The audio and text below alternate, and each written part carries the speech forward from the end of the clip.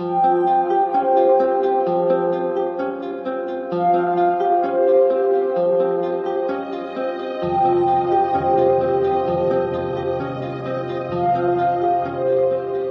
Audio presents Bad Little Falls by Paul Doiron. Read for you by Henry Leva.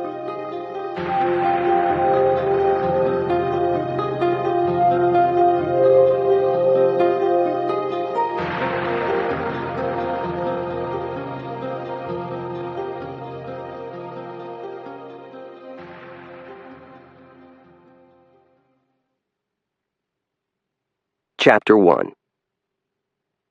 The last time I saw Lucas Sewell, he left a school notebook under the passenger seat of my truck. It was a curious document. The boy had drawn disturbing images on the covers, pictures of vampire women and giant owls with blood-stained beaks. The inside pages were crammed with his indecipherable handwriting, words so small you needed a magnifying glass to read them. There were maps labeled with cryptic directions to lightning trees and old Indian caves, and hieroglyphs that might have been messages in secret code or just meaningless scribbles. With a compulsive liar like Lucas, you never knew whether you were dealing with fact or fiction. The dated diary entries were especially hard to unravel.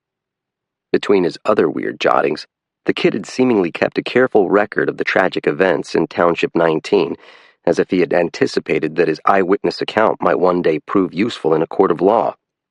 But who knows what was going on in that oversized head of his.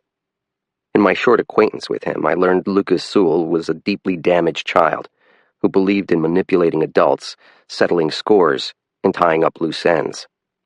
Sometimes I wondered whether he didn't see the notebook as his last will and testament, with me in the role of executor. The first entry was dated 3 nights before the fatal snowstorm. February 12th. Randall came around last night drunker than usual and made us leave the house again so he could get at his stash of drugs without us knowing where he hid them. Ma didn't want to let him in, but Randall had the Glock he bought off that Mexican in Millbridge and said he'd use it this time if we didn't wait outside in the dooryard while he got his pills and powder. We had trouble bringing Aunt Tammy down the ramp on account of a wheelchair not having good grippiness on the ice and snow. Ma said we should at least wait inside the car where we could run the blower, only she'd forgotten the keys on the kitchen table. That just made her more pissed off than she already was. We could have waited in Randall's car, except that Uncle Presta was passed out in the shotgun seat and he smelt like he'd puked himself, which wouldn't be the first time. Randall was inside the house a long time, making shadows behind the curtains. When he came out, Ma said they were broken up forever and she didn't like him hiding his drugs in her house for the cops to find. That got Randall all exercised. He said if she ever ratted on him, she'd be sorry, and he said that went double for the boy genius. Randall didn't figure that I'd already found his stupid drug stuff behind the insulation in the sewing room. Easiest place in the world to find, on account of that pink dust all over the floor. He didn't know what I did to the pills, neither. And wasn't he in for a wicked surprise when someone swallowed one of them Oxycontins? I would pay good money to see Randall get his ass kicked. As it happened, Lucas didn't have long to wait. 2 days later, his mother's ex-boyfriend was dead, and his Uncle Prester lay in a hospital bed with blackened claws where his fingers and toes had once been. Chapter 2. The zebra had frozen to death beneath a pine tree. The animal lay on its side in a snowbank with its striped legs rigidly extended and its lips pulled back from its yellow teeth in a horsey grimace as if, in its final moments on Earth, it had grasped the punchline of some cosmic joke. The owner of the game ranch had called the local veterinarian in a last-ditch effort to resuscitate the hypothermic zebra, and Doc Larrabee had brought me along because he needed a witness to back up this crazy story down at the Crawford Lake Club. It didn't matter that I was the new game warden in District 58, and a flatlander to boot. Doc knelt in the snow beside the equine. He had removed his buckskin mitten and was rubbing his palm across the dead animal's thinly haired haunches. The frost melted beneath the warmth of his hand. "You understand that a zebra is a creature of sub-Saharan Africa?" he asked Joe Brogan. "Yeah," the ranch owner said sourly. "It is well adapted to life on the equatorial savanna, as opposed to the boreal forest of Maine, I mean." "I understand that." Brogan wore a beaver hat that might once have been fashionable on the streets of St. Petersburg. His face was also furry. A single brown eyebrow extended across the bridge of his nose, and a luxuriant beard grew thickly down his throat before disappearing like a shy animal inside the collar of his wool shirt. A small crowd of men had met us outside the gate of the Call of the Wild Guide Service and Game Ranch. They were big bearded men, wearing camouflage parkas, synthetic snowmobile pants, and heavy pack boots. Now I could see their bulky silhouettes lurking in the shadows of the pines and smell their cigarettes drifting on the crisp February air.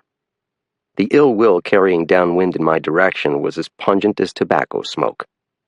The guides at Call of the Wild did some conventional outfitting in the fat spruce land outside the ranch's barbed wire, leading hunters in pursuit of deer, bear, coyote, and moose.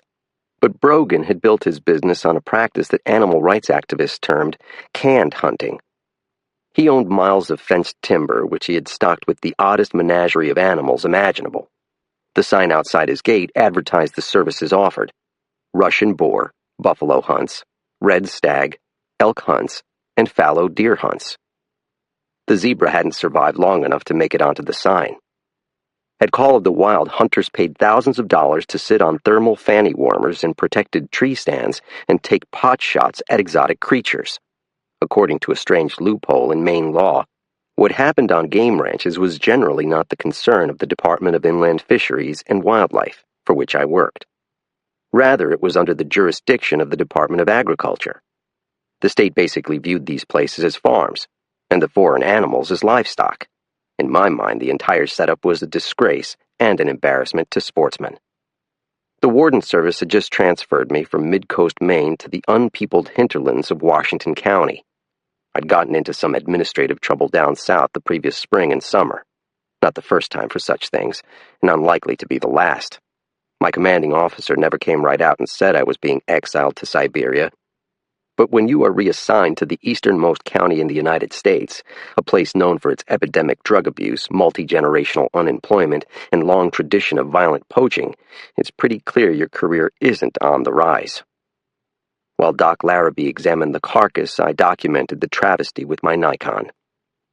"What are you taking pictures for?" Brogan asked. "Souvenirs," I said. Brogan and I had already locked antlers a week earlier. I'd issued a criminal summons to one of his coyote hunting guides, a meathead named Billy Cronk, when one of his clients discharged a firearm within 100 feet of a residence. Given the unemployment rate in these parts, losing your commercial guiding license was a pretty big deal.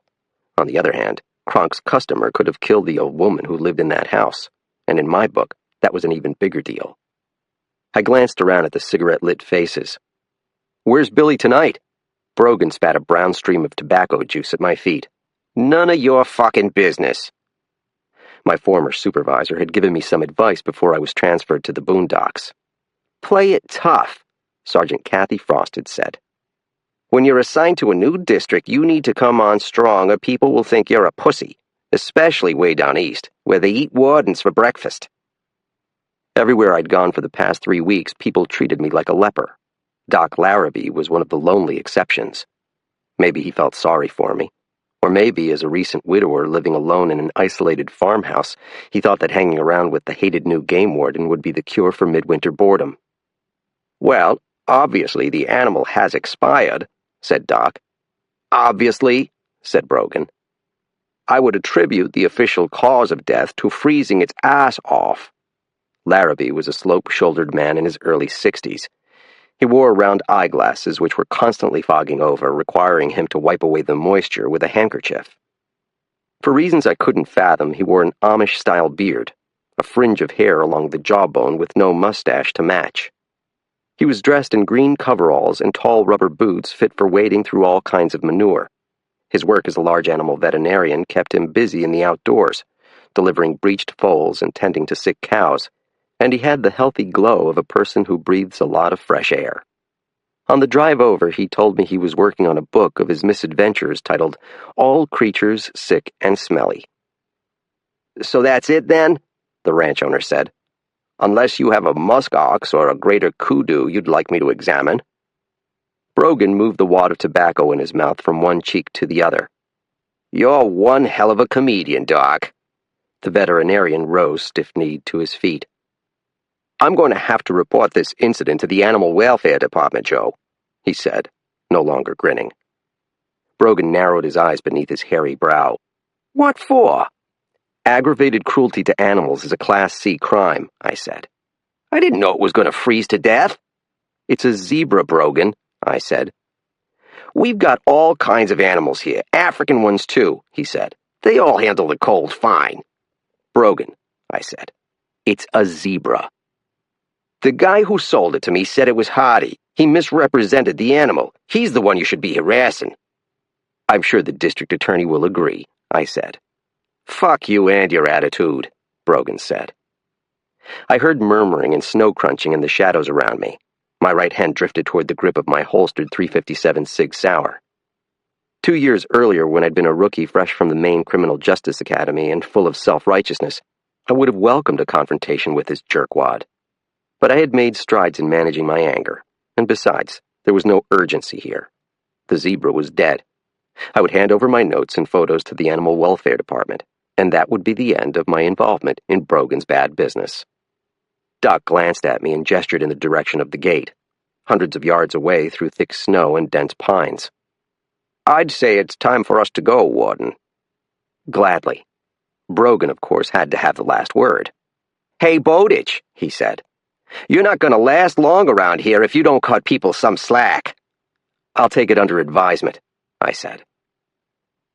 When we got back to the road, I half expected to find my tire slashed, but no one had molested the vehicle in our absence. My new truck, a standard-issue green GMC Sierra, was actually older than the pickup I'd been assigned in Kennebec. It seemed like all of my equipment here was shabbier than what I'd been issued before. Maybe being given obsolescent gear was part of my punishment. Doc Larrabee drew his shoulder belt tight across his chest. When he exhaled, I caught the sweet smell of bourbon on his breath. "Well, that episode was definitely one for my book," he said. I started the engine and turned the wheel east, in the direction of Calais, pronounced callous in this part of the world, on the Canadian border. I can't believe that idiot brought a zebra to Maine. The veterinarian rubbed his mittens together. "Joe's not as dumb as he looks. He's smart about looking after his own interests. And like most bullies, he has an eye for a person's weak spot. Those men who work for him are all terrified of pissing him off." Doc's description of Brogan reminded me a lot of my own father. Jack Bowditch had always been the scariest guy in whatever town he'd happened to be living. Out in the sticks, where people live far from their neighbors and are leery of reporting misdeeds to the authorities out of fear of violent retribution, a reputation for ruthlessness can get a man most anything he wants. "My new supervisor warned me about Brogan," I said. "How is Sergeant Rivard?" "As big a prick as ever," I wanted to say. Like me, Mark Rivard had been transferred from the affluent South to dirt-poor Washington County some time back, and he was still bitter about his circumstances. Unlike me, he had subsequently earned a promotion and was now in the position of offloading his frustrations on the 9 district wardens under his supervision. "Sergeant Rivard has a unique approach to his job," I said. Doc removed his glasses and wiped them with a snotty-looking handkerchief. "Do you mind if I ask you a personal question? Did you impregnate the commissioner's daughter or something? You must have pissed off some eminence down in Augusta to get stationed out here in the willywags." I found it hard to believe Doc was truly ignorant of my notorious history. If he read the newspapers at all, he must have known about the manhunt for my father 2 years ago, and he would have heard that I'd shot a murderer in self-defense back in Kennebec last March. Maybe he didn't realize how deeply I'd embarrassed the Attorney General's office in the process. In the opinion of the new administration in Augusta, I had become a public relations nightmare. And if Colonel Harkavy couldn't force me to resign, he could at least sweep me under the rug. "It's a long story," I said. "I'd enjoy hearing it sometime," Doc said. "I might be misreading your social calendar, but I'm guessing you don't get many dinner invitations. Why don't you come over tomorrow night, and I'll cook you my widely praised coq au vin. After Helen died, I had to learn how to feed myself, and thanks to Julia Child, I became quite the French chef." I didn't much feel like socializing these days, and the idea of eating dinner alone at this old man's house made me squirmy, I'm not ashamed to admit. The veterinarian must have sensed my discomfort. "Maybe I'll invite Kendrick over, too," he said. "He's a professor down to the University of Maine at Machias, and runs the Primitive Ways Survival Camp. Kevin's a musher, a dog sled racer. He and his Malamutes have raced in the Iditarod up in Alaska a couple of times and finished in the money. He's had a pretty unusual life and is something of a living legend around here. He knows these woods better than the local squirrels." Kendrick's name was familiar to me. My friend, the retired Chief Warden pilot Charlie Stevens, had mentioned the professor as someone worth getting to know in my new district. My one consolation in being transferred down east was that it moved me closer to Charlie and his wife, Aura, who had recently purchased a house near Grand Lake Stream, an hour's drive north of my new base in Whitney. I tried to put Doc off, but he was persistent.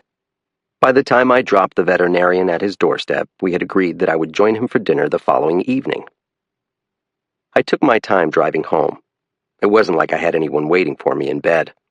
The moon was nearly full, so I paused for a while atop Breakneck Hill and gazed out across the snowy barrens, which extended as far as the eye could see.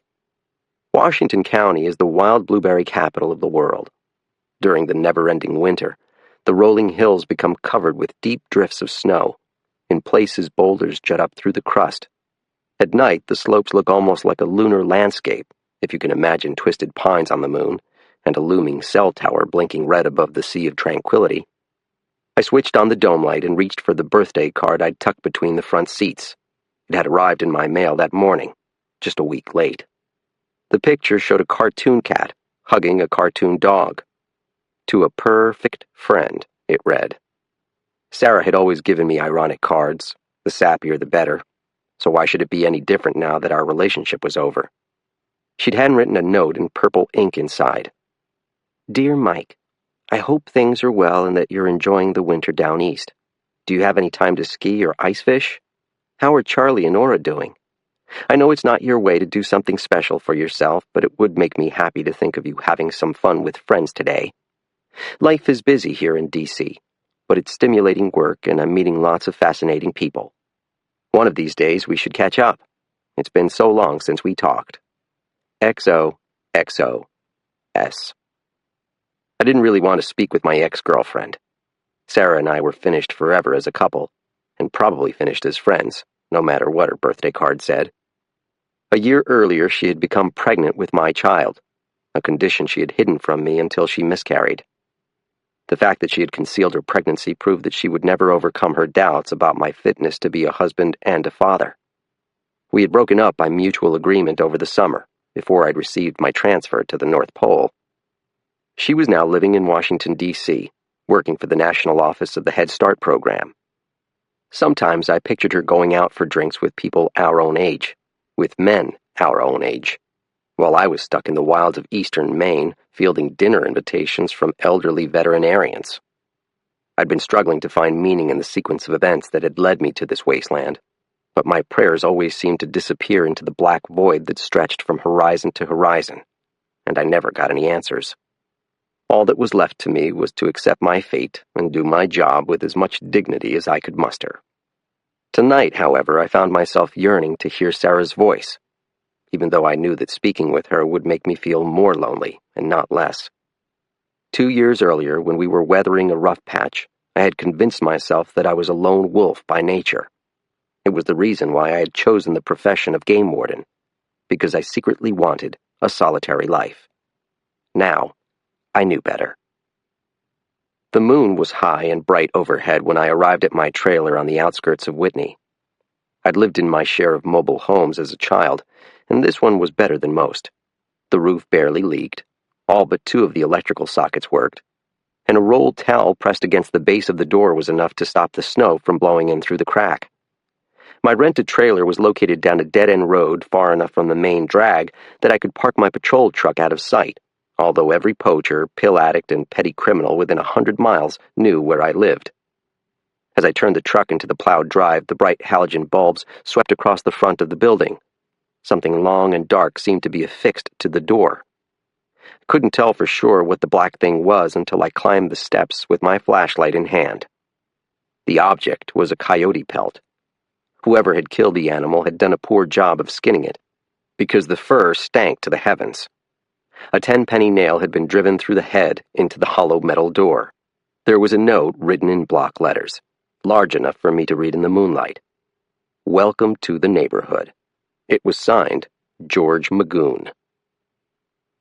February 12th. The moon don't rotate, you know. All you ever see is the same side of it. There could be space aliens living up there in the shadows, and we'd never know if they was planning to invade us. Aunt Tammy don't believe me. What do you think that Pink Floyd song means? I ask her. She's knitting in a wheelchair. Which one, Lucas? The one you're always playing, Dark Side of the Moon. She says it don't mean anything. It's just a song. We're all having dinner, Tammy, Uncle Presta, and me. Ma likes to eat at the table like we did when Gram and Gramp were alive, and this was their house. She always makes us say a prayer now, ever since she started going to those don't drink meetings. About halfway through dinner, Randall comes by to get Uncle Presta. Randall's got that scary new tattoo all over his face, the spiky one he got after Ma kicked him out before Christmas. You don't have to go with him, Ma tells Presta. Yeah, I do, Presta says. He seems real sad about it, though. Randall laughs and says they're just going coyote hunting is all. Where's your dogs? I ask him. He used to have a pit bull, but they don't hunt. Don't need any. You using bait then? Nope. So how you going to get them? We called them in, he says. He does a sort of wolf call then because he likes to scare Tammy and me. After Randall and Presta leave, I say to Ma, they ain't going coyote hunting, are they? She don't answer. She just keeps washing dishes. They got some kind of big drug deal, don't they? That gets her all worked up. Don't you have homework? I already did it, I tell her. Don't lie to me, Lucas. She gives me that X-ray look. I can't understand how she figures things sometimes. The curtains are rolled up in my room, and the moon is shining in until I yank down the shade. I don't like seeing the full moon out my window. It reminds me of the white owl. Chapter 3. Who's George Magoon? I asked Sergeant Kathy Frost. I'd risen early to do push-ups, burpees, and planks, and I was standing in my boxer briefs with the cell phone clamped to one sweaty ear. The windows inside the trailer were all frosted over, but I could tell from the ashen light that the day was shaping up to be a dark one. The sun had risen brightly at dawn, but menacing clouds were already rolling in from the northwest. The forecast called for snow. I'd reached Kathy on the road. She was heading up to Greenville for a few days, towing her Ski-Doo Renegade on a trailer behind her patrol truck. The guys at Division D needed some extra wardens to help work snowmobilers over the President's Day weekend. There had been a fatality on Moosehead Lake 5 days earlier. Too much booze, speed, and testosterone. Kathy's voice was cutting in and out. Our connection wasn't great. George who? George Magoon. I checked the computer, but there's no one in the area with that name. Kathy laughed. I wouldn't think so. What do you mean? George Magoon is a fictional character, like Robin Hood or Brer Rabbit. He was this wily poacher who was always outwitting the game wardens down east. There are all kinds of tall tales about his exploits. Ask Rivard about them. Kathy Frost wasn't just my former supervisor. She was the closest thing I had to a friend in the warden service. Someone who had been a confidant to me during the tense days when my father was a fugitive in the North Woods. Kathy was also the most physically fit person I'd ever met. She was a tall, strong-limbed woman who wore her hair in a blondish bob and could bench press her own weight. She routinely won triathlons without ever bothering to train for them. So you're saying that some jackass is pulling a prank on me, I said. Just be glad he didn't nail a skunk to your door. What do you know about Brogan? He's so dumb. He needs to unzip his fly to count to 11. I missed Kathy's warped sense of humor. I fancied myself a stoic, but the isolation of my new post seemed to be having an insidious effect upon me. The blank-eyed, unsmiling face I saw in the mirror each morning seemed to belong to one of those guys who sleeps under a bridge. Part of being a Maine game warden was being ready to move at a moment's notice. But the department's decision to transfer me out of Kathy's division, technically I had volunteered, was an especially cruel blow. There was static on the other end of the line. You should talk to Rivard about that coyote, she said. He might have some idea who the local jokers are. Okay. Rivard and I were scheduled to meet later that morning. My new sergeant had woken me at dawn saying that he needed me to accompany him to a nearby school to confront some teenagers who might or might not have broken into several vacated summer cabins on the shores of Bog Pond. "How you holding up down there, Grasshopper?" Kathy asked. "Fine." "Liar. You'll be all right once you get laid." "Jesus, Kathy." "We're breaking up here," she said before we finally lost the signal. Washington County has lots of nicknames. It's sometimes called the Bold Coast because of its wave-washed cliffs. Others refer to it as the Sunrise Coast because, as the easternmost stretch of land in the continental U.S., it is supposedly the first place to see the sunrise, provided there's no mist, rain, or snow, which is almost never. There are stony capes and islands here that see more fog than San Francisco or the entire Olympic Peninsula. But the most common term people use to refer to Washington County is down east. In Maine, you might say that up is down. You travel down the coast from New Hampshire to New Brunswick, not up it, despite the fact that you're heading north the whole time. Down east is an old nautical term from the age of sail, when schooners sailed downwind from Boston, carrying passengers and rum to Maine's eastern ports and the Canadian Maritimes.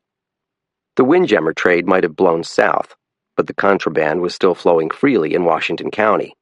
Although rum had largely been replaced by coffee brandy, Maine's unofficial state liquor, crystal meth, heroin, locally grown marijuana, and illegal prescription drugs, many of which were smuggled in from Canada.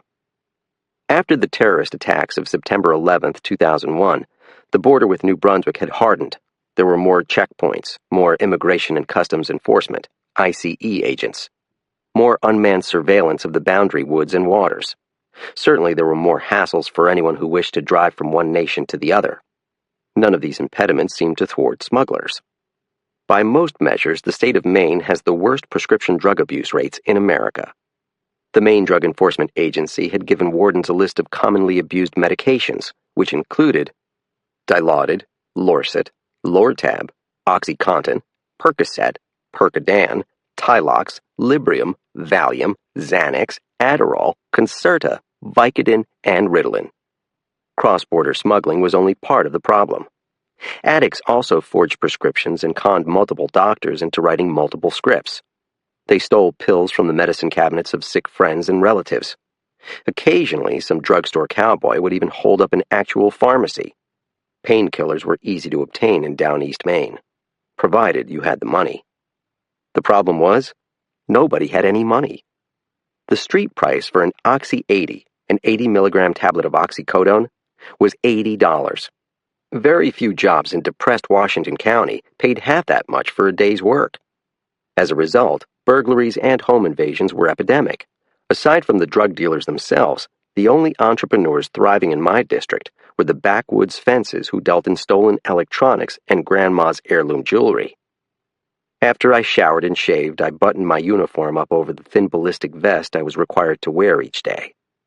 The uniform was olive-colored, like the fatigues worn by soldiers in Korea or Vietnam, with police stenciled across the back. The trousers tucked into black combat boots. My P226 rode low on my gun belt, counterbalancing a holster containing capstun pepper spray. Every day I dressed like a man going to war. I opened the fridge to see what I had for breakfast. Inside was a single blue can of Foster's, half an onion in a plastic bag, and a box of baking soda. I'd purchased the beer the night I'd moved in as a housewarming gift to myself, but had decided against opening it. Toward the end of my relationship with Sarah, I'd been drinking way too much, and I worried that living alone I might fall into bad habits. Seeing that can of Foster's every day and not opening it had become a personal test of will. I was still studying my bare cupboards when Rivard's GMC pulled up to my trailer. He gave the horn a honk, scattering a flock of bohemian waxwings from the crabapple tree across the right-of-way. I zipped my parka and stepped outside into the barbarous cold. Instantly, my eyes began tearing up, and my cheeks burned as if I'd been smacked in the face with a bag of ice. I slid into the passenger seat. Jesus, how cold is it? -4. As usual, he was wearing dark sunglasses despite the overcast sky. Mark Rivard wasn't that much older than I was. I would have guessed 30 or 31. But he seemed to have suffered an early onset of middle age. The black hair along his temples was edged with gray strands, and he had developed a paunch, which bulged over the top of his gun belt. Rivard had grown up in a Franco-American household outside Lewiston, and his speech reminded me of my mom's French uncles and aunts. You didn't hear many people of my generation with that sing-song accent. "So where are we headed?" I asked. "SAD 77, he said. "Whitney High School." SAD stood for School Administrative District, but the acronym seemed sadly fitting in this part of the state. "And what are we doing exactly?" He pulled the truck out onto the road that led down to the coast. The asphalt was lined with 5-foot-tall snowbanks. A week of sub-zero temperatures had hardened the drifts into rock-solid ice. If an ambulance came speeding along behind us, there would be no room to pull over, I realized. "There's a kid I want to talk to named Beale. My snitch says he's the one who broke into those cabins over on Bog Pond, the ones with satellite dishes." "He was stealing TVs?" "No. There's this microchip inside the relay that connects to the television. It goes for $100 a pop. It's small and easy to hide in your pocket. It's like stealing $100 bills." "Why do you need me for this?" When he turned his head, I saw my funhouse reflection staring back from the bronze lenses of his sunglasses. "What's with you and all the questions today?" he said. "It's more intimidating if there are two of us showing up in his classroom." Rivard was in a foul mood again. He had gotten divorced and remarried the previous summer, and many of our conversations were long monologues by him on the inequities of the state's laws concerning alimony and child support. His new wife was already pregnant too, but he didn't seem to see it so much as a blessing as another expense he couldn't afford. He removed his hand from the wheel to sip coffee from an aluminum mug. It occurred to me this was yet another difference between my two sergeants. Kathy would never have come to my house without also bringing me a cup of coffee. "Do you mind if we get some breakfast first?" I asked. He glanced at the clock on the dashboard. "The McDonald's in Machias has a drive-thru." Ever since I'd moved to Whitney, I'd been in search of a regular breakfast joint. Back in my old district, I'd become a fixture at the Square Deal Diner. Just about every day, I'd stop in for a molasses donut and some good-natured ribbing from the owner, Dot Libby, or her plain-spoken daughter, Ruth. They'd been among the first people to welcome me into what had started out as an unfriendly community. Over the course of the 2 years I'd spent in Kennebec, I'd formed an unexpected attachment to the restaurant.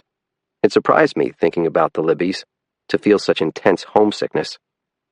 We drove along, listening to the fuzzy chatter on the police radio. I turned my head to take in the view. The road into town was hardly beautiful. The snowbanks outside my window were black with soot and impacted grit. The bigger pines and birches had all been cut within the past 50 years, and so you were left with nothing but adolescent trees elbowing one another for sunlight. The scattered houses were a mix of rusty trailers, farmhouses with advanced cases of osteoporosis, and newer modular homes that looked like they had come out of the same cereal box. The residents tended to hang their laundry even in the dead of winter. Faded bed sheets, spit-stained onesies, stretch pants, and a surprising amount of thong underwear. Back on the mid-coast, we'd had hidden pockets of poverty amid the splendid rows of summer cottages. Here, the poverty was proudly on display for the world to see. Whenever it snowed, everything would look pure and white again, but only for a few hours. Until the first plow came along, or the first pink panties got pinned to a clothesline. After 10 minutes of not conversing, I tried again. "So tell me about Joe Brogan." "Kind of a dick, but his business is good for the local economy."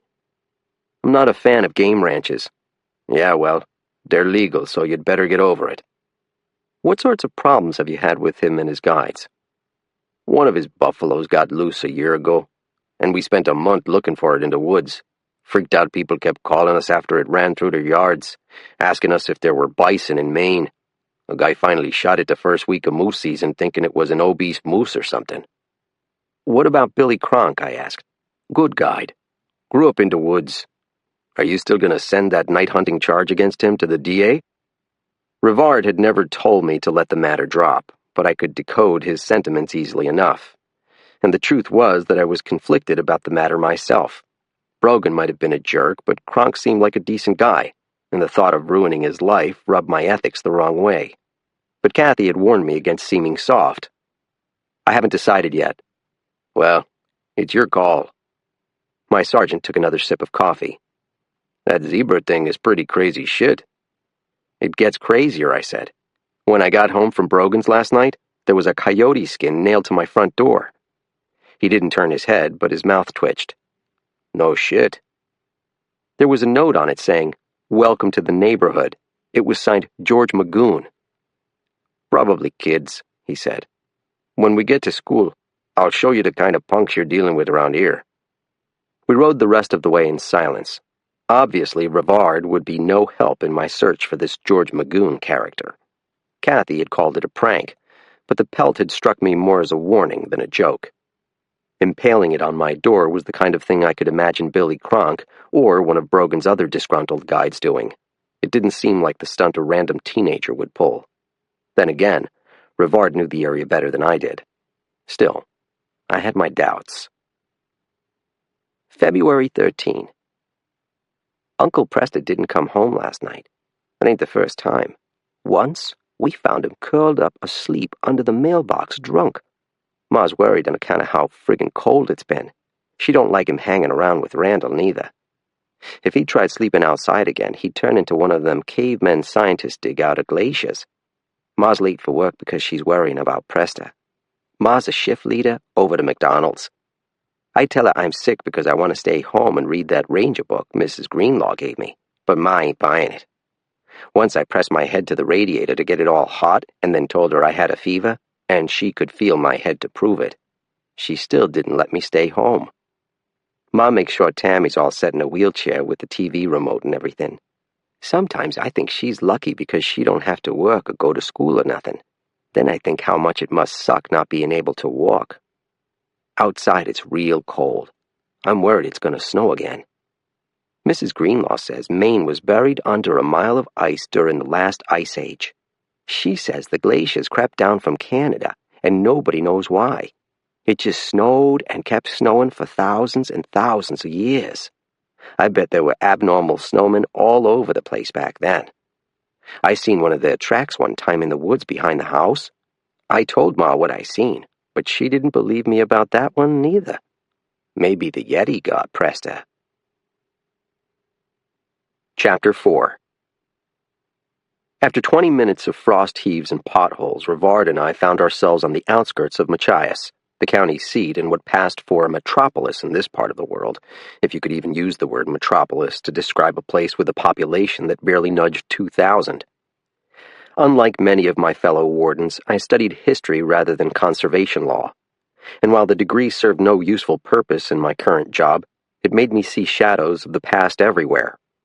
I knew that the first naval battle of the Revolutionary War, nicknamed the Lexington of the Seas, had been fought at the entrance to Machias Bay in 1775. There was even a commemorative plaque down by the water. With crushing unemployment, a row of shuttered storefronts, and a rampant drug culture lurking behind locked doors, I couldn't blame the good people of Washington County for wanting to celebrate their past glory, such as it was. Route 1 crossed the Machias River above Bad Little Falls, where a torrent of coffee-colored water, stained brown from pine needles, plunged down a steep terrace of granite shelves, dropping from one swirling pool to the next. It was so cold that the waterfall had partially frozen, forming a jagged crust of ice along the edges and a coating of rime on everything else from the frozen spray. Long icicles hung from the footbridge strung across the falls.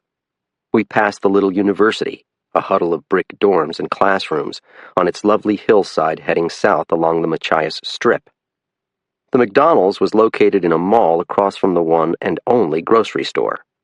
It advertised itself as a cafe, although I didn't understand what made it one. You couldn't order a mac croissant or anything. Several ring-billed gulls perched atop the roof, waiting to grab a dropped hash brown or whatever fried thing people ate at this hour of the morning. There were 5 vehicles waiting in line at the drive-thru. "Let's just go inside," I said. Rivard groaned. "I knew this would happen."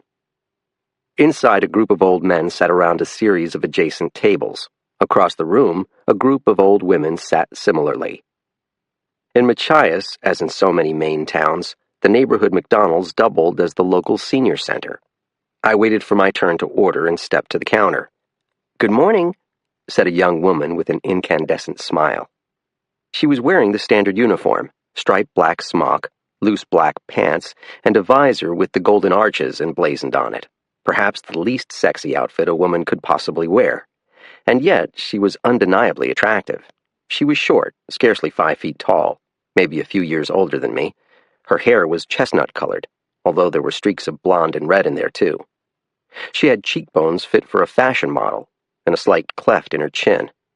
Her eyes were large and maple brown. Her name tag said Jamie. "What will you have?" Her voice was a bit rougher than that of most women her age. I smiled back. "The usual." She cocked an eyebrow at me. "I don't know what that is." "You will." She laughed and nodded, clearly an expert in deflecting flirtations. "Nice try," she said. "What can I get you?" "An Egg McMuffin and a large coffee with cream and sugar." She punched the order into the computerized cash register and took my money with practiced efficiency. I watched her fill a cardboard cup with steaming coffee and then place a wrapped sandwich on a plastic tray. She didn't make eye contact again until she slid the tray across the counter at me and said, "Are you a forest ranger?" I tapped the badge on my chest. "Game warden." "My son's really into nature and stuff. He's reading this book about rangers that his teacher gave him." I glanced down at her hand but didn't see a wedding ring. The mention of the boy seemed to be a yield signal, though. "Sometimes we do school visits," I said with a bit of a stammer. "We have a display we take around of antlers and furs we've confiscated from poachers. We'll have an exhibit at the Machias Blueberry Festival in the summer." "I'll tell him," she said with another smile, this one more polite than "come hither." She looked over my shoulder at the next person in line, indicating I should move along. Damn, though, she was pretty. I carried my tray to the table where Rivard was hunched over his BlackBerry. He seemed totally preoccupied by whatever text message or email he was reading. "Shit," he said. "What?" "The National Weather Service just issued a blizzard warning for tonight." "I thought we were just supposed to get a few inches." "Now it's a foot of snow with 60-mile-per-hour winds." I thought about my dinner with Doc Larrabee, wondering if the revised forecast would be a legitimate excuse to cancel. Then imagined the old widower slaving away in the kitchen in anticipation of his big dinner party. I peeled the waxed paper from the egg sandwich, took a bite, and again felt nostalgic for the home cooking at the Square Deal Diner in Sennebec. In the plus column, this had to be the cleanest McDonald's I'd ever seen. Not a crumb anywhere. My chest hurt. I'd strained one of my pectoral muscles doing push-ups. I massaged the muscle through the Gore-Tex fabric of my parka. Lately, I had begun to feel like a convict doing life in prison. Compulsive exercising and masturbation seemed to be the available leisure activities. At the far end of the room, the door swung open, and I saw a few of the older customers stiffen in their seats. 2 men entered the restaurant. One was fairly short and wore a watch cap, a faded denim jacket, and baggy jeans, your garden variety Washington County hoodlum. The other guy seemed to belong to another species, Homo giganticus. He was tall, with wavy brown locks, and was dressed in a distressed leather jacket and black cargo pants. But what you noticed all the way across the room was the Maori-style tattoo on his face. The dark spiked pattern looked like permanent war paint. The 2 men swaggered to the counter. From the angle at which I was sitting, I couldn't see the reaction of the woman at the register, but the older people at the end of the room began whispering to one another nervously, as if trouble were brewing, and I decided I'd better take a look for myself. Rivard raised his eyes from his cell phone with surprise. "What's going on?" "I'm not sure." Before I could reach the front of the restaurant, the 2 men had reversed course and were being escorted out the door. The pretty young woman had the tattooed one by the arm firmly and was pulling him along, a look of utter mortification on her face. The shorter, shambling guy kept his head bowed, his eyes to the ground. As the other one passed me, though, he smiled wide, tapped his illustrated temple with 2 fingers in a kind of mocking salute, and said, "Top of the morning, officer." The 3 of them exited through the double doors out into the frozen parking lot. They crossed the salted asphalt to a waiting Pontiac Grand Am. The smaller man slid immediately into the passenger seat, as if desperate to escape the wrath he knew was coming. The woman began shouting something. Her words were lost through the glass walls and road noise, and shook a finger in the face of the tattooed man. He kept grinning from ear to ear. Suddenly, he thrust out a hand and lifted the McDonald's visor from her hair. He held it above her head, playing keep-away for a few seconds before setting the visor down at a jaunty angle on his own skull.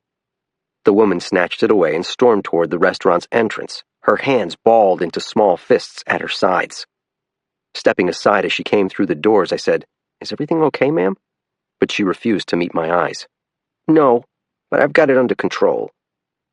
The old folks looked at me with scared and confused eyes, but there was nothing I could think to do except return to the back booth where Rivard sat scowling. "What was that about?" he asked. "I thought that woman might need help." "If she's with Randall Cates, she definitely needs help," he said. "You know that creep?"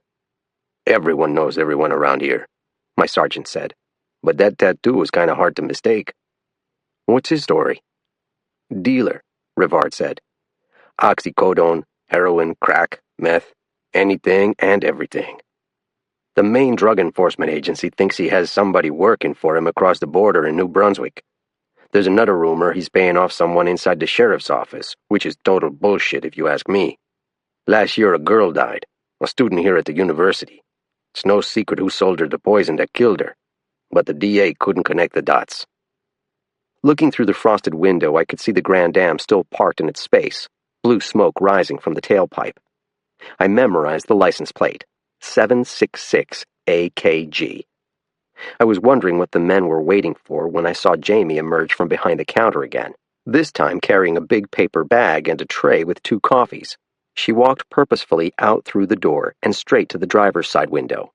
2 big hands reached out to accept the food and coffee. Rivard followed my gaze. You'd think those women would learn eventually, but they never do.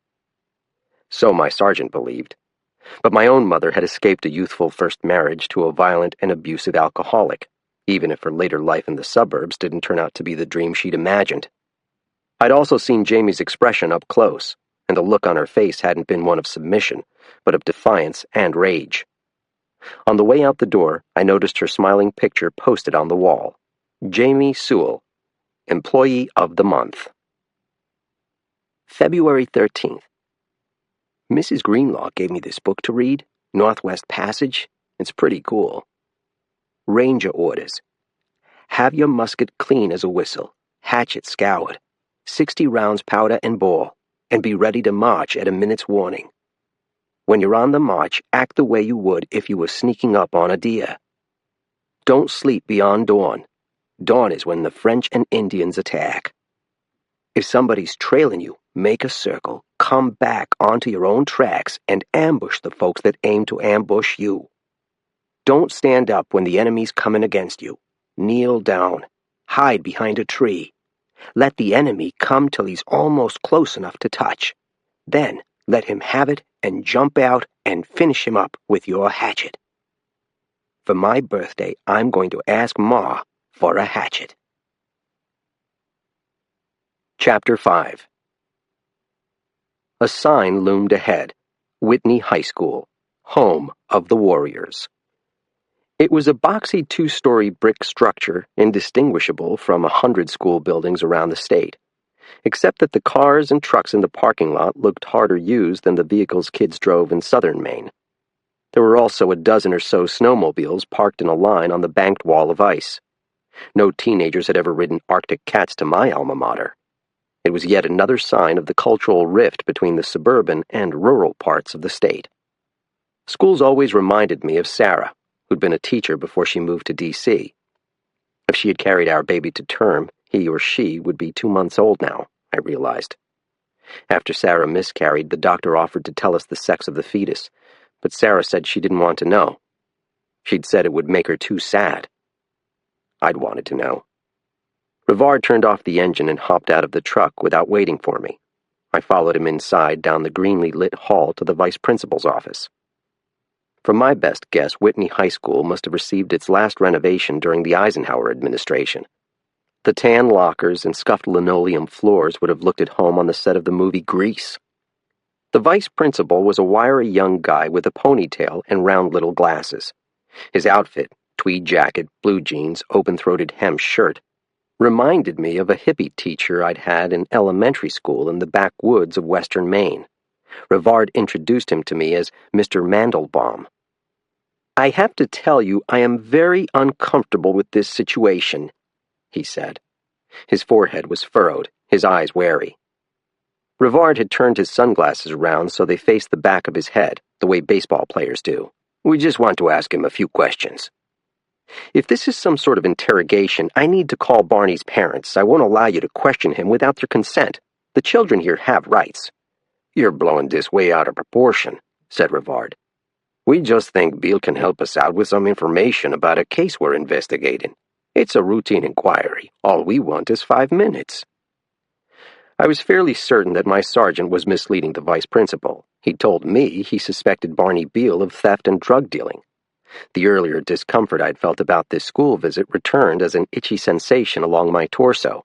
Mandelbaum readjusted his glasses on his nose. "If any of your questions seem at all accusatory, I will cancel the interview. Understood?"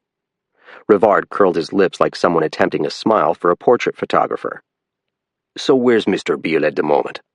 "In America, too." "Excuse me?" I said. "Social studies," Mandelbaum explained. "If you wait right here, I'll go get him." The vice principal carefully closed the door behind him as he left the office. "You told Mandelbaum you weren't going to interrogate the kid," I said. "Just let me handle this, will you?" A moment later, the vice principal returned, followed by the Incredible Hulk's twin brother. "These wardens have a few questions for you, Barney," Mandelbaum said. "You don't have to answer anything that makes you uncomfortable." Barney Beale had a brown flat top and painful-looking acne. He wore a sleeveless black T-shirt bearing the Teutonic logo of a heavy metal band that had been popular in the rest of the country 3 decades ago. His eyes remained blank as he shambled into the room. Without waiting for directions, he took a seat in one of the 3 chairs arranged before the vice principal's desk, extended his legs, and folded his thick, pimpled arms across his chest. He had some sort of biblical verse tattooed on his forearm. Ezek 23:30. How old did you have to be to get ink these days, I wondered. Rivard stepped forward so that he practically loomed over the boy. "I'm Sergeant Rivard, and this is Warden Bowditch." The invocation of my name caused the boy to turn in his chair and look me flat in the eyes. His pupils were tiny black dots. "I'd appreciate your looking at me when I talk to you," Rivard said. The kid paused just long enough to make the point that he was doing so because it suited him and not because it was a command. The itching I was feeling started to burn. The scared straight approach had its uses, I supposed, but as a rule I didn't believe in humiliating children, even gargantuan ones. Standing beside me, Mandelbaum shifted his weight from one foot to the other, then back again. He could sense that, despite my sergeant's earlier assurances, something here wasn't on the up and up. He lowered his head, trying to catch the kid's almost catatonic gaze. "Are you sure you don't want me to call your folks, Barney?" "No, sir." "We've had some break-ins over at Bog Pond," Rivard said. "You know where that is?" It was a lake in Township 19, not far from Doc Larrabee's house, I realized. "Yes, sir," said Barney Beale. "You ever go snowmobiling over that way with your friends?" Rivard asked. "I don't know, maybe." "We have witnesses who say they saw you riding your sled on the pond last Friday night, you and your friends." "That sounds like an accusation," said Mandelbaum. "It ain't illegal to go sledding," Beale said. "But it is illegal to break into someone's cabin to steal the satellite TV chips," Rivard said. "We know it was you who broke into those camps, Beale." Mandelbaum held up both of his narrow hands. "That's enough. Don't answer any more questions, Barney." "We're talking about a Class D felony, Mr. Mandelbaum, that's punishable by a year in jail." "In which case Barney should have an attorney present as well as his parents." The vice principal turned to the boy. "I apologize for bringing you in here. I never should have agreed to this conversation." Beale raised his chin. "Can I go now?" "Yes," I said, scratching the itchy place over my heart. "You can go back to class." Beale lurched to his feet so abruptly he kicked the chair over. The boy reached down with his long arm and lifted it as if it were made of balsa wood. He set the chair delicately into place. I made a note to myself, in case I ever encountered him again, that this teenager was as strong as the Hulk. "We'll be watching you, Beale," Rivard said. "You won't know it, but we will." For the first time, the faintest trace of a smile appeared on the boy's pimply face. "Yes, sir," he said on his way out the door. Mandelbaum waited until the boy was out of earshot before laying into us. "You lied to me," he said. "You came in here and you lied. You told me Barney wasn't a suspect in any crimes." "Those weren't the exact words we used," Rivard said. "What I said was, we wanted him to help us out with some information." "That's sophistry. You have no right to bully my students. These are good kids here. Yes, some of them have some problems. There's poverty and addiction. But just because Barney Beale comes from a broken family, just because he has a tattoo, doesn't mean you can treat him like a thug. Not without evidence." "How long have you worked here, Mr. Mandelbaum?" Rivard asked. "This is my second year. Why?" "That's what I thought." "So because I'm not a Maine native, I'm a second-class citizen who will never understand this place?" "Basically, yes." "We apologize for the intrusion, Mr. Mandelbaum." I pulled my gloves from my coat pockets. "I'll be outside when you're ready to hit the road, Sergeant." I could feel Rivard's eyes boring into my back as I left the room. I'd never missed Kathy Frost so much in my life. When I was in high school, I was the straightest of straight arrows. All my teachers adored me, and the football coach made me a team captain despite my limitations as a tight end and linebacker. The only serious trouble I ever got into was a single fist fight. After school one day, I came across a kid who looked almost exactly like Barney Beale bullying a nerdy freshman, and I ordered him to knock it off. When the bully told me where I could shove my advice, I cold-cocked him in the nose. Our fight was long and vicious, and by the time the phys ed coach pulled us apart, we both needed stitches. Afterward, the vice principal had confronted me in her plush office, not so much with anger as with hurt and disbelief. It was as if I had broken her heart in some way. "I was such a great kid," she said. "Out of what dark place had this violence suddenly come?" "I don't know," I said, lying. The truth was that rage was twisted into my genetic code. It was my father's enduring birthright. Every day I fought to deny the existence of my simmering anger, to push it back inside my dark heart. At the hospital, my mother looked at my fierce eyes and wounded jaw with horror, fearful that I had begun some lycanthropic transformation. Her greatest worry was that I was destined to become a bloodthirsty creature like her ex-husband. After the divorce, she did everything she could to keep me away from my dad. She'd moved us from the North Woods to the Portland suburbs. She discouraged me from talking to him on the phone. She even frowned on my own hunting and fishing pursuits, worried I was becoming increasingly like my old man. My mother now spent her winters in Naples, Florida, and we spoke less and less.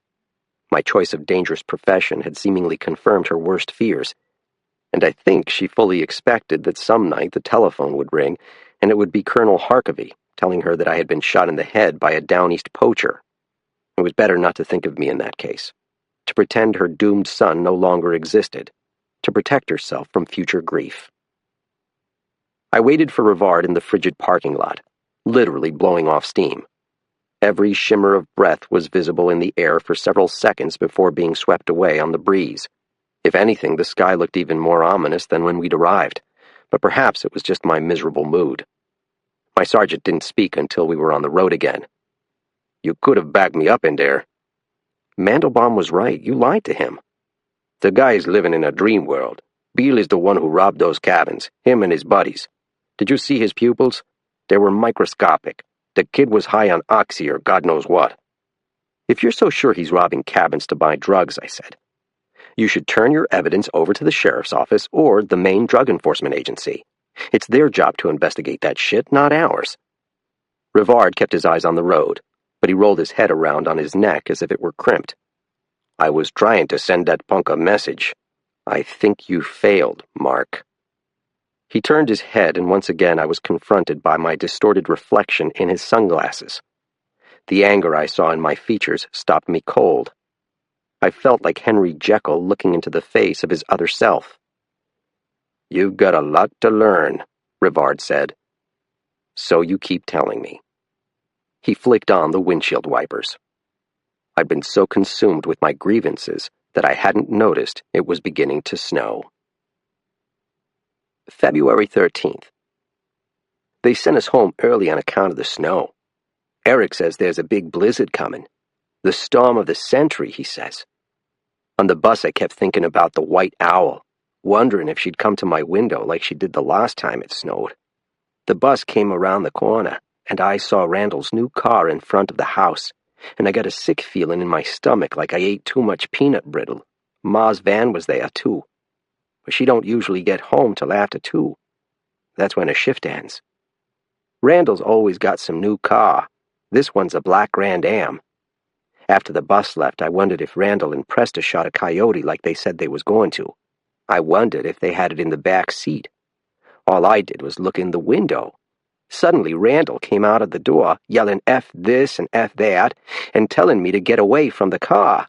His face was all weird and scary from his new tattoo. He hit me, right in the side of the head. I fell over and everything. My whole backpack spilled onto the ground. When I touched my head, there was blood. Ma came out screaming, "Don't touch him! Leave him alone!" She ain't afraid of Randall. She gave him a shove, but he just pushed her into a snowbank. Then he called her the C word. "If you touch my son again, I'm gonna kill you," Ma said. I never seen her so mad. "F you, Jamie," Randall said. "Come on, Presta." Uncle P didn't even try to help us up or anything. He just did what Randall told him to do. Same as always. Randall peeled rubber all the way up the road. Ma helped me pick up my stuff. "I'll never let him hurt you again, Lucas," she told me. I heard that one before.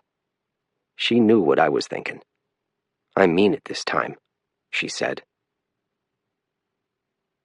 Chapter 6.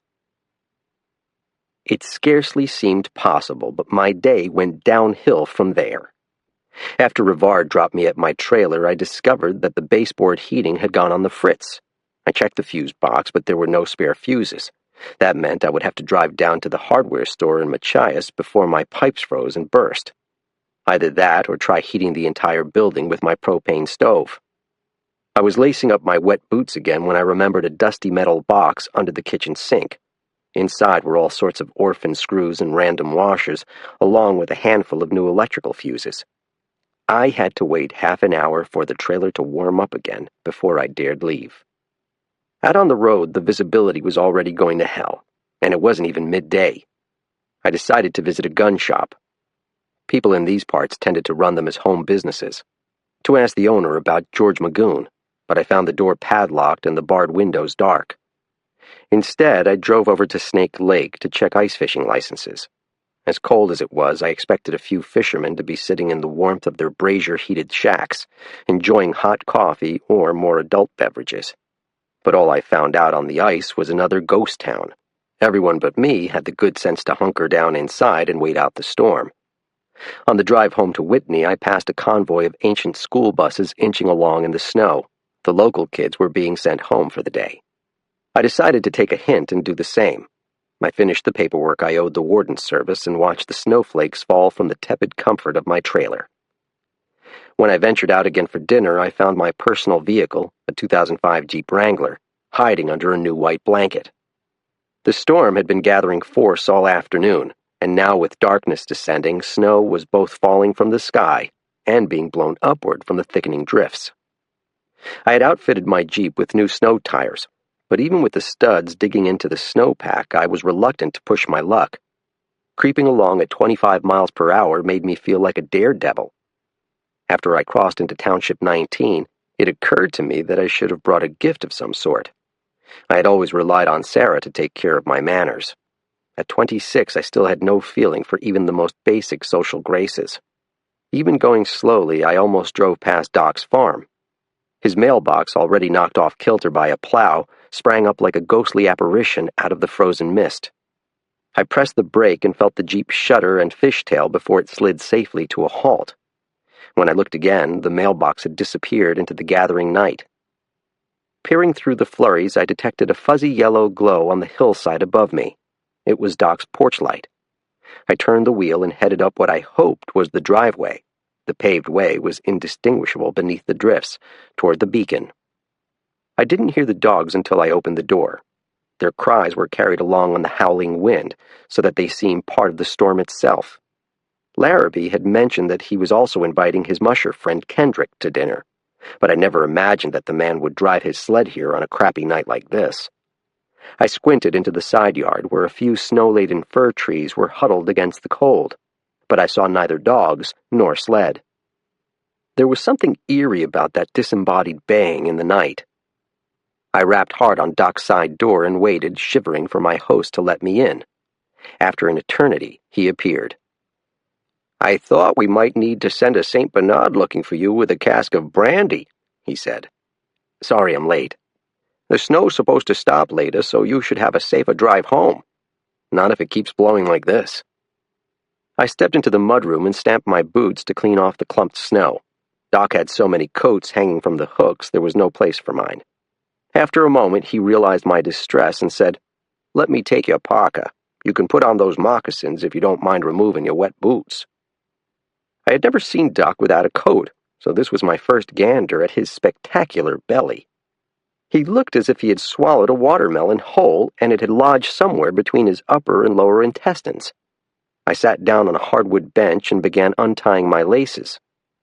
"Those must be Kendrick's dogs, I heard." "Storm like this is nothing to Kendrick. I think he's half polar bear." A gray-snouted mutt came waddling on bad hips down the length of the hallway. Its tail swung slowly back and forth, and it held my gaze with two rheumy eyes. "Who's this?" I asked, scratching its chin. "This is Duchess." "How old is she?" 14. Helen and I got her when she was just a puppy." A call came from the interior. "Hey, Doc, where's the hooch?" "Excuse me," Doc said, and with that he disappeared down the darkened hall. The dog followed like his four-legged footman. The moccasins Larrabee had offered to me were high-topped, flat-soled, and fashioned from bleached deerskin. They looked Indian-made, which would have made sense. The Passamaquoddies owned reservation land that brushed up against the eastern edge of my district. I found Doc and Kendrick in a dimly lit room at the end of the hall.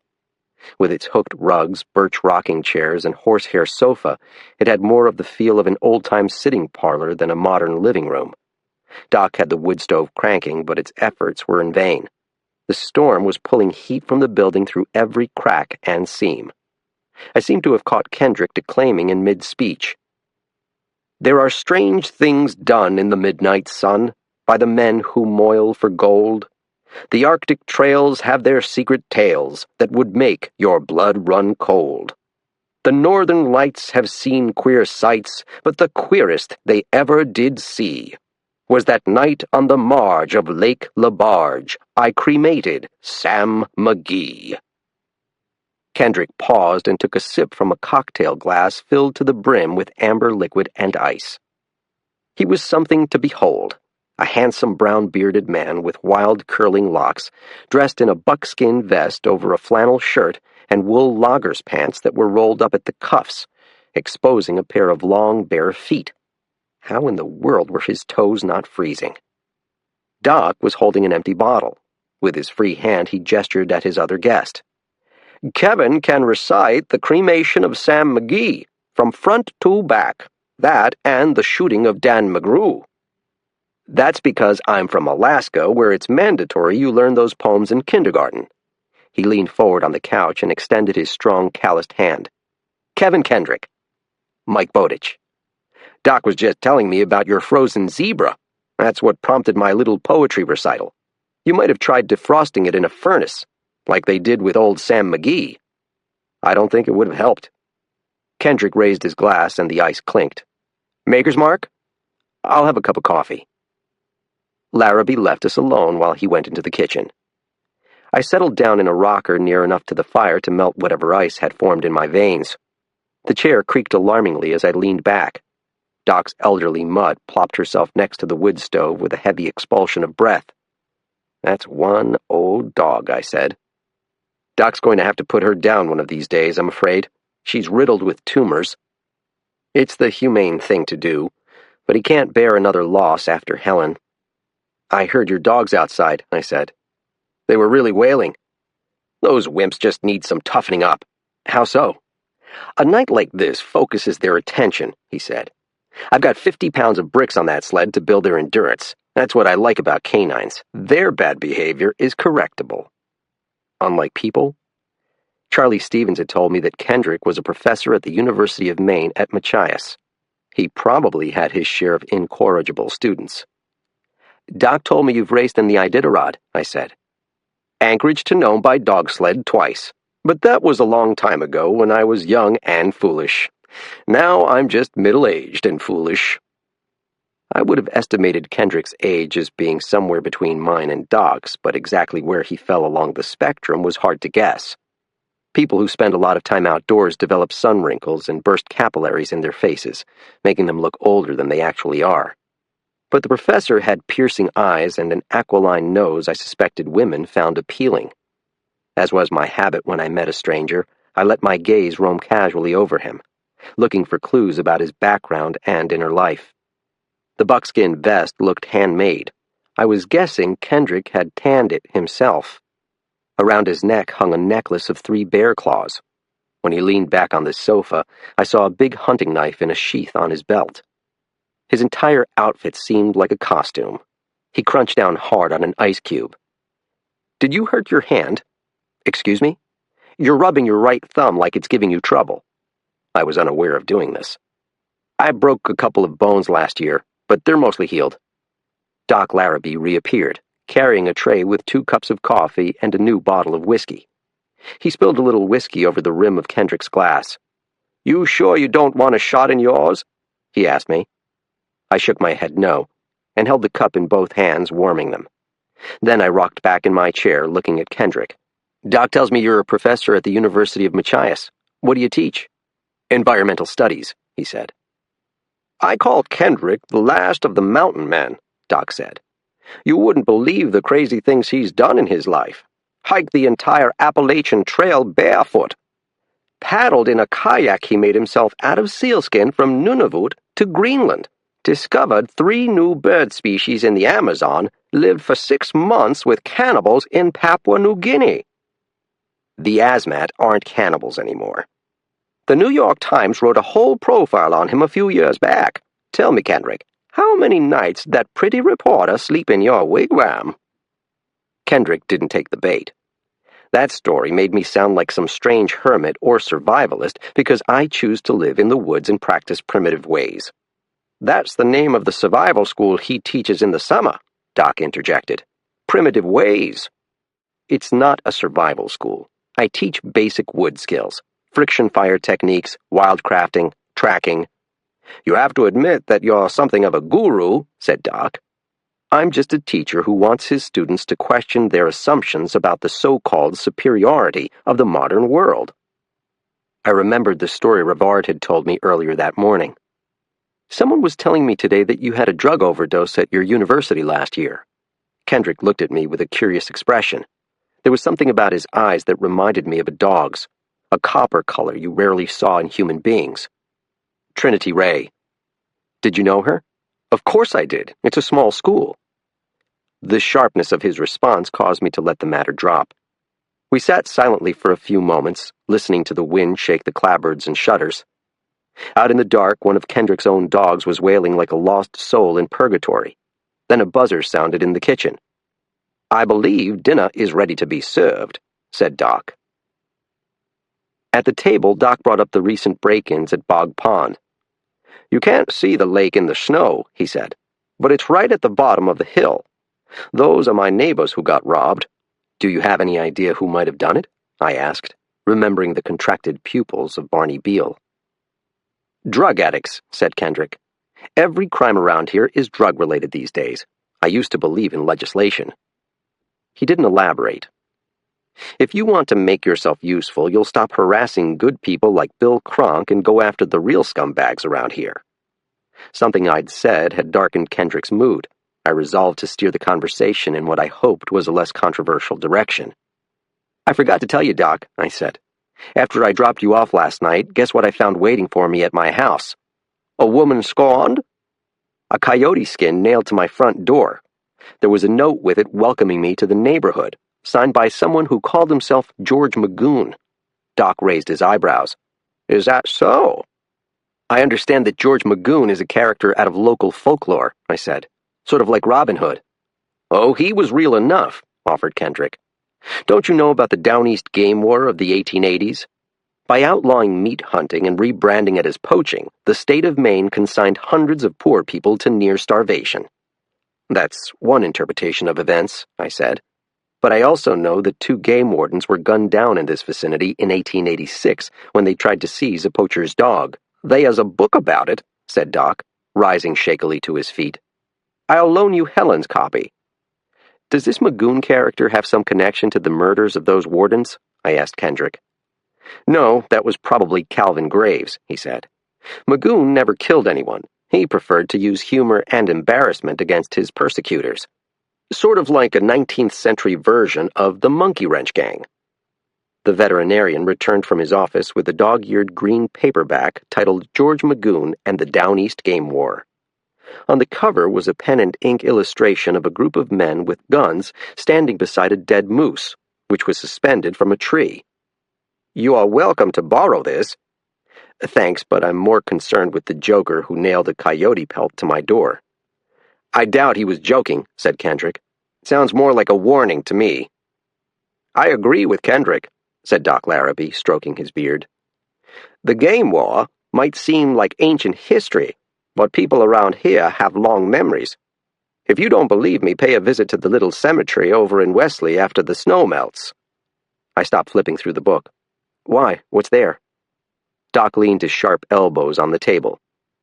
The grave of Wilbur Day. He was one of Magoon's band of rascals. I remember hearing about his exploits when I moved to this neck of the woods. One day I decided to visit his grave myself. A rifle bullet was set carefully atop the headstone.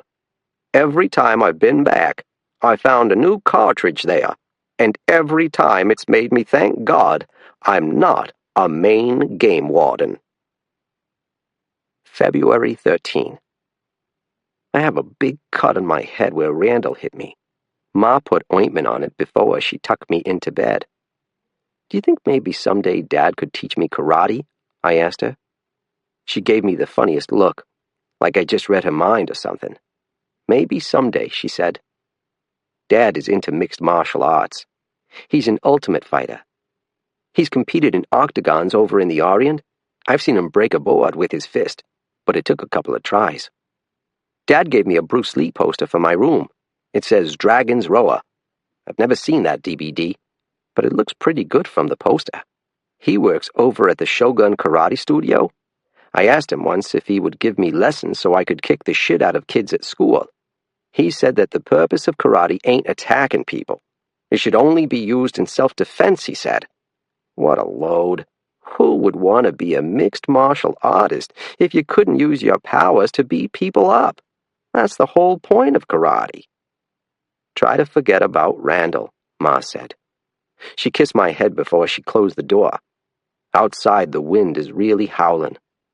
I forgot about the snowstorm. I'm worried she is going to come to my window again. Chapter 7. Every few minutes a gust would come charging by the house, and you would have sworn it was a freight train from the way it rattled the windows and shook the pictures on the walls. I was both dreading the drive back to my trailer and eager to start out on my inevitable journey.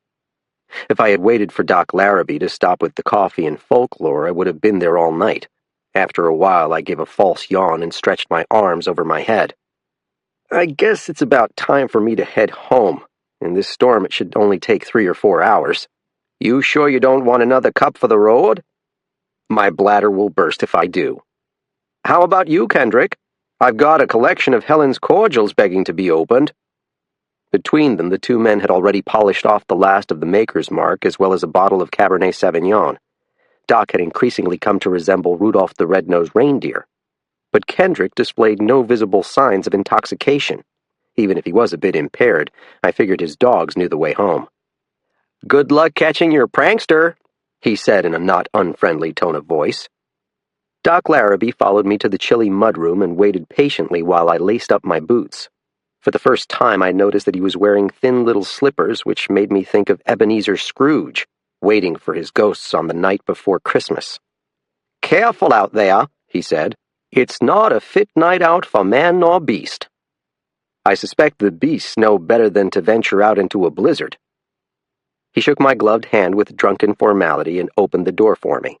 A gust of wind caught it and snapped it open. The tipsy veterinarian grappled with the knob to regain control. Snow was swirling like white smoke in the porch light and billowing from all directions. The sheer force of it made my eyes water. I had misjudged the storm. This one was the real deal. My Jeep had burrowed deep into a snowbank. At first I had trouble waking it. The engine grumbled for a while before it turned over. I turned the wheel and swung around through a mid-blown drift. I tried the high beams and the low beams and decided there was no appreciable difference between the two. Eventually, I found my way back to the road and turned west, headed for Whitney. My hyperbolic estimation of the time it would take to get there, 3 or 4 hours, might not be out of line, I decided. I could understand why my friend Charlie Stevens had wanted me to meet Kendrick. If even half his exploits were true, he definitely deserved a profile in the New York Times. And if he knew the wilds as well as I suspected, then he might prove useful to me down the line. Still, something about the self-styled mountain man rubbed me the wrong way.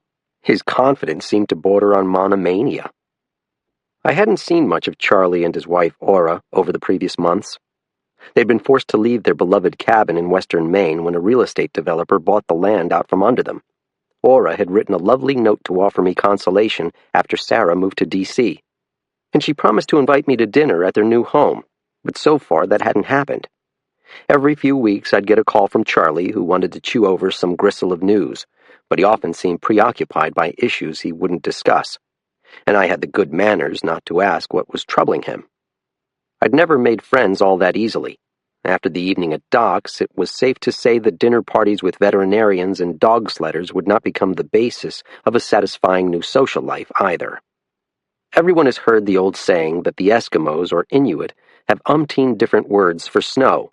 The idea is that they live closer to their environment than we do, and thus have not lost the ability to differentiate among the multitudinous forms freezing precipitation can take. Where we see snow, the Inuit see subtleties. This charming legend, like most charming legends, is false. The Inuit have just about as many words for snow as do English speakers. They just tend to combine their terms in certain ways to add specificity to their meteorological conditions. I have no doubt, however, that the Inuit recognize the difference a few degrees in temperature can make in shaping a snowflake. Warmer weather means wetter snow. Wet snow is heavy. Its weight shatters tree branches. It clings to power lines and brings them crashing down. On the road, it turns to slush and sends tractionless cars skipping into ditches. Wet snow melts quickly in your hair and runs down the back of your neck. It follows you into your house by riding in the treads of your boots and leaves puddles to mark its passage. I know this because, like the Inuit, I live mostly outdoors in the winter. Because of the low pressure front pushing down from Canada, the snow that was falling in the road was not wet, but in fact very dry. The wind whipped it around like white sand in a white desert, forming metamorphic dunes and ridges that changed shape while I watched. Dry snow carries its own dangers. It clings to nothing, not even itself, and is so light it can be stirred by the faintest breeze, turning a black night blindingly white. Weightless, it resists plowing and shoveling. It covers your tracks in the woods, making it easier for you to get lost, and because dry snow is the harbinger of sub-zero temperatures, it makes losing your way a potentially life-threatening mistake. I'd been on the road for 15 minutes or so when my cell phone rang in my coat pocket. The number on the display told me that the caller was Larrabee. "Doc, what's wrong?" "My neighbor, Ben Sprague, just called. He and his wife, Doris, just had someone show up at their door, frozen solid. They want me to come over and have a look at the guy. It sounds like he's in rough shape. Would you mind heading back this way? I'm in no condition to drive." "Where's Kendrick?" "He's going to head over to the Spragues on his dog sled. I'll be there as soon as I can." "Sounds like that poor fellow is in rough shape," Doc said again for emphasis. Without a second thought, I did a slow U-turn and began creeping through the blizzard to Doc's farmhouse. I found him at the foot of his drive, bundled up from head to toe, with only the tip of his nose and his fogged-over eyeglasses exposed. He wore an Elmer Fudd-style hunting hat with the flaps buttoned under his chin, and he'd wrapped a scarf tightly around his mouth and beard. He was toting his black doctor's bag again. I wondered what medicine or instruments a veterinarian might possess to treat a human being for frostbite and hypothermia. He climbed in beside me, set his leather bag on his knees, and pulled the safety belt tight across his chest. "The Bog Pond Road is up here on your right," he said. "Look for the tall mailbox." The tall mailbox. Soon enough, I saw a candy-striped pole sticking up from a snowbank. 9 feet up in the air, a mailbox was balanced on top of it. The words airmail were painted on the side. Someone's idea of a real knee-slapper. The Bog Pond Road was in considerably worse shape than the main drag. You would have believed it had been months since a plow truck last visited. The snow was piled above the headlights of my Jeep, yet somehow we managed to push through the drifts without getting stuck. We passed a darkened trailer that seemed to have been abandoned for the winter, then another ranch house with boarded windows. "What's that noise?" asked Doc. "Where?" The raging wind was so loud I almost didn't hear the snowmobile. A single yellow light like a bouncing lantern showed in the dark ahead of us. While we watched, it grew larger and larger, brighter and brighter. Some fool was riding his sled straight down the middle of the road. "Can't he see us?" asked Doc. I let up on the gas and engaged the clutch. The Jeep crunched to a halt. The snowmobile seemed to be accelerating as it drew nearer.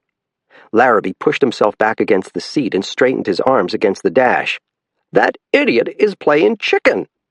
I clenched my molars, but at the last possible moment, the snowmobile veered off to our right, narrowly missing a row of spruces that ran down the hill. I caught a glimpse of a goblin green sled with a person dressed in the same color snowmobile suit. Then the rider disappeared into the darkness behind us. "Who the hell was that?" said Doc. Unbidden, the face of Barney Beale popped into my head. "I don't know," I said, "but he's going to wrap himself around a tree if he keeps that shit up." I put the Jeep into gear. The wheels spun and the vehicle began to shake like a dog just emerging from a cold lake. We were going nowhere fast. "The Spraggs live at the bottom of this hill, not far from the Bog Stream Bridge," Doc said. "We can walk there." While Larrabee waited, I grabbed a few supplies. I pulled a halogen headlamp over my Gore-Tex cap. I dumped ice fishing tip-ups out of an ash pack basket. I found a wool blanket and a wilderness first aid kit. When I looked up, with the dancing beam of the headlamp, I saw Doc hurrying down the road in the dark. The liquor in his system had already done a number on his judgment. "Hold up, Doc!" I pulled the straps of the wooden pack basket over my arms and retrieved my snowshoes from the Jeep. I slid my boots into the bindings and tightened the rawhide cords. Then I started off down the hill. Larrabee moved pretty fast for a half-drunk man plodding through thigh-deep snow. The Sprague's house was a little chalet with a steeply pitched metal roof which allowed heavy loads of snow to fall off. The outside lights were all switched on, bathing the scene in an elfin glow. I saw an old Subaru station wagon hiding against the side of the house, out of the wind, and 2 new-looking Yamaha sleds, his and hers, parked nearby. There were new tire tracks and a wedge-shaped snowbank that indicated a pickup had recently plowed its way out of the dooryard. By the time I got to the door, Doc was already standing inside, unlooping the scarf from around his whiskered chin. A squat little woman was standing beside him, looking back at me with an expression of alarm. She had short hair dyed a sort of maroonish brown. A rosy line of blood vessels ran from one cheek up over the bridge of her nose to the other cheek. She wore a mint-green sweatshirt with a moose on it, and jeans with an elastic waistband. "Doris, this is Mike Bowditch with the Maine Warden Service," Doc said. "Thank goodness you're here. Where's your visitor? In Joey's room." She led Doc into the back of the house while I struggled to escape my snowshoes. I tried kicking off as much of the powder as I could in the mudroom, but a wet white trail followed me down the hall.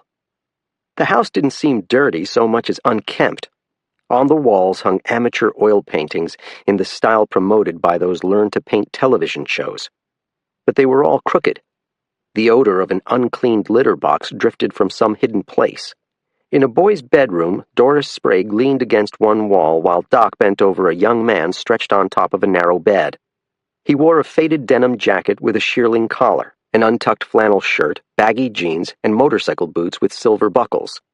His wet chestnut hair was plastered over his ears and across his forehead. He might have been handsome once, but now his face was horribly splotched and swollen. Deep purple patches of frostbite covered his entire nose and both cheeks. His fingers were bent into wine-colored claws. "Young man," said Doc, Can you hear me?" He snapped open his eyes. The pupils were the size of dimes. "No. No. I'm a doctor," Larrabee said calmly. "I'm going to help you." Doc had a pretty good bedside manner, considering his patients were mostly cows and horses. "I'm calling an ambulance," I said. "Ben already did," said Mrs. Sprague. "Do you know who this man is?" "I'm not sure. His face is so—" She hugged herself and shivered, as if the man's hypothermia were contagious. "His wallet is over on the table. I tried to cover him with a blanket, but he keeps saying he's hot." "Press," said the man. "What's that?" asked Doc. "Press what?" "Prester," said the man. "Is that your last name or your first name?" Doc asked. I opened the wallet and pulled out the driver's license. The picture showed a good-looking version of the disfigured face before us.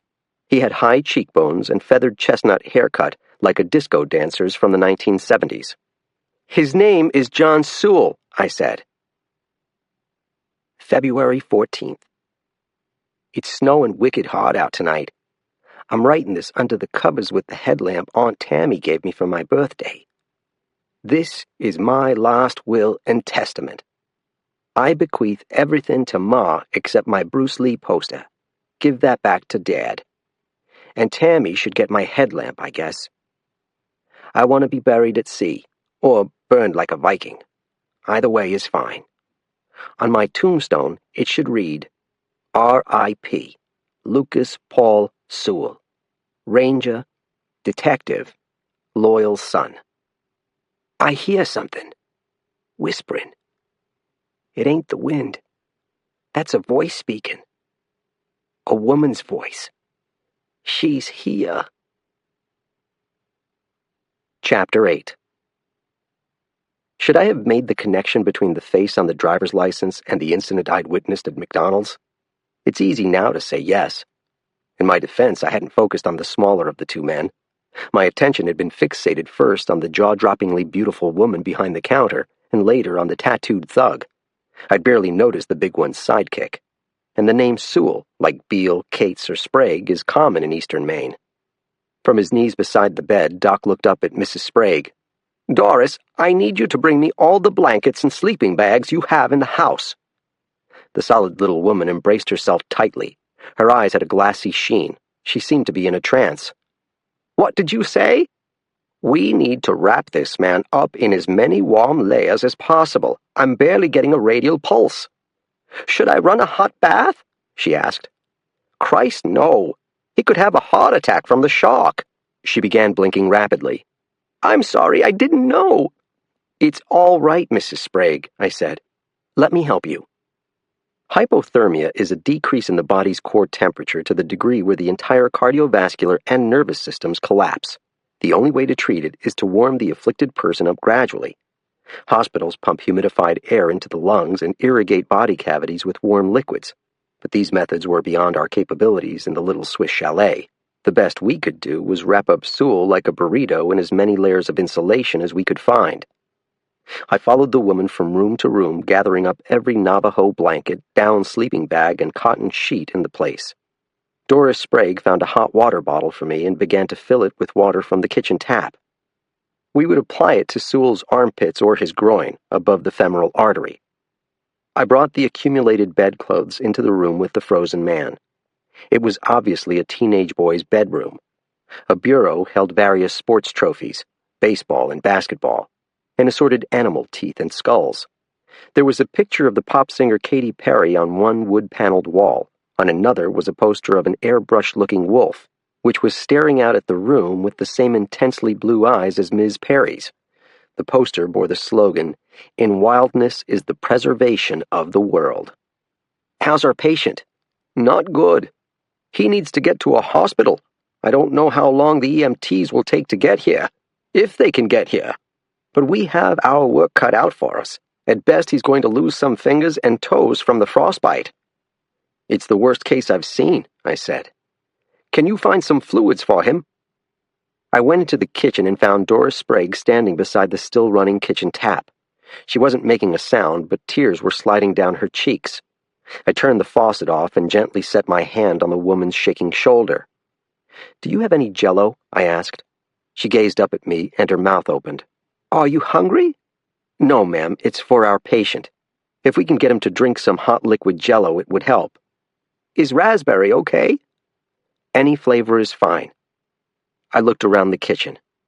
There were 2 dirty plates with chicken bones on the counter beside the sink, 2 sets of dirty silverware, 4 empty Moxie cans. In our circuit through the sad rooms of the house, I realized we hadn't encountered another person, neither this Joey nor the man of the house himself. "Where's your husband, Mrs. Sprague?" "Out looking for the other one." "What other one?" "This one's friend." I tried to make my voice soft and reassuring. "Mrs. Sprague, can you tell me what happened here tonight, from the beginning?" As she spoke, she seemed to regain her presence of mind little by little. "Ben and I had finished eating and were listening to the radio when we heard a thud at the front of the house. At first, we thought it was snow falling off the roof, but it sounded too heavy for that. So Ben took a look outside and he found the young man collapsed against the window. He just stumbled into the glass like a confused bird. Ben got him inside. My husband's not very tall, but he's rugged, and we put him down in the guest room. He was mumbling the whole time, the young man." "What did he say?" "Something about a car. We figured he must have gone off the road somewhere. There's a whole maze of logging roads between Bog Pond and the Heath, and none of them is marked, and if he'd gone in before the snow started to fall, he might have gotten turned around pretty easy. So Ben went to call Doc Larrabee, and I covered the boy with a blanket. He kept saying a name. It sounded like Kate. I asked him if he'd been with someone else out there named Kate, and he said, 'In the car.'" I glanced at the kitchen window, which was spackled with frost. "And your husband went out in the storm to look for this Kate?" "He took the plow." "Does he have a phone with him?" "Yes, but he's down in the Heath. He won't get reception." "Can you heat up that Jell-O for me, Mrs. Sprague? I need to speak with Doc Larrabee for a moment." In the bedroom, Doc had succeeded in swaddling John Sewell in about 8 inches of goose down, wool, and linen. We needed to keep the blood moving through his arteries until the EMTs arrived, and then hope he would hang on long enough to reach the hospital in Machias. Every few minutes, Sewell's eyelids would begin to flutter, and Doc would give his shoulder a gentle shake and whisper to him in that same tone I bet he used with skittish horses. "So I'm thinking I should go out there," I said. Doc gave me a frown. "The man's delirious, Mike. There's no reason to believe anything he says." "All the more reason to find Ben Sprague, then." "Can't Doris just call him?" "She says there's a dead zone in the Heath." Doc pulled a wrinkled handkerchief from his shirt pocket and blew his nose forcibly into the cloth. "Well, it's up to you.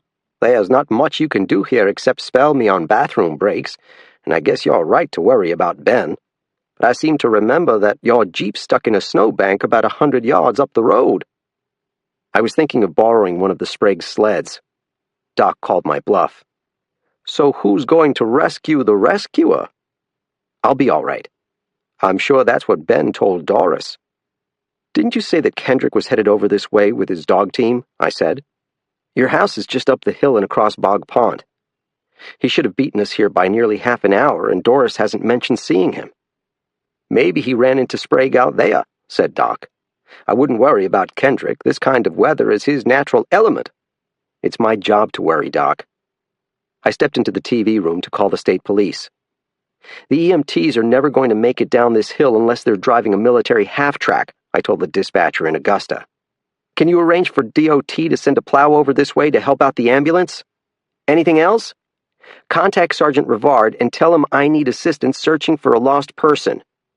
Call me chicken, but rousing my surly new sergeant in the middle of this snowstorm wasn't a task I cared to do myself. The Sprague's sleds were Yamaha RS Ventures in the same colors, blue and white. They were touring machines, built for long-distance rides along well-manicured trails. Their meticulous Japanese engineers had never intended them to be ridden into the teeth of a full-on blizzard. At first, the snowmobile floated atop the powder. I gave the engine a half-handful of throttle and felt myself pulled along as if by actual horses given their head. The tracks bit into the snow and pushed the runners through the scattering spray. The conditions didn't seem so bad until, going around a curve, I turned the handlebars and everything went wobbly. The sled rolled to the outside and dug into a drift, throwing cold mist up into the visor of my helmet. I stood up, leaned hard against the inside, and pulled the machine level for all of 10 seconds before it pitched away from me again. I needed to find my balance quickly, or I'd be wallowing in a snowbank with a half-ton of steel on top of me. The last time something like that had happened, I snapped 2 bones in my hand. I planted both feet on the outside running board and let my body weight pull against the roll. Soon I was swaying back and forth down the trail. Doris Sprague had called the frozen swamp behind her house the Heath. There were about 100 places with that name in my district. Most were raised peat bogs from which, every now and then, someone dug up a tea-stained mammoth tusk. The word heathen is derived from these prehistoric wetlands because heaths were home to criminals, outcasts, and lepers. Boogeymen dwelled in bogs. In northern Europe, they were the sites of ritual human sacrifices. This one was pretty much just a trackless wasteland.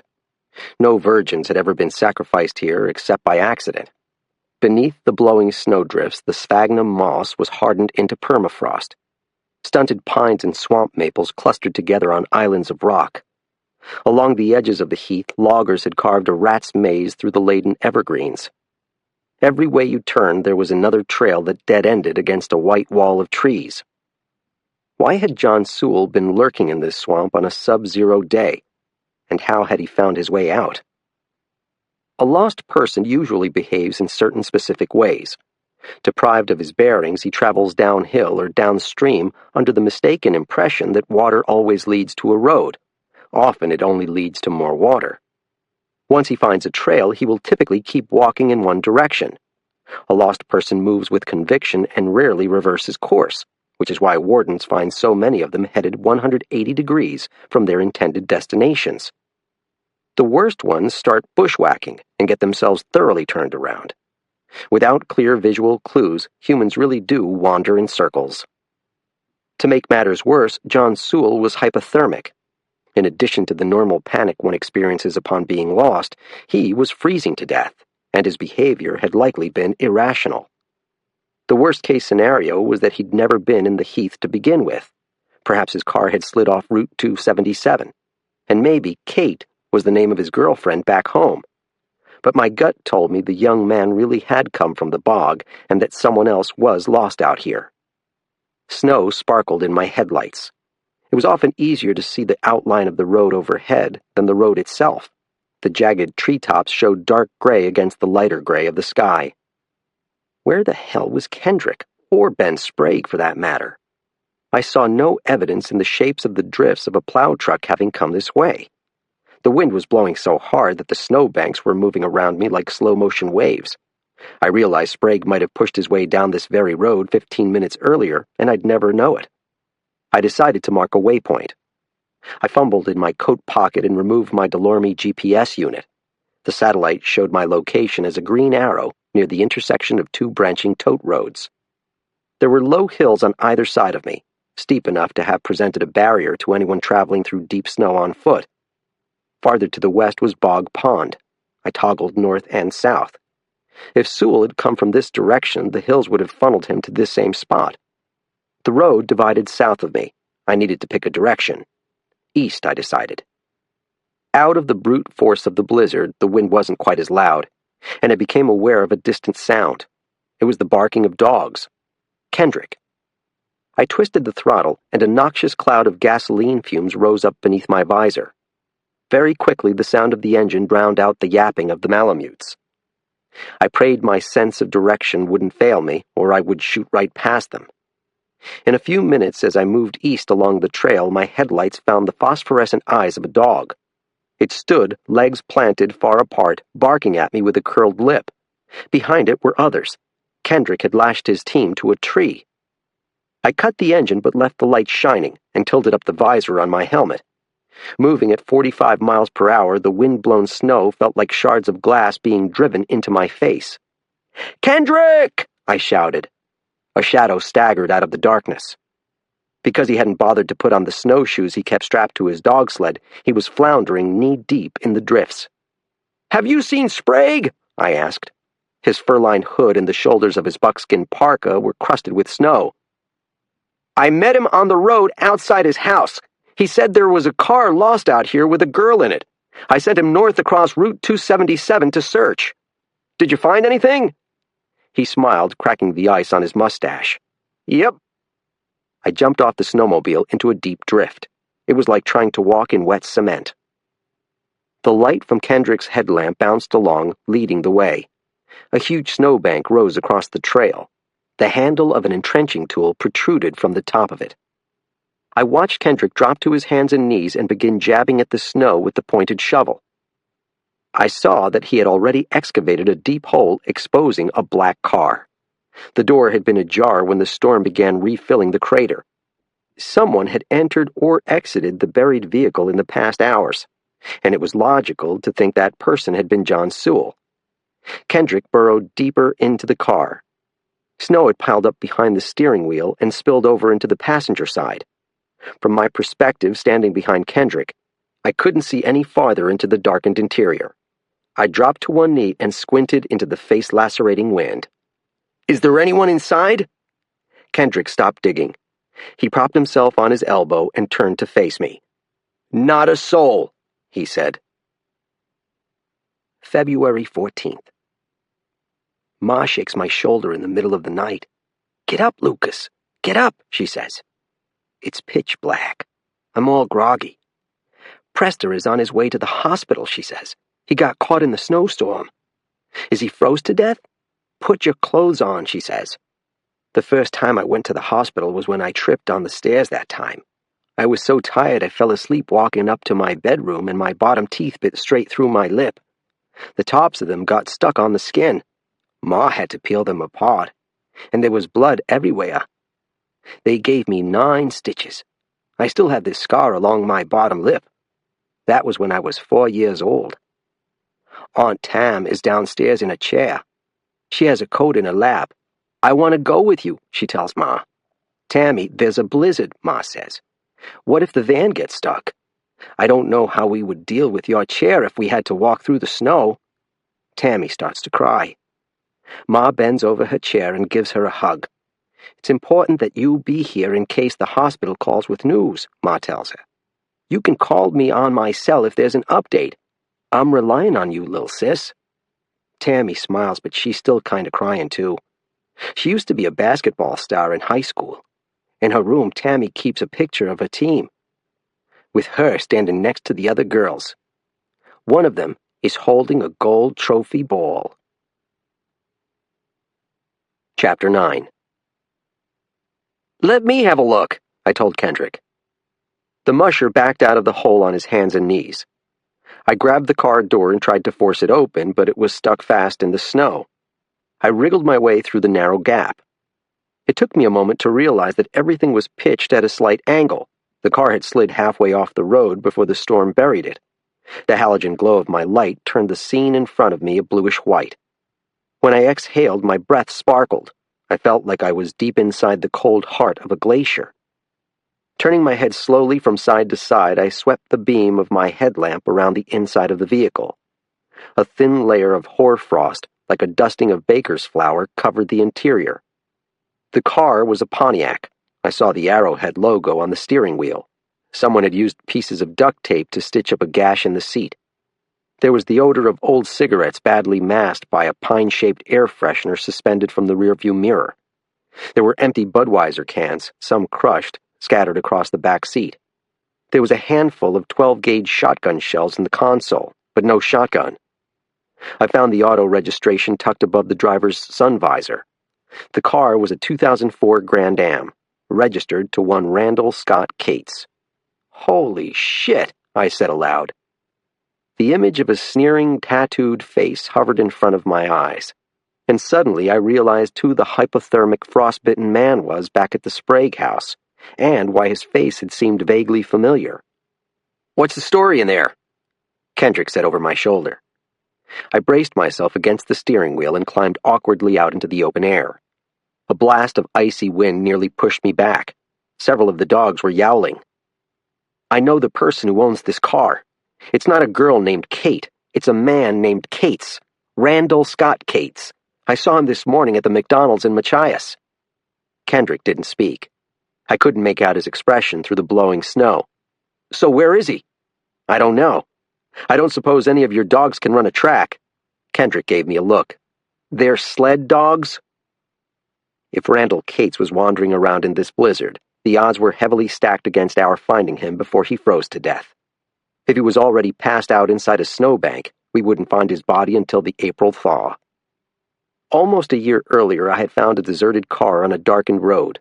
For a variety of lame-ass reasons, I hadn't exerted myself to find the missing driver.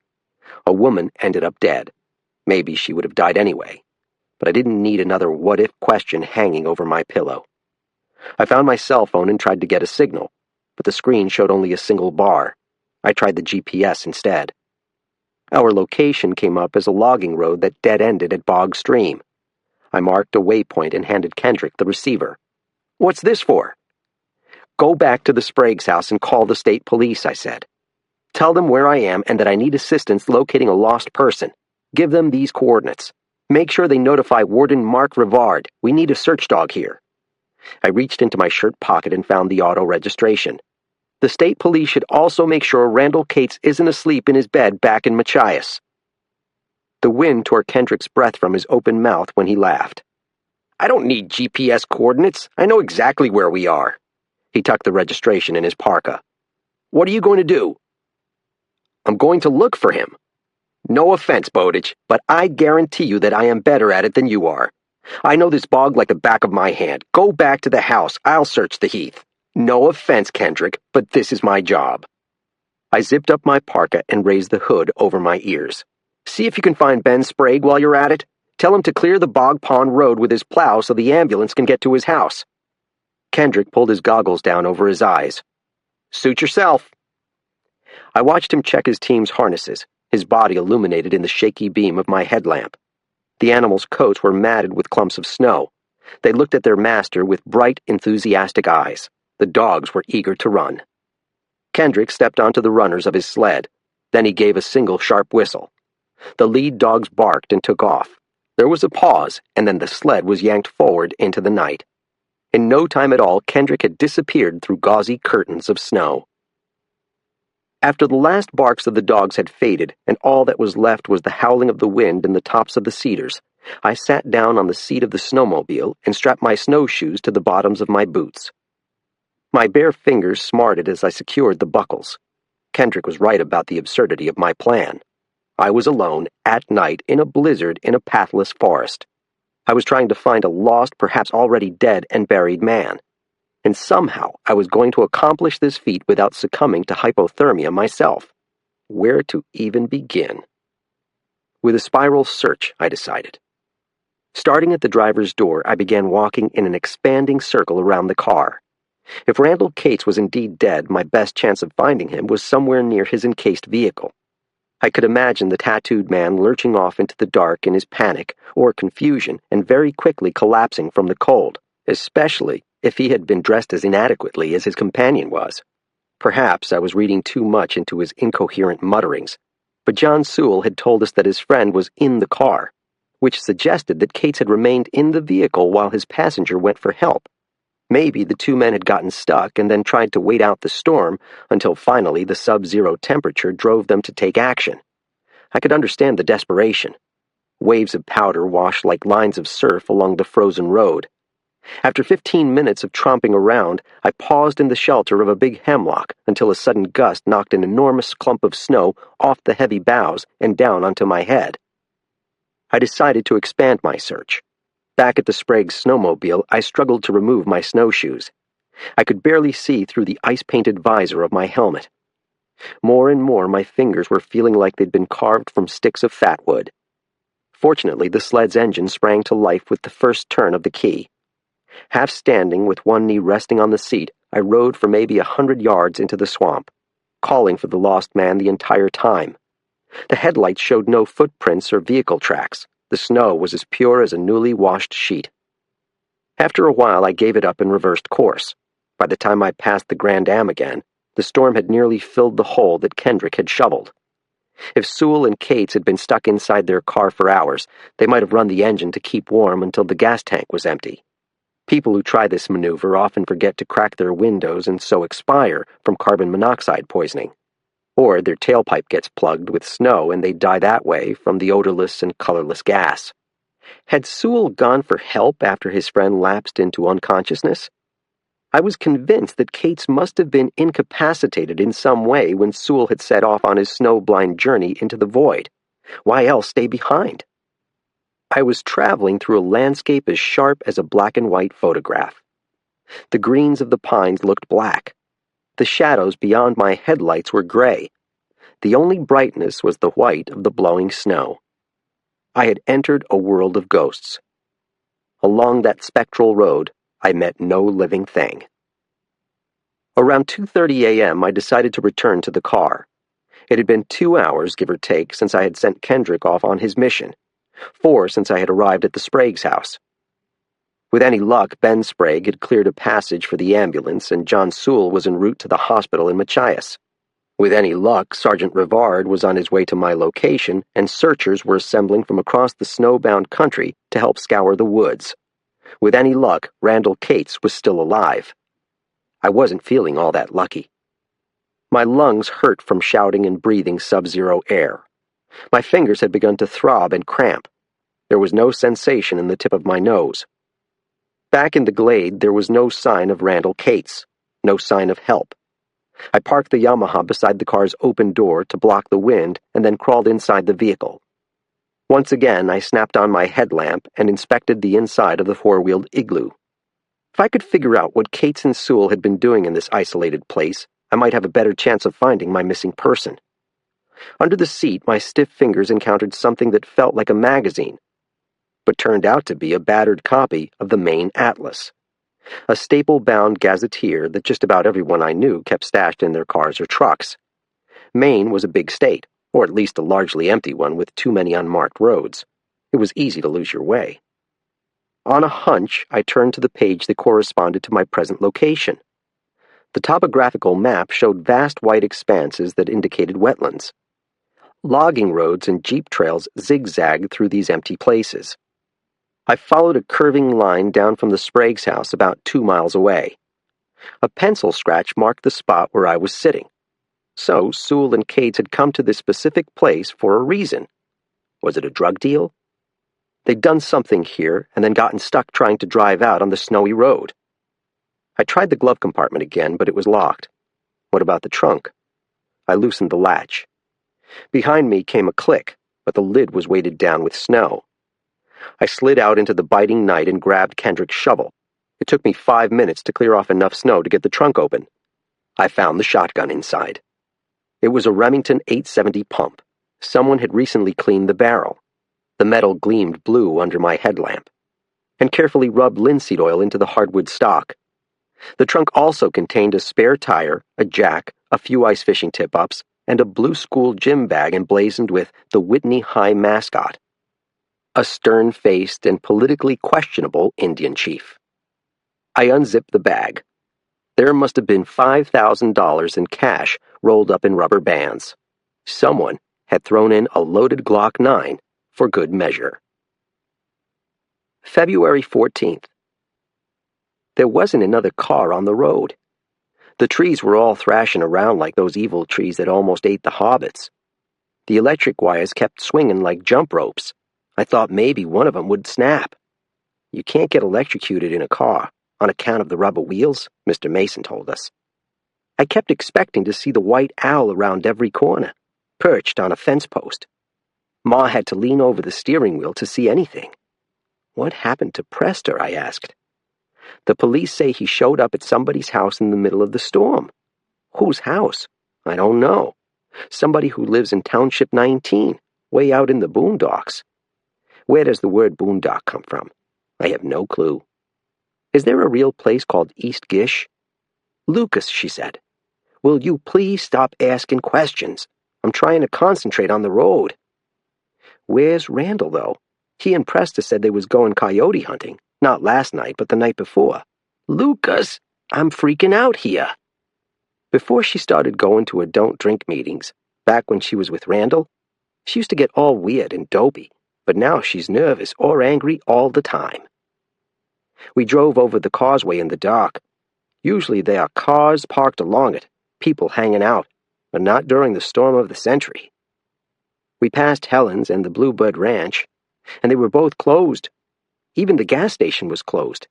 It was like a nuclear bomb went off and killed everybody, or maybe turned them into zombies. Now we're in the hospital parking lot. I wonder how many people die in the hospital every year. Probably a lot.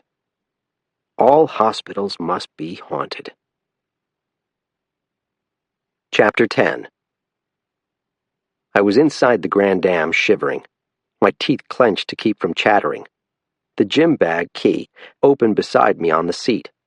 I was trying to reconstruct in my imagination the drug deal that had taken place in this frozen swamp, when I heard a loud scraping sound. I clambered out of the car and stood knee-deep in the snow, watching as powerful lights tore through the storm. There were two vehicles, a hefty pickup outfitted with a V-shaped plow and a green warden's truck following behind. I hoped the trucks hadn't just flattened the buried body of Randall Cates in an attempt to reach me. Over the idling engines, I heard truck doors bang open. 3 silhouettes came toward me through the headlights. "Bowditch!" It was Rivard, wearing his green warden's parka with the hood up. Behind him came a shorter, thicker man, the plow driver. And then another person with a dog. Kathy Frost? No, she was 200 miles away tonight in Greenville. It was her protege from the canine team, Cody DeVoe. He had been the warden in my old district before being transferred to Washington County at his own request. DeVoe was one of those natural woodsmen whose idea of heaven was being stationed in the wildest, least populated outposts imaginable, the kind of warden who spent his vacations fishing for Arctic char in Labrador. He was a big bruiser with a perpetual 5 o'clock shadow even at 5 o'clock in the morning. His friends called him Fred Flintstone. His German shepherd was named Tomahawk. The plow driver, I assumed it was Ben Sprague, was a short but solid guy. He had a hooked, beak-like nose and small, rapidly blinking eyes set close together.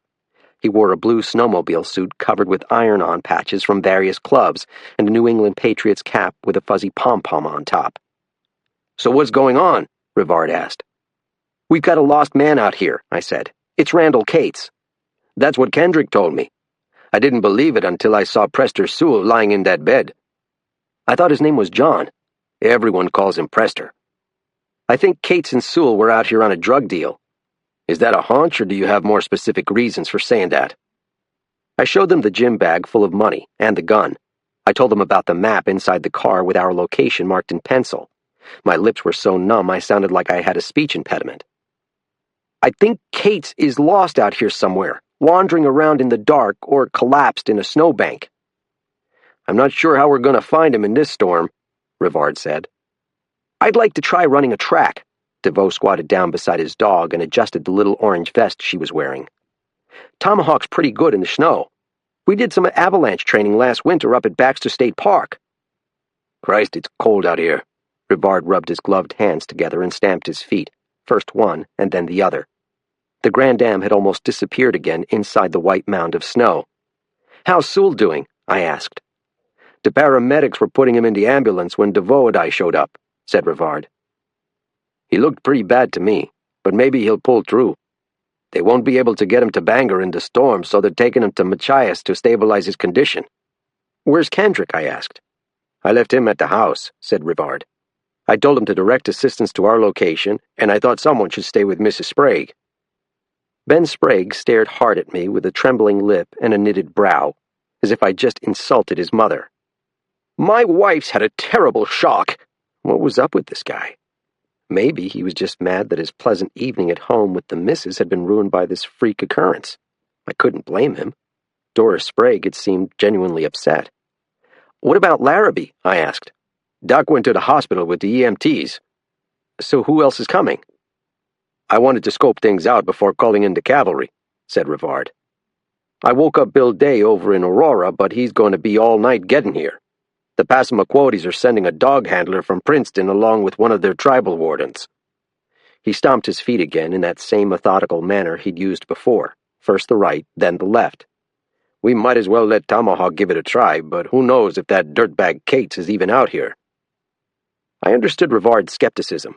Pitch dark in the middle of a snowstorm at a temperature where even the nose of the best-trained SAR dog in the world might as well have been wrapped in a burlap. These were hardly optimal conditions for a search, and yet I couldn't help but feel that my sergeant's lack of confidence was also personal.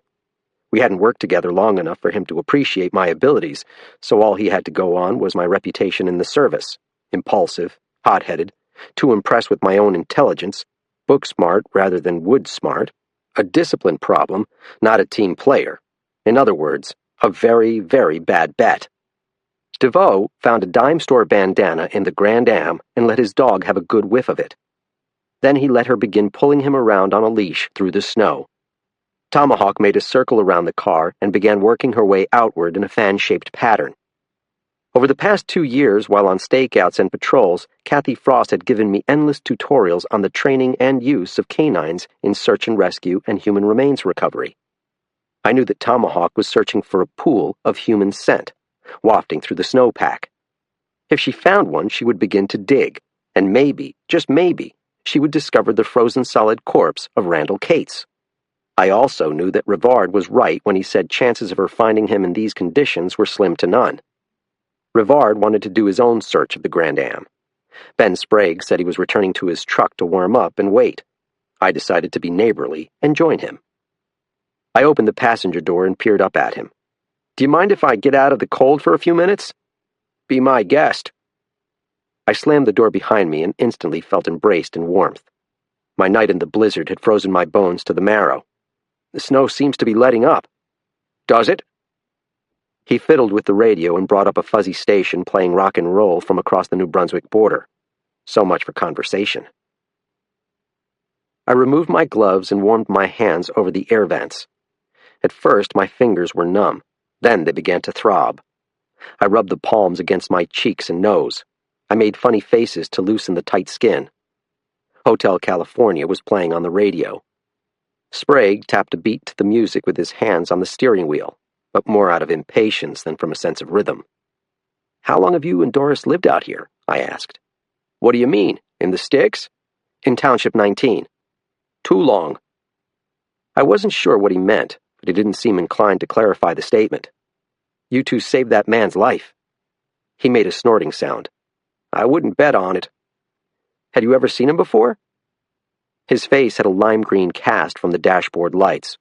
"Which one?" "Either one." "No." "Do you know what they were doing out here?"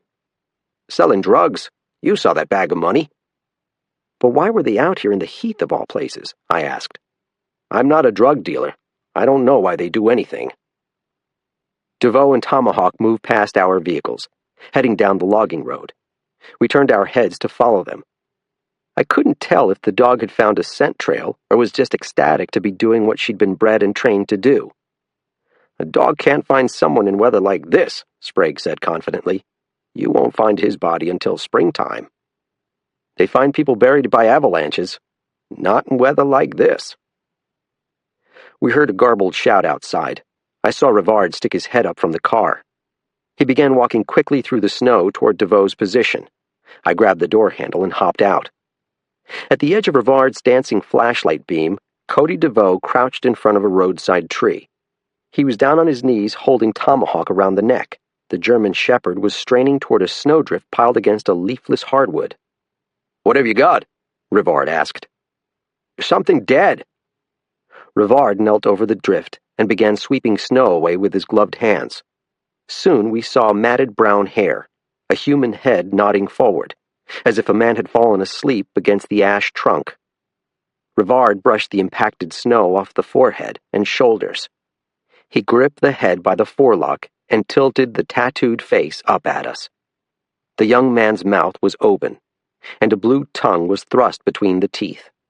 The eyes were glassy, sightless. Ben Sprague came huffing and puffing along behind us. "Is he dead?" the plow driver asked. Rivard removed a glove and pressed a couple of fingers beneath the man's jawbone. "No pulse." I glanced back through the wind-whipped snow. "He didn't make it very far." Rivard wiped the snow off his hands and bent to retrieve his glove. "He must have left the car after his friend went for help.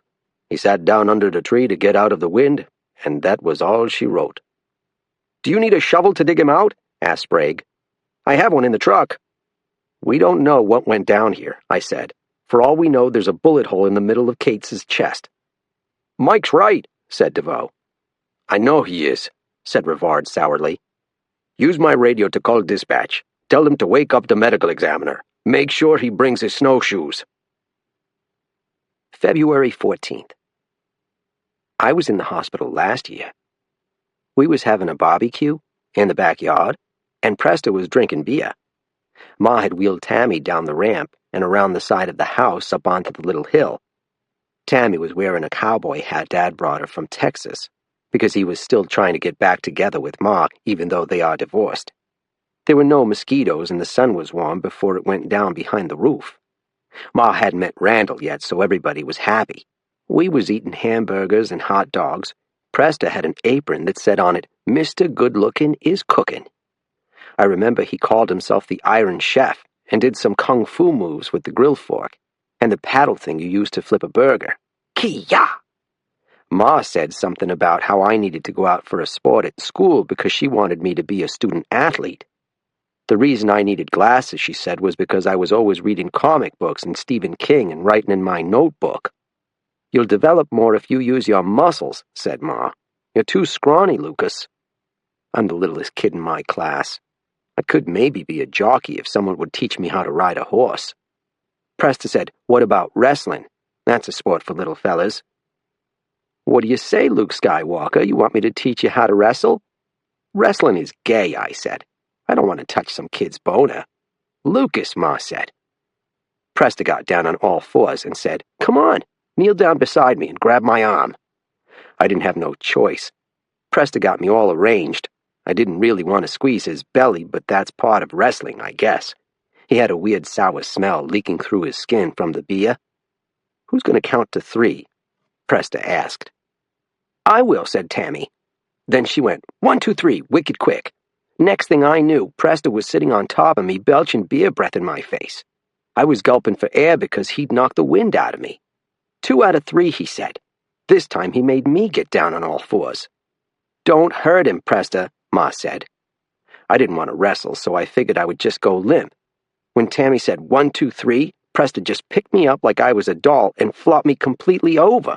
Wham! Against my shoulder blades. Snap went the bone. Everyone heard it. Ma went mental after that. She made me wiggle my fingers and toes. "You could have broken his neck," she told Presta. "You could have paralyzed him." He was sobbing like a baby.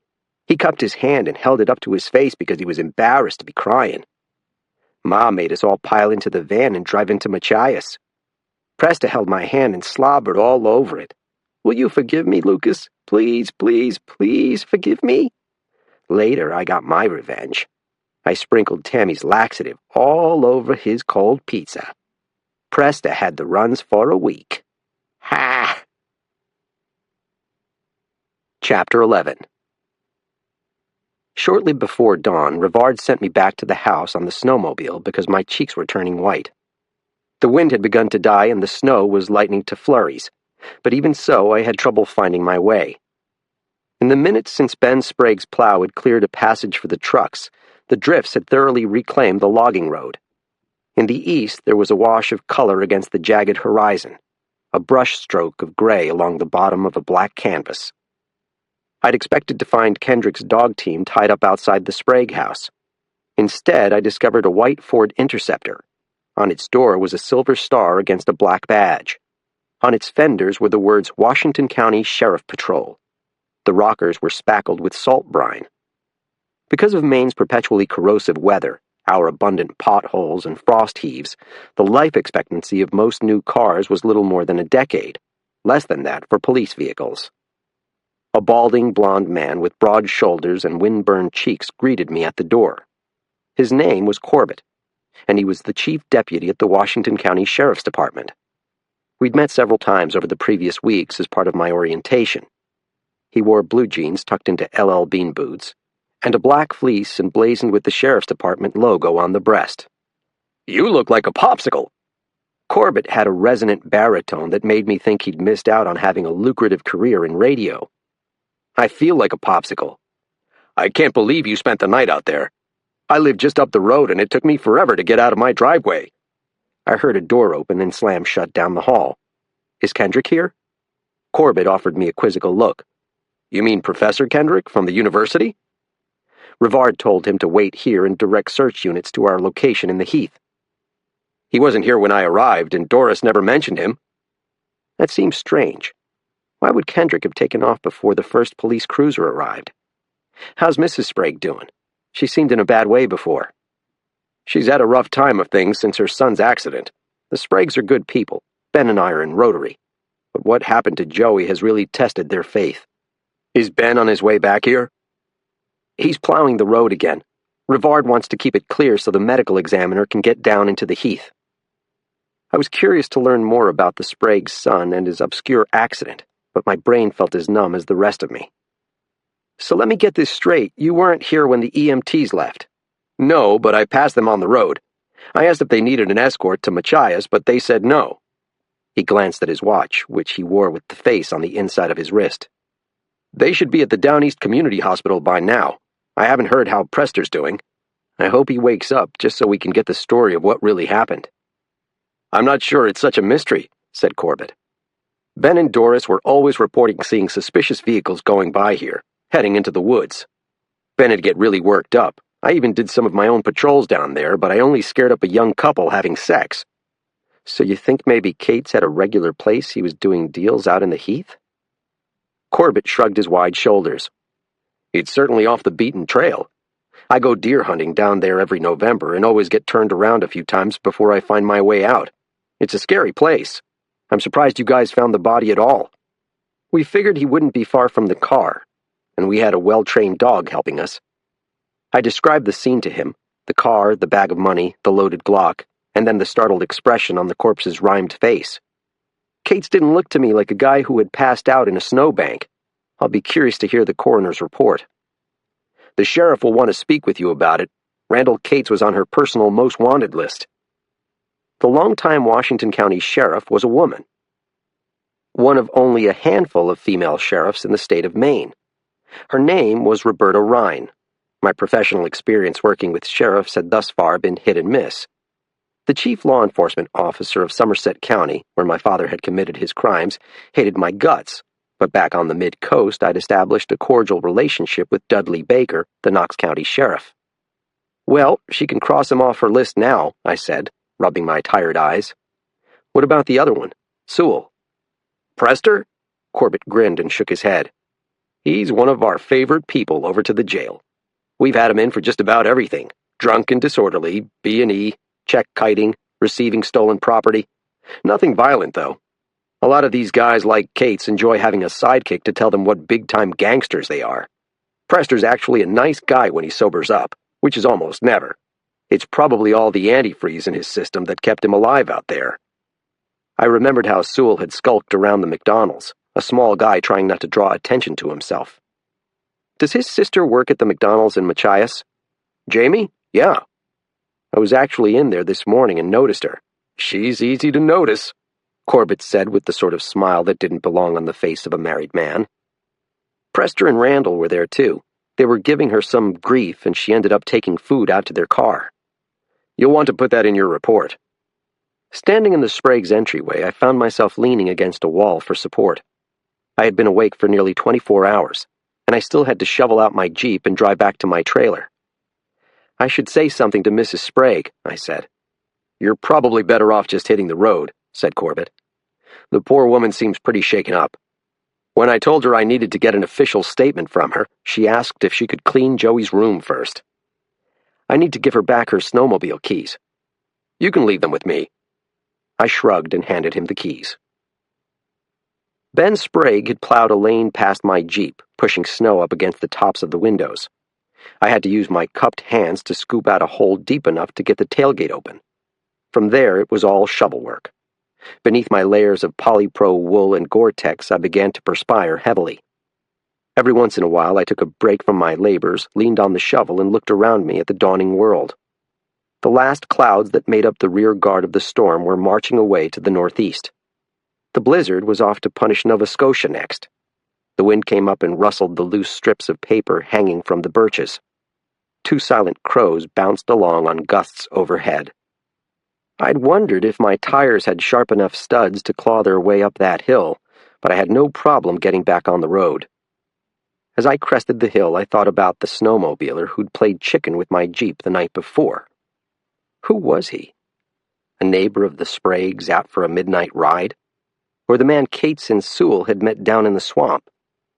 I'd need to make a mention of his phosphorescent green sled and snowsuit in my report. I wondered what make and model of snowmobile Barney Beale rode. According to Rivard, the big kid was a drug addict who frequented this area. I never knew you could sprain muscles shivering, but I was sore in places I rarely had cause to contemplate. As my cheeks and extremities began to warm, they started to throb rhythmically. I touched the tip of my nose. There was a trace of frostbite, but at least I wasn't going to lose it. If Prester Sewell survived the week, he was going to have a mug like the Phantom of the Operas. God, what a couple of days. From a frozen zebra to 2 frozen drug dealers. If you ask police officers what they like best about the job, 9 out of 10 will probably tell you it's the surprises. Going on patrol, you honestly never know what you're going to encounter next. Despicable crimes, bloody accidents, cries of despair and rage, displays of the most jaw-dropping perversity, lies so bald-faced you don't know whether to laugh or vomit, self-destroying bouts of intoxication, every form of abuse and neglect known to man, but also acts of heroism from the most unexpected quarters, generosity too, and those simple good deeds that are so important and yet so undervalued in this fucked-up world. Everywhere, every night, the human comedy showing for your viewing pleasure. By the time I got home, dawn had broken, and patches of blue showed between the clouds. A titmouse was calling emphatically from the big beech behind the trailer. Peer, peer. The swaying treetops made moving blue shadows on the snow. The electric heater had failed again, and no amount of messing with the fuse box was enough to restart it. I'd need to call my landlord in Lubeck. In the meantime, I boiled some water on the propane stove and used a hand towel to clean the sweat from my body. It was the least satisfying bath of my life. I'd considered taking a nap before driving into Machias, but with the temperature inside the trailer hovering around the freezing mark, I worried I might never awaken. I shaved, put on my olive drab uniform, and resigned myself to the fact that this was going to be one of those 36-hour days all wardens experience from time to time. I dialed the Washington County Jail and asked the receptionist if I could speak with Sheriff Rhine. The sheriff is having a breakfast meeting with the Maine Drug Enforcement Agency, but she said it would be okay for you to go over there. Where's the meeting? I pictured coffee and bagels in the district attorney's office. The usual place, McDonald's. What else should I have expected? A disquieting feeling came over me as I recalled Jamie Sewell's smiling face. Had anyone notified her of her brother's condition? What if I found her behind the counter? The plows had barely made a dent in the snowpack. At best, they'd shaved a few inches off the top, sprayed some ineffectual salt brine down to melt the slick spots, and scattered pebbles, which now rattled around my truck's chassis. The sun had finally emerged from wherever it had been hiding to pour sterile light down on the blinding roadsides. The morning was as white as a laboratory. When I entered the McDonald's, I looked for Jamie Sewell, but she was nowhere to be seen, except inside the frame of her Employee of the Month portrait. I exhaled, out of relief or disappointment. I wasn't sure. I saw Sheriff Rhine at a back booth, sitting with her face to the door, across from a man whose stiff posture and bristly haircut suggested he too worked in law enforcement. The sheriff had a long, handsome face with the profile of a cigar store Indian, dyed black hair gathered in a ponytail, and strong-looking hands. She wore a navy suit over a light blue roll-neck sweater. Even seated, she appeared to be a tall woman. She caught my gaze and held it, as if she wanted me to approach. Her companion was in his mid-40s, and anonymous-looking, in the way of some law enforcement officers. Sandy hair clipped short, dressed in a black ski jacket over a black cotton sweater. As I neared the table, I heard him raise his voice. "All we want is some goddamn cooperation, Roberta," he said. "We're all on the same team here." "Not according to your boss. He says one of my guys is dirty." The agent heard me and glanced over his shoulder. We made eye contact briefly, and he dropped his tone again. "You can't keep going on TV and accusing the MDEA of malfeasance." "If the shoe fits." I knew from reading the newspaper that the Washington County Sheriff's Department and the Maine Drug Enforcement Agency, known locally as the MDEA, had a feud that made the Hatfields and the McCoys look like a polite disagreement between perfumed gentlemen, but no one had yet explained to me the grievances that had fueled the conflict. "Maybe you think this media crusade of yours is a joke," he said, "but it's going to come back to haunt you at your next election." "That's what your director told me 2 years ago, and yet here I am." The agent stood up suddenly in the booth, bumping the table with his knees. "You'll be hearing from us." "I'm giddy with anticipation. Have a safe drive back to Augusta." The agent didn't say goodbye to me, but then he hadn't said hello either. "Asshole," said the sheriff as the door closed behind him. "Have a seat, Warden." I settled down and eyed her half-eaten sausage McGriddle enviously. "You've probably heard about my beef with the MDEA. Roberta Rhine had a gruff voice. "I don't know any of the particulars." "It's a rogue agency with a director who excuses and covers up misconduct by his agents. Did you know an MDEA agent lost, I repeat, lost $3,000 in buy money? And then they have the gall to accuse one of my men, they won't say who, of being on the take from Randall Cates." She sipped from her paper coffee cup. "So you're the one who found him dead, I hear." "Me and a couple of other wardens. Your chief deputy told me you had some special interest in Cates." "I certainly do. That tattooed freak killed a student over at the university last year." "That would be Trinity Ray?" The sheriff nodded. "Randall Cates sold her some tainted heroin laced with a blood-thinning agent. Her friend said it was her first time smoking the stuff. She was just a hippie chick, experimenting. ODs are pretty common around here, but when it's a nice girl from a nice home, everyone screams bloody murder. We had nothing to connect Cates to her death except about 1,000 rumors." She leaned back in the booth. The vinyl made a noise like a hand rubbing a child's balloon. "Speaking of drugs, you look like you could use some caffeine. Why don't you go get yourself a cup of coffee? Then you can tell me what happened last night." On the sheriff's instructions, I bought myself the largest size coffee the restaurant served, added 3 Egg McMuffins, and returned to tell my tale. She listened with rapt attention, not interrupting, fiddling with the big turquoise ring on her right hand the whole time I talked. When I'd finished, she said, "The state police will start with Prester Sewell as their prime suspect. I would too if I were investigating the case. Let's see if Walt Kitteridge can shine any light on the matter." Rhine removed her cell phone from her pocket. Kitteridge was the state's chief medical examiner. She apparently had his number on speed dial, given how quickly the call went through. "Walt," she said, "it's Roberta Rhine. I bet you know why I'm calling." She smiled at me while he spoke. Then she moved the phone away from her ear and held a man-sized hand over the microphone.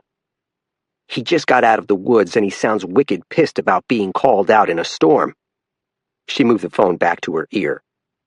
"I understand it's still early, but I need to decide whether to put a guard on that guy in the hospital. If there's a chance he killed Randall Cates, then I owe it to the doctors and nurses to send a deputy over there. Don't you think?" Without hearing the other side of the conversation, I could guess the bone of contention. The medical examiner didn't want to speculate on cause of death until he'd done an autopsy. "It'll be our little secret," Rhine said. "Cross my heart and hope to die." Dr. Kitteridge must have relented because the sheriff fell silent for a full minute while she listened to his preliminary findings. "Thanks, Walt. I swear I won't tell a soul. Give me a call when it's official." She grabbed her winter coat from the booth and began working her arms into the sleeves. "How'd you like to follow me to the hospital, Warden?" she said with a horsey smile. "Kitteridge found contusions on Randall's neck and signs of petechial hemorrhage. It looks like someone held his face down in the snow until he suffocated to death." February 14th. The hospital has got a weird smell, like Dr. Frankenstein's laboratory or something. Creepy. Ma sits me down in a chair in the waiting room while she talks to some frog-faced woman at a desk. She says Prester is in the emergency room and we can't see him until he's stable.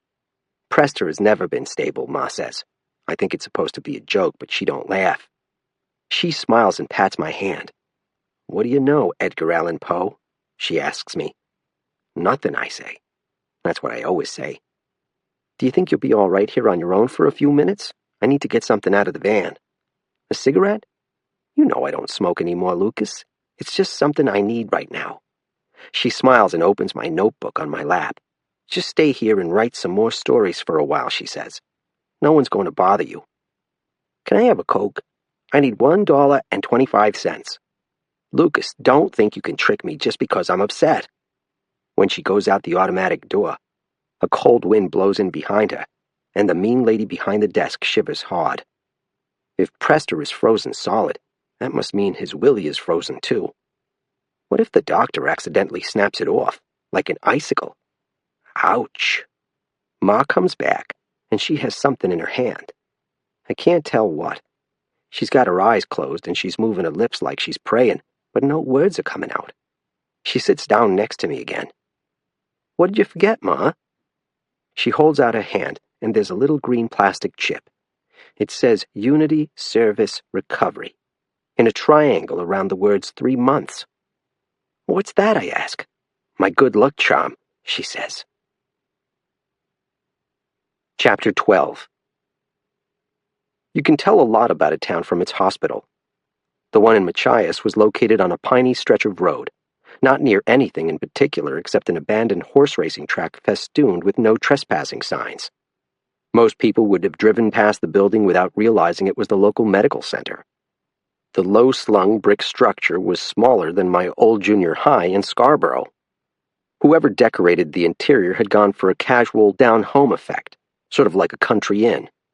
The waiting room was painted a canary yellow, with several blue couches and floral print chairs arranged around an imitation wood stove.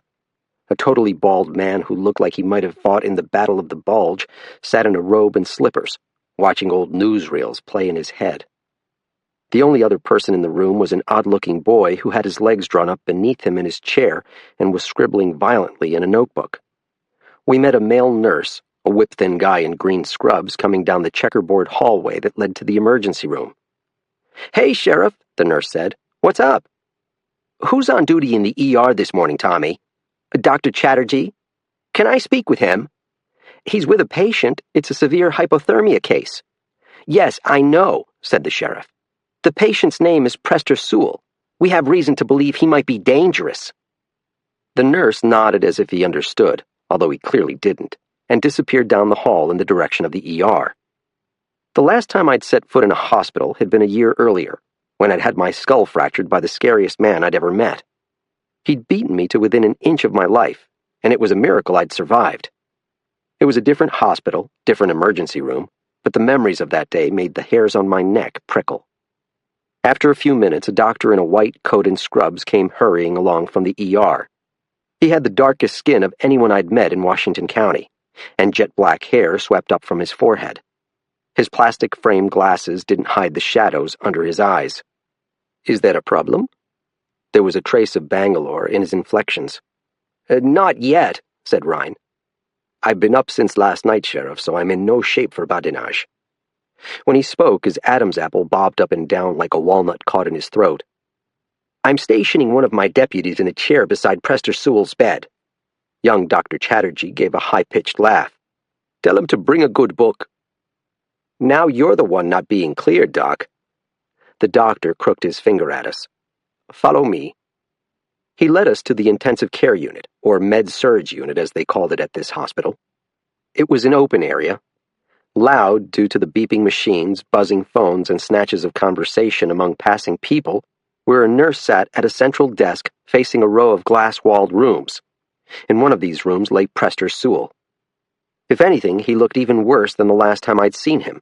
He was stretched out on a wheeled bed, with a sheet pulled up around his chest and an IV jammed into his freckled arm. Most of his nose and both of his ears had gone completely black. His cheeks were mauve. His hands were wrapped in bandages that made his arms look like soft white clubs. "We've just moved him here from the ER, said Chatterjee. "Can he hear us?" Ryan asked. "We've given him a dopamine infusion, but he's so exhausted he keeps slipping back into sleep." "This is the warden who treated him," the sheriff explained. Chatterjee studied my face. "You did an excellent job of rewarming him. He's not showing any signs of atrial fibrillation." "So it looks like he's going to make it then?" Ryan asked. "His condition is critical but hemodynamically stable," the doctor said. I sensed movement behind me. "Prester!" Jamie Sewell stood in the door. Her hair was a frizzled mess and her eyes were red as beets, but I recognized the high cheekbones, the wide lips. "How did you get in here?" the doctor asked. "He's my brother." "Miss Sewell, please," implored the sheriff. "You can't be in here right now. His condition isn't stable yet." "He's my brother!" She seemed to be on the verge of hyperventilating. Chatterjee stepped between the young woman and the bed, but she nearly knocked him aside. "Warden, can you help me with this?" asked the sheriff. "Miss Sewell?" I put my hand on her arm, but she threw it off. I tried again with more strength. "Let go of me!" "Take her outside," the doctor told me. "There's a room down the hall, number 3. Stay with her." "I want to talk with him." "He's sedated," I said softly, trying to calm her down with my voice while I pulled her from the bedside. "He can't speak to you." "I'll be there in a moment," said Chatterjee. The woman turned her brown eyes up at me, and I felt her resistance give way. "Why can't I stay here?" "They're trying to take care of him." It was the only answer I could muster, but it must have sufficed, because she went willingly with me into the examination room the doctor had indicated. Inside room number 3, I sat her down in a plastic chair and stood with my back against the door in case she grew wild again. She had one hand clenched into a small fist, as if ready to throw a punch with it, and she was shaking and crying at the same time. "Why won't they let me see him?" She had a smoker's rough voice, although there was no smell of cigarettes on her clothing, just a touch of faded perfume, musky and sweet in the closed room. "They said when he left the ER I could go in and see him, but now the nurse at the desk says he's not permitted to have visitors. Why is the sheriff here? What's going on?" "The police are conducting an investigation. Do you know what happened to your brother last night, Miss Sewell?" "He has hypothermia. The doctor told me he got lost in the storm." She used her sweater hem to dab at her eyes. "He was in a car that got stuck on a logging road in Township 19. Do you have any idea what he was doing out there?" She took a while to respond. "No." "Does he own any property in the Heath?" Jamie Sewell burst out laughing. "Prester? He doesn't even own a car." When she smiled, she became again the beautiful young woman I'd met the previous morning. So far, she had shown no signs of recognizing me from McDonald's. I was just another guy in a uniform as far as she was concerned. "Where does he live?" I asked. "With me and my son Lucas and my sister Tammy in Whitney," she said. "What does he do for work?" She laughed again. "Prester doesn't believe in work." I decided to gauge her candor. "Do you know a man named Randall Cates?" She sat up in her chair and looked at me coldly. "He used to be my boyfriend. We broke up last year." "When was the last time you saw him?" "Yesterday afternoon. He stopped at my house to pick up Prester. Why? What happened to him?" "Did either of them tell you where they were going or who they might be meeting?" Her eyes widened. "Randall is dead, isn't he? I can tell by the way you're talking about him." How had I given myself away? I wasn't supposed to disclose that information until the state police had notified the next of kin. For all the apparent hysteria, Jamie Sewell was a perceptive young woman. I remained silent. She slumped in her plastic chair. "Oh my God, it's true." She didn't seem shocked by the news so much as relieved but unwilling to get her hopes up prematurely. Her topaz irises were shining with new tears. "Please tell me he's really dead." By all rights, I should have refrained from offering a confirmation. Regulations say you should never disclose a death until the next of kin has been notified. But when Jamie Sewell gazed at me with that pleading expression, I found that I couldn't stop the words from coming out of my mouth. "Yes," I said. "He's really dead." She clapped her hands to her face. When she did, an object she'd been clutching dropped to the ground and skidded across the floor. I knelt to pick it up. It was a green poker chip. I recognized it as one of the totems they hand out in Alcoholics Anonymous meetings, to mark the milestones of sobriety. "Thank you," she said. accepting it from me with an embarrassed smile. "You're welcome." We smiled at each other for a while, and then she leaned forward as if to get a closer look at me. "I know you," she said suddenly. "You came into the McDonald's yesterday. You ordered an Egg McMuffin and a large coffee." That was me. "I told you about how Lucas is reading that book on Rangers. Is that your son in the waiting room? The kid with the glasses, writing in the notebook? Yeah, that's my strange little man." The door opened behind me. It was Dr. Chatterjee. "How is everyone doing in here?" Jamie rose to her feet. She was nearly a foot shorter than me. "Is Prester going to be okay, doctor?" Chatterjee cleared his throat and adjusted his glasses on the bridge of his nose. "Can you give us a moment, Warden?" I stepped outside the room and closed the door. I stood in the antiseptic-smelling hall, thinking about the enigmatic woman inside. Her brother and ex-boyfriend were drug dealers. I suspected she knew why they had been going to Township 19 and whom they'd planned to meet there. And yet, the relief she'd showed when I'd let slip the news of Randall's death hadn't been fake, nor was the gratitude she'd expressed when I'd handed her the sobriety chip. Who the hell is this woman? I asked myself. I could hear her voice rising as she spoke with Dr. Chatterjee. Washington County wasn't the most diverse place in the world. What was a young Indian doctor doing in Machias? Another man in exile, I thought. The door opened and Dr. Chatterjee peered out. "She wants to know if you can check on her son in the waiting room. We're going to visit with her brother now. The police need to get a statement from him before he talks to anyone else. The sheriff will be there if he wakes up." His tone suggested that the likelihood of Prester Sewell's waking up at present was slim. The door swung open and the doctor came out, followed by Jamie Sewell. Her model-perfect face was dry now, but she was still clutching the sobriety chip for dear life. And when she passed me in the hall, the smile she gave me was heartbreakingly gorgeous. "God help me," said the voice in my head. February 14th. The last time I was awake all night was when Dad showed up that time outside the house and started yelling for Randall to come out and fight him like a man. Dad could have beat him easy, but Randall went out there in his underwear with his Glock, and I thought he might really shoot Dad until Ma ran out screaming. After Dad drove off, Randall called the cops and said there was a drunk guy driving on our road because he wanted them to bust Dad for operating under the influence. That's what happened, too. Dad didn't know it was Randall who ratted him out until I told him. He didn't thank me or nothing, though. Chapter 13. Lucas Sewell was still seated in the same chair, head bowed, skinny legs drawn up beneath him, lost in his own imaginings. "Lucas?" The boy continued to scribble. He was left-handed, so he held the ballpoint pen upside down.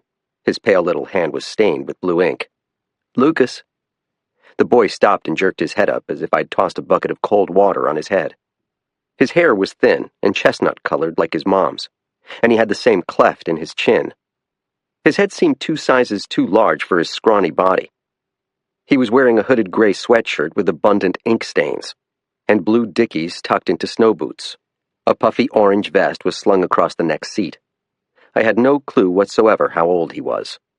I'd been 9 when my mom left my dad, and we began our gypsy period, moving from apartment to rented house, just the 2 of us, always on the move. I towered over the boy. "I'm Warden Bowditch. Your mom asked me to see how you were doing." "Are you a ranger?"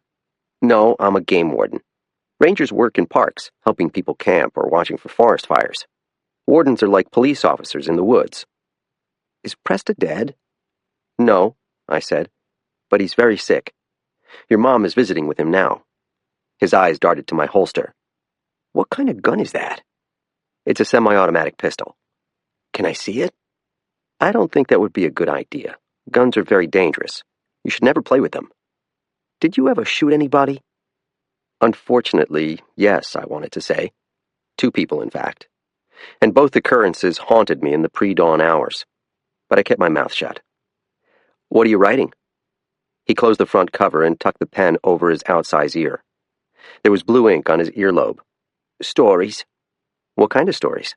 "Do you have $1.25 for a can of Coke?" "Maybe we should ask your mom if it's all right." She don't mind if I have a Coke, if I'm in the hospital. I'm dying of thirst. For some reason, I gave Lucas the money. He seemed so pathetic I couldn't deny him the treat. He leapt in the direction of the nearest soda machine.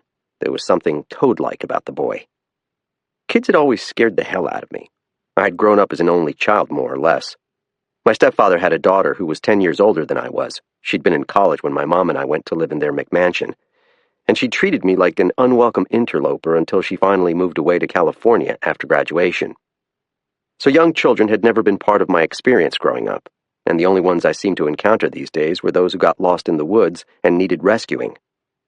Lucas had left the notebook on the chair. It was a spiral-bound one with a canary yellow cover. "Don't touch that!"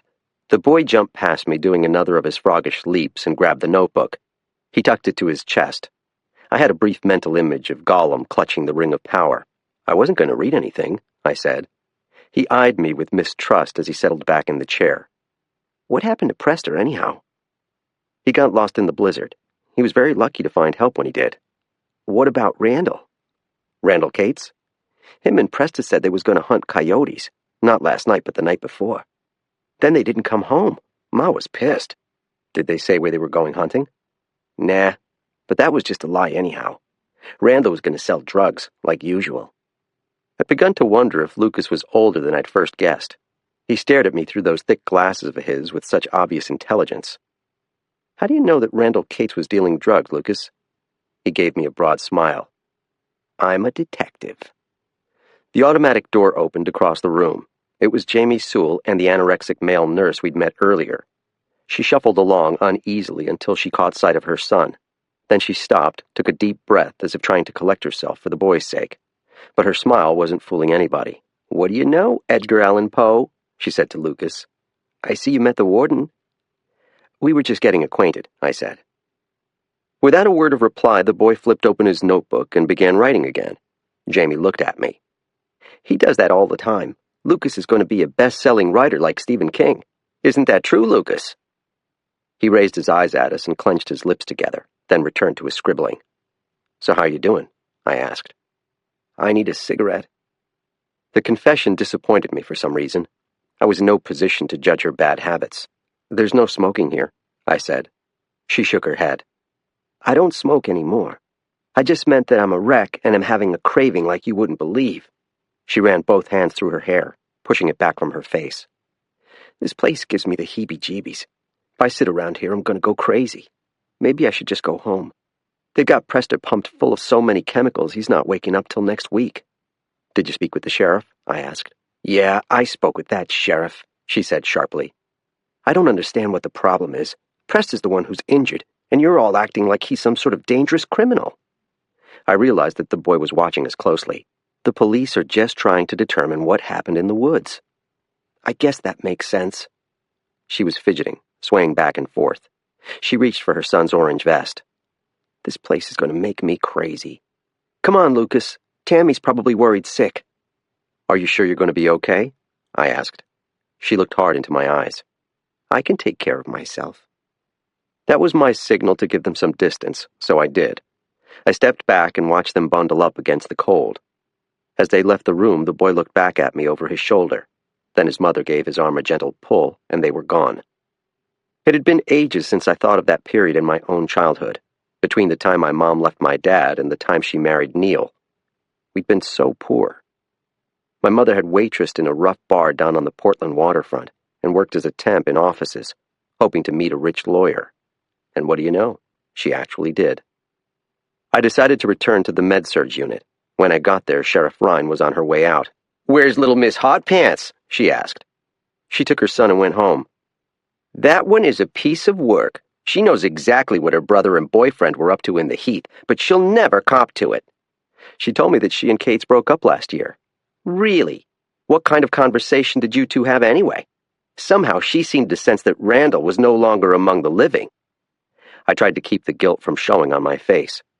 She struck me as a perceptive young woman. Perceptive young women don't climb into bed with drug dealers. She seems like she's trying to get her act together, I said. If so, that's news to me, said the sheriff. I just spoke with one of my deputies, and he said he'd been at her house a few times last year mediating various nocturnal disputes. So what happens now? As soon as my deputy gets here, I'm going back to the jail. The state police detectives are going to want a statement from you. If you want some motherly advice, I'd suggest you get some sleep. You look like hell. I had no doubt she was right about my appearance. The adrenaline that had carried me through the night had evaporated from my bloodstream. I would need to dose myself with caffeine just to drive home. I said goodbye to Sheriff Ryan and then stopped in the cafeteria for a cup of coffee. I decided to call Rivard from my truck and see what was new. But as I left the Skylight Cafe, I came across an unexpected sight. Lucas Sewell was waiting outside the admittance desk, and I knew at once that the person he was waiting for was me. "Mister, can you help my ma?" he asked. "Sure, Lucas, what's wrong?" "We're locked out of the van." And then he spun around and marched back through the automatic doors and across the parking lot. Puzzled, I followed him. Jamie was bent over, looking at the snowy asphalt around a gray Toyota Sienna. A cold wind was ruffling the hair around her face. "Did you lose something?" I asked. "I can't find the goddamn key," she said. "Did you check inside the hospital?" "Yes, we checked inside the hospital," she said, her voice rising. "We checked inside the waiting room, and inside the med-surg unit, and inside the ladies' room. We checked all over the goddamn parking lot." "Take it easy," I said. Lucas watched his mother. He was silent, but he seemed to grow more visibly distraught as Jamie lost her composure. The boy had his notebook tucked inside his orange vest. I saw the yellow corner protruding from the collar. He wrapped his arms across his chest to hold it in place. "We just want to go home," she said. "We're cold and tired, and we just want to go home." "I'll help you look," I said. But the keys were nowhere to be found. Finally, Jamie Sewell began to sob again, and I felt a compulsion to console her. "How about I give you a lift home, Miss Sewell?" "No, thanks." "It's no trouble," I said. "I'm off duty anyway." Jamie looked at Lucas. The boy made a show of shivering, but it was a poor acting job on his part. "Okay," she said hoarsely. I had to completely rearrange the contents of my patrol truck to make room for passengers. I removed the laptop computer mounted on its adjustable arm in the center console and zipped it into my briefcase, then moved a bunch of extra blankets and a toolbox in which I kept my evidence collection kit. Somehow I found room for Lucas in the back seat. His mother sat quietly beside me, looking out the window at the shining landscape. I felt self-conscious. The inside of my truck smelled of stale coffee. I started the engine and idled to the edge of the parking lot. "So where am I going?" I asked. "Whitney," she said without meeting my eyes. "The Machias Road. I'll tell you where." And with that, she fell silent again. She started to chew on a bothersome cuticle. I glanced in the rearview mirror. Lucas was writing in his notebook again. How could such a bright and alluring woman get involved with a tattooed creep like Randall Cates? Best case scenario, she was a former addict with lousy taste in men, but had sobered up and was seeking to repair her life. Worst case scenario, she was a pretty little liar who was about 5 minutes away from a relapse. We drove for about 20 minutes on greasy back roads until we came to a 2-story frame house, set back about 100 feet from the roadside snowbanks. It had once been white with red shutters, but the clapboards were rotting and the paint had begun to flake. A poorly carpentered ramp, assembled out of 2x4s, plywood, and asphalt shingles, angled up to the front door. The windows were heavily curtained and dark. They reminded me of an addict's hollow eyes. The entire place was snowed in. No plow had cleared the drive. No shovel had liberated the door. "Do you need a hand shoveling out?" I asked. She unlocked the door and dropped down to the ground. "No, thanks." "You sure?" "We don't need anyone's help. Come on, Lucas." Jamie pushed down the passenger seat and the boy slid through the opening. As he did, he gave me the strangest look. And my immediate thought was, that kid just stole something from my truck. I turned around to see what might be missing as his mother slammed the door. I watched the two of them labor up the snowy driveway, plodding along through snow as deep as the boy's waist, until they reached the ramp. Then Jamie stopped and looked back at my idling truck. I saw her mutter something to her son, and then she came trudging in my direction. In spite of myself, I felt a buoyant sensation in my chest. Jamie came around to the driver's side. I rolled down the window. "I want to apologize," she said. "It's been a bad night. I know you were just trying to be helpful. I'm sorry to be such a royal queen bitch." I smiled back at her. When you're a game warden, getting yelled at goes with the job, I said. I bet it does. If you want to grab your extra car keys, I can take you back into Machias to get your van. She laughed her pretty laugh. I've left my sister alone too long as it is. I got a friend who can drive me later, but thanks for the offer. What's your name, anyway? Bowditch. She rolled her eyes. Your first name? Mike, I said. February 14th. A game warden came through the hospital door. At first I thought he was a ranger on account of his uniform, but he says rangers only work in parks. That ain't the way it is in Northwest Passage. I wonder if the warden's the one who found Uncle P. The game warden comes up to me and says that Ma asked him to check on me. He is tall and has a crew cut and a scar on his head. I ask him if I can see his gun, and he gives me a lecture about how guns ain't toys. He don't know that I got a rifle. It ain't mine really, but it will be now if Presta dies. He showed me how to shoot beer cans from the picnic table once, but Ma made him stop.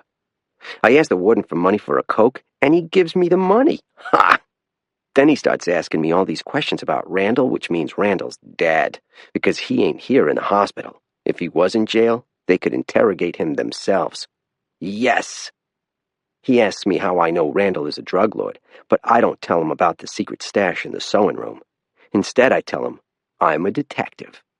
Then Ma comes out of the emergency, and she's crying and crying because she's seen Uncle Presta. I guess he ain't dead. The game warden likes Ma. He's all nervous and stuttering. But she don't seem to notice because she is freaking out. She freaks out a lot now that Randall ain't giving her those pills.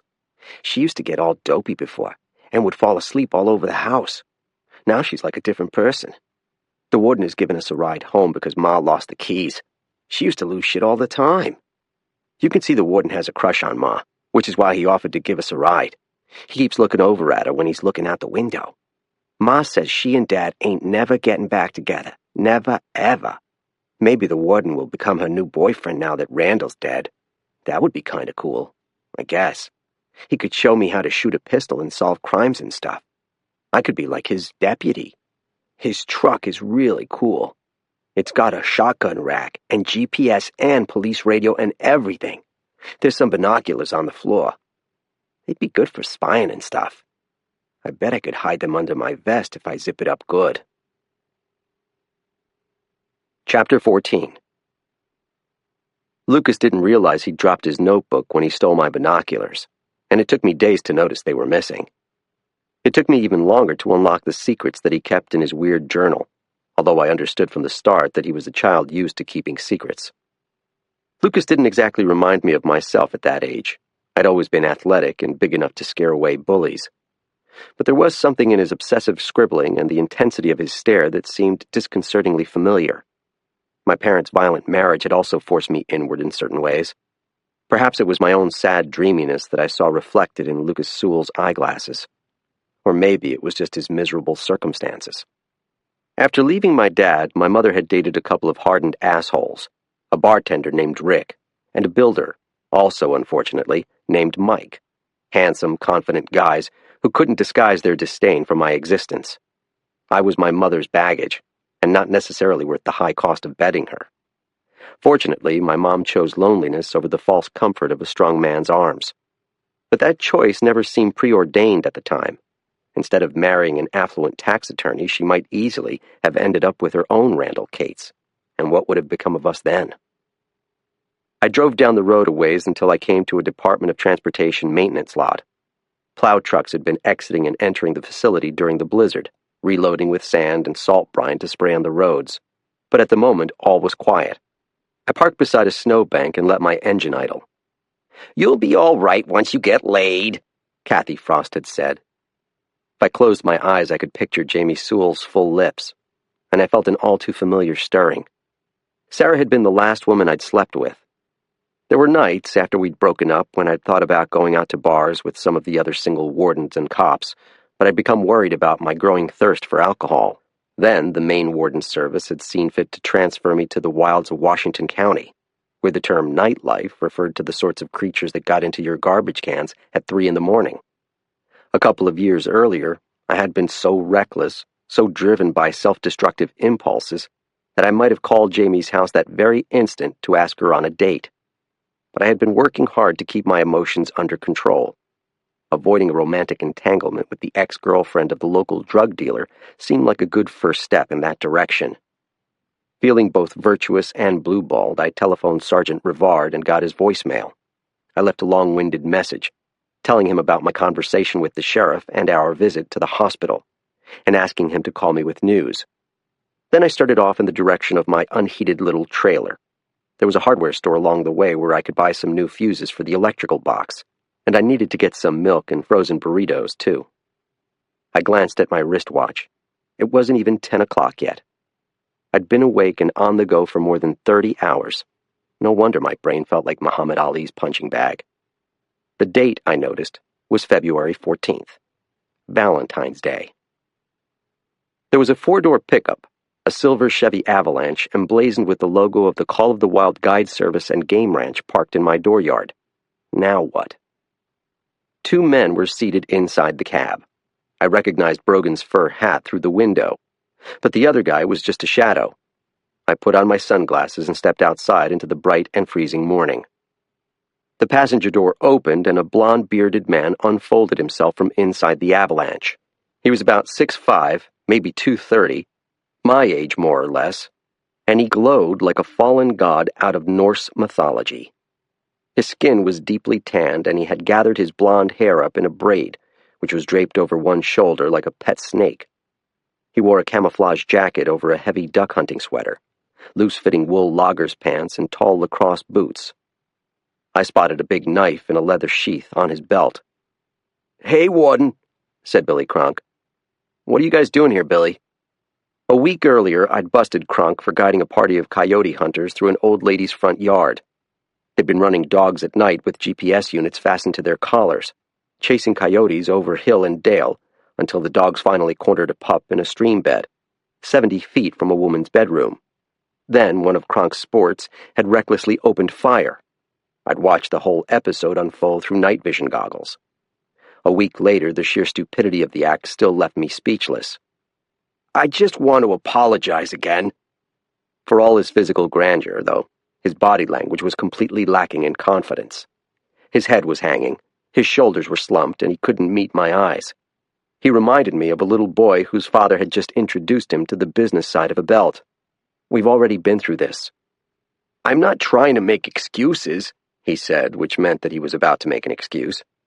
"I totally fucked up. But the sports I was guiding, they were real demanding, you know. They were from Pennsylvania, right? And we'd been at it 2 nights in a row with no luck, and then one of the guys got overexcited. He'd never been hunting at night before, and he didn't follow my instructions." Brogan was glowering at us from behind the wheel of the Avalanche.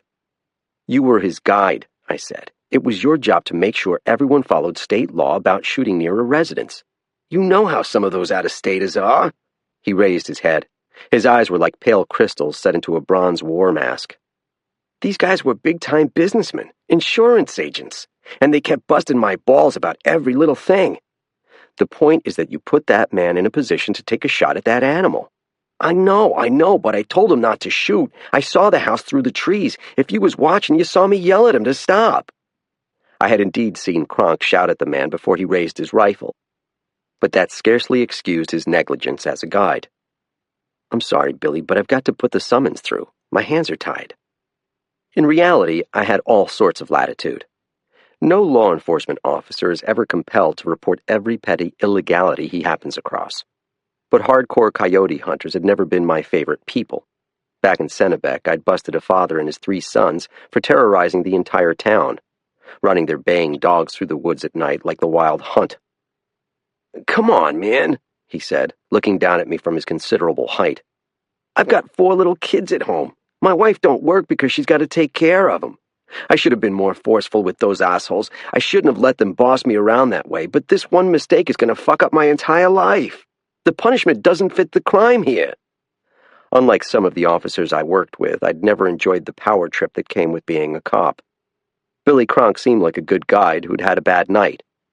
I reconsidered letting him go with the warning and was on the verge of doing so, in fact. Before I could open my mouth, however, the driver's door swung violently open and Joe Brogan hopped out. I didn't know how much he'd heard of the conversation. His truck engine was loud, but he'd come to the conclusion that I wasn't going to cut his guide any slack, His thick brown beard bristled as he said, "So you're just going to be an asshole?" "Stay out of this, Brogan. You're not persuading me of anything by invading my property this way." "Billy has a wife and 4 little kids to feed. Doesn't that mean anything to you?" "This conversation is over."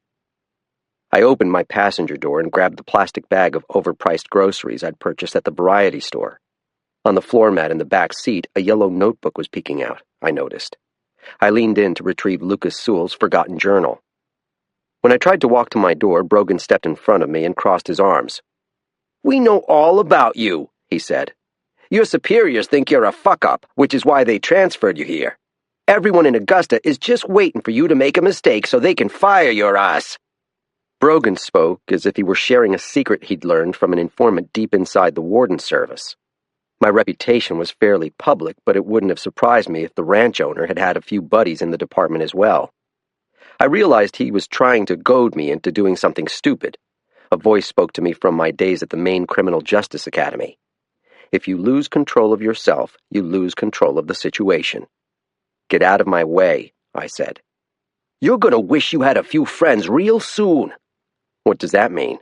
Brogan's eyes smoldered like hot black coals. "You'll find out." The temptation to pop him on the nose was nearly uncontrollable. Instead, I clenched my molars and made a wide circle around his position. Over my shoulder, I said, "Don't come to my house again, or I'm going to bust you for trespassing and threatening a law enforcement officer." Loud enough for me to hear, Brogan muttered, "Asshole." As I fiddled with the keys, I noticed the hole left by the nail in my door. The vandal's identity no longer seemed much of a mystery. It had to have been Brogan, or one of his men. The trailer was cold and dim. I parted the curtains and looked out at my snowy dooryard.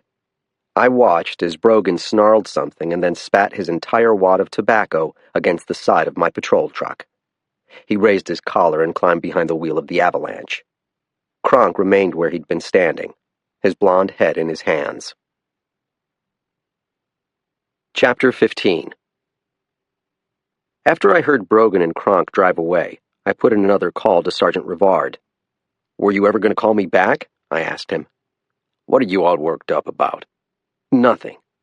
I sat down hard on the sofa and released all the air from my lungs. "I just had a run-in with Joe Brogan and Billy Kronk. They were waiting for me at my trailer." Rivard paused, waiting for me to continue. "So what happened?" "Never mind." Kathy Frost would have kept nagging me for more details, but my new sergeant seemed relieved to let difficult matters drop. "How's our buddy Prester doing?" he asked. "He won't be getting many dates in the future. The doctor says he could still have a heart attack, but the more time that passes, the better chance he has of pulling through. Were you there when the ME examined Kate's body?" "I took off after the state police evidence technician showed up. It was too cold out there to hang around drinking coffee and shooting the shit with the troopers. I had to take Gail to her doctor anyway. This new baby's gonna bankrupt me. My advice to you is, never have kids." "At the moment, that's not an issue. Who's handling the case for the CID?" "Zanadakis is the primary. He's going to want to talk with you in person. Do yourself a favor, though, and write up your report ASAP." It was yet another task to finish before I could get some shut-eye. "So what do you really think happened out there between Sewell and Cates?" I asked. "They got stuck into snow and had a fight." "So Prester smothers his buddy, then wanders off to find shelter from the storm? When he arrives at the Sprague's house, he's almost half dead, but the first thing he does is tell them to go help the man he just killed? That makes no sense." There was silence on the other end. "Even if he had the presence of mind to concoct some kind of story," I began. "Enough, Mike. I'm just trying to piece this together. It's not your job to conduct homicide investigations. It's Zanadakis's. If you want to play detective, you should join the state police." "I'm not playing anything." "Curiosity killed the cat. Did you ever hear that before?" The message had been delivered loud and clear. If I'd ever doubted that Sergeant Rivard had been instructed by the brass in Augusta to keep his new cat on a tight leash, I finally had my answer. "Yes," I said. "I've heard it." After I got off the phone, I reclined on the sofa and rehashed the various threats I'd experienced since I'd returned home. First, Brogan had showed up to strong-arm me into dropping criminal charges against Kronk, and then Rivard had all but come out and said that he was going to make my life miserable if I didn't stop thinking about the Sewell case. I looked at my BlackBerry. feeling a desire to call Kathy Frost or Charlie Stevens. But what did I really have to say to my friends, except that I was feeling lonely and frustrated? There was no point in whining about the situation. I screwed the new fuses into the box and was relieved when the heater began making a reassuring ticking sound. After a few minutes, the odor of the electric baseboards, the earthy smell of warming dust, emanated from the four corners of the room.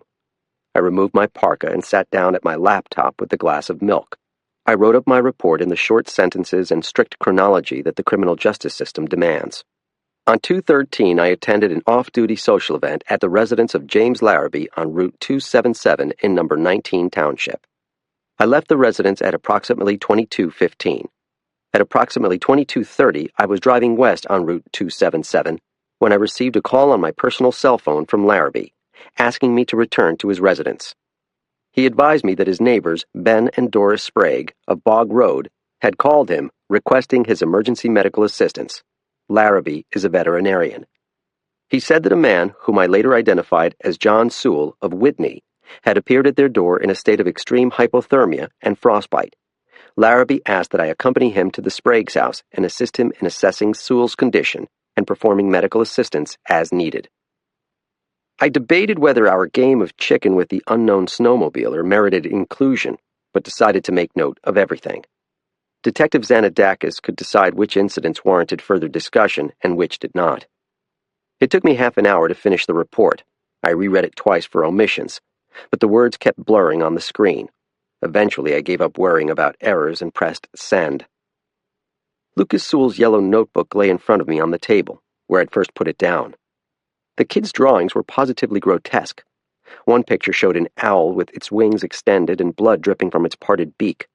Another image was of a scary-looking woman wearing a wimple and gown made entirely of feathers. Lucas must have had a strange bird phobia, I decided. There was some sort of code on the cover. DORT OSNZ CNAP IOZZ. Usually I enjoyed riddles and thought of myself as having an aptitude for solving all manner of puzzles, but I was too exhausted to play word games. I returned to the couch and unbuttoned the top buttons on my shirt. After a while, I closed my eyes. The phone woke me. I snapped awake with a start, not knowing where I was. The room had grown almost completely black. How long had I been asleep? Hello? Warden Bowditch? It was a man's voice. Yeah, who's this? Detective Lieutenant Zanadakis of the State Police's Criminal Investigation Division. They've given me the Randall Cates mess to clean up. I read your report and I wondered if you can come into Machias to talk with me about what happened. You've given us the play-by-play, but I'd like to hear the color commentary. I leaned forward and rubbed my eyes, trying to wake up fast. Just tell me where and when. We're running this investigation out of the sheriff's office. Can you be here at 10 o'clock? It was nearly 7 p.m. now. Tomorrow? Tonight. He paused. Is that going to be a problem? No, sir. I appreciate the cooperation, he said, and hung up.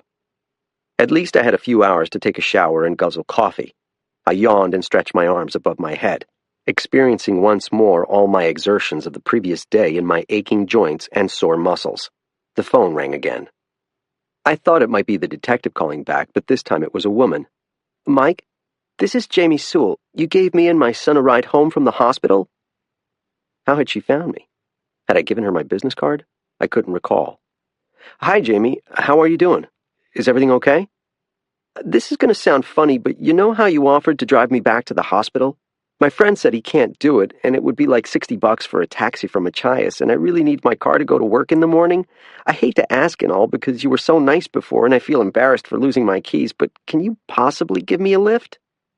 I glanced at my watch again, making quick calculations.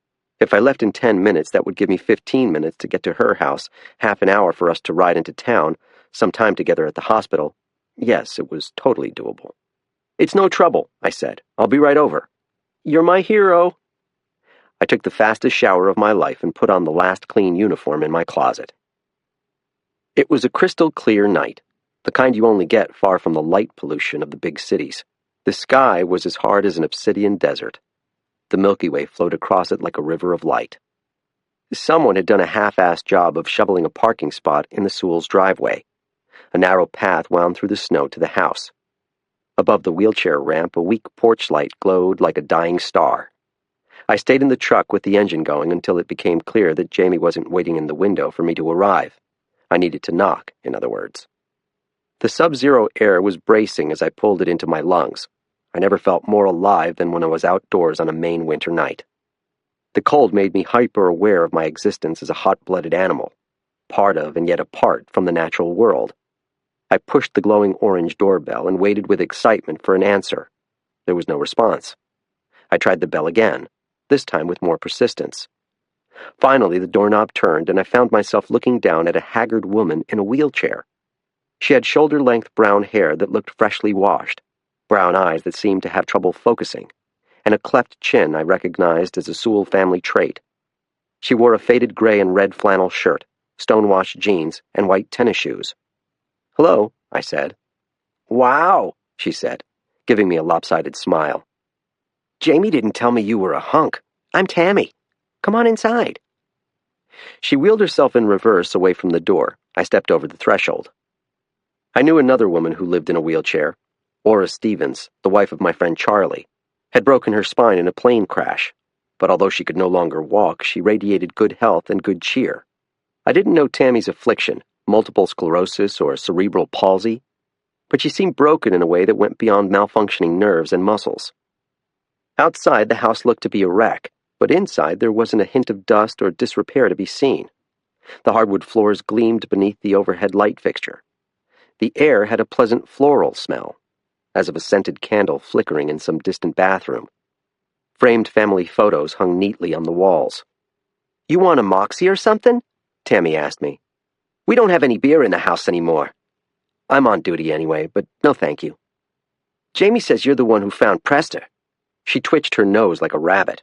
In her hollow lap was a clump of wadded tissues.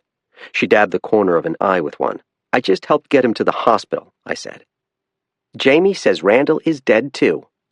She framed the sentence as a statement, but I sensed that she'd hung an invisible question mark at the end. "Yes." "Good fucking riddance." Brain injury, I decided. It was the uncensored way Tammy had of speaking aloud every thought that came into her head. There was a creak at the top of the stairs. I glanced up, expecting to see Jamie, but instead I caught a glimpse of her son's pasty face poking around a corner. I sensed that he had been watching me in secret since I'd arrived. As soon as we made eye contact, he pulled his head back like a turtle disappearing into his shell. "Lucas, what are you doing?" I heard his mother ask him. His response was muffled, but her reply carried down the drafty staircase. "He's taking me to the hospital to get the van. It has nothing to do with you," she said. "How did you get to be so paranoid?" I became aware that Tammy was still speaking. "I'm sorry," I said. "What did you say?" "I was asking how much you can bench. I used to work at Down East Fitness, and I could always tell whether a guy was really strong or whether he just had balloon muscles. I'm guessing you can bench 300 pounds. It's been a while since I lifted. Mostly I just do push-ups and sit-ups." "Go to your room, Lucas." A moment later, Jamie came hurriedly down the stairs, carried along by gravity. "I see you met my sister." "We were discussing bench pressing," I said. "That's one of Tammy's favorite subjects." She had taken a shower, and her hair still shined wetly under the dusty overhead light. She wore a pumpkin-toned fleece pullover and burnt ochre corduroys that flattered her legs. Her eyes were luminous. "I really, really, really appreciate this." "It's no big deal." "Sir Galahad," said Tammy, and then she gave a throaty laugh, which made her sister smile with closed lips. "I'll be home in about an hour," Jamie said. "Don't let Lucas eat any more of my caramel delights. I found an empty box under his bed yesterday." "You know he doesn't listen to me." "Just try to keep an eye on him if he sneaks into the kitchen." "Nice meeting you," I said to Tammy Sewell. "Be good, you two," she called after us as we stepped through the door. "Sorry about Tammy," Jamie said as I followed her down the narrow walk. "Do you mind my asking what's wrong with her?" Her breath in the cold air reminded me of a dialogue balloon emerging from the mouth of a cartoon character. "Oh, God, did she proposition you?" "No, because she does that all the time with guys. She was in a car accident a few years ago with my folks and had a head injury. They were bringing her home from a basketball game in Jonesport." She touched the side of her head gently. "If you put your hands under her hair, you can feel the scar from the brain surgery." My beautiful little sister became a completely different person. Most days I don't even recognize her. I'm sorry. Me too. But the one you should blame was my dad, who shouldn't have been behind the wheel. She fell silent, and I could tell that my question had shoved her back into the past, where she was reliving dark days again. I didn't dare ask about her parents, although her tone suggested that they, her father at least, might have died in that same crash. What are caramel delights? I had no idea why I asked this. Girl Scout cookies. The neighbor kid sold me like $20 worth of them last month. It's no wonder I didn't get my butt back after Lucas was born. Working at McDonald's doesn't help. I found myself at a loss for words, but Jamie didn't seem to notice. Sitting beside me in the truck, she fastened her seatbelt and resumed her commentary. I guess hospital visiting hours are until 8, so if we go fast, maybe I can see Prester. Would you mind stopping at the Rite Aid first? I need to pick up some Nicorette. I'm going through serious withdrawal. You don't smoke, do you? No. You don't look like a smoker. How do I look? I don't know, she said with a grin. Clean. In spite of myself, I found myself glancing out of the corner of my eye at her reflection in the passenger window. She caught me looking and smiled. I've never sat in the front seat of a cop car until today. Does this qualify as a cop car? Technically. Prester practically lived in them, she said. I worry sometimes that Lucas is going to end up like him. When Prester was a little boy, he was so sweet and loving. That was before he started drinking. Once he got to high school, the cops started bringing him home on Saturday nights, or he would call from the jail, and I would have to go bail him out. Lucas is way smarter than Prester is. He's a genius, I swear, but they have that same mischievous streak. That reminds me, did he leave his notebook in your truck? Yeah, he did, I said. It's back at my house. He was going crazy trying to find it. I'll drop it off tomorrow. The suggestion made her smile, as if a second visit would not be unwelcome. She leaned forward and braced her arms against the dash. There's the Rite Aid. I parked under a bright Klieg light, which made Jamie's face look bloodless. A Ford Thunderbird with a mismatched driver's door, blue against red, was parked in the adjacent spot. 2 teenage boys looked over at my patrol truck and then slunk down in their seats. You need anything? She asked. I'm good. The boys in the T-Bird watched Jamie go inside the store with wolfish grins, which vanished as soon as they caught me glaring in their direction. I sat there in the idling truck, trying to determine whether Jamie was interested in me in particular, or whether flirtatiousness was just her natural behavior. I'd been in such a hurry to see her again that I'd lost track of the line I'd set for myself, the one separating professional detachment from here-we-go-again impulsiveness. Without meaning to, I drifted into oncoming traffic and was headed for another of my usual collisions. I glanced at the dashboard clock. We'd be cutting it close at the hospital if Jamie hoped to visit her brother, but I should have plenty of time to make my appointment with Xanadakis at 10. After a few minutes, Jamie returned, scowling. That woman is such a bitch. I'm in there all the time and she still cards me. She tore open the cellophane and used a nail to pierce the cardboard. She removed 2 pieces of nicotine gum and popped them into her mouth. A hidden cell phone chirped from somewhere on her person. She dug into her pocket and looked at the luminous screen. I need to take this, she said. That's fine. She swung the door open and stepped out again. I watched her stand shivering under the Klieg light. She spoke with animation into the phone and then began to pace back and forth, ranging farther and farther away from the door. She leaned against a white box advertising crushed ice and stared at nothing in particular. Finally, she flipped the lid of the phone down and climbed back into the warm truck. That was my ex, she explained. Your ex? I thought she meant Randall. My ex-husband, Lucas's dad. Suddenly, he's available to drive me to Machias to pick up the van. That's Mitch in a nutshell. Mr. Dependable. I didn't know how to respond. I'd understood that Lucas's father wasn't Randall Cates, but it hadn't occurred to me that another man might still be important in her life. Not that it should concern me. You must think I'm a piece of work, she said. Kind of, yes. I suppose I am, but I'm trying to be a better person. I'm really, really, really trying. I've made so many mistakes in my life. This whole thing seems like my fault, like it's a punishment for everything bad I ever did. Immediately, she started to shake and sob. Poor Prester. I'm so scared to see his face again. She put her head down and cried into her hands. I sat quietly, afraid to touch her. Chapter 16.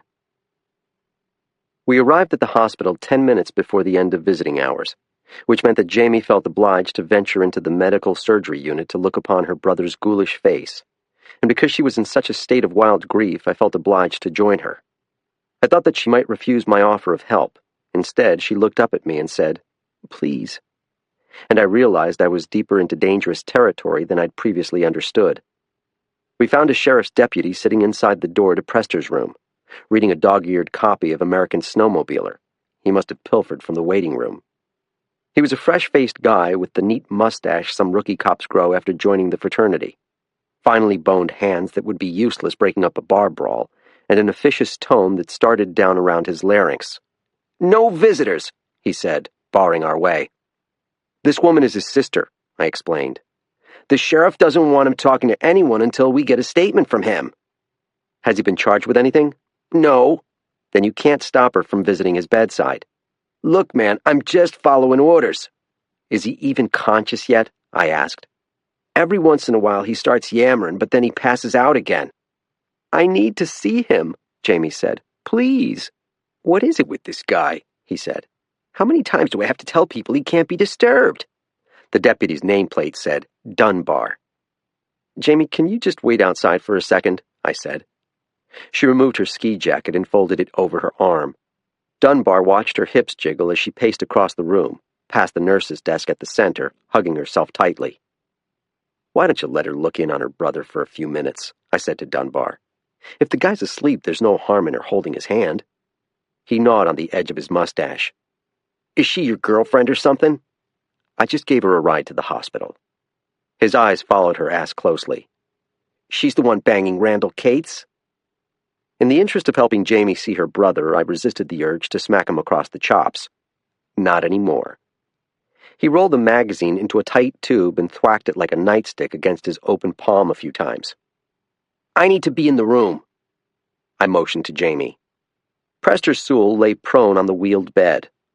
Sometime over the past hours, the doctor had wrapped white bandages around his face, so that only his closed eyes showed now. He looked small with the sheet pulled up to his narrow chest and his skinny arms extended at his sides. We could hear his labored breathing through the strips of gauze. "Prester?" Jamie whispered, taking his hand. His eyes snapped open, blood red and filled with terror. "Jamie?" "Oh, shit, he's awake," said Dunbar.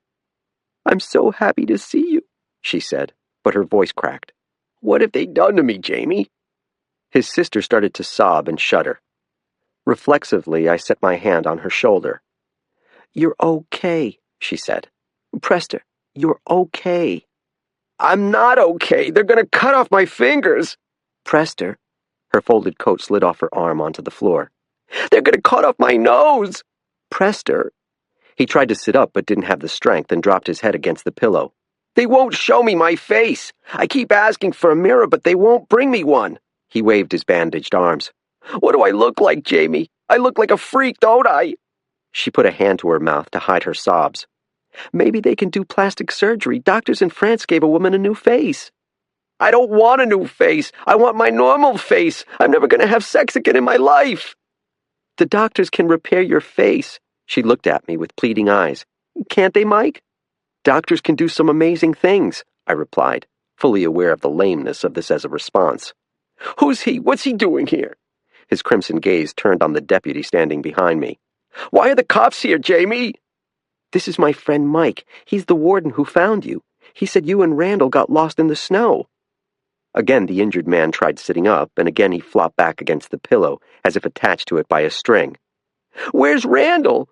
Is he here in the hospital? Is his chest okay?" "We'd better cut this off," the deputy whispered in my ear. Jamie dropped down to one knee and clutched at her brother's freckled arm. "Randall's dead, Prester." "Jamie," I cautioned. "He's dead?" "The cops won't tell me what happened," she said. "Okay, that's enough." Dunbar tapped his rolled magazine against his open hand. The gesture was meant to be intimidating, but came across as comic, as if he was really going to club anyone into submission with an old issue of American Snowmobiler.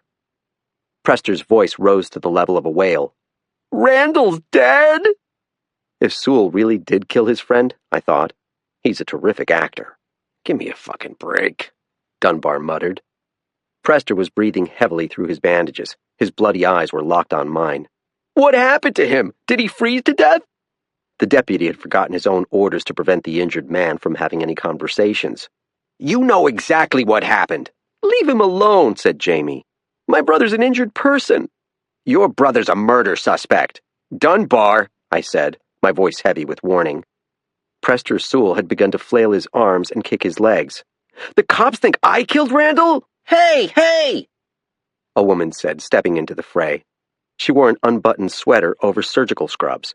She was as lean as a marathon runner and had short sandy hair and a voice like an army bugle. "What's going on here?"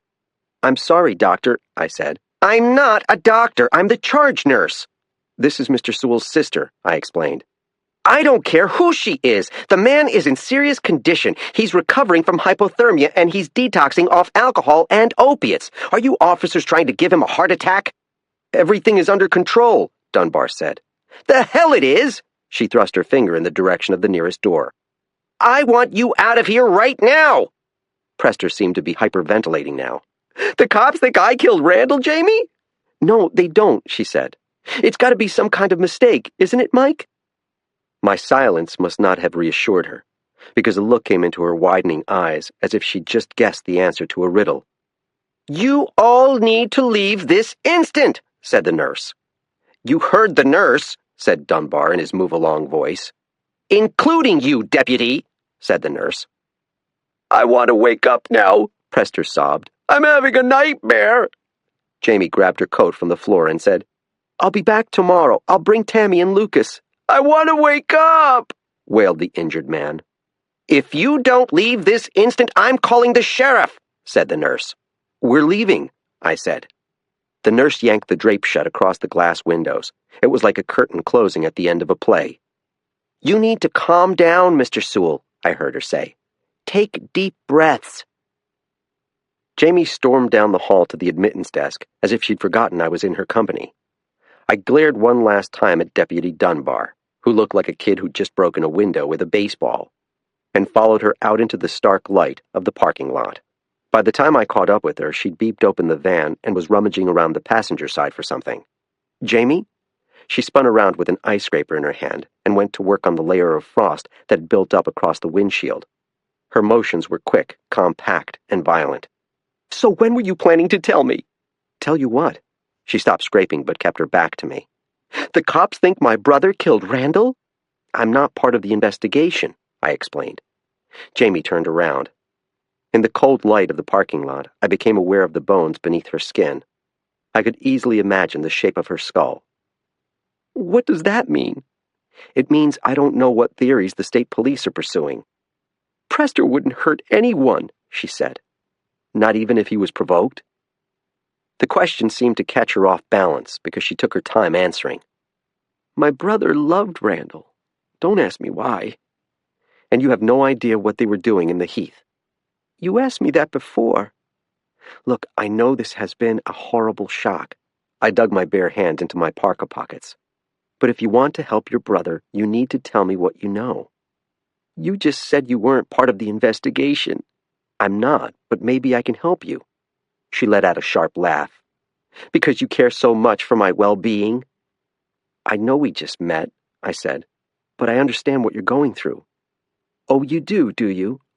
It was a good question. "Let me buy you a cup of coffee and I'll try to explain." "I thought you were different," she said.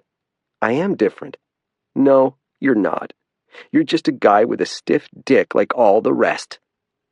I opened my mouth to respond, but really, what was there to say?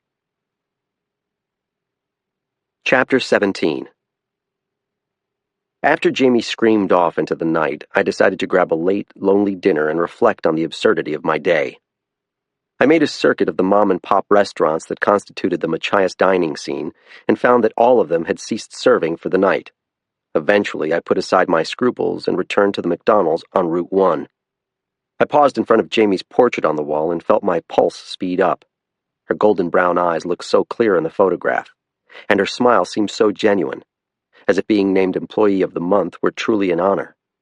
And maybe it was an honor after all she'd been through, a busted marriage, the death of her parents, caring for a brain-damaged sister, an alcoholic brother, and a weird little boy. I remembered her sobriety chip and her breakdown in my truck, when she'd blamed her past behavior for the calamities that had befallen Prester. She'd accused me of being no different from all the leering men she met at the restaurant, as if somehow my desire to save her was just a diluted manifestation of lust. Looking at her portrait again, feeling the effect her smile had on my heart and groin, I found I couldn't totally deny the accusation.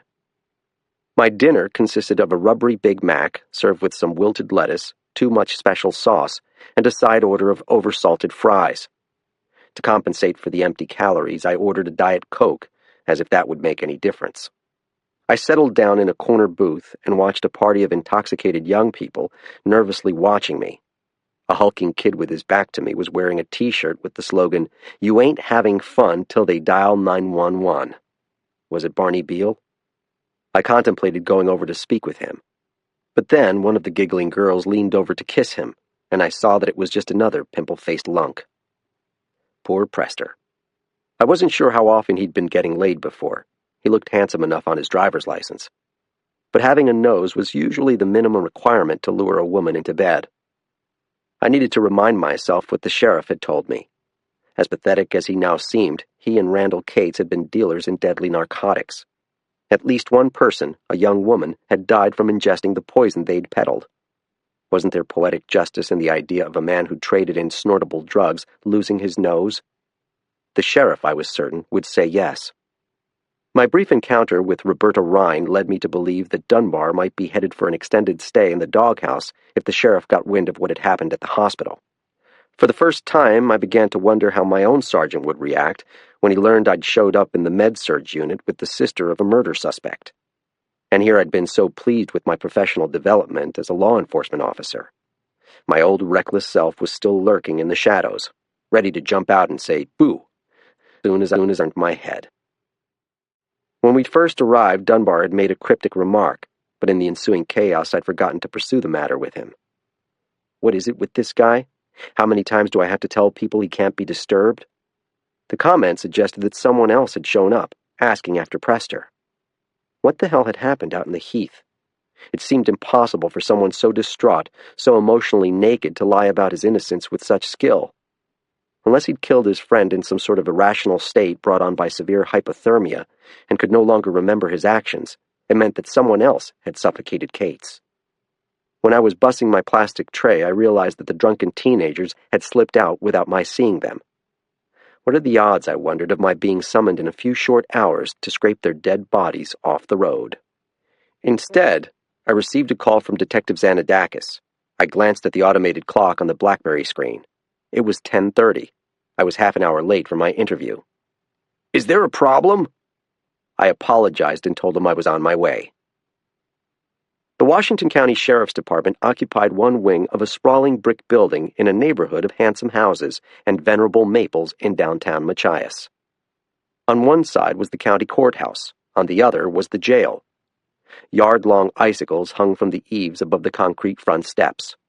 I eyed them cautiously, thinking about swords hanging over unwitting heads and other metaphors of impending doom. Whenever I entered the sheriff's office, I had the sensation of having blundered into the sitting room of someone's run-down, albeit historic home. On my first tour of the building, a deputy had told me that in bygone days, the sheriff used to live in these very suites and that his wife would cook for the prisoners.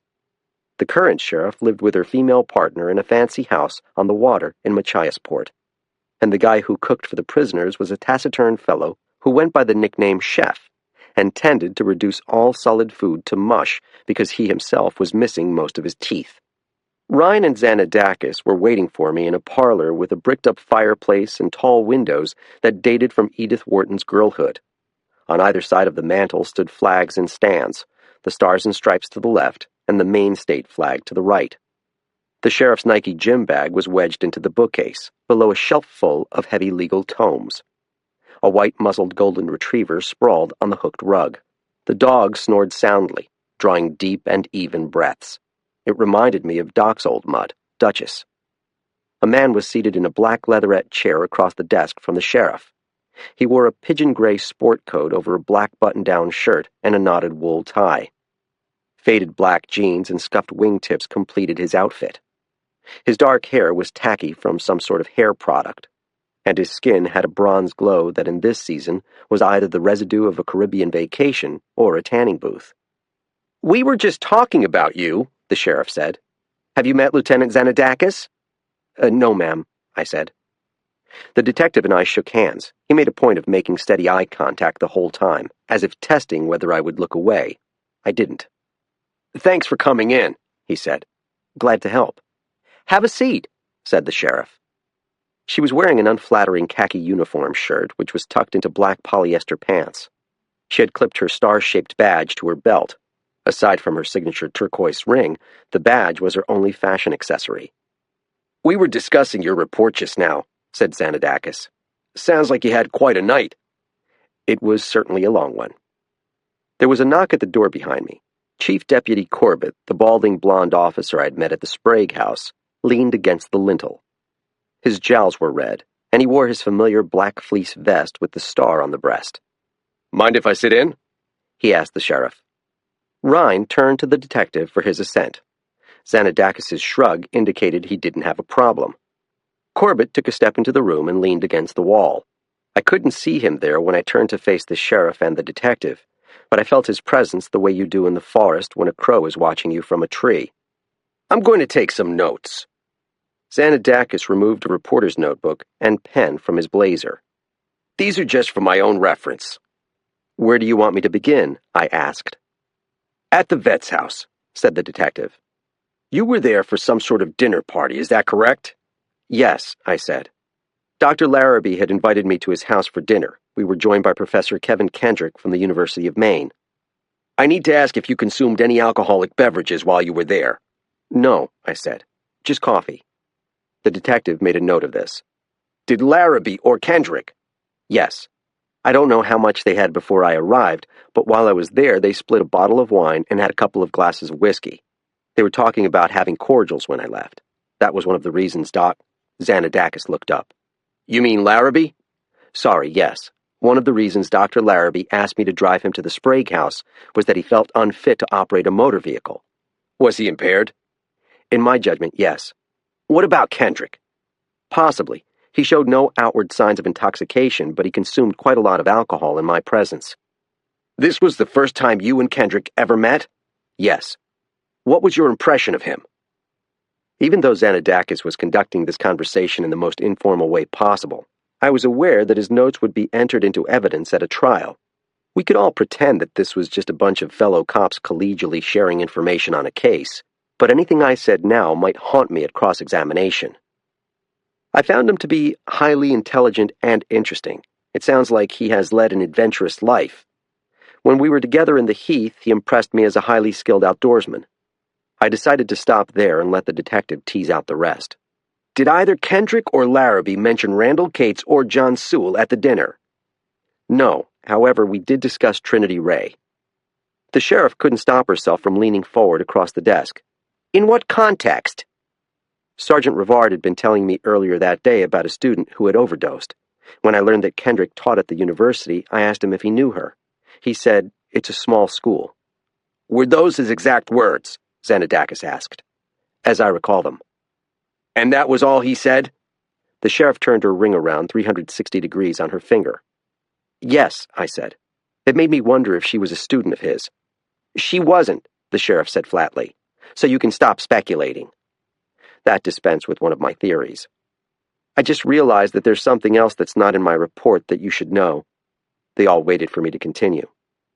"I saw Prester and Randall earlier that day. It was at the McDonald's in Machias. Sergeant Rivard and I were there getting breakfast. They came in and caused a scene. Xanadakis showed me his bleach-white teeth." "Sergeant Rivard included that information in his own report. It seemed a curious omission from yours." I was exhausted when I wrote up my notes.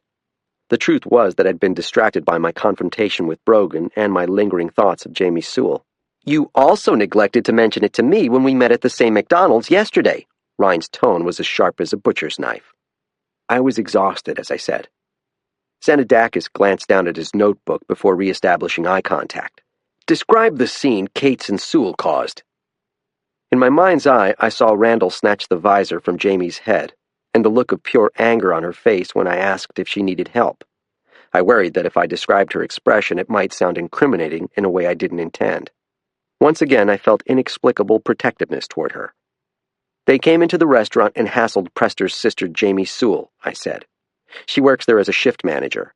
I think they were harassing her for free food. She asked them to leave. They waited in the parking lot until she brought them a bag and a couple of coffees. It was how I recognized Cates later, when we discovered his body in the heath." "It seems important, don't you think?" the sheriff said. "You're having an encounter with the murdered man?" I slouched a bit in my chair. "Yes, ma'am." How was Ryan going to react when she heard from Dunbar that I had accompanied the murder suspect's sister to the hospital a couple of hours ago? I experienced the familiar sensation of watching my career flash in front of my eyes. "Can I ask a question?" It was Corbett behind me. He didn't wait for permission. "I'm curious about that snowmobiler you and Larrabee passed on the Bog Road." I was grateful for the change of subject. "What about him?" The sheriff glanced down at a piece of paper on her blotter. "In your report, you noted that you encountered a male in a green snowsuit riding a green sled. He was heading toward Route 277 from the direction of the heath." "That's correct," I said. "At least I think the rider was a male. We saw him only for a second, and he was wearing a helmet with the visor down. Maybe Larrabee got a better look." "So you don't think you'd recognize the rider again?" Corbett asked. I considered the question. I might recognize the sled. It was a distinctive shade of green.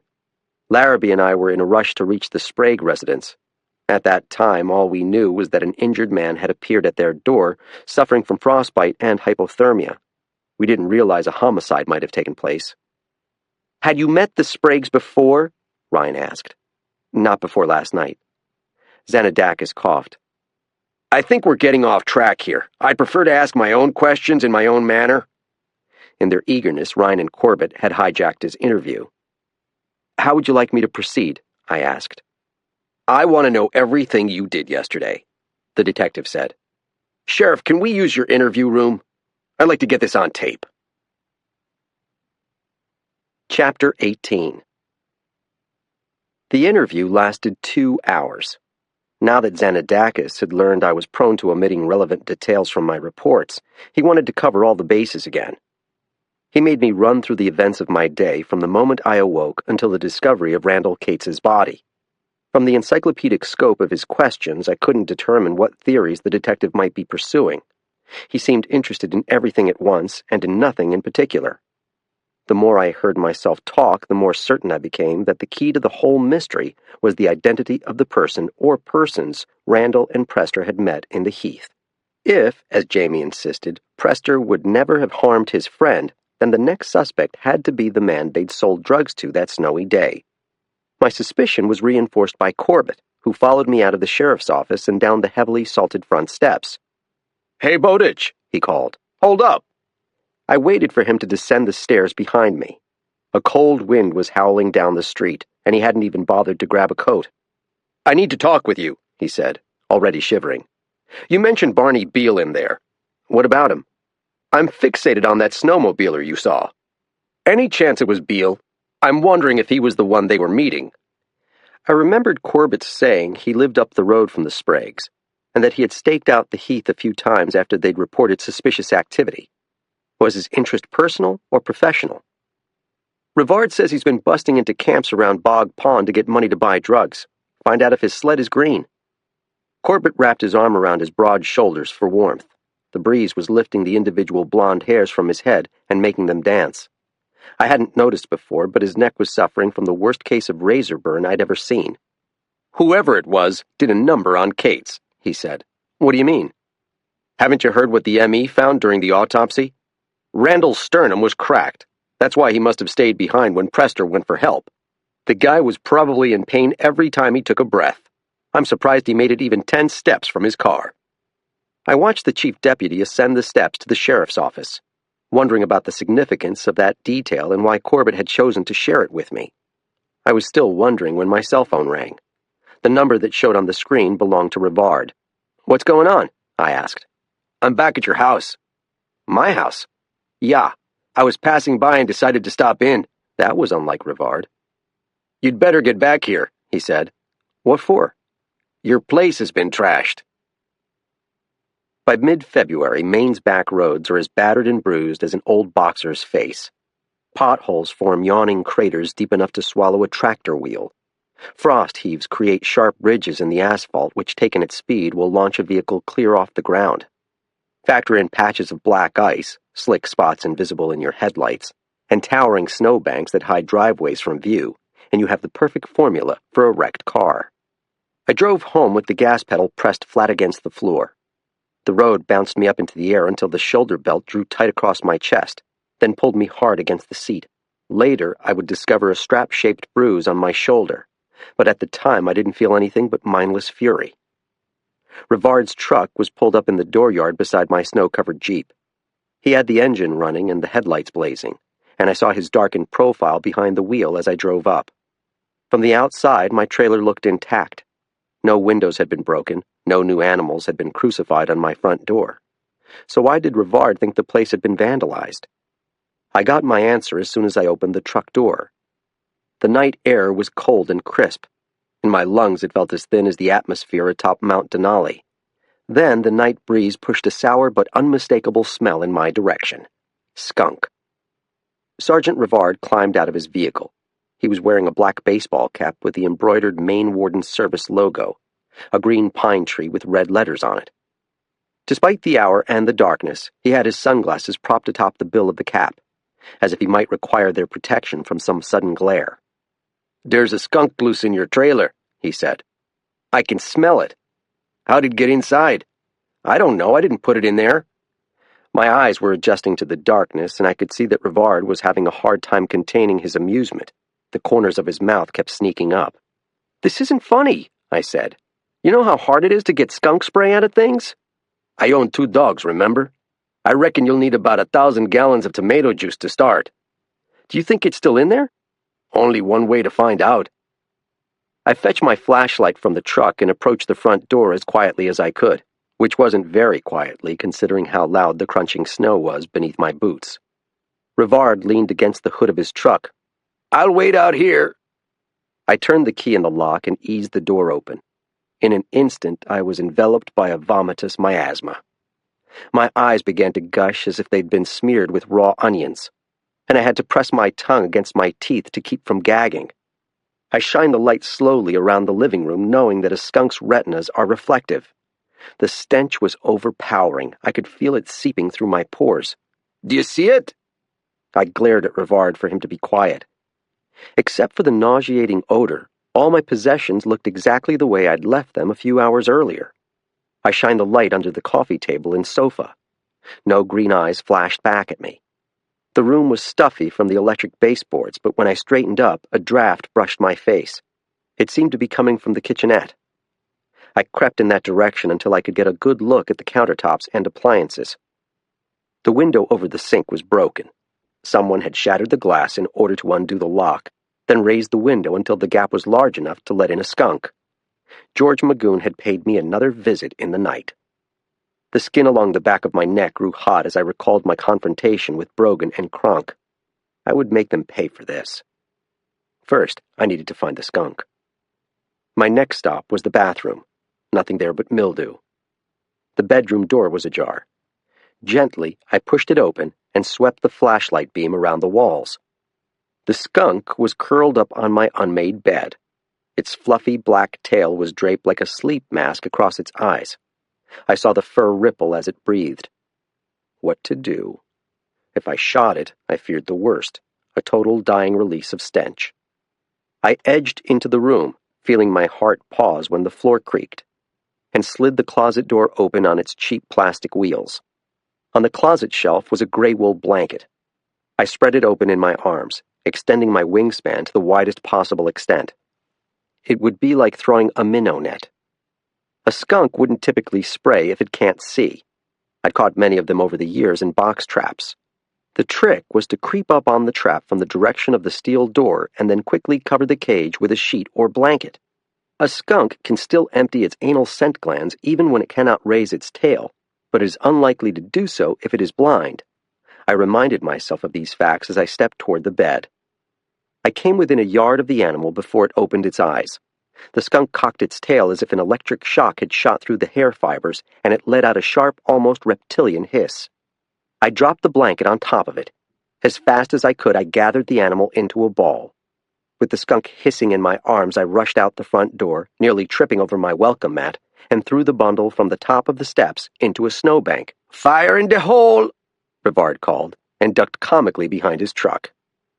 I stepped back over the threshold and watched the skunk claw its way loose. It emerged shaken but seemingly uninjured from the blanket, stomping its feet and shaking its fluffy tail, aggrieved and looking for someone to punish. I slammed the door and waited a minute before peeking out again. My last glimpse of the skunk was of its black and white derriere as it waddled off into the balsams at the edge of the yard. Rivard contorted his face muscles to keep from grinning as I went down to meet him. "Nice work," he said. "Go to hell. Everything I own is ruined. That's really bad luck." "It has nothing to do with luck. It's that George Magoon bastard fucking around with me again." Rivard narrowed his eyes. "What makes you say that?" "Who else is going to set a skunk loose inside my trailer? It didn't just wake up from hibernation and decide to invade my home. The kitchen window was broken." Rivard reached into his jacket for a tin of snuff and unscrewed the lid. He pinched some tobacco and jammed it down between his cheek and gums. "Was there another note?" "No, but it had to be that son of a bitch Brogan again. He was just over here this afternoon with his Viking bodyguard." "I wouldn't jump to conclusions," my sergeant said. "I want to hear him deny it himself." I sniffed my forearm. I hadn't touched the skunk. I hadn't even spent 5 minutes inside the mobile home, but I smelled like a stink bomb had exploded in my face. "You're not going over there." "The hell I'm not. That wasn't a request, Warden." "You want me to just let this go?" "No," Rivard said. "I want you to wait here while I pay Brogan a visit. I'll give you a call after he and I have a conversation. If he was behind us, I promise you that we'll make him pay. Understood?" I spat on the ground, trying to expel some of the bitter skunk taste from my mouth. "Understood." I watched his taillights disappear into the night, fighting the impulse to wait 10 minutes and then follow. My head ached from frustration, pent-up rage, and lack of sleep. How do you descent an entire trailer? I'd have to rip out the carpeting and the drapes and probably jettison the furniture, too. In the meantime, I would have to get a motel room at $50 a night minimum. Where had Brogan and Kronk found a skunk in mid-February? They must have known where one was hibernating. A thought came to me. I took the big mag light I kept in my back seat and went exploring around my trailer. My feet punched holes in the deep snow as I made my way around to the backyard. I felt the cold snow being jammed up my pants legs against the bare skin. Beneath the kitchen window, my flashlight showed tracks, a man's snowshoes. They were traditional, trapper style, oblong-shaped, fashioned of northern white ash in all likelihood. The man who owned them was a traditionalist, no modern aluminum and plastic tubs for George Magoon. There was good information in these tracks. Now I knew something about my prankster that I hadn't known before. I foundered in the snow, following the tracks through the balsam and white spruce. My ears began to tingle, and I thought of Prester Sewell wandering desperately in search of help the night before. The snowshoe trail looped around toward the main drag. Whoever had walked here hadn't been heavy, I decided. The prints of a big man would have been deeper. That ruled out Billy Kronk. Eventually, the tracks emerged from the birch and beech saplings that made up the second-growth timber. They ascended the high snowbank the plow had muscled out of the road. Then they scrambled down the other side of the drift to the salt-white asphalt. I walked up and down the roadside, scanning for distinctive tire prints with my flashlight, but there were too many marks to distinguish anything useful. Something silver and red glittered up ahead. I reached down to pick it up. It was a round metal tin that had been flattened under the wheels of passing traffic. Someone who had passed by this way chewed Red Man tobacco. Chapter 19. In Machias, I ended up at the 24/7 gas station, where I purchased a bottle of bleach, 2 hand soap dispensers, and 4 liters of Clamato juice. The clerk behind the register pinched her nose as she took my money. "Adieu, Pepe Le Pew," she said, to the delight of the tipsy customers behind me in line. No one would describe midwinter in a remote coastal town with no ski or snowmobiling industries to speak of, almost no industries whatsoever, as peak tourist season. Most motel owners had declared their unconditional surrender. switched off their neon signs, locked their doors, and boarded up their plate glass windows, and departed for warmer climes until after the spring thaw. The few holdouts had begun renting out rooms at weekly rates, becoming flop houses for the shiftless, the addicted, and those criminally minded people who intentionally avoided living with fixed addresses. After despairing of ever seeing another bed, I found a shabby little motor court with a lighted vacancy sign on the road to Lubeck. The Blueberry Bunch Motel consisted of 6 peeling cabins arranged in a horseshoe shape around a semicircular driveway. Only one of the cabins had an occupant. The others looked dark and forlorn. But when I pressed the luminous doorbell outside the office, a light went on in the house next door, and presently an old woman came hurrying down the walk. She stood about 4.5 feet tall and looked to be 100 years old. She had big glasses that covered much of her wrinkled face, tightly curled hair that reminded me of sheep's wool, and a generous nose. She wore a fuchsia sweater, which she might have knitted herself, flannel pants, and boots she'd probably purchased in the kids section at L.L. Bean. "Can I help you, officer?" She had an accent I couldn't place. Baltimore, maybe? "Yes, ma'am. I need a room for the night, if you have one." When she laughed, I saw that her gums were receding from her long yellow teeth. "Young man," she said, "I can't give rooms away this time of year." She unlocked the door and let me into the office. She stepped up onto a wooden box behind the registration desk, opened a book on the counter, and asked me to sign my name. Bleary-eyed, I filled in the information and handed her my credit card. "I can give you the government rate," she said. "Thanks, but I'm not here on government business." "I won't tell if you won't." She handed me a key attached to an enormous piece of blue plastic on which someone had painted the number 6 with silver glitter nail polish. "That's the bridal suite," she said with a wink. "Would you like me to show it to you?" "I'm sure it will be fine." "I'm not going to ask you about the skunk," she said, "but I take it you didn't get the better end of your dispute." From the driveway, the cabin looked no bigger than a garden shed, but inside, once the hesitant light decided to flicker on, I saw that it was more spacious than I'd imagined. Most of the room was taken up by a full-size bed with a synthetic oak headboard and a coverlet woven out of blue polyester fabric. A small television, no bigger than a toaster, sat atop a pressed wood bureau. The view through the front curtains was of the parking lot. Inside the bathroom was a stained tub with a long pipe that rose to a rusty shower head. The first thing I did was to strip down to my underwear. I dumped the clothes I'd brought with me into the tub and then doused them all with clamato juice. Bent over the tub, I worked the tomato juice into the fibers. I let the clothes soak in the blood-red liquid and lay down on the bed. That was when it dawned on me that I would have no way to dry my wet clothing. I could hang a shirt over the creaking radiator, but how long would that take? After a while, I got up and returned to the bathroom and ran cold water over my clothes. When the last of the juice had swirled down the drain, I pumped hand soap over the laundry to get a good lather going. I rubbed the foam into the fabric and kept rubbing until my shoulders ached. I rinsed the clothes until the water ran clear and free of bubbles. Then I wrung the last drops from every sleeve and pants leg. Done at last, I pressed my green uniform shirt to my nose and sniffed. It smelled like someone had soaked a gym sock in a Bloody Mary. In high school, I dated a girl who had been born without a sense of smell. I wondered if she was still single. I went around the bedroom, hanging shirts on hangers from every nail I could find. I draped wet pants over curtain rods and the desk chair. I arranged socks and underwear on the shelf above the radiator. It was after 3 a.m. by the time I finished with my washing. I turned off the bedside lamp and pulled the cold sheet and thin wool blanket across my chest. Falling asleep, I listened to the dripping sound my wet clothes made in the darkness, and I dreamed that I was camped alone in the rainforest and that outside it was raining. The cell phone's melodic ringtone pulled me up out of my coma. When I opened my dry eyes, I saw cold sunlight streaming into a tiny room decorated with haphazard items from my wardrobe. I knocked my BlackBerry off the nightstand and then nearly fell out of bed reaching to retrieve it from the floor. My mouth was gummy, lips, teeth, and tongue.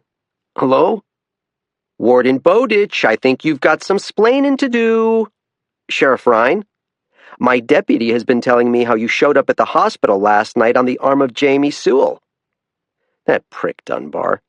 I should have figured he would throw me under the bus. "I was just giving her a ride," I said in a sleep-thickened voice. "She lost her van keys in the parking lot." And somehow this entailed accompanying her into the hospital? I didn't anticipate her brother would be conscious. I think I'm beginning to understand why your superiors transferred you down east. You should expect a call soon from Lieutenant Xanadakis. He's going to be as curious as I am to hear why you neglected to inform us of your relationship with the Sewell family. After I got off the phone, I went into the bathroom to relieve my bladder and take a shower. My uniform was still musky and damp when I put it on. I decided to pack all of my still wet clothes into the duffel bag. It appeared that I would be spending my morning at the local laundromat. First, I had a stop to make on the other side of town. Outside, the sunlight bounced off the snowbanks, scalding my eyes. Winter was a season of such sharp contrasts. There were overcast days when the whole world faded to shades of gray. But when the sun was shining, the landscape became as gaudy as an old Technicolor circus movie. I drove across the causeway, where a dam caused the Sabal River to bulge up before it emptied into the Machias below. The lower river was tidal, so whatever ice formed would shift and buckle twice a day as the sea pushed salt water up the estuary. Pressure ridges formed where the ice had broken apart and then crumpled together again. But the Sabal above the sluice was all fresh. At this time of year, fishermen pulled brown trout, black bass, and pickerel through holes in the ice. State regulations prohibited anyone over the age of 16 from fishing the Sabal. It was a kiddie fishery, a place where the local youngsters could learn the pleasures of angling without being elbowed off the river by adults, but I never seemed to drive past without having to chase some knucklehead off the ice. This morning I spotted a tiny figure way out on the ice. Maybe a teenager. He was too far away for me to tell at a glance. But then the clouds moved off and the sun caught him full on, and I saw a flash of orange clothing. I hit the brakes so hard the rear of my truck almost fishtailed. The driver in the car behind me tooted his horn and then zipped past on the right. I swung the truck into the causeway lot and reached behind the passenger seat for my binoculars. My hand roved across the back seat debris like a blind tarantula, but it found nothing. Where had my binoculars gone? I remembered using them 2 days earlier when I was working ice fishermen on Gardner Lake.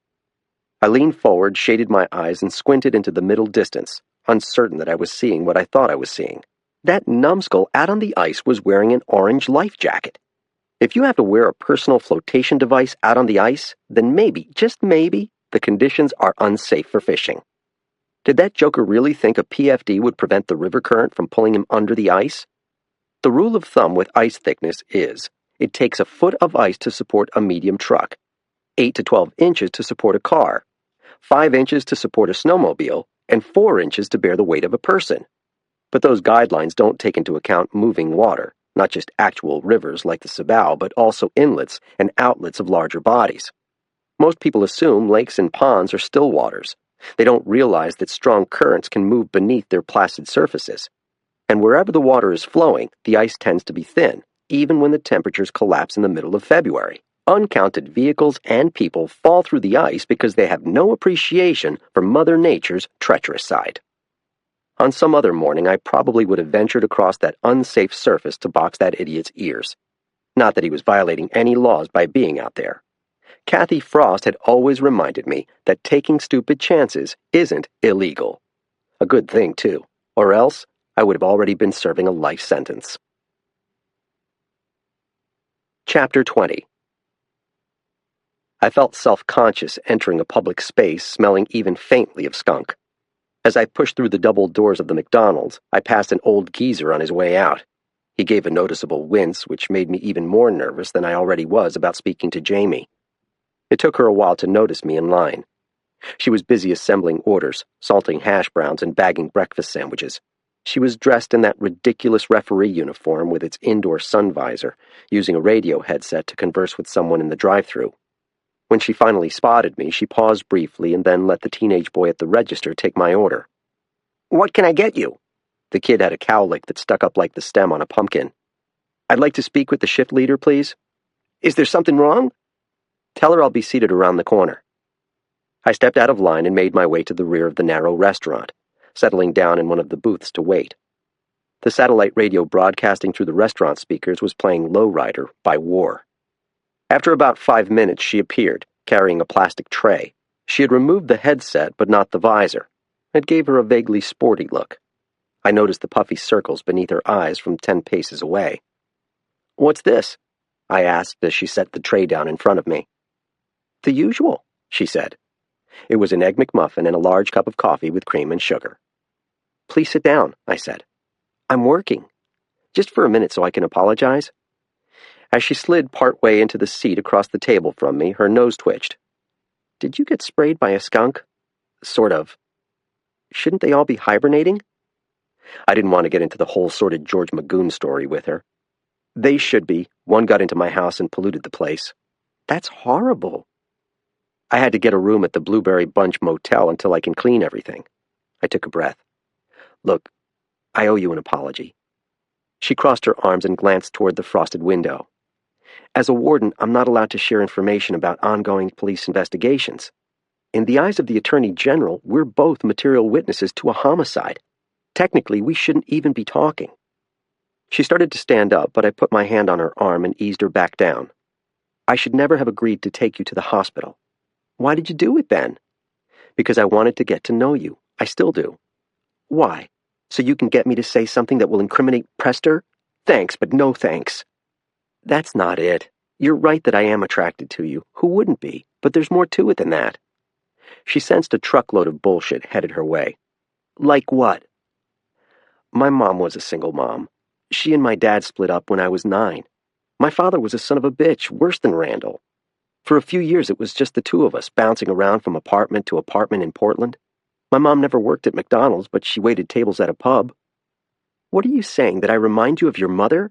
A look of disgust appeared on her face. "Not at all," I said. "I just remember how difficult those years were for both of us. It must be that way for you and Lucas." She grew quiet and seemed to settle into the booth, as if the urge to flee had passed. "In my truck last night, you told me how you were trying to change your life. If I were in your shoes, I'd feel pretty desperate too. You wouldn't have become an alcoholic and a drug addict." I pictured that tantalizing can of Foster's in my refrigerator. "I don't blame you for not believing me, but I hope you will accept my apology. I wish you and your family the best, Jamie. I really and truly do." Her posture had softened while I'd been speaking. Her shoulders no longer seemed so tense, and she was holding my gaze. Finally, she said, "Aren't you going to get into trouble for coming in here? The whole town knows I'm bad news." "Let me worry about that," I said. "I'd like to drop off Lucas's notebook tonight." "I'm going to try to see Prester later if they'll let me. Then I have a meeting at 7. My sponsor's already pissed that I missed 2 days in a row. Come by after 8:30. I should be home by then." "Is there any chance Lucas might have taken a pair of binoculars from my truck?" She gave a sigh that made me think it wasn't the first time Lucas had stolen something. "There's a 100% chance he did. I'll find them when I get home tonight." "I'd appreciate it." "He has this idea of becoming a ranger someday. That's probably why he took them. If you want, you can have dinner with us. I'm sure Lucas would like that. He's sort of infatuated by you." "Thanks for the invitation, but it's probably best if I just drop off the notebook." "There will be extra food if you change your mind. I'm making American chop suey. Please take a shower before you come over, though. You really do stink." I smiled and reached for my wallet. "How much do I owe you for breakfast?" "It's on the house," she said, rising to her feet. "Are you allowed to do that?" She gave me the kilowatt version of her usual megawatt smile. "Didn't you see my picture by the door? I'm the employee of the month. I can do anything I want in this place." From McDonald's, I drove downtown to the Washomat, where I spent the next 2 hours watching my clothes do somersaults in the dryer. There was a college student behind the counter when I entered, jawing into a cell phone about her lame professor. I got coins from the machine in various boxes and packets of detergents and softeners, anything with a perfume to mask the stench of my clothes. I brought my laptop from the patrol truck. After everything I'd learned over the past 48 hours, I had plenty of people whose names I wanted to feed into the secure databases that law enforcement officers can access in the state of Maine. I typed the name Randall Cates and the date of birth from his car registration into the search fields and brought up his criminal and motor vehicle records. There was a conviction for simple assault and another for misdemeanor possession of a controlled substance, citations for speeding and driving unregistered vehicles, fewer than I'd expected, frankly. Up until someone killed him, he'd been very careful to maintain a Teflon coating around himself. Not so Prester. The string of misdemeanor and driving convictions was as long as Corbett had claimed. Practically the entire Maine criminal code from A to Z. No violent offenses, however. Barney Beale had incurred speeding tickets on the road, on the trail, and on the water.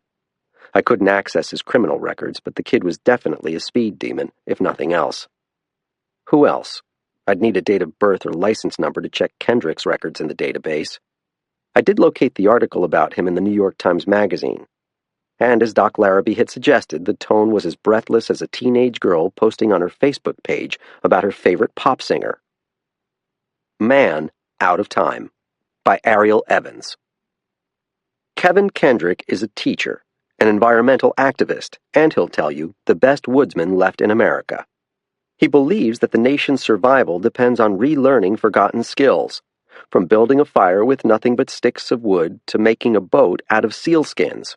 It might sound far-fetched, but spend a week with him in the wilderness of eastern Maine, which he calls home, and you just might decide he's right. The article was long but well-written and interesting. It repeated the stories Larrabee had mentioned of Kendrick's amazing adventures, living among the headhunters and paddling across the Labrador Sea. It also laid out his philosophy in depth, of which I'd only sensed the vaguest outline the other evening. It was, verbatim, the credo of Earth First. The Earth is currently experiencing the fastest mass extinction event in its history, and the perpetrators of this Holocaust are none other than ourselves, the human race. Much as addicts have no hope of a cure until they admit to themselves that they have a problem, so must we admit to one in our relationship with the Earth. Kendrick, the article said, had collected an almost cult-like following among young people who came to the University of Machias to study with him or attend his Primitive Ways survival school. I wondered if Trinity Ray had been one of these youthful devotees, but when I searched her name, all I found were some brief news stories in the Bangor Daily News and the Ellsworth American, and an obituary that claimed she had died unexpectedly in her dorm room. I bought a Snickers bar from the vending machine to gnaw on while I folded my clothes. My diet, never great to begin with except when I'd been living with Sarah, had deteriorated in recent weeks. Thinking about her made me melancholy. I wondered what man she'd woken up with this morning while I was stuck in a suffocating laundromat washing the skunk smell out of my t-shirts. On my way out the door, I stopped at the counter and was startled to find the teen Blabbermouth gone and Ben Sprague, of all people, standing in her place.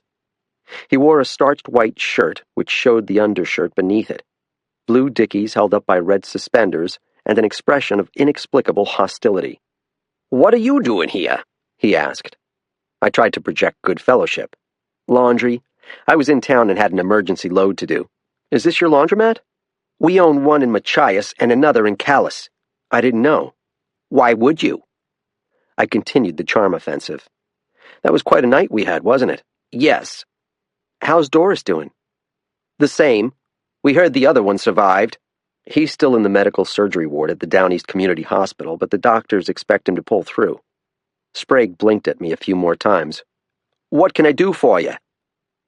"I have a lot of laundry to do, and I was wondering about wash, dry, and fold service." "We don't offer that." Glancing at the wall behind him, I noticed a sign advertising the prices for laundering shirts, dry cleaning, stain removal, and basic tailoring repairs. "The sign says you do?" "We're not currently offering that service. We can't afford the staff." There were also framed photographs on the wall, pictures of Rotary Club members selling Christmas trees, a studio portrait of Doris and Ben. In several of the pictures was a young man with a beak-like nose wearing a UMaine sweatshirt. "Is that Joey?" I asked. Sprague blinked rapidly, started to turn his head, then stopped. "Yes, that's my son." "He goes to UMaine?" "No, he's down in Boston now.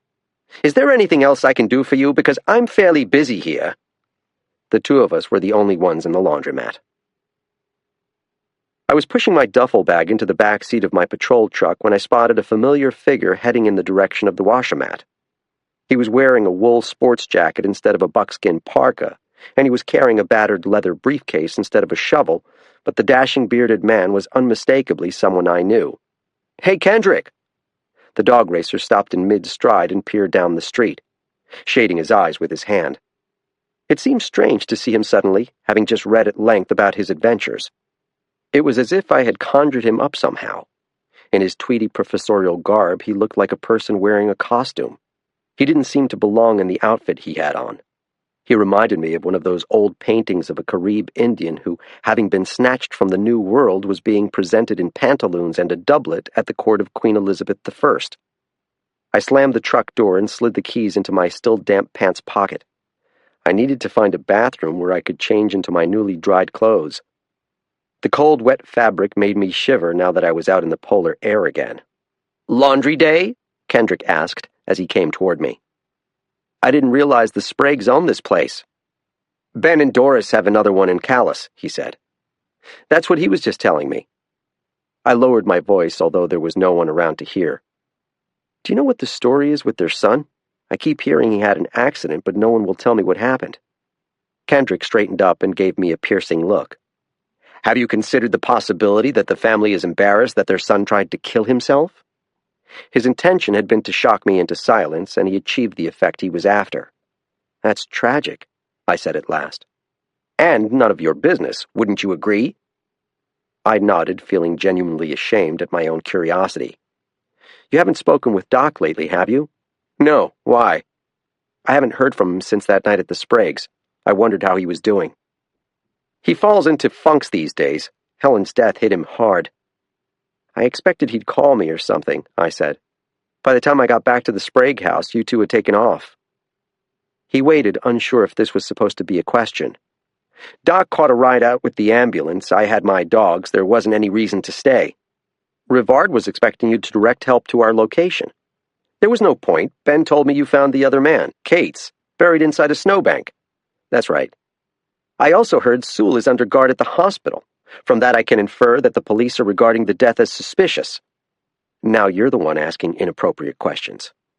"I'll take that as confirmation," he said in the lofty tone that entered his voice every so often. "Has Sewell been talking to the police?" "You seem to be pretty good at reading me," I said. "I'll let you figure it out." I could see his quick mind working in the little movements of his eyes. His nostrils flared suddenly. "Did you get sprayed by a skunk?" There was no point in denying anything. Kendrick was too smart for me to fool. "You remember the prankster I told you about? George Magoon? He let a skunk loose in my trailer." Kendrick laughed so hard he began to cough. "No wonder you're spending your day off at the laundromat." I nodded, my lips pressed together in imitation of a smile. "You have to admit that was an inspired practical joke," he said.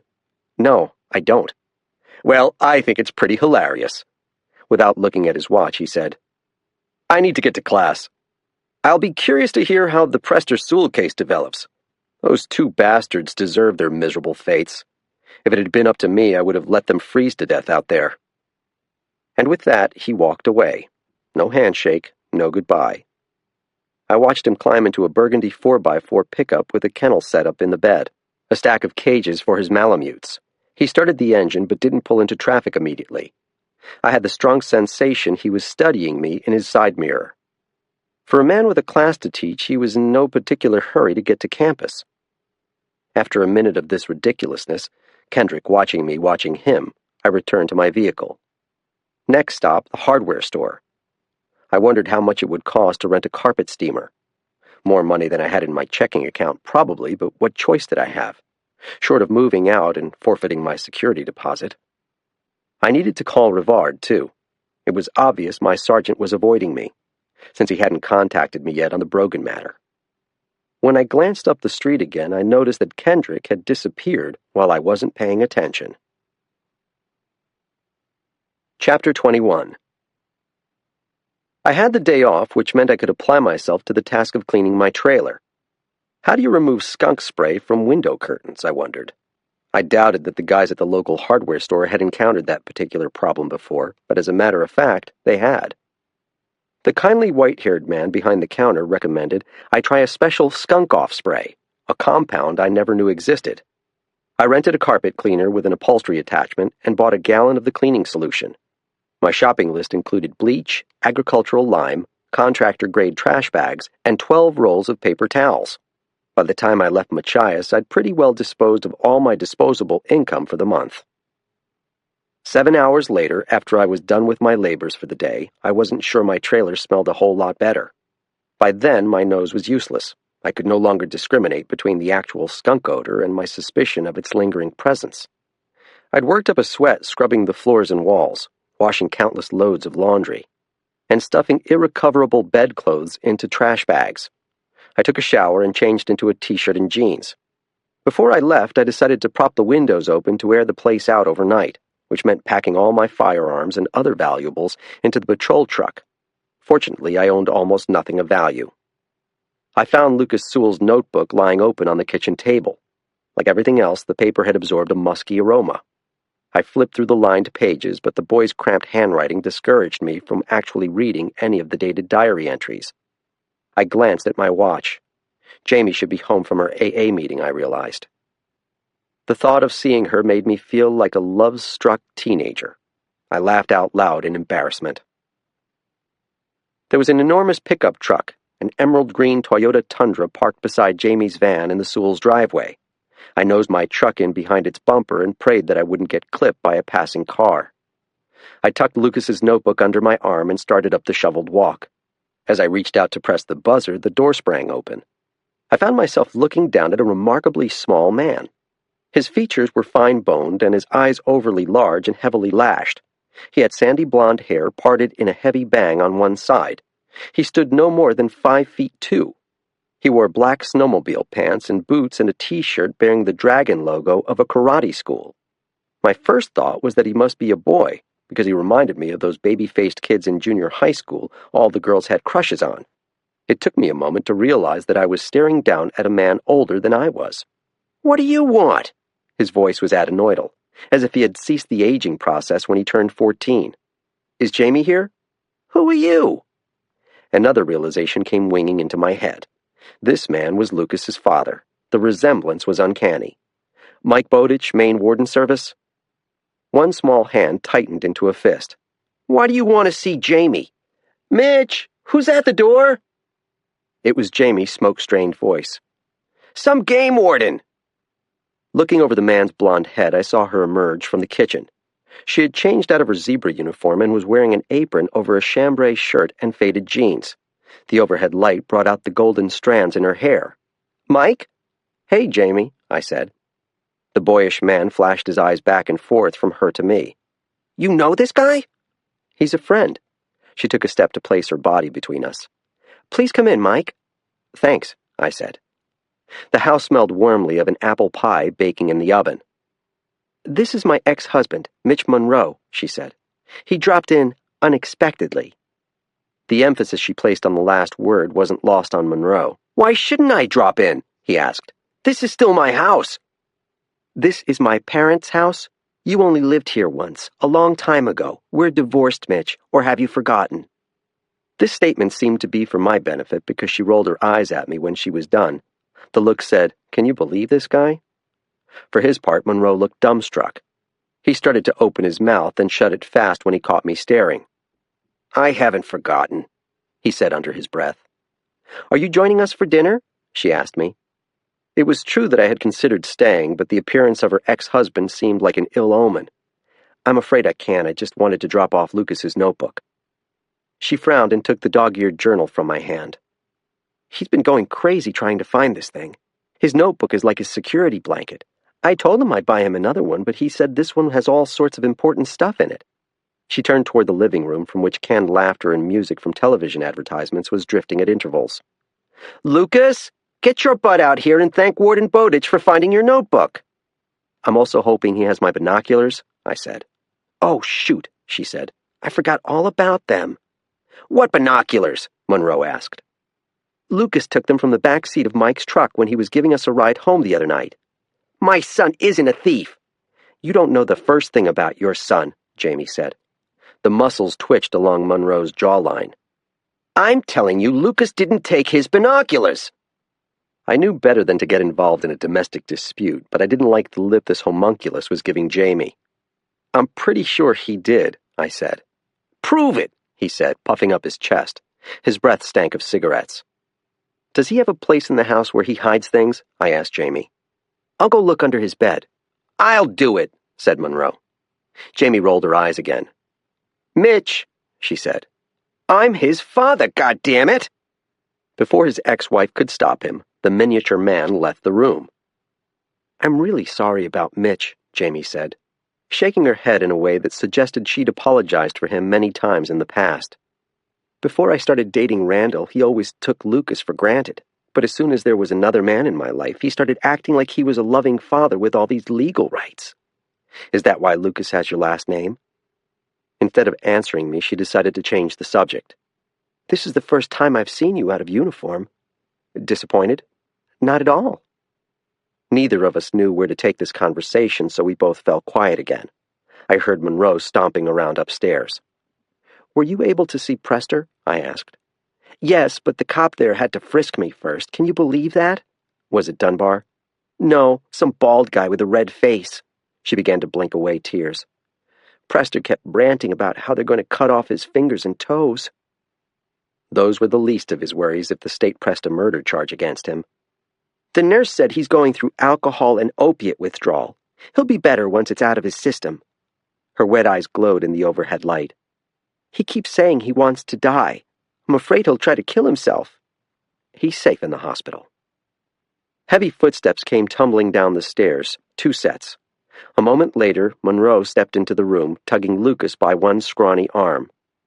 Seeing father and son together, the resemblance was unmistakable.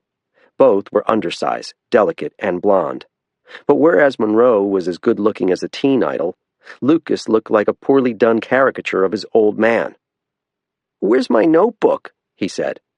"Forget about the notebook," said his father. "Tell him what you just told me." "I didn't steal no binoculars." "Come off it, Lucas," said Jamie. "I looked under his bed," said her ex-husband. "All I found was a Playboy magazine and a lighter and some other crap." "What about the closet shelf? He has other places he hides things." "Who are you going to believe, this guy or your own son?" At that moment, Tammy wheeled herself into the foyer from the television room. Something about her frailness reminded me of origami, as if she'd been folded like paper into that chair. "What's going on?" "It's all right, Tammy," Jamie said. "Look, Mr. Monroe, all I want is to get my binoculars back," I said. "Then I'll be on my way." "I know you're lying, Lucas," said his mother. "You know you can't fool me." "Search anywhere." "That just means you have a new hiding place," she said. Lucas readjusted his glasses and bit his lip. The kid was as guilty as sin. When Monroe stepped close to Jamie, I realized they were nearly the same height. "Why are you taking this cop's side? You're his mother. Why don't you start acting like it?" She shoved him with both hands in the chest, hard enough that he took a stutter step backward. "Get away from me." Monroe turned to me as if I were a referee. "Did you see what she just did?" I had, and it had taken me by surprise too. I kept forgetting that Jamie had a temper. Everybody needs to calm down here. "Can I have my notebook?" Lucas asked. Jamie ignored my advice. "You don't care at all about your son," she snarled at her ex-husband. "You were scared shitless of Randall. Now that he's dead, you've decided you're the man of the house again." "I am the man of the house." "You aren't half the man Randall was, literally." He snorted and shook his head. "After everything I did for you, that's what you have to say to me, you fucking slut." "Watch your language in front of the boy," I said. "What are you, the language police?" He was so small it was hard for me to feel threatened, but in my short career I'd learned not to dismiss threats of violence, even when they came from little men. 2 of the most dangerous sucker punchers in my previous district were a father and son duo who could have weighed in as jockeys at the Kentucky Derby. "If you don't calm down, you and I are going to have a problem," I said. "We already have a problem." Part of me was wary and watchful. I knew how quickly a situation like this could veer out of control. Jamie grabbed his biceps with both hands. "Stop it, Mitch. Please, just stop it." Monroe peeled her hands away. He pulled his t-shirt over his head, revealing a muscular abdomen totally lacking in body fat. Across his chest was a large tattooed heart bearing the inscription, "Forever Jamie." "You see this?" he asked her. "Do you even remember when I got it?" "I remember," Jamie said in a softer voice than the one she'd been using. "I don't deserve to be treated like this," Monroe said. "Not in front of my own son." On cue, we all looked at Lucas, who was standing there with an expression of dismay on his pale face. The boy had no idea what was going on here. He and I were in the same boat in that regard. Jamie crouched down to get closer to eye level with her son. "Here's your notebook, Lucas." "Thank you." "Tell the warden." "Thank you," the boy mumbled. She tousled his hair, then smoothed it back into shape. "Now are you going to tell us where you hid his binoculars?" "I didn't steal nothin'," the boy said. "See?" said his father, as if that settled the matter once and for all. Chapter 22. Before their divorce, my mom and dad were constantly nipping at each other like two starving dogs. Looking back, I realize it was my mom who bit the hardest. Not that I could blame her. Living with a violent alcoholic, watching him stay out all night or disappear into the woods for an entire weekend, not knowing whether he had run off with another woman or was lying dead in some flooded roadside gully, watching him squander the dollars and cents she'd carefully saved on bottles of whiskey, while she and I made 2 meals out of a single box of macaroni and cheese. Was it any wonder she wanted to tear his hair and scratch his face? After 10 years of this uncertain life, she had become hardened, desperate, even a bit cold-blooded, you might say. A grim woman faced with a choice. Leave this dangerous man once and for all, or lose herself and her son forever. That was why I was so shocked to learn that she'd maintained sporadic contact with my dad over the years that followed. She talked to him on the phone at night when my stepfather and I were asleep. Maybe they even met a few times. It is not inconceivable that they had sex. In that light, the spectacle I had witnessed at the Sewell house was not surprising. I could believe that Jamie was both determined to break from her past and incapable of banishing her ex-husband from her affections. Jamie's interest in me might very well be heartfelt, I realized, but mistakes aren't so easily shaken off, especially when they take the form of a 12-year-old boy. Having been that child myself, I thought I understood the contradictions inside a mother's heart. But one of the perils of being naive is that you cannot identify that particular quality in your personality. You have an outsized sense of your own sophistication. So when Jamie escorted me to the door and whispered, "I'll call you," I felt confident that she would continue to struggle for a while, feeling affection, pity, and disdain for Mitch, but that eventually her emotions would align and point the way forward. In the meantime, all I had to do was be patient. I considered myself to be a realist. Whatever would be, would be. On the drive through the streets of Machias, heading to the motel, I passed the Sprague's darkened laundromat and remembered my icy conversation with Kendrick that morning. When I got back to my motel room, I decided the time had come to check up on Doc Larrabee myself. I didn't know the veterinarian well, but he struck me as a garrulous and inquisitive man. He liked people and he liked stories. A few nights ago, he and I had raced into a blizzard to rescue a hypothermic drug dealer. Now a murder investigation was underway. By all rights, Doc should have been chewing my ear off. Something seemed amiss. The phone rang 6 times before triggering the voicemail. It was the usual spiel about not being available and leaving a message at the tone. Doc included another number for clients with veterinary emergencies. I hung up when the recording kicked in. I tried his home number again. On the 5th ring, he finally picked up. "Hey, Doc," I said. "I hadn't heard from you since the night of the storm. I wanted to see how you were doing." "Fine." "Have the state police come to see you?" "I gave them a statement yesterday. That Detective Zanadakis said I'm not supposed to talk about what happened, even with you." His voice sounded thick, gummy, as if he might have been drinking. I considered whether this sufficiently explained his distant demeanor. "I ran into Kendrick this morning outside the Sprague's laundromat." "Where?" His voice went up a few decibels. "The laundromat in Machias. He's a strange character. I don't think he likes me for some reason." Doc paused before he spoke. "Kendrick is his own man. He doesn't care what people think of him. He says and does what he believes is right. Damn the consequences." That description matched the wild-eyed activist I'd read about in the New York Times. "I wanted to let you know that I saw Prester Sewell in the hospital. The charge nurse says they're going to transfer him to Eastern Maine Medical so they can deal with his wounds. Frostbite in January, amputate in July. But it's February. It's an old medical saying. It means they'll amputate the gangrenous tissue in 6 months. Thanks to you, it looks like he's going to pull through." He seemed to chuckle. "Thanks to me." "Are you okay, Doc? You sound out of sorts." "I'm an old man, living by himself in a wreck of a farmhouse 1,000 miles from his grandkids. Why shouldn't I be out of sorts?" I decided to bring the conversation to an end. "Thanks again for dinner the other night," I said. "Julia Child would have been proud." "Not hardly." After we'd hung up, I sat on the bed and wondered where Doc's outburst of frustration had originated. I could tell that he was a lonely man who missed his dead wife. Maybe the stress of that night at the Sprague house had undermined his abilities to cope. He was a veterinarian, not a medical doctor, and being thrust into a position where the life of another human being rested in his half-drunk hands must have terrified him. Still, I was surprised he didn't want to hear more about my own experience in the Heath, or quiz me about the murder investigation.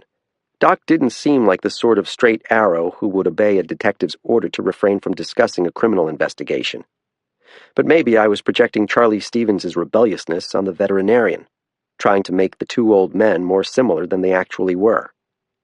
I hadn't spoken with the retired warden pilot in many weeks, and I missed him. Charlie and I had become good friends following the manhunt for my father in the mountains around Flagstaff. He had taught me more about being a good warden, about being a good man, than anyone I knew. He'd listened to me recite my romantic troubles with Sarah, or describe my latest dust-up with the warden colonel without passing judgment. Instead, he would set my mind on a healthier course by asking, "Now what other way might you have handled that predicament, do you think?" It was ironic that we no longer saw each other, since we were living less than an hour apart. Charlie and Aura were up around Grand Lake Stream, and I was down along the coast. The move had kept them busy, and they'd had a troubled adult daughter Stacy living with them for a while. For my part, I had figured that the best way through my current problems was to be a man and tough them out. To hell with that. I decided to brew myself a cup of coffee and give him a ring. "Hello there," said the old pilot. "Hey, Charlie, how's that new house treating you?" "Just grand. We may be short on a few creature comforts, but we're long on scenery." "So when are you going to invite me up there to see it?" "When my moose survey is over. The department has got me hopping like a flea across this country." I'd gotten a report that the state was conducting an aerial census of moose in District C, but no one had told me the contract had gone to Charlie. Although he was officially retired as chief warden pilot, he still did odd jobs that required a fixed-wing aircraft for both IF&W and the U.S. Fish and Wildlife Service. He might be in his late 60s, but there was no better pilot in the state of Maine. "I'd like to go up with you sometime. I'm still getting to know this area, and it always helps to see things from the air." "How about tomorrow? The forecast calls for snow and showers and northwesterly breezes, but I never let a few flurries hold me down." A woman murmured something in the background. The volume went dead, as if Charlie had clapped one of his big hands over the receiver. "I had a bird singing in my ear," he explained. "So I heard about your escapade in last week's blizzard. Got the story from young DeVoe, who said it was a drug deal that went off the road, so to speak." "I suppose you want me to tell you the whole story," I said. "You know I'm as curious as a tomcat." Charlie and I chatted for the next hour. It had been so long since I'd really opened up to someone. Everything came pouring out. The frozen zebra, the coyote pelt nailed to my door, the note from Magoon, the dinner at Larrabee's farmhouse, the mad rush to the Sprague's chalet, the long hours I'd spent searching in the storm for the lost man, my meeting with Jamie at her brother's bedside, the encounter with Brogan and Kronk, my grilling by the state police, the skunk loose in my trailer, even my recent near fisticuffs with Mitch Monroe. I hadn't realized until I'd finally shut up just how lonely I had been. "You can't say your life is boring," Charlie offered. "That's never been my problem." "Something doesn't smell right about the way that Kate's character died." "Don't mention bad smells. I'm going to be smelling skunk on myself for the rest of my life." "It's just a little musk. Why, they make French perfume out of the nether glands of weasels. How bad can it be?" "Pretty bad." He chuckled. "I'm glad we're having this conversation by telephone." "I swear to God, I'm going to nail Brogan." "Be methodical about it if you do. Joe has friends in the governor's office." Which reminded me again that a day had passed and I hadn't heard so much as a peep from Rivard. "I have a question for you," I said. "When I got my transfer, you said I should introduce myself to Kendrick. What were you thinking?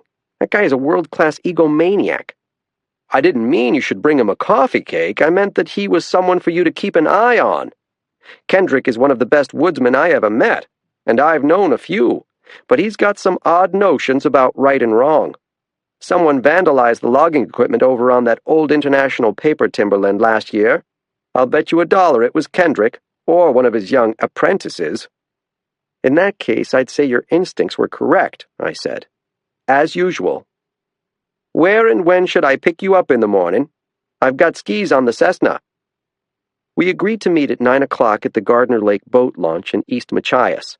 I had just hung up when headlights swept across the closed curtains, backlighting the fabric, and tires crunched on the compacted snow outside my cabin. A metal car door opened and shut loudly, and I heard quick footsteps coming up the cabin steps, followed by a knock. I peeked through the spy hole. What the hell? I said, opening the door. Jamie Sewell stood on the little porch, holding a paper bag with both arms. She had arranged her hair and applied lipstick to make her lips shine, eyeshadow to deepen her eyes, and liner to darken her lashes. She was wearing my binoculars around her neck. "May I come in?" she asked. Chapter 23. I caught the smell of jasmine and warm vanilla as she stepped past me into the motel room. Sarah rarely wore perfume. I had forgotten how much I liked the right scent on the right woman. "I wanted to give you these." She meant the binoculars, but the suggestion of other gifts wasn't lost on me. "How did you know where I was?" "You told me you were staying here when you came to see me this morning." She set the bag down on the embroidered doily atop the bureau and looked around with an amused smile. "This is cute."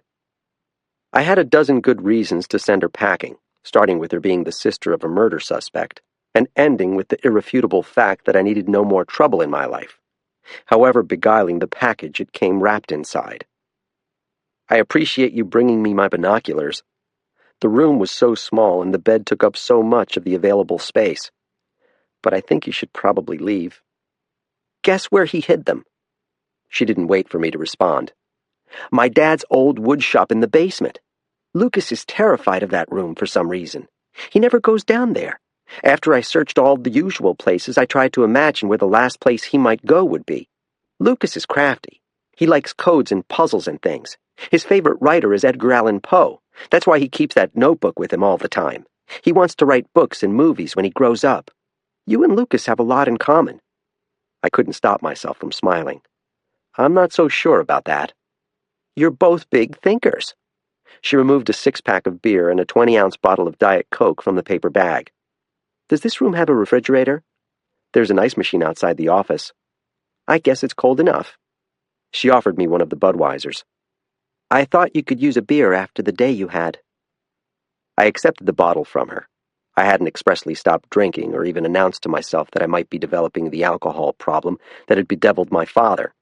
But for many months I had refused glasses of wine and bottles of beer when offered, and had walked fast, with eyes turned to the floor, down the liquor aisle of the supermarket.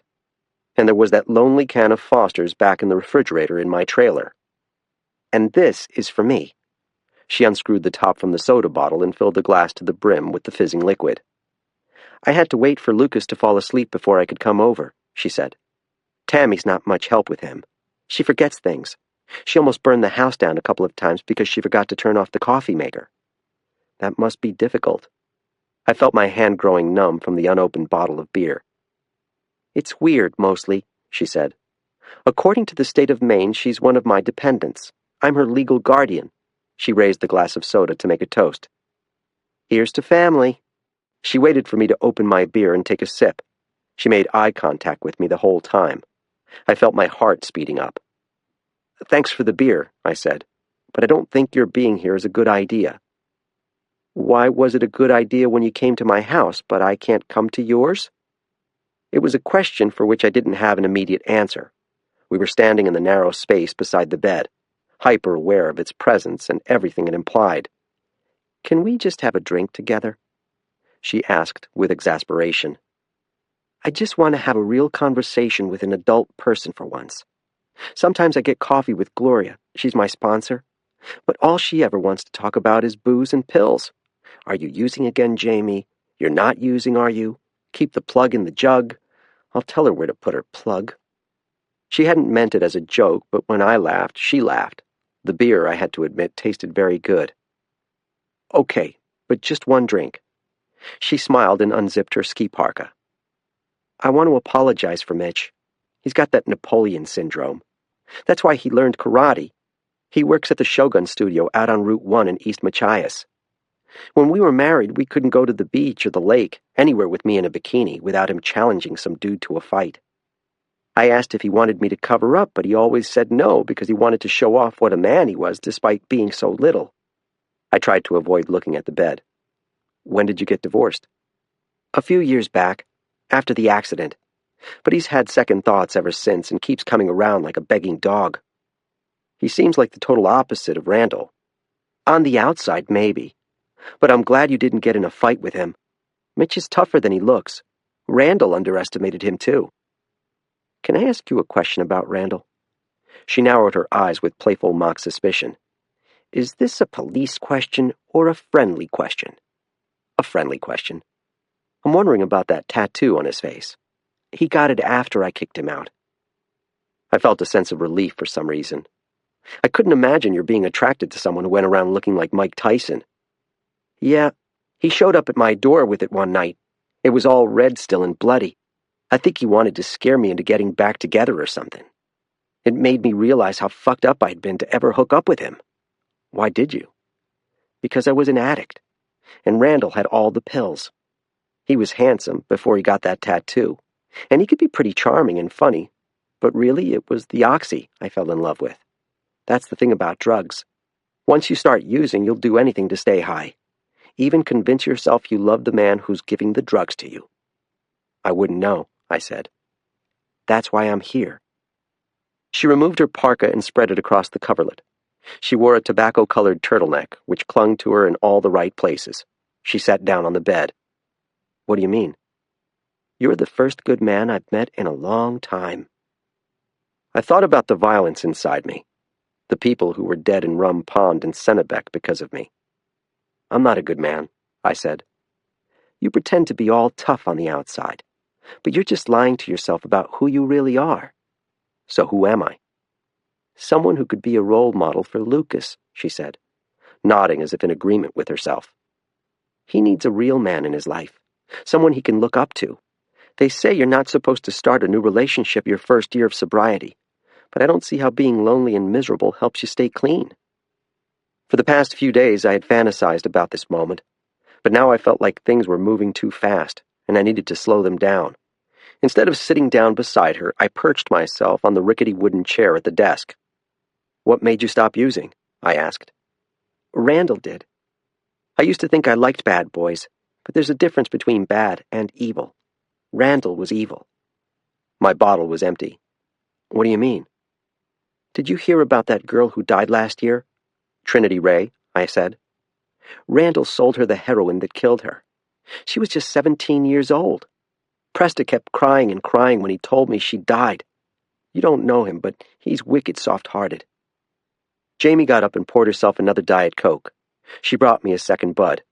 I opened this one without hesitating. When that girl OD'd, she said, I realized it could have been me. I thought about Lucas and Tammy and even Presta, and I wondered what would happen to them if I died. Who would take care of my family? And then I realized that it was a stupid question because I hadn't been taking care of them either, not for a long time. I was too busy drinking and drugging, trying to escape from how shitty my life was. Lucas started having these weird nightmares about a white owl, and Tammy seemed to be getting worse and worse. I tried to quit a few times last year, but it didn't work. And then one day, it finally did. I still don't know what happened. My sponsor Gloria thinks it was my higher power telling me I'd finally had enough. Maybe she's right, I said. I'd like to think so. She put a hand on the back of her neck, pushing up her hair and massaging the skin underneath. Gloria says I'm stuck on step 2. She tells me to let go and let God, but I don't know. When your parents die in a car crash and your little sister gets paralyzed and brain damaged, and you're just 23 years old, and a single mom with a little kid, and now you have to take care of your sister too, instead of opening your own real estate business like you'd always hoped. It's hard to feel like there's a lot of love in the universe.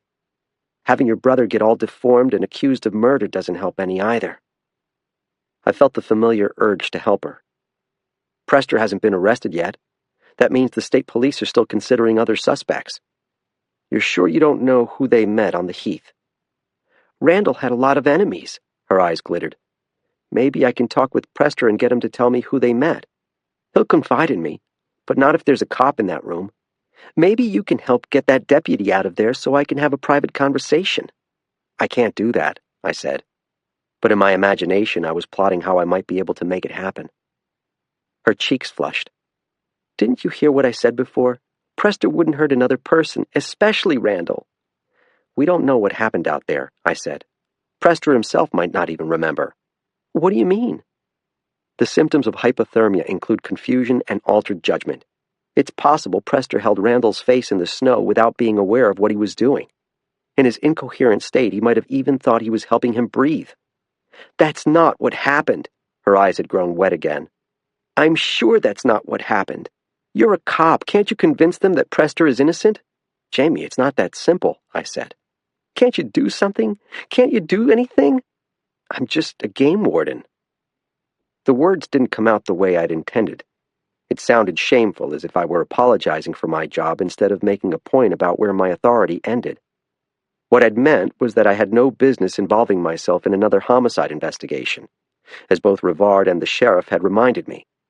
But any pretense I had entertained of being a responsible officer of the law had disappeared the moment I let this lovely woman into my motel room. Jamie raised both hands to her face and began to sob. She bent over so that the hair hid her humiliation. I watched her for a while, and then I got up and moved to the bed and sat down beside her. I placed my hand against her spine, resting it between her shoulder blades. As soon as I did, she wrapped her arms around my chest. It's all right, I said. One of her hands found the side of my face. She looked up at me with tears streaking her makeup and her lips parted. I bent my head down and kissed her. Her other hand came up and she gripped my head between both hands. She opened and closed her lips while she held me with real force, and then she thrust her tongue into my mouth. I could taste the sugar water she'd been drinking. Wait, I said.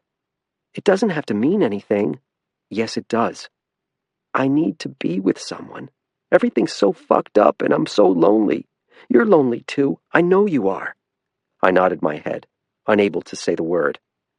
You don't have to be. She framed my face again with her hands and lifted her mouth to kiss me. Then her hand worked its way up under my t-shirt, and she gripped my chest hair with such force that I stopped kissing her. We stared at each other without speaking, and then her hand dropped to my crotch. She undid the zipper of my jeans and pushed me back on the bed. With one hand, I ran my fingers through her chestnut hair, smelling the musky sweet perfume rising from the warmth of her neck.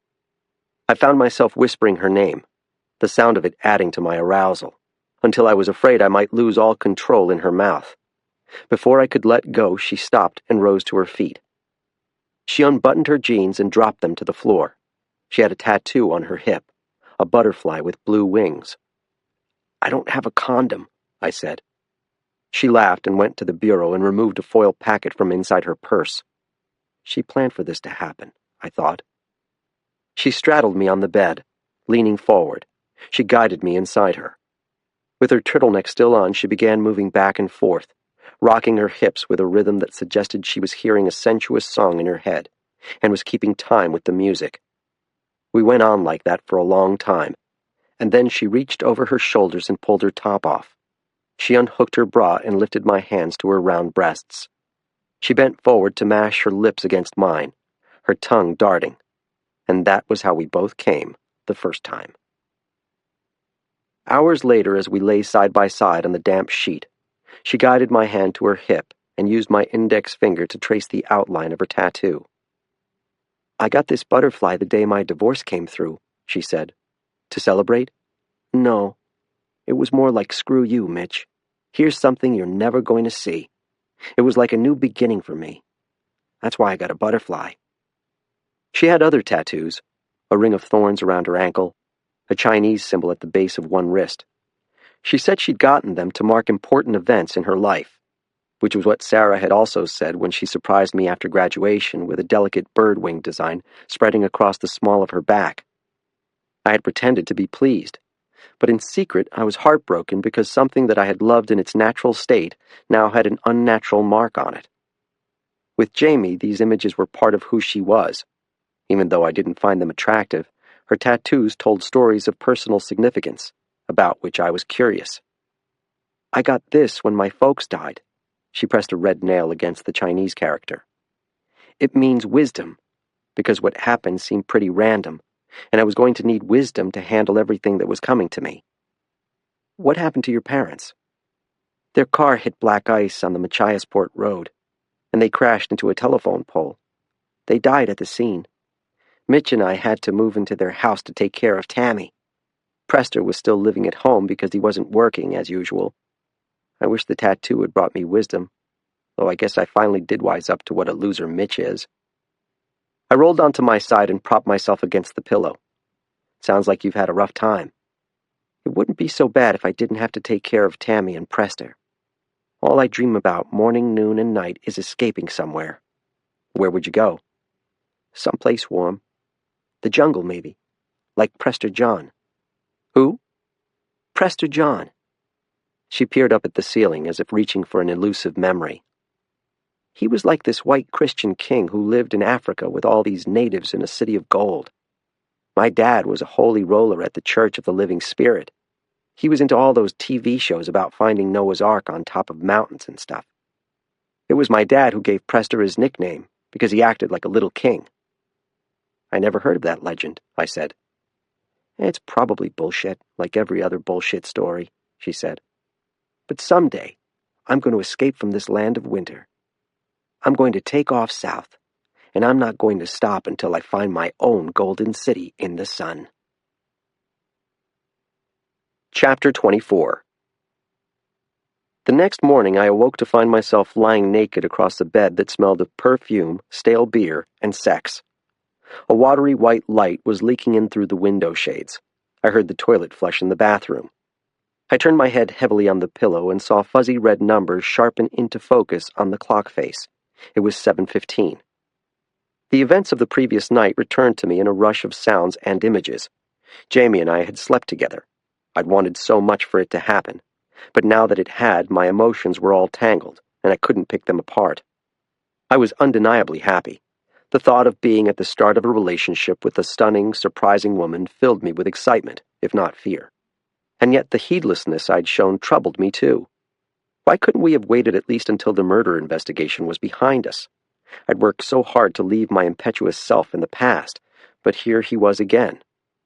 I hadn't drunk that much, just 4 beers ultimately, not enough to get drunk in any meaningful sense, not enough to excuse anything.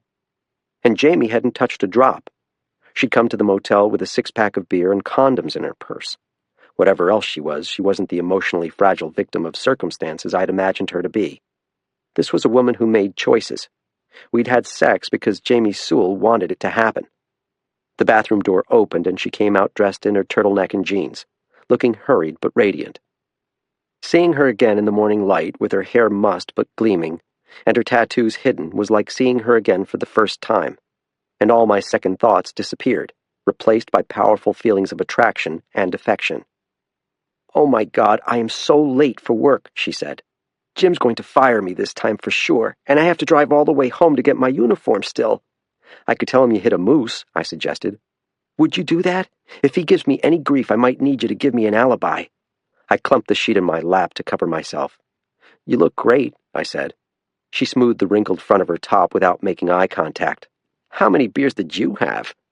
"I mean it." She turned and leaned across the bed to kiss me. Because she was so short, she didn't need to lean much. Her breath had the wintergreen taste of Nicorette. "I've really got to run," she said. She zipped up her ski parka and reached into her pocket to check that she had her keys. She must have pressed a button because I heard the van beep outside in the lot. "Why don't you stop by McDonald's later?" "I'm supposed to meet a friend, or I would. He's taking me up in his plane." "Don't crash. That would definitely send me into a permanent binge." "I'll give you a call when we land." She smiled and then leaned across the bed to kiss me again. "I'd like that." After she left, I let my gaze wander happily around the room. Joe Brogan and his skunk had forced me out of my house and into this tiny motel room, but I would always remember it now as the place Jamie and I first made love. The Blueberry Bunch Motel had unexpectedly attained landmark status on my life's crazy road map. I would need to clean up the place before I checked out. I always wondered what it was like for the maid to clean up a room where two people had enjoyed a debauched night of lovemaking. 5 empty beer bottles were arranged in a straight line along the desk, beside Jamie's half-empty soda bottle. Funny. I thought I'd drunk only 4. A gust blew the door open, causing me to shiver. The skin on my arms and legs was covered with goosebumps. Jamie must not have closed it tightly enough. I clamped the sheet to my groin and got up and turned the lock, then wandered into the bathroom. In the bathroom, I stared at my bleary, stubbled reflection, wishing I could reach into the mirror and slap the reckless bastard. Instead, he confounded me with an unspoken question. Do you always have to make things so difficult for me? I drank 3 glasses of water from the tap, then shaved and showered. I put on my uniform, but it only made me look more sheepish. I tried tidying up the room, but it was no good. The stained sheets told our illicit story. I went over to the office with my duffel bag. The little old woman was standing on her wooden box behind the registration desk, a Forbes magazine spread out beneath her withered fingers. "Checking out?" she asked. "I had company last night," I said. "Did you?" Of course she had noticed Jamie's van parked in front of my cabin, but I appreciated the feigned ignorance. "I want to pay for another person since it was just supposed to be me in there." "Forget about it," she said. "What happens in Vegas stays in Vegas." I smiled. "But this isn't Las Vegas." "That explains the snow." I stopped at the nearest gas station and bought a quart of Gatorade, which I swallowed in one enormous gulp. I also purchased a cup of coffee and a half a dozen granola bars for the plane ride. The snacks Charlie usually brought with him were things like smoked bear jerky and pickled eggs, food I could barely stomach, even without a low-grade hangover. The coffee was too hot to drink until I'd arrived at the Gardner Lakeboat launch and was sitting in the plowed lot. There were clusters of ice fishermen out on the frozen surface. One group had driven a big SUV out there, a Chevy Yukon. You had to have a lot of balls or very little brains to drive something that heavy onto the ice. People assumed that because it had been so cold lately, the conditions must be safe, but they didn't understand how snow cover could retard ice formation. I rarely felt safe on the ice, no matter how frigid it was. The sky and the ice were the same hard zinc color this morning, and every few minutes a gust of flurries would blow through, scattering flakes across my windshield. I heard the plane before I saw it. The whine of the engine preceded its appearance above the treetops. I saw the people on the ice shade their eyes and point, and I followed the direction of their raised arms until I saw the white and gray Cessna 172 come swooping down like a fishhawk through a cloud of snow showers. The sight brought back the memory of my first ride with Charlie 2 years earlier. Wanted for murder, my father had escaped into the North Woods. Charlie had flown down to the coast to take me to the search area. He'd had a Piper Super Cub then. It was as fragile as a model airplane, and it broke into 1,000 pieces when it crashed into Rum Pond, its fuselage pierced with bullet holes. I got out of the truck and removed the capstan canister from my belt. If the pepper spray discharged inside the cockpit, it would blind us both, and the plane would fall from the sky. The wind vibrated the wings of the Cessna as it skipped down onto the ice. I raised my hand in greeting and ventured out to meet my friend as he taxied toward the ramp. The ice was slick beneath my boots, making me wish I'd paused a moment to fasten on the cleats I usually wore. The door popped open, literally popped, and I found myself gazing into the smiling face of Charlie Stevens. He looked as craggy as ever. With his sun-browned skin and lantern jaw, his eyes were as clear and green as sea ice. His white hair was longer than I'd seen it before, and he wore an outfit of heavy wool clothing that his grandfather might have worn half a century earlier, going off on a river drive. It took me half a second to realize that Charlie was seated in the passenger seat, and that someone else was behind the controls of the Cessna. "Good morning," I said. "Howdy-do," he replied, hopping down with surprising agility to shake my hand. "It's been too long, Charlie." "That it has. I've never seen you riding shotgun before." "I'm just the flight attendant for this trip. You've got the top pilot in the fleet today. Mike Bowditch meets Stacy Stevens."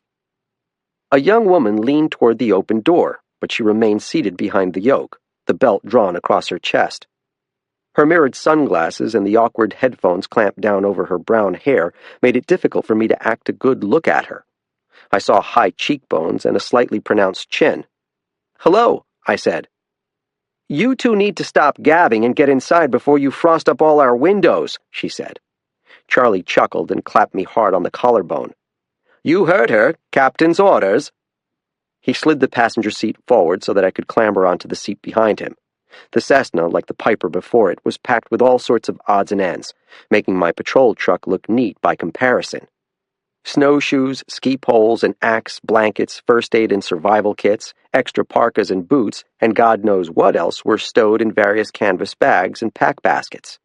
I leaned forward between the seats to make a joke, but Stacy stopped me before I could speak. "Use the mic," she said. I put on the pair of headphones and moved the microphone so close I was almost sucking on it. Charlie slammed and locked the door. Stacy stepped on a pedal on the floor to turn the nose of the plane and then pushed a lever forward. We began taxiing toward the wide part of the lake where we would take off without running over ice fishermen. "What were you going to say?" Charlie asked over the intercom. "Stacy, your dad didn't tell me you were a pilot." "Yeah, I'm full of surprises," she said without humor, although the electronics made it difficult to catch subtle intonations. Now that we were in the clear, she opened up the throttle and we began to slide faster and faster on the skis. Stacy pulled gradually back on the yoke until I felt the nose of the plane rising, although it looked as if we were still on the ground. Suddenly, the ice dropped away beneath us and we were airborne, ascending sharply into a cold headwind. "I had the devil's time teaching her," said her father. "She was the worst white knuckler I'd ever flown with." "Watching your parents crash tends to have that effect," she said. Charlie had told me that his daughter blamed him for the flying accident that cost her mother the use of her legs. I hadn't expected to hear that long-standing grudge expressed so soon. If Charlie felt stung by his daughter's words, he didn't show it. "You ever do one of these aerial moose surveys before, young feller?" "No," I said. "Maybe you can explain to me how this works?" "We fly transects within a random sample of survey plots," Stacy said. She had recently gotten a job as an assistant wildlife biologist, Charlie had told me. "We record the number and sex of the moose we spot. The presence of antlers this time of year isn't the best indicator, so we're also looking for the vulval patch on the females." "Stop snickering." "I'm not," I said. "I was talking to my dad." She went on to explain that because of tree cover it was impossible to see every moose, especially in a fixed-wing aircraft that couldn't hover, so the biologist had developed a model to overcome what she called visibility bias. I couldn't quite follow the rest, but it had something to do with visual obstruction being a covariate of something or other, and bulls being estimated as a ratio of cows to calves seen, or maybe it was the other way around, but she used the term confidence interval like it was a phrase I should have picked up in elementary school. Results would be adjusted for citability and sampling, she said. "Does that make sense?" "Sure. Just tell me if you see a moose." She leaned forward to wipe away some frost that was forming on the windshield in front of her. At that moment, a gust grabbed the plane and gave it a shake, the way a cat does with a mouse. Neither Stacy nor Charlie seemed alarmed, but the flurries seemed to be gathering into a white vapor around us. "How are we going to see anything in this snow?" I asked. "What snow?" asked Charlie. "Those big white flakes falling all around us?" "Oh, that's just a little scud." I glanced down at the rolling pine forest and snow-covered muskeg beneath us. The ancient history of the landscape showed itself as a series of geological scars. Round Kettle lakes, left behind by the last glacier's advance, pockmarked the face of the land. There were undulating moraine ridges, miles long and dotted with boulders the size of houses. There were peaked eskers, bisecting sprawling blueberry barrens. There were bleak expanses of frozen swampland, layers of frozen peat piled atop sandy glacial till, through which urinous streams wiggled like worms. One of these swamps might be the heath that bordered the Sprague property, although by my reckoning we were many miles south of that trackless bog. "I promised Mike we'd do a spy mission for him over that game ranch in Narragansett," said Charlie. "Maybe we should buzz over there first." "You didn't tell me about that." "It's just a quick detour." "No way." "Tell Stacy about your zebra," said Charlie. "What zebra?" she asked. "I knew that would pique her curiosity," her father said.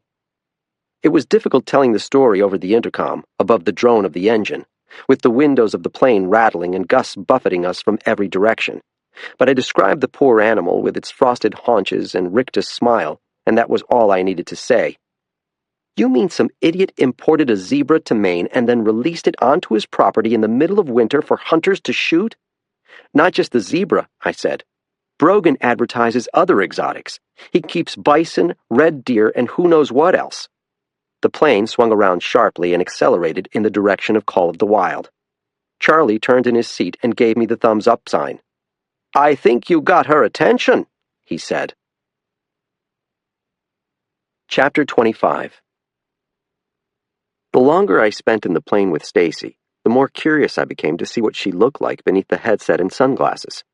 But I was seated behind her, and she kept her face turned to the window. I'd wanted to meet Stacy Stevens forever. Charlie and Aura were the parents I would have chosen had such a thing been possible, and yet Stacy seemed to have no end of grievances with them. Based on the stories her father told, the younger of their two daughters had inherited these qualities from him: an eagerness to take risks that bordered on suicidal recklessness, a capacity for stirring up mischief, and a love of the great outdoors that surpassed his own. "Fortunately," Charlie always added, "she got her looks from her mother." Aura was quite beautiful. How ironic it was that I was finally meeting her on the day I'd just started a new relationship with a woman. Nevertheless, I found myself gawking. Her skin was uniformly smooth and pale. There was a small mole beneath her jawline.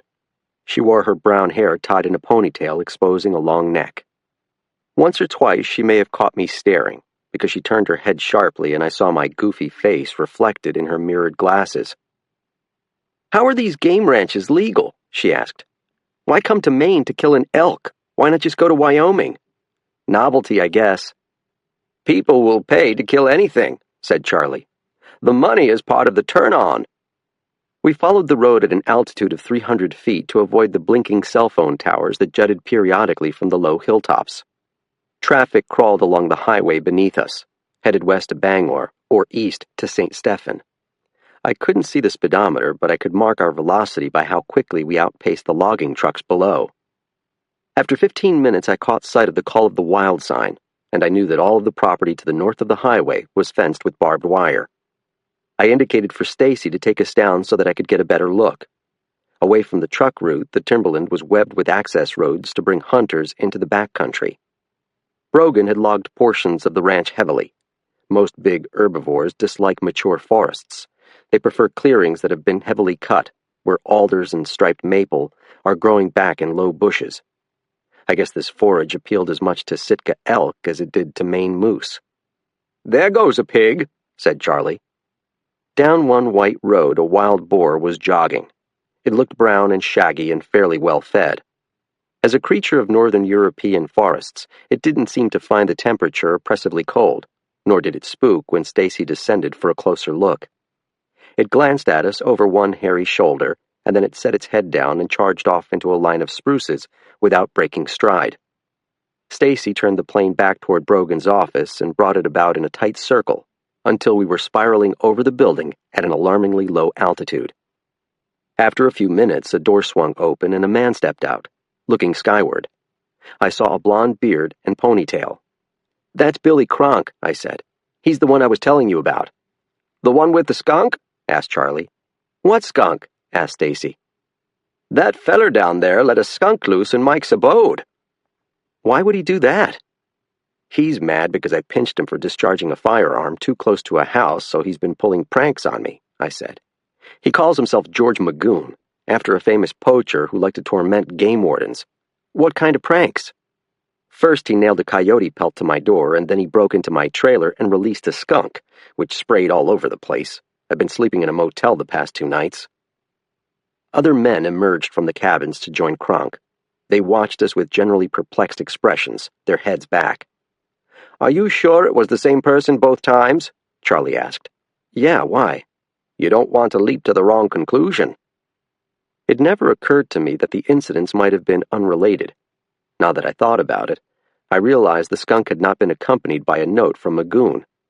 Charlie had always warned me against making assumptions in my investigations. "Can you pass me a bottle of water from the cooler?" asked Stacy. The tight spirals were making me nauseous. A drink sounded like a good idea, but there was only a single Poland Spring in the little igloo cooler.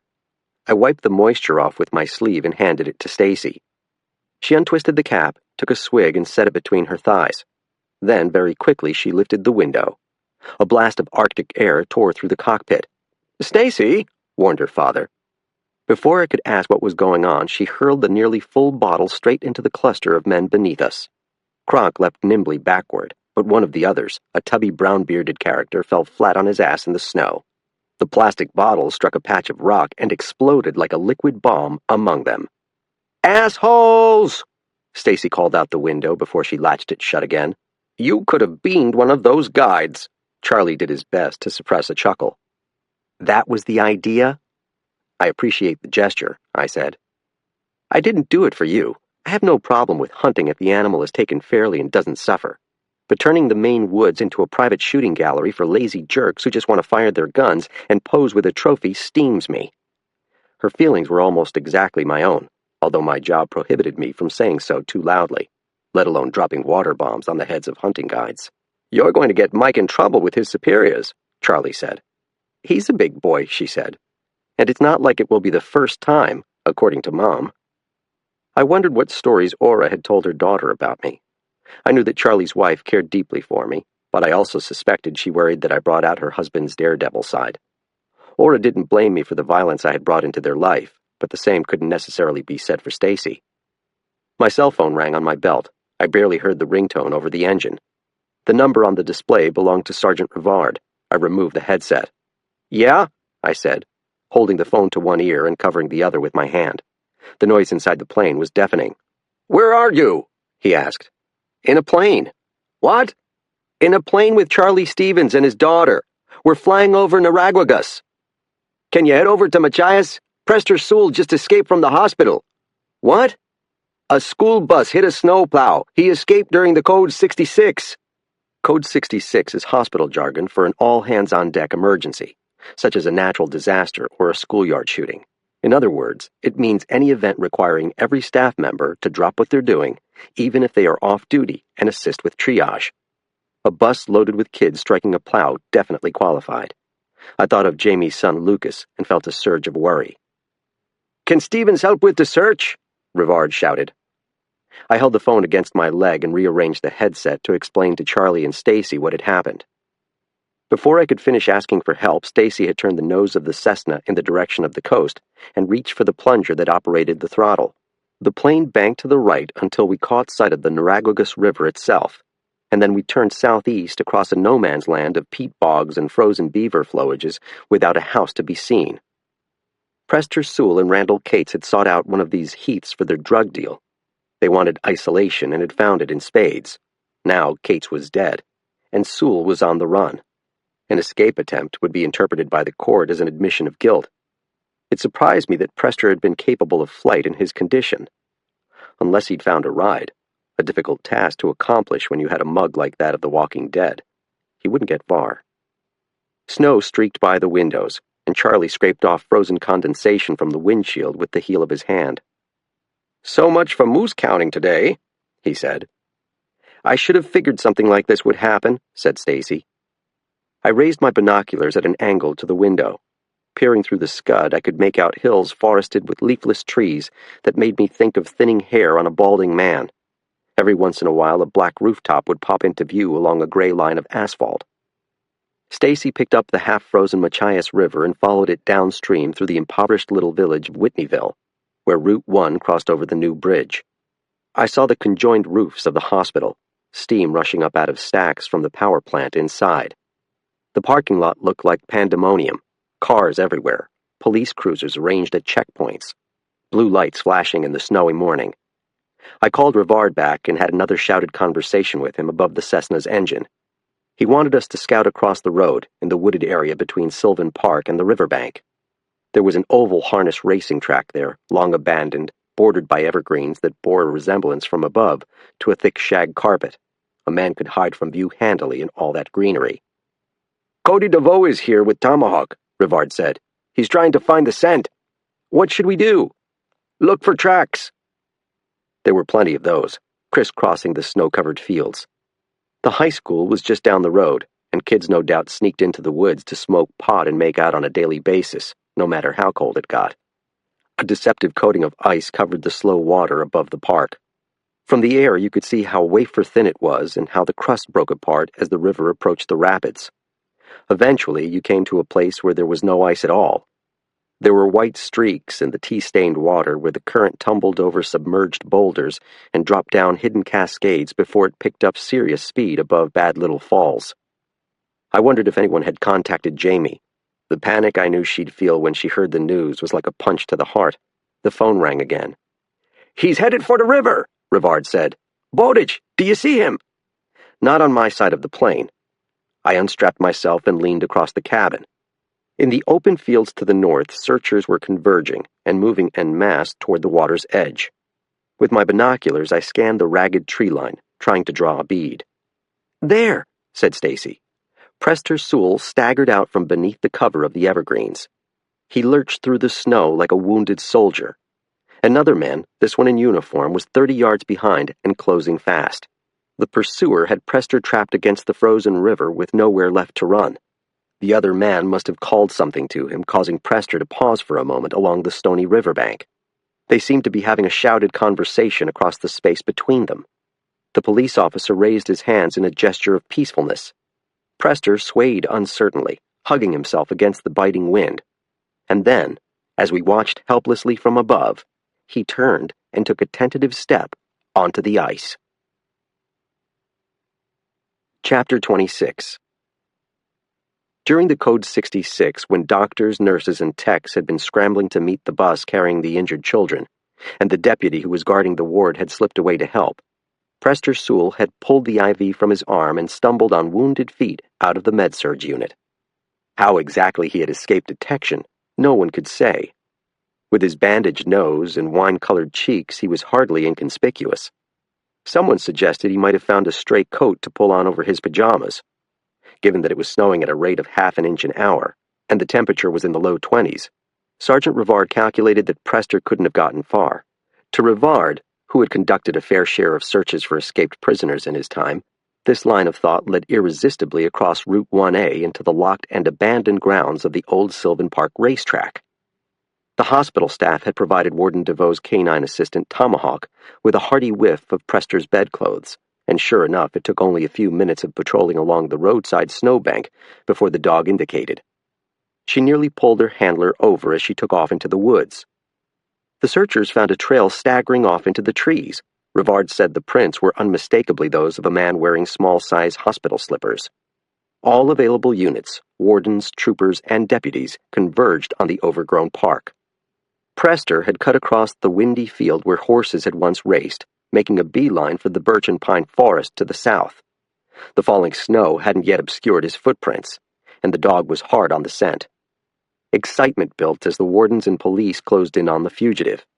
DeVoe and Rivard heard the Machias River before they saw it.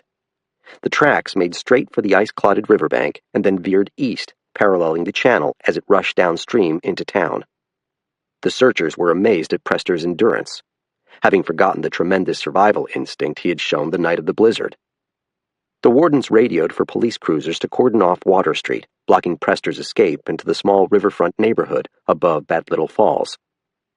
Rivard said that you could read his mounting desperation in the meandering tracks. He was in a panic and didn't know where to go. A call went out over the air. Corbett had cut him off at the river. Moving independently of the other searchers, the chief deputy had found his man by taking a different vector on the Machias, closing off any escape. According to Corbett's written report on the matter, which I later read, he had shouted at Prester to stop. The fugitive had paused at the riverbank and responded inaudibly. "Suspects seemed to be on the verge of giving up," the chief deputy had written, which is why we were all caught off guard when the escaped prisoner decided instead to step to his death. It happened so slowly, like a movie playing at half speed. When Prester first set foot on the ice, I didn't believe what I was seeing. From aloft, you could see how thin the ice was. Even at ground level, he must have recognized that the crust was nothing but a lie. Then, he took a second step. "What's he doing?" Stacy asked over the intercom. "Is he nuts?" 3 more steps, and Prester broke through. It reminded me of a horror movie in which an actor is crossing a cemetery and skeletal arms reach up from the ground to pull him down into the grave. He disappeared just like that. His head jerked back, and his bandaged arms went flying skyward. For a moment he seemed to be looking right at us, and then he was gone. A hole in the ice, brown with churning water, was all that was left of him. My first thought was of Jamie. Instinctively, Stacy turned the plane downriver. We hoped to see his head pop up in the open water below Sylvan Park, thought we might spot his green pajamas bobbing along, but we never did. Rivard returned to the line, asking me what I could see. "Nothing," was my answer. Nevertheless, we kept looking, and followed the river to Bad Little Falls. As it cascaded into the bay, the Machias was such a raging torrent, with so many plunging waterfalls and swirling eddies capable of sucking entire logs to the bottom without a trace, it seemed futile even to hope. Eventually, I stopped trying. I lowered my binoculars and buckled myself back into my seat. "Do you think it was a suicide?" I asked Rivard. "Or did he have some crazy idea about getting across?" "We'll never know." After I hung up, I put on the headset and told Stacy to set me down near my truck at the Gardner Lake boat launch. "You mean that's it?" she asked. "Shouldn't we keep looking?"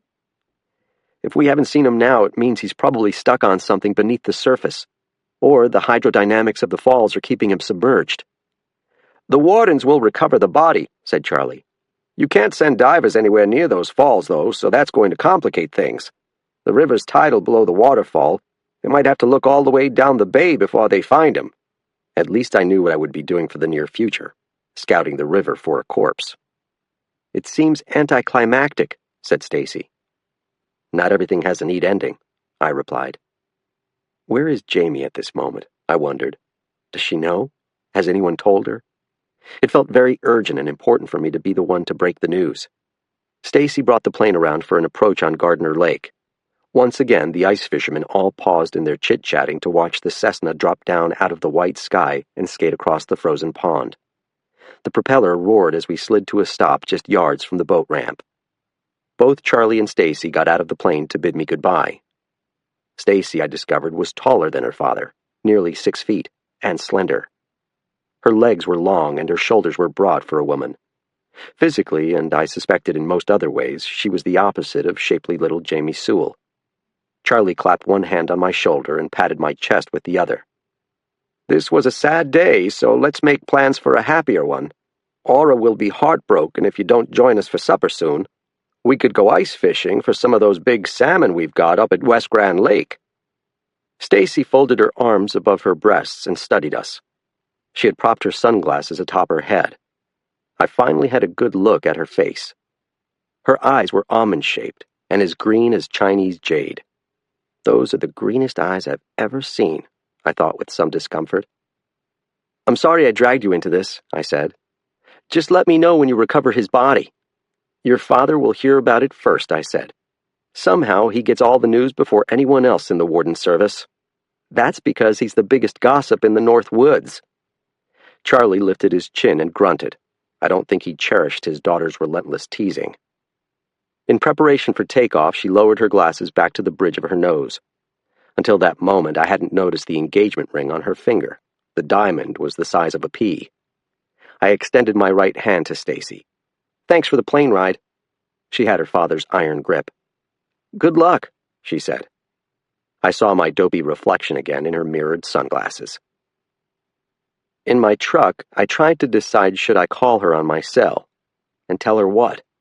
If she hadn't yet heard, then I couldn't very well inform her over the phone that her beloved brother was now dead.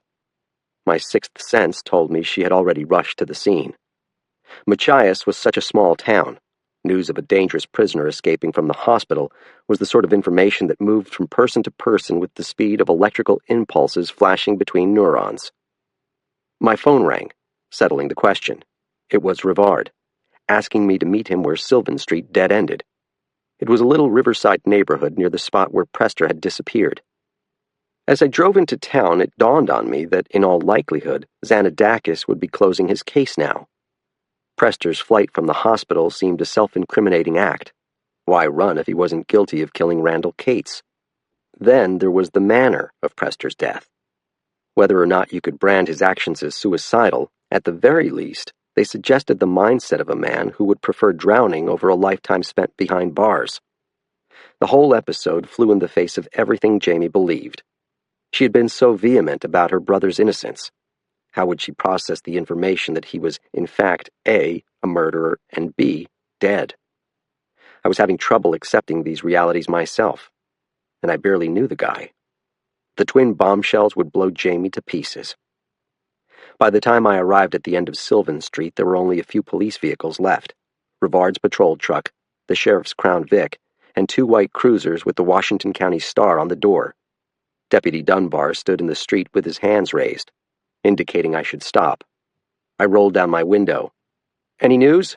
"I'm looking for a new job," he said. "Does that count?" "Seriously? How the hell was I supposed to know he was strong enough to run away? I was just trying to help the kids who got hurt in that school bus." I didn't particularly like Dunbar, but I sympathized with his plight. In his shoes, with the hospital in such a state of chaos and everyone focused on the injured children, I probably would have left Prester unguarded as well. "Have you seen Jamie Sewell?" He sneered at me. "I thought that was your department." I found my capacity for sympathy diminishing rapidly. "Just tell me, Dunbar." He made a hitchhiking motion over his shoulder. "Why don't you ask the sheriff?" Dunbar stepped away to avoid being clipped by the door of my truck. I brushed past him and headed down the unplowed street. I found Rivard, Sheriff Rhine, and Chief Deputy Corbett standing in a snow-covered yard 50 feet from the river. A few snowflakes drifted past on the breeze. "Just the person we were talking about," said the sheriff. "Where's Jamie?" "She showed up at the hospital during the search," Rhine said. "I had a deputy escort her home." Jamie didn't strike me as the sort of person who would follow police orders, especially when they involved separating her from someone she loved. "How did you accomplish that feat?" "We told her he might try to call home," Corbett said. Rhine fiddled with her turquoise ring. "I'm headed over to her house now." "And you want me to go with you?" I said. "How'd you guess?" Rivard moved a wad of tobacco around in his cheek. "You didn't tell me you were dating the suspect's sister, Bowditch."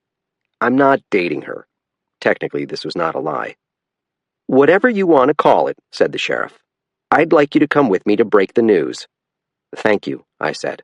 "I'm not doing it for you. I'm doing it for her. This kind of news is always better coming from someone you trust." Rivard tried to work some stiffness out of his neck by moving his head around.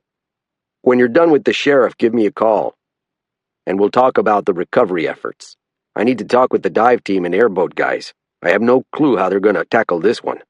"Maybe they should just string a net at the base of the falls," said the sheriff. "Crazier ideas have been tried," replied Rivard. I stared past them at the frozen river. The opposite shore seemed deceptively close at this stretch, and the light was dull enough that you couldn't see the treacherousness of the ice. Beneath its thin coating of wind-blown snow, it looked solid. Maybe Prester had expected he could get across. It was confusing that he could have shown such a determination to live when he was lost in that snowstorm, and then have decided to end his life just days later. "Throwing yourself into a waterfall is a hell of a way to commit suicide," I said. "I don't think he intended to die." "You didn't see the look on his face," said Corbett. His own face was blazing red from the cold wind. Until that moment, I hadn't realized it was the chief deputy who had pursued Prester out onto the ice. "From the plane, he looked like he was taking tentative steps," I said. "He didn't appear to be racing headlong to his death." Rivard started in on his sore neck with both palms. "Does it make any difference?" It will to Jamie, I thought. "It was a suicide," Corbett said, his voice rising.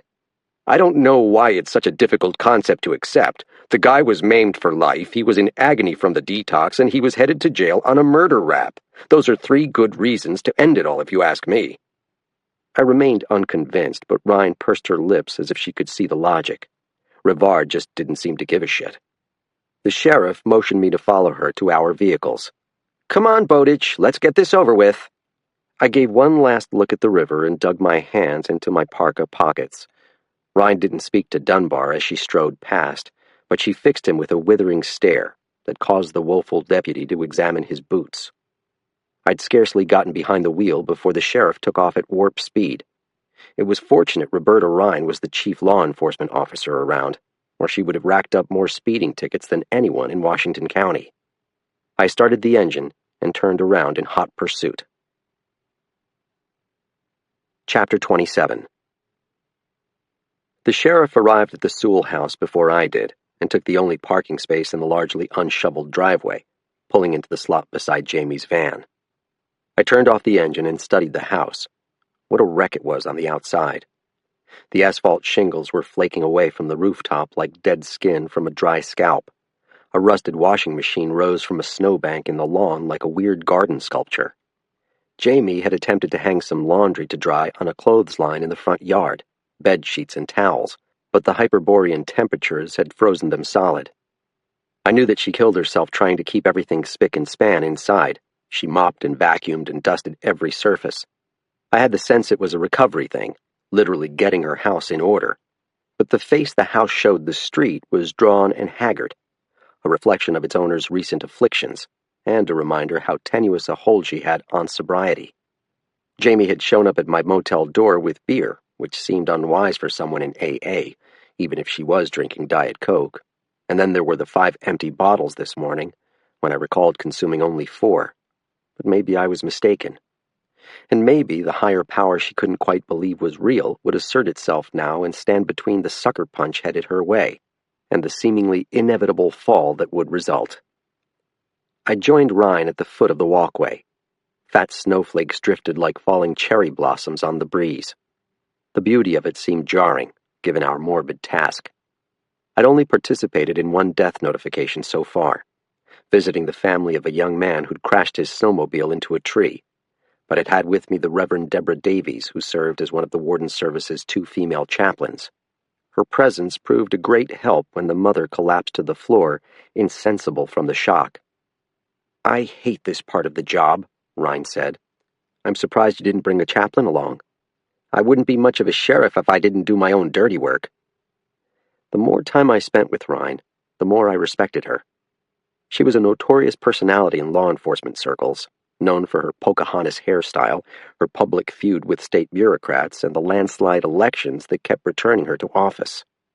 When you picture a Maine county sheriff, the first image that springs to mind isn't a gimlet-eyed lesbian, and yet Roberta Ryan had won the job and made it her own in a part of the world not known for its open-mindedness. I was beginning to understand why. I followed her up the snow-dusted wheelchair ramp. Lucas answered when the doorbell rang. He blinked at us silently through thick glasses. His hair was wet and smeared across his bulbous forehead. He wore pants rolled at the cuffs to fit his stunted legs, and a long-sleeved sweatshirt decorated with the leering face of Batman's arch-nemesis, the Joker. "Hello, Lucas," I said. "Is your mom at home?" "I didn't do nothing." "We're here to see your mother," explained the sheriff. He spun away from us. "Ma!" A woman's voice croaked from a distant room. "Who's at the door?" "The cops!" And then he took off up the stairs. I remembered what Jamie had said to me the night before, how I reminded her of Lucas. The comparison left me baffled and disturbed. All I could conclude was that she hoped I might take a paternal interest in the kid. Having met his father and uncle, I could understand why Lucas might require another male role model. The house smelled of cigarettes. What I'd first taken to be wood smoke from the stove was in fact burning tobacco. A bubble of fear, unlike anything I had felt before, formed in my stomach. I am about to cause someone great pain, I realized. Jamie emerged from the living room, still dressed in her McDonald's uniform. She usually pinned up her hair to work, but she must have lost a barrette during the day because a strand of her hair hung in her eyes, which were already bloodshot from crying or smoking. She hung in the doorway, as if barred from approaching by an invisible force field. "Where is he?" The question was directed at me, as if we were alone in the motel room again. "May we come in, Jamie?" the sheriff asked. "Tell me first." The cold tickled the hairs along my neck, but I stopped myself from shivering. Stillness seemed important at this moment. I wasn't sure how to begin. Fearing that I wasn't up to the task, the sheriff threw herself into the breach. "This afternoon your brother escaped from Down East Community Hospital," she said. "What do you mean escaped?" "Prester walked out of the med-surg unit while the doctors and nurses were distracted with a bus accident. We followed his footprints across Route 1A into the woods behind Sylvan Park. He tried to elude our searchers by crossing the Machias River just west of town." The sheriff paused. She wanted the import to sink in without having to say certain words. She hoped Jamie would take her meaning. "And?" I knew the next line belonged to me. "Prester is dead, Jamie." Her lip began to tremble. "What?" "He fell through the ice." "No." "We're very sorry for your loss," Ryan said. Jamie didn't speak. The news about her brother's death seemed to have left her in a nearly catatonic state. With some people, hearing about a death can have that effect. Others become wailing banshees. Her wet eyes met mine. "Where is he, Mike? Where is he right now?" "We don't know." "The warden service has begun operations to recover his body from the river," offered the sheriff. This seemed to be a cue for me to say something. "We're going to bring him back to you, Jamie, I promise." My words made it sound as if her brother's corpse were a lost puppy. A living puppy. "No," she said again. She began to wobble. Looking across the foyer, I could see her knees going weak. She put a hand out to steady herself against the lintel, but miscalculated the distance. I barely got there in time to catch her. We were together on the floor, with me down on one knee, supporting her slumped, shaking body. I smelled her faded perfume and the cigarette she'd been smoking. I stroked her chestnut hair. "Jamie?" "No, no, no, no, no, no." "I'm here," I said. She was sobbing uncontrollably, great wrenching sobs that seemed to be coming from someplace deeper than her heart. "No, no, no, no, no." "What's wrong?" Tammy appeared in her wheelchair. She'd crept out to the edge of the foyer like a shy animal at the edge of a field. "Is it Presta?" The sound of her sister's voice seemed to affect Jamie instantly. She squirmed loose of my arms and struggled to her knees. She threw herself between her sister and me, as if her body could be a shield. "Something's happened," she said in a sniffly voice. "He's dead, isn't he? The sheriff wouldn't be here otherwise." No sensor between brain and mouth. That was the way I understood brain injuries. Some of them, anyway. "He fell through the ice," Jamie said. She turned her head at me, red eyes half closed with confusion. "How did he fall through the ice?" "He was trying to get away from the police," I said. "Warden?" The sheriff's tone was stern with warning. "You mean you were chasing him?" "Not me, I wasn't there." I didn't mean this to sound defensive, only explanatory. "Where were you, Mike?" I climbed to my feet. "In a plane." Another unsatisfactory answer. "Who chased him?" "It doesn't matter," said Ryan. "It does too matter. I want to know what happened to my brother." "We're still trying to determine how he escaped from the hospital," said the sheriff. "I don't care about that," said Jamie. "I want to know who was chasing him. Who was he trying to get away from?" "Jamie," I said. "You told me he'd be safe in the hospital. You told me he'd be safe." I felt utterly helpless, afraid to speak lest I make the situation even worse. "I know how hard this is." "No, you don't." "Is there someone we can call for you?" the sheriff asked. "Gloria?" I said, thinking of her AA sponsor. "Do you want me to call Gloria?" She sprang to her feet. "I want you to tell me who chased him onto the ice." "Your brother escaped police custody, Miss Sewell," the sheriff said. "That was his decision."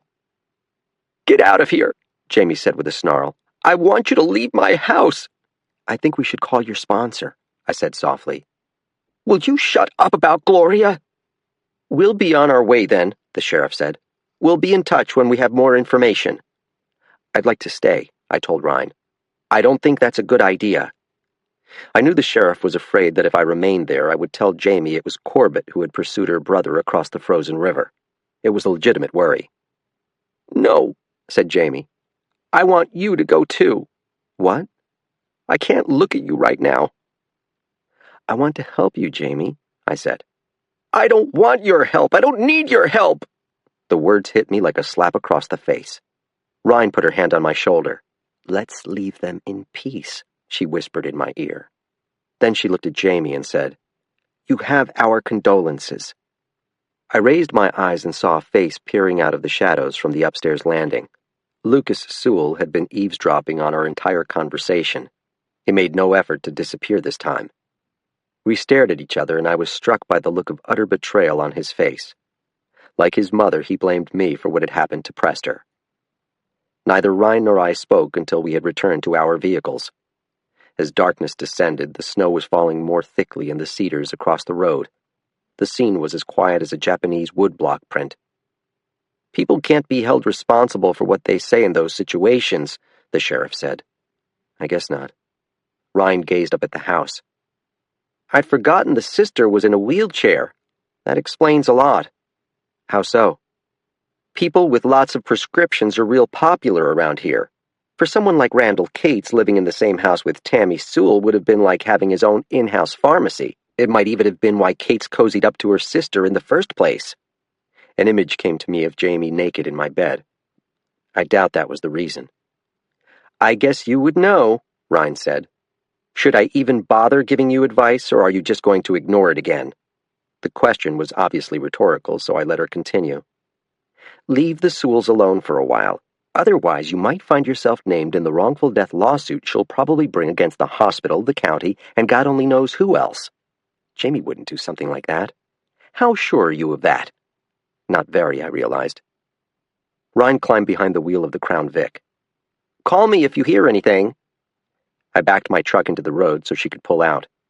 She snapped on her headlights and hit the gas hard. I watched the sheriff rocket down the road toward Machias. When I glanced back at the house, I saw a parted curtain in an upstairs window. Lucas Sewell was still watching me. Chapter 28. People can't be held responsible for what they say in those situations. I hope the sheriff was right, but I couldn't deny that Jamie's outburst worried me. It reminded me of the bitter comments that my dad used to spit out at me when he was drinking hard. "Be a man for once. Stop acting like such a fucking pussy." Grief, like alcohol, seemed to facilitate the expression of a person's true feelings. Jamie was already smoking again. How soon before she took a drink? And then what? A trip down to the Machias Causeway to score some oxy? If only she would let me help her, I thought. Then I remembered the nickname Tammy had bestowed upon me when we'd first met. Sir Galahad. I felt more like a fool than a knight. How had I come to think I could save Jamie from herself? I needed to have faith that she would reconsider my offer of help before she did something rash. Beyond that, I could only hope. Driving seemed easier than sitting alone in my stinking trailer. Rivard still hadn't told me about his conversation with Brogan. Had he even spoken to the outfitter? I remembered my sergeant standing on the frozen riverbank with Ryan and Corbett, chewing his disgusting tobacco. I remembered the redness of Corbett's face, as if it had been scalded with boiling water. The sheriff didn't want to identify her chief deputy as the man who'd pursued Prester onto the ice, and for good reason. It would only suggest that a police officer had been to blame for another man's suicidal decision. Her department didn't need the bad publicity or the lawsuit. What was the extent of Corbett's involvement in this case? He had been the first on the scene at the Sprague's house because he lived up the road. He'd even patrolled the heath on his own the previous summer after Ben and Doris had reported suspicious activity. I remembered the way the chief deputy had inserted himself into my interview with Xanadakis, and how he'd come running after me to ask if I might be able to positively identify the snowmobiler as Barney Beale. When Prester had escaped, Corbett had been the pursuing officer who chased him to his death. The Maine Drug Enforcement Agency believed that Randall Cates had had a mole in the Washington County Sheriff's Department, someone who tipped him off to busts. What if it was Corbett? In my headlights, a sharp turn in the road loomed ahead. When I braked, I nearly lost control of the vehicle. Without meaning to, I had been pushing harder and harder on the gas pedal. Someday, I was going to kill myself doing that. My cell phone rang on the way home to my trailer. My heart did a little leap in my chest until I saw that the number wasn't Jamie's. "Bowditch, it's Mac McQuarrie." He was the warden in the adjoining district, the one that included the border city of Calais and the Moosehorn National Wildlife Refuge. McQuarrie was a big, bluff veteran who'd worked for 3 decades in the woods and didn't much cotton to the changes that had swept through the warden service since he'd earned his red jacket. All those female wardens and high-tech gadgets. He was always teasing me about my effete Colby College education.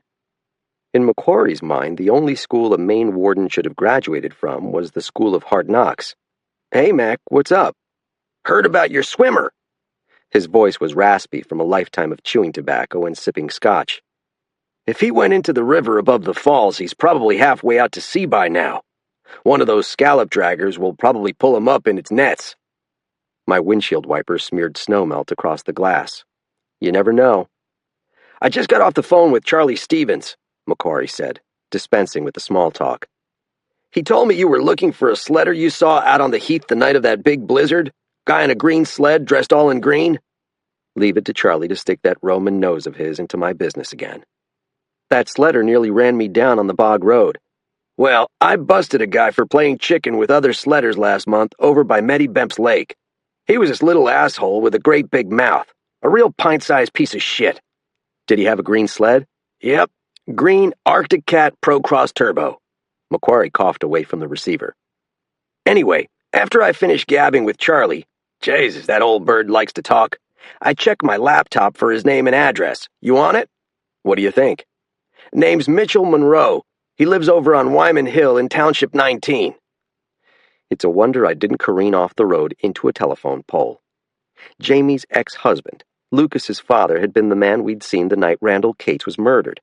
It couldn't have been a coincidence. Do you have his street address? I asked. You're welcome. Happy to help. I took the hint. Thanks, Mac. Macquarie couldn't resist giving me the pickle one last time before we got off the phone. Didn't they teach you manners in that fancy finishing school where you matriculated? I couldn't help but smile. If Macquarie knew the word matriculate, he wasn't quite the proud Neanderthal he made himself out to be. I stopped my truck at the nearest safe spot and hit my hazard lights. I turned on my computer and typed in the information that Mac had given me about Monroe. It took a while for his criminal record to come up. He had 2 convictions for driving to endanger, 3 for simple assault, 1 for soliciting a prostitute, and an aggravated drunk driving conviction. He had been found guilty of misdemeanor drug possession, harassment, criminal trespass, and public intoxication. In short, he was a choir boy. Had Prester and Randall gone to the heath to sell drugs to Mitch Monroe? I had trouble picturing Jamie's ex-husband doing business with her ex-boyfriend, but stranger things happened in the woods of Washington County. And it wouldn't have taken much for such a truce to be broken. Monroe was a violent little man, and he had a reason to resent the thug sleeping with his former wife. What if Jamie's ex-husband had killed Cates? It would explain Prester's reluctance to name the man they'd met in the heath, if it meant fingering Lucas's father. I didn't even want to contemplate the possibility that Jamie might have known all along. I considered telephoning Xanadakis, but would he even care at this point about the identity of my asshole snowmobiler? Prester was dead. For all I knew, the state police considered the case closed. Besides, all I had to back up my theory was Macquarie's report about Monroe's owning a green sled. Until I saw the snowmobile myself, I felt reluctant to open my mouth. My better judgment, such as it was, cautioned me against any further involvement in the investigation. At the same time, the memory of that runt insulting Jamie in front of their little boy brought my blood to a simmer. If Monroe had let Prester take the rap for him, he deserved punishment beyond anything I could inflict with my own fists. Besides, what else do I have to do tonight, I thought. Rivard would wait until first light to begin the recovery efforts for Prester Sewell's remains. The snow had begun to let up, but the roads felt slick beneath my tires. The digital thermometer on the dashboard told me that the temperature had climbed since morning, rising into the mid-20s.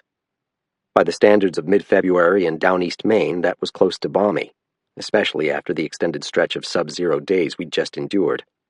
I passed a reflective yellow and red sign that showed the outline of a leaping deer. Caution, high hit rate. After I crossed the line into Township 19, I fiddled with the GPS to bring up the map of local streets and goat paths. The screen of the Delorme showed Wyman Hill Road branching off from the north side of Route 277. It didn't look like much of a thoroughfare. Nor was it, in fact. The road was poorly marked and hadn't received a visit from a plow truck in days. My pickup climbed a steep hill through ankle-deep snow. Halfway up, my headlights illuminated a snowshoe hare, as white as the wintertime, bounding from one row of pines to the other. The road emerged from dense evergreens into a pale landscape of rock walls and snow-covered fields. The top of the hill had been raised for blueberries. I passed one lighted farmhouse and then another before I began to descend again into a copse of paper birches. A low-slung ranch house sat back in the trees. It had tattered gray clapboards and a gray shingled roof that seemed to sag under the weight of the accumulated snow. The GPS told me that I'd reached my destination. I surveyed the house. The dark windows reminded me of the eye sockets of a skull. From the road, I saw no vehicles, no cars or trucks, no green snowmobiles. I parked at the end of the drive and waited for a light to come on in a window or outside the front door. None did. The question was whether someone was watching me through the curtains with a loaded shotgun. In my line of work, you always approach a house after dark with extreme caution. Just because a property isn't posted doesn't mean the owner won't unload a burst of buckshot in your face. You have to put yourself in the place of the paranoid homeowner.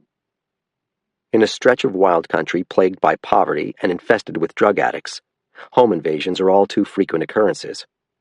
I reached down to touch the grip of my .357 SIG.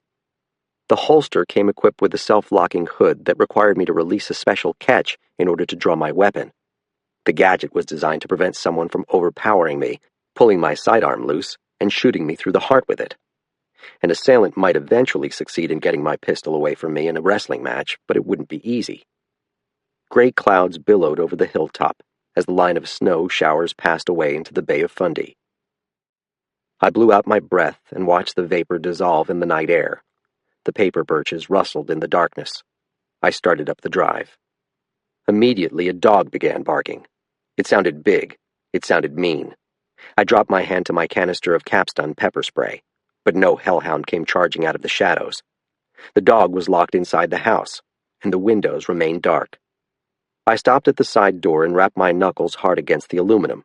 I heard the clawing of the dog as it came racing down the hall and heard its heavy body collide against the locked door. It leapt up at the window, snapping its jaws and growling. I couldn't see what breed it was, but I was glad there was a barrier of wood and metal between its fangs and my face. No lights, no answer. I stepped away from the door and circled around behind the building. The snowmobile was parked behind the woodpile. Macquarie had been right. It was a Goblin Green Arctic Cat Pro Cross Turbo. A racing sled, the Speed Demon's choice. The very machine I'd seen coming straight at my grill the night of the blizzard. I dug my camera out of my jacket pocket and took a picture. The flash created a burst of light, like an exploding firecracker. I snapped a shot from every angle. I wanted Doc Larrabee to remember this snowmobile. I wanted to convince the state police to bring Mitch Monroe in for questioning. I wanted that son of a bitch out of Jamie Sewell's life forever. I wanted her to myself. Chapter 29. In my mind, I began preparing my bullshit story.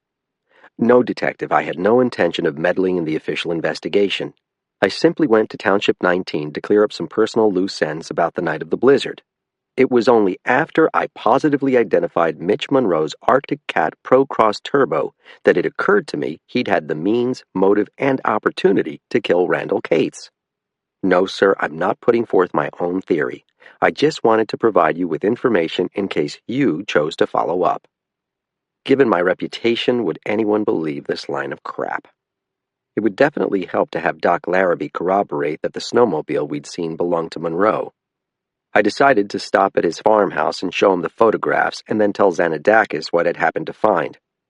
I worried that I would have to wake the old veterinarian, but as I pulled into his newly plowed driveway, I was startled to find lights burning in almost every window. You might have thought he was having a party. Doc took his time answering the door, and even then he felt compelled to peel back the curtain in the window to get a good look at me. His Amish beard was poorly trimmed, and he looked as baggy-eyed as an insomniac. "What are you doing here?" I'd be lying if I said it was a social call. "Can I come in? I want to show you something."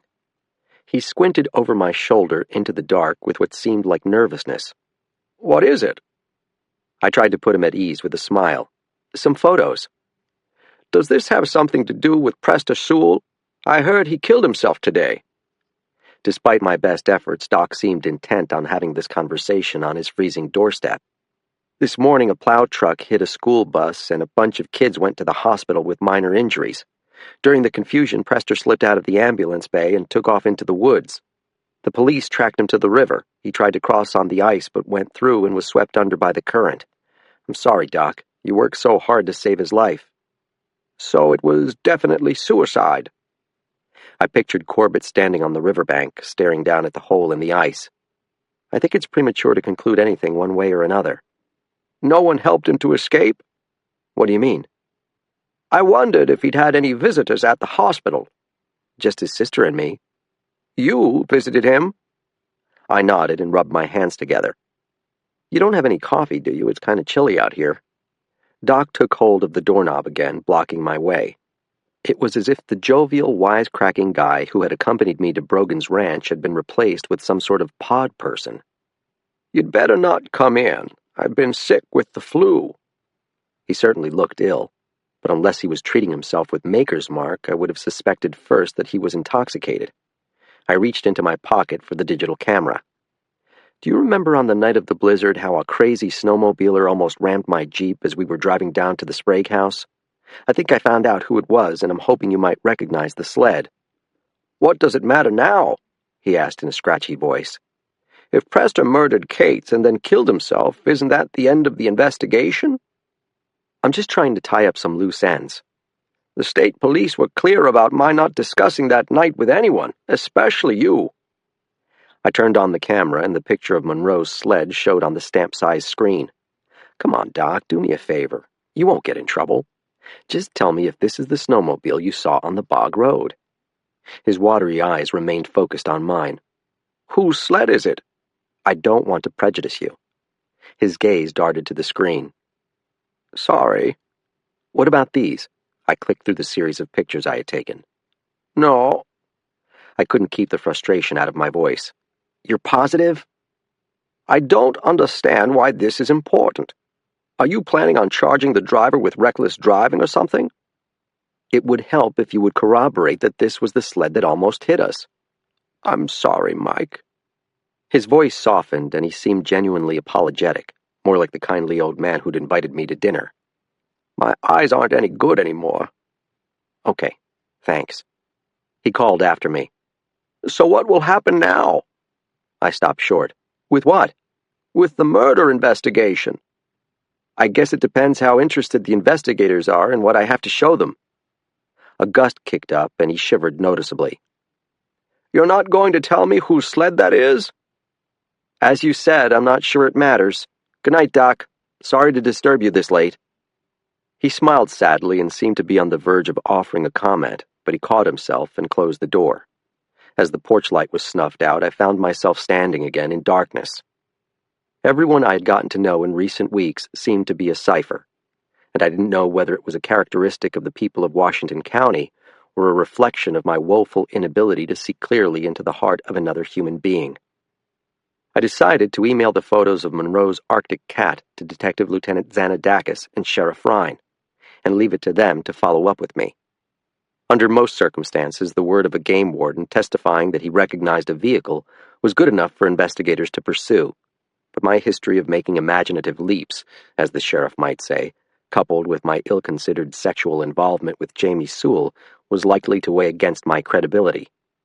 Some days, most days, I wondered whether I was really cut out for my job. I suspected my superiors thought the same thing. The wet snow had whitewashed all the fixtures in my dooryard. My ATV beneath its tarp, my skidoo on its trailer, my overturned canoe, my rusting Jeep. I made a quick sweep around the property, looking for new tire tracks or footprints. There was none. A sour smell greeted me as I opened the door. The odor was definitely fainter than it had been, and masked somewhat by the chemical freshness of the industrial cleaners I had used on the carpets and walls, but the place still reeked to high heaven. I dragged my duffel bag inside and flung it on the floor. I would just need to resign myself to smelling like roadkill for the indefinite future. It seemed to be a message from the universe that I was truly meant to live alone. I microwaved 3 burritos and sat down at the table. The mushy beans scalded my tongue on the first bite, and I rushed to fill a coffee mug with cold water. I remembered the can of beer in my refrigerator and figured that after last night I might as well drink it now. The beer made me think of Jamie. How much time needed to pass before I could safely call her? After I'd finished eating, I plugged my camera into my laptop computer and downloaded the pictures of Monroe's snowmobile. The phosphorescent paint job was unmistakable. It puzzled me that Doc hadn't made the identification instantly. I tried to conjure up the look he'd given me when I showed him the photos. In my mind's eye, I saw his mouth widen and the side of his face jerk with an uncontrollable tic. Doc Larrabee had been lying when he'd said he didn't recognize the sled. I was 100% certain of it now. But why? What reason would the veterinarian have had to cover for Mitch Monroe, of all people? I composed an email, recounting the tip I'd gotten from Mac Macquarie and my subsequent visit to Monroe's residence. I reaffirmed my eagerness to speak with the state police, the sheriff's office, or Maine drug enforcement agents, should they find this information of interest. I attached the pictures as JPEG files, CC'd Sergeant Rivard, and sent off my message in a virtual bottle. Then I went to take a long, hot shower. After I got out of the bathroom, I made myself a cup of coffee and checked my mailbox for new email. Xanadakis hadn't responded, but there was a new message from an address that got my heart pumping. George Magoon at anonemail.com. At first, I marveled at how he'd tracked me down. Then I remembered that all Maine government email addresses followed the same formatting, based upon the state employee's full name, followed by @maine.gov. My own address was also printed at the bottom of the business card I handed out all the time. The message was short and to the point. Good evening, Warden. You need to keep a closer eye on your prisoners. You shouldn't let them wander off into rivers. Did you like the sweet-smelling present I left for you? I've enjoyed playing with you, but I'm beginning to get bored. My crystal ball says you're headed for a bad end sooner than you think. Will it happen tomorrow? Wonder. Wait and see. Sincerely, your friend George. Chapter 30. That night I slept like the proverbial dead. The next morning I printed out Magoon's email. On its surface, nothing in the message seemed to rise to the level of criminal threatening, but that decision belonged to the district attorney. Rivard called while I was wolfing down a bowl of Cheerios. He was all business, in a hurry. He said the Division C airboat and dive teams would lead the recovery effort for Prester Sewell's body. Teams of searchers from local law enforcement, fire, and rescue, members of the Coast Guard station in Jonesport, and community volunteers would scour both banks of the Machias downstream of the point where Prester had gone into the water. I would help coordinate the search along the shore. Rivard didn't mention the emailed photos I'd sent to the sheriff, and I didn't bring up the subject knowing that his mind was appropriately elsewhere. There were no messages from Ryan or Xanadakis either. They, too, had more pressing subjects on which to focus than Mitch Monroe's snowmobile.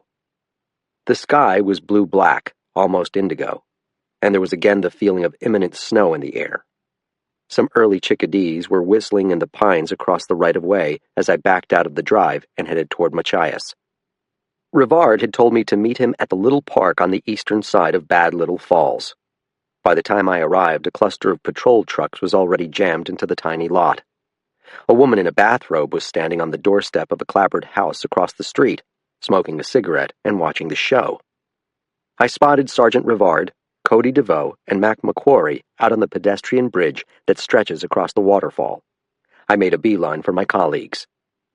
The bridge is normally barred in the wintertime, but Rivard had arranged for the gate to be opened. He was pointing at a deep-looking plunge pool beneath one of the falls. "See that eddy there?" His voice was loud above the roar of the river. "We need to drop a sonar head into that pocket. Probably full of dead trees," said Macquarie. DeVoe nodded. "And God knows what else. Dead deer, dead moose." They raised their eyes from the water as I stepped onto the icy bridge. "Gentlemen," I said, touching the brim of my cap. "Good morning, sunshine." Macquarie turned his head and spit a brown stream of tobacco juice over the railing. He was barrel-chested, with a shock of white hair you could see from a distance, like the tail of a deer. "How nice of you to join us." "I take it Prester didn't wash up overnight," I said. "No such luck," said DeVoe. He had probably shaved an hour ago, but already there was a blue shadow along his caveman's jaw. "So what's the plan?" "This one's gonna be a bitch," Rivard said. "There's a chance he got stuck upriver, snagged in a tree or wedged behind a boulder. But the current's pretty powerful, so I figure no. That would be a good thing. We can't put divers in above the falls, and we can't put them into those pools because of the hydraulics and debris. Let's hope he made it all the way down to the bottom. With any luck, we'll find him stuck in the mud down there." I cast my gaze downriver and breathed in the fetid smell of the tidal flats. Dawn was breaking above the humped eastern shoreline, and I saw gulls bobbing in the dirty foam line of the river, where the fresh water met the salt. "I just got off the horn with Petey," said Macquarie. "He said the airboat's on the way." "That'll wake up the neighborhood," said Rivard with a laugh. I pointed at the woman in her bathrobe across the street. "The neighborhood's already awake." The prop-powered airboats we used were identical to the ones that skim along the Everglades. They made such an ungodly racket you needed to wear protective headphones in order to have a conversation on board. Hearing loss is an occupational hazard in the Maine Warden Service. Hours of exposure to airplane engines, outboard motors, snowmobile, and ATV four-strokes, and the occasional shotgun or pistol blast do a number on the eardrums. "Let's go find a dead guy," Rivard said. Macquarie clapped me hard on the shoulders. "Ain't this the greatest job in the world?" I followed Mac to his patrol truck. The snow in the park was already dirty and beaten down with boot prints. Beer bottles and cigarette butts littered the banks. "Thanks for the tip about the snowmobile," I said. "You were right about Monroe's being my guy." Macquarie grunted. "Little prick. You wouldn't believe the crap he gave me. Yes, sir, I always obey the speed limit. No, sir, I never drink or take drugs when I'm riding. Thank you, sir, for giving me this ticket." I wanted to slap the smile off his pretty little face. "Was he with any buddies?" "No, but he had a girl on the back of the sled." I found myself breathing more quickly. "Did you get her name?" "If she'd mouthed off, I would have, but she knew enough to keep her mouth shut. She was just some chick with a show-off boyfriend. It's the ones who chime in who are the worst." "What did she look like?" "She didn't take her helmet off. She seemed pissed at him, though, judging from the body language. She was short." He cupped his hands around imaginary breasts and winked at me. "But big in other ways, if you know what I mean." Unfortunately, I did. Rivard hurried past on his way to confer with the state police dive team guys who had just arrived. He strode with a sense of purpose, which made him seem taller than usual. The division lieutenant would become the officer in charge, or OIC, once he arrived from Bangor. But at the moment, my sore-head sergeant was glorying in his position of responsibility. "Hey, Mark, can I talk with you?" He glanced at his wristwatch. "Make it fast." "Did you get that email I sent, the one with the pictures of the snowmobile?" He gave me a frown. "I don't have time for your conspiracy theories right now, Bowditch. I need you upriver to direct the search along the banks." "Understood," I said, "but there's something else you should hear. I received a threatening email from Brogan last night. I think I should show it to the DA." The mention of the district attorney caught his attention. "Threatening? How?" "He took responsibility for putting the skunk in my trailer. He said he'd been watching me, and that I was headed for a bad end. He sent the message from one of those anonymous email addresses, but he signed it George Magoon. I know it was Brogan." "He did what?" "He signed it George Magoon. That means he was also responsible for nailing that coyote pelt to my door. The note establishes a pattern. I think there might be enough for a stalking or criminal threatening charge." Rivard rubbed his face with his gloved hand. "Jesus Christ, why can't you give it a rest?" "Give what a rest?" "I'm George Magoon, not Brogan." "What?" "I found that coyote skin in an abandoned trapper's cabin and nailed it to your door as a joke. You're so paranoid. I knew it would drive you crazy trying to figure out who put it there." "Why would you do that?" "You were so gung-ho to bust Billy Cronk. I wanted to teach you a lesson about how wardens are viewed down east before some poacher shot you in the head." "What about the skunk?" I asked, feeling the blood rush to my cheeks. "That wasn't me." "Who was it then?" "Brogan, probably. The fucking idiot. I keep meaning to knock some sense into him, but right now we've got something more important to do." Charlie had cautioned me against connecting the two pranks. He'd observed that with the skunk there had been no note left with Magoon's signature. But if Rivard had been behind the coyote skin, and Brogan had let the skunk loose, then who had sent the threatening email? "You're an asshole, Rivard. And you're an arrogant fuck-up who thinks he's the smartest guy in the warden service. So, do you want to stand here and trade insults all day, or do you want to help us find Prester Sewell before he floats off to Nova Scotia?" "Warden Bowditch!" Roberta Rhine slammed the door of her Crown Victoria and started up the steep road in our direction. She wore a black Gore-Tex parka and black chinos tucked into rubber-bottomed boots. She had arranged her long braids so that it protruded through the hole in the back of her sheriff's baseball cap. Her lips were thin, red, and unsmiling. Sheriff Rhine, Rivard said. Am I interrupting something? She asked. My sergeant dropped his voice a couple of octaves. I was just telling Warden Bowditch that we have a search and recovery operation to begin. Indeed you do. She smiled at me without any warmth. Her lipstick had left a crimson smear on one of her front teeth. But first, I need to speak with Warden Bowditch. I got the email he sent me last night. I'm not sure what you hope to accomplish by sending it. I assumed Lieutenant Xanadakis might want to interview Mitch Monroe about his whereabouts at the time of Randall Cates's death. That's very conscientious of you. It's not often that a warden offers his assistance to a homicide investigator in such a determined fashion. Your efforts to absolve Prester Sewell of responsibility are quite heroic. You'd think it was because you had a personal interest in this case. Did you ever see your girlfriend last night, by the way? No, ma'am. So you didn't confer with her about the new evidence you unearthed at the home of her ex-husband?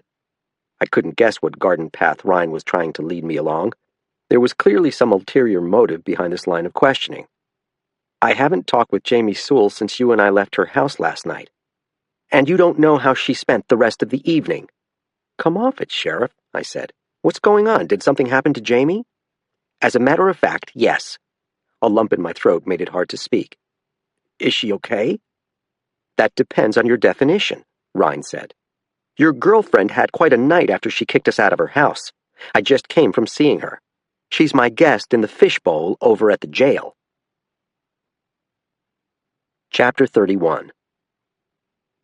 Trooper Belanger picked her up around 3 a.m., the sheriff explained. She was driving back to Whitney from somewhere in Machias. Her van was weaving across the center line. When he pulled her over, he detected a strong smell of alcohol on her breath. She refused to take a field sobriety test. He found a vial of Adderall in her pocket. We're holding her at the jail on drunk driving and drug possession charges. The sensation was of all the blood in my body draining down out of my head and heart and pooling down around my ankles. I was devastated by what she'd done to herself. Depending upon the quantity of the drugs in her possession, she might be facing mandatory jail time.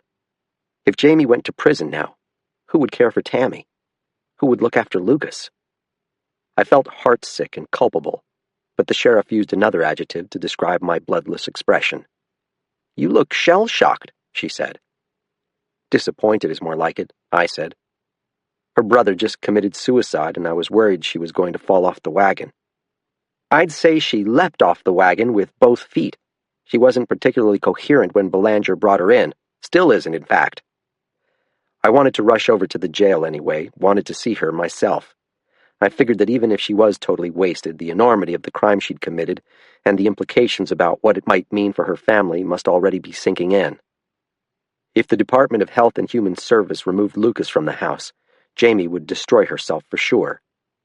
I'd like to see her, I said. No dice, said Rivard. I need you here.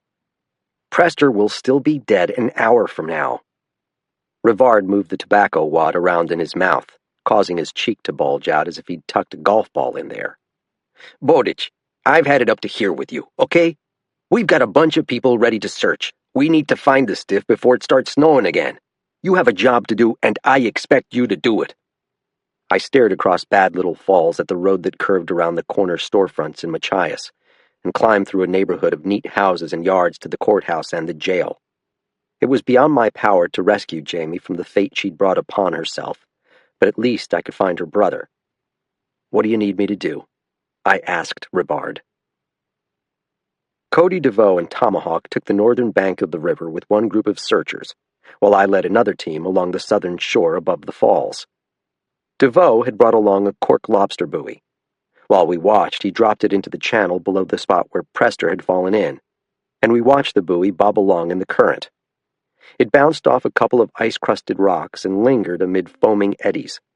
Eventually it found its way into the rapids and was swept quickly downstream, where it was lost from our view over the falls. A man's body is significantly heavier than a lobster buoy, but DeVoe's science experiment gave us a better understanding of the river's specific hydrodynamics. We made notes of the places where Prester's cadaver might have gotten stuck beneath the surface. Drowned corpses will usually sink before they rise. Once water has flooded the lungs and filled the gastrointestinal organs, a human body will submerge and drift down to the bottom of a lake or river. Eventually, if it stays there long enough, the decomposition process will begin. and methane and other gases will cause the cadaver to swell. In time, it will rise like a volleyball that you've held beneath the surface of the water with the palm of your hand. Watching your first bloated corpse ascend from the depths is a special moment in a young warden's education. I led a team of 4 firefighters who had been trained extensively in search and recovery techniques. They were a no-nonsense bunch of guys who made my job considerably easier by actually shutting up and paying attention. Some volunteers will leap into a search with real enthusiasm, but once the hours stretch on without the subject being located, their concentration flags. My guys seemed untroubled by the bitter temperature and overcast skies. The circuitous path taken by the lobster buoy suggested that Prester should have fetched up on the north side of the river, since there was no chance that he had swum even 10 strokes before the cold and current overpowered his best efforts. But there was a slim possibility he might have lodged against one of the boulders midstream, so we turned our binoculars on every square inch of the Machias, recording our findings on maps and GPS, watching our counterparts on the opposite shore do the same.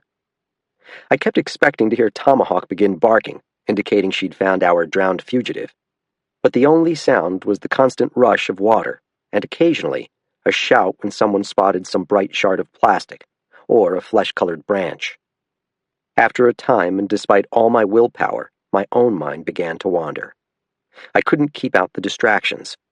I tried to keep my mind off Jamie. The thought of her in jail was too damned heartbreaking. So instead, my thoughts drifted toward George Magoon. If Rivard had left the coyote skin and the note on the door, then who had sent me that threatening email? To the best of my knowledge, Brogan was unaware that a prankster calling himself George Magoon was harassing me. Leaving that skunk in my trailer was an independent act of vandalism on his part. So who else knew about Magoon? I'd recounted the incident to Kathy Frost and Charlie Stevens. I might have mentioned the name Magoon to Jamie at some point, but I didn't think so. That left Doc Larrabee and Kendrick. But what reason would they have had to send me a harassing note? Doc had a definite alcohol problem, and Kendrick seemed like a merry prankster in the Earth First sense. It was possible one of them had sent the message. I had a hollow feeling in my stomach that I was overlooking some detail that might prove significant. The search dragged on until my team had studied every square foot of water and shoreline between Grove Street and the Route 1 bridges. A Warden Service helicopter appeared over the horizon at one point. It hovered low above the river, its rotors whipping cold water at those of us gathered along the banks, while inside the chopper, our lieutenant directed a spotlight down at the channel. The lieutenant spent a long time inspecting the pile piers in the center of the stream, but eventually he gave up and the copter moved down below the falls. As the afternoon progressed, or failed to progress, I found myself growing increasingly angry.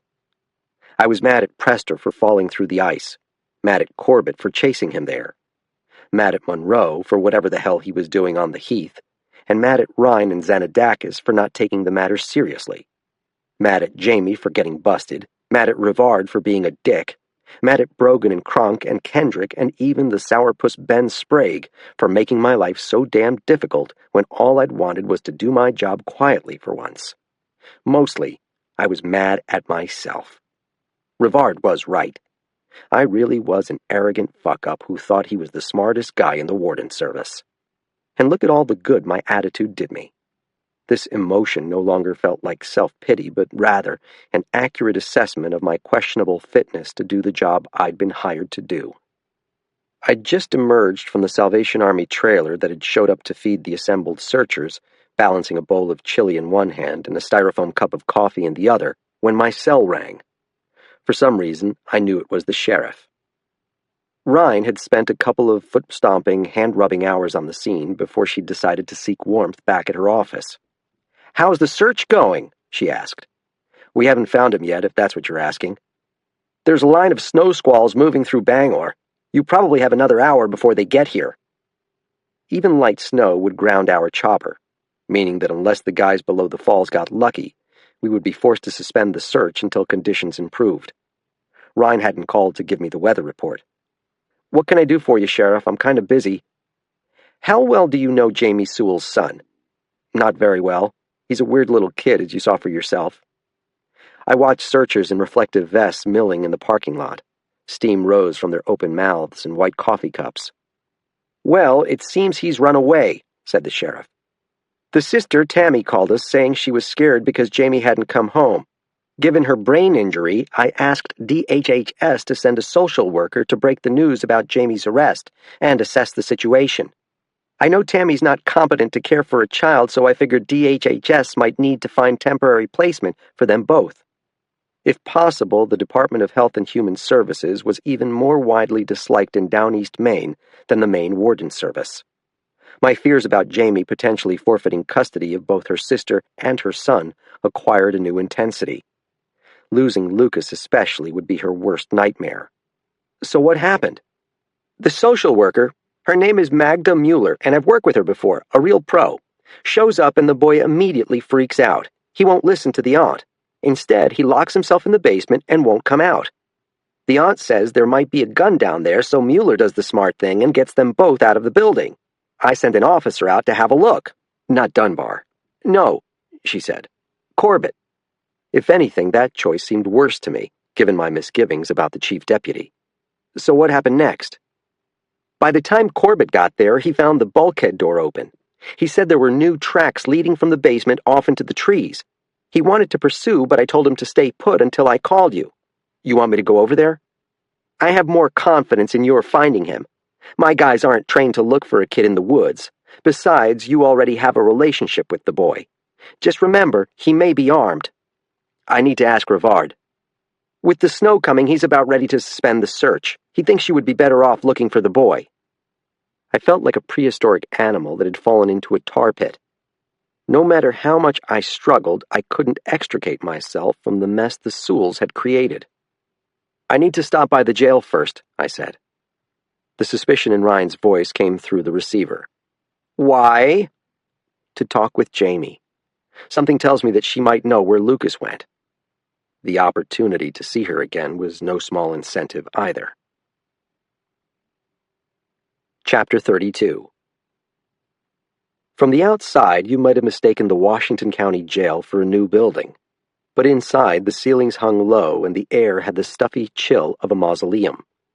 The brick walls were the color of curdled cream, and showed signs of having been painted innumerable times for the sole purpose of keeping inmates busy. Men had died in this building, and it didn't take much of an imagination to sense their presence in the flickering lights and the sudden drafts that moved through the halls. The grizzled captain who ran the jail met me at the door, along with a couple of slack-jawed guards who seemed to have nothing better to do. The sheriff had a meeting with the Maine Drug Enforcement Agency. The captain said in a tone that suggested the discussion would be an unpleasant event for everyone involved. Jails tend to be loud, clanging places filled with shouts, echoes, and the slamming of metal doors. The guards made me secure my service weapon in a wall-mounted lockbox before they led me into the visitation room. The room smelled of disinfectant sprayed over every possible surface. A plexiglass barrier running down the center of a table divided the inmate side from the visitors. There was an intercom-type contraption in the glass to speak through. "No sign of Prester?" the captain said. "Not yet. First the brother, now the sister." He gave me that familiar world-weary expression that all law enforcement officers eventually adopt. Quite the family, them Sewells. Quite the family, I agreed. A lock clicked loudly, and the door opened on the visitor's side of the barrier. A stout blonde woman in a khaki uniform led Jamie into the room. She was wearing a jumpsuit the color of a moldering tangerine. The guard guided her not ungently into a chair facing me through the glass. Jamie's eyes were threaded with veins. Her skin looked bleached, and her hair was a rat's nest. I recalled the seductive woman who had shown up at my motel door, the one with the soft curves who had curled against me in bed and confessed her desire to escape her depressing life for some tropical paradise. She was nearly unrecognizable as the suffering person seated across from me, and I was left to wonder what, if anything, had been real between us. "Fancy meeting you here." Her voice sounded like she'd been gargling with sand. "You look like you've had a hard night. Gee, do you think? If you'd needed a ride, you should have called me rather than driving drunk." "I wasn't drunk." "The trooper who arrested you says you were." "I was buzzed." Her hands were trembling, either from nervousness or withdrawal from substances unknown. I realized I could smell the alcohol on her breath through the holes in the glass. What about the Adderall the trooper found in your purse? I asked. Did that get in there by accident? Those were Tammy's. She has a prescription. I picked them up for her at Rite Aid. She lifted her cleft chin and showed her teeth to the assembled deputies. Can we have some privacy here? I nodded to give my consent, and the men filed out. I motioned to the wall-mounted camera above my head. They can still see us, you know. Just as long as I don't have to look into their stupid faces. She pushed a strand of greasy hair back over her ear. You don't have to be such an asshole, you know. I didn't do anything to hurt you. You shouldn't treat me like I did. I'm sorry. Her voice quavered. Have you found Prester yet? We're still looking. Let me know when you do, please. I felt sorry for her in her intoxication and her grief, and that pathetic jumpsuit. I was still angry. If you didn't want to talk with me, couldn't you have just gone to a meeting or called your sponsor last night? Why? So she could talk me out of it? I wanted to get drunk. I wanted to get high. Is that so fucking hard to understand? I wasn't entirely sure where to begin. Jamie, you're in serious trouble. She began to blink back tears. Don't you think I know that? If you're found guilty and sent to prison, the state is going to remove Tammy and Lucas from your house. They can't do that. Her voice broke as she spoke the words. They can, and they will. I needed to tell her that Lucas had run away, needed to find out where the boy might have gone. But one unanswered question kept pushing its way to the front of my brain. If I'm going to help you, I said, I need to know the truth about something. She narrowed her eyes. What? I went to Wyman Hill last night, over in Township 19. Do you remember how I told you I saw a snowmobile out on the heath the night Randall was murdered? I know whose sled it was now. She brought her hands together in a praying motion, but remained silent. I leaned forward. Mitch was the one Prester and Randall were meeting on the afternoon of the blizzard, wasn't it? He was buying drugs from them. She looked up suddenly. That's not what happened. So tell me the truth. I can't. Do you want Prester to be remembered as a murderer? Is that what you want for your brother? Mitch is Lucas's father. That won't stop me from taking him down. Mitch didn't kill Randall. I swear to God he didn't. Tears streamed down her face. This is all my fault. Everything that happened is all my fault. She had said these same words before, and I had assumed she meant it in the sense of bad karma, plaguing her for past misdeeds. What happened? She wasn't so stoned that she didn't give a glance at the wall-mounted camera. Randall beat up Lucas. He knocked him to the ground and bruised the whole side of his face. I thought he might have broken his arm, too. I asked Prester to do something about it, be a man for once, but he wouldn't because he was too afraid of Randall. So I said, couldn't you just lure him somewhere where Mitch could kick the shit out of him? He knows karate, and if he took Randall by surprise, I just wanted Mitch to beat Randall up. The medical examiner said that Cates had suffered a cracked sternum in the hours before his death. The injury had rendered him immobile, which was why Prester had been the one to seek help after their car got stuck. But what if Monroe had lied to Jamie? What if he had returned to the stranded Grand Am later to finish the job? Do you know where Mitch is now? I asked her. He wasn't at his house? No. A door slammed shut down the hall, and I remembered why the sheriff had called me in the first place. Is it possible he could be with Lucas? Lucas is at home with Tammy. No, he isn't. Lucas ran away, Jamie. What are you saying? The sheriff sent someone from DHHS to look in on Tammy and Lucas, I said. When the social worker showed up, Lucas locked himself in the basement. He's afraid of the basement. There's something down there that scares him. He won't tell me what it is. She raised her fingers to her lips as if to chew on her nails, but then stopped herself. But you said he ran away. I don't understand. The sheriff decided to send one of her deputies over there, too, because she was concerned for everyone's safety. The deputy found tracks leading from the bulkhead into the forest behind your house. Deputy? Which deputy? Chief Deputy Corbett. He's the one Randall used to talk about. Talk about how? I don't know. He just mentioned his name sometimes. Then he and Prester would laugh. Oh my God. Was he the guy who frisked me at the hospital? The blonde guy with the red face? I didn't answer. But suddenly, the Maine Drug Enforcement Agency's accusation that Ryan had a dirty cop in her department seemed less and less far-fetched. And to what lengths would a man like Corbett go to avoid exposure? Might he have killed Randall Cates and driven Prester Sewell to his death? Might he even harm Lucas if he suspected the boy knew the truth? Jamie sat bolt upright in her chair. "You need to go over there, Mike. You need to make sure Lucas is safe." "I need to ask you some questions first." "What kind of questions?" "First, would Lucas have access to a firearm? He told me he did." "Prester had a .22 he used to shoot squirrels and woodchucks. It was my dad's." "Where did he keep it?" "In the basement." My heart sank. "Is it loaded? Does Lucas know how to fire it?" "Prester took him out back to shoot cans one day when I was at work." I pictured Lucas fleeing into the snowy woods. Was he afraid of Corbett, and that's why he fled? There was also the father to consider. I couldn't even begin to guess how Mitch Monroe might fit into this particular puzzle if he even did. Maybe the boy had decided to cross the heath to reach his father's house. Does Lucas have some favorite place to hide, like a treehouse or a cellar hole, maybe a cave? Prester used to have an old fort my dad built him in the woods. I think Lucas goes there sometimes.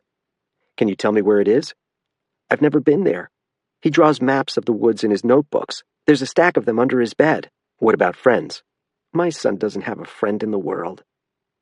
I wasn't sure I'd heard a sadder statement in my life, but she said it with such frankness, I knew it was the truth. "You need to find him, Mike," she said. "Please." "That's my job," I said. "Finding lost kids is what I do." It sounded like a boast, but I hadn't meant it that way. I wanted her to understand that on this one thing at least, she could trust me. I was a Maine game warden, and I wouldn't rest until I found her child. She pressed her hands flat against the plexiglass. "I can't afford to lose him too, Mike." "I know." "I'm sorry I've been so horrible. You don't deserve this shit. You're a sweet guy. You should find yourself a sweet girl." Down the hall, another iron door slammed. "I don't want a sweet girl. I want you." She wasn't sober, not by any means. But when she spoke again, her voice was clear and even. "No, you don't. You want some fantasy version of me. You want the employee of the fucking month." She gestured at her prison jumpsuit. "This is the real me. It always has been and always will be. I don't believe that. That's what makes you so sweet. Goodbye, Mike. Please let me know when you find Lucas." I nodded, unable to muster a full sentence. I knocked on the door, and one of the guards let me out. Then I went to retrieve my service weapon from the lockbox. When I stepped outside, there was a dusting of snow on my patrol truck. Chapter 33. I needed to tell the state police about Mitch Monroe so that they could bring the snowmobiler in for questioning, at the very least. The medical examiner had found evidence of a cracked sternum. The injury had been inflicted hours before Cates died. Circumstantial evidence pointed to Monroe as the attacker. The problem was Jamie. It was doubtful she would repeat the story she'd told me to a courtroom, not unless she was allowed to retain custody of her sister and son. As I drove through the falling darkness, I wondered whether I could help broker a deal between Jamie and the prosecutors. If she could deliver Monroe, would that be enough to waive the drunk driving and possession charges? Might she be permitted by the DHHS to keep Lucas? Of course, I would have to find the boy first. I needed to focus on the challenge at hand before I worried about convincing detectives and prosecutors to make deals they would have zero interest in making.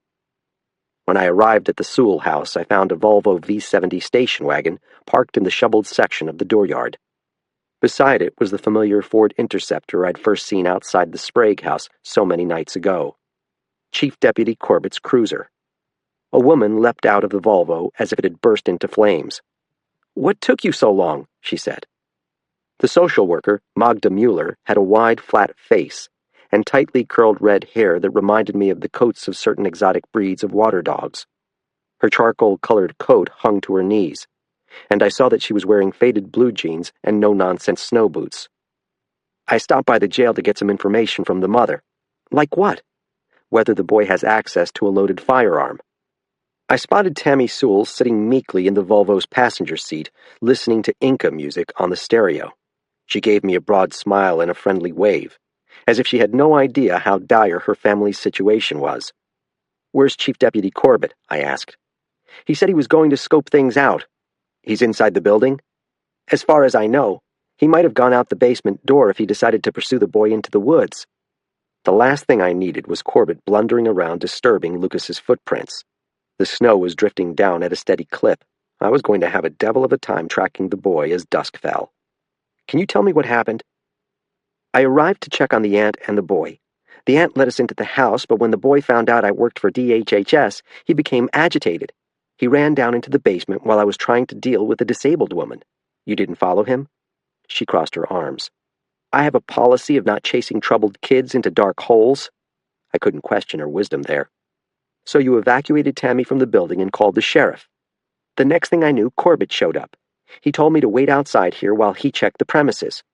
A little later, he came out and said there were tracks heading off through the backyard into the woods. I called the sheriff, and she told me a game warden was on the way. That was like an hour ago. I lowered my voice. What are you going to do with Tammy? There's a foster care home in Lubeck where she can stay for a few days. And the boy? Corbett says the father is a convicted felon, which isn't ideal. I know a family in Calais that will take him temporarily. You mean you're going to split up Tammy and Lucas? Just for the time being. The department will need to do an assessment. Maybe there's some extended family we can place them with. That's usually preferable to a foster situation or a group home. What happens when the mother gets out of jail? Shouldn't you be more worried about finding the kid? I'm freezing my ass off out here. I took her point. The front door of the house was ajar. A wedge of light streamed through the crack. I kicked snow off my boots and pushed the door open. Corbett! It's Bowditch! My words seemed to bounce off the entryway's walls. There was no reply. The light in the foyer was burning, but the other rooms were dark. The home had seemed so warm and welcoming the first time I'd visited. Now a chill was blowing through some open door or window, and the faint odor of Jamie's cigarettes hung in the air. It troubled me how the chief deputy kept appearing around the Sewells. I didn't want to feel suspicious and unsafe, but my hand kept drifting down to my sidearm. The floor creaked beneath my feet. Corbett? The answer came from above my head. Up here! There was a single narrow staircase leading up to the second floor. The house was old, and like many 19th century New England farmhouses seemed to have been built for a race of ascetic pygmies. I had to duck my head to keep from knocking my brow against an oak beam.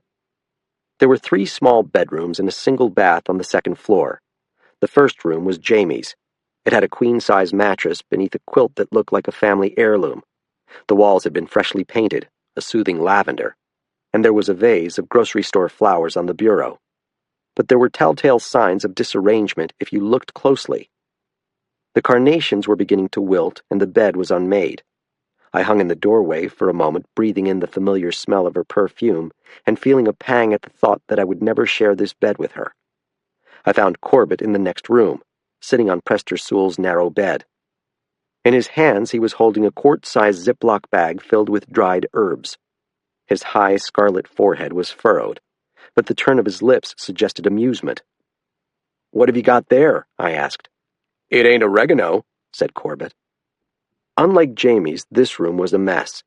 It seemed more like the sanctuary of a hormone-crazed teenager than that of a man in his mid-20s. Posters showing women in bikinis, cupping their heavy naked breasts in their hands, beckoned from the walls.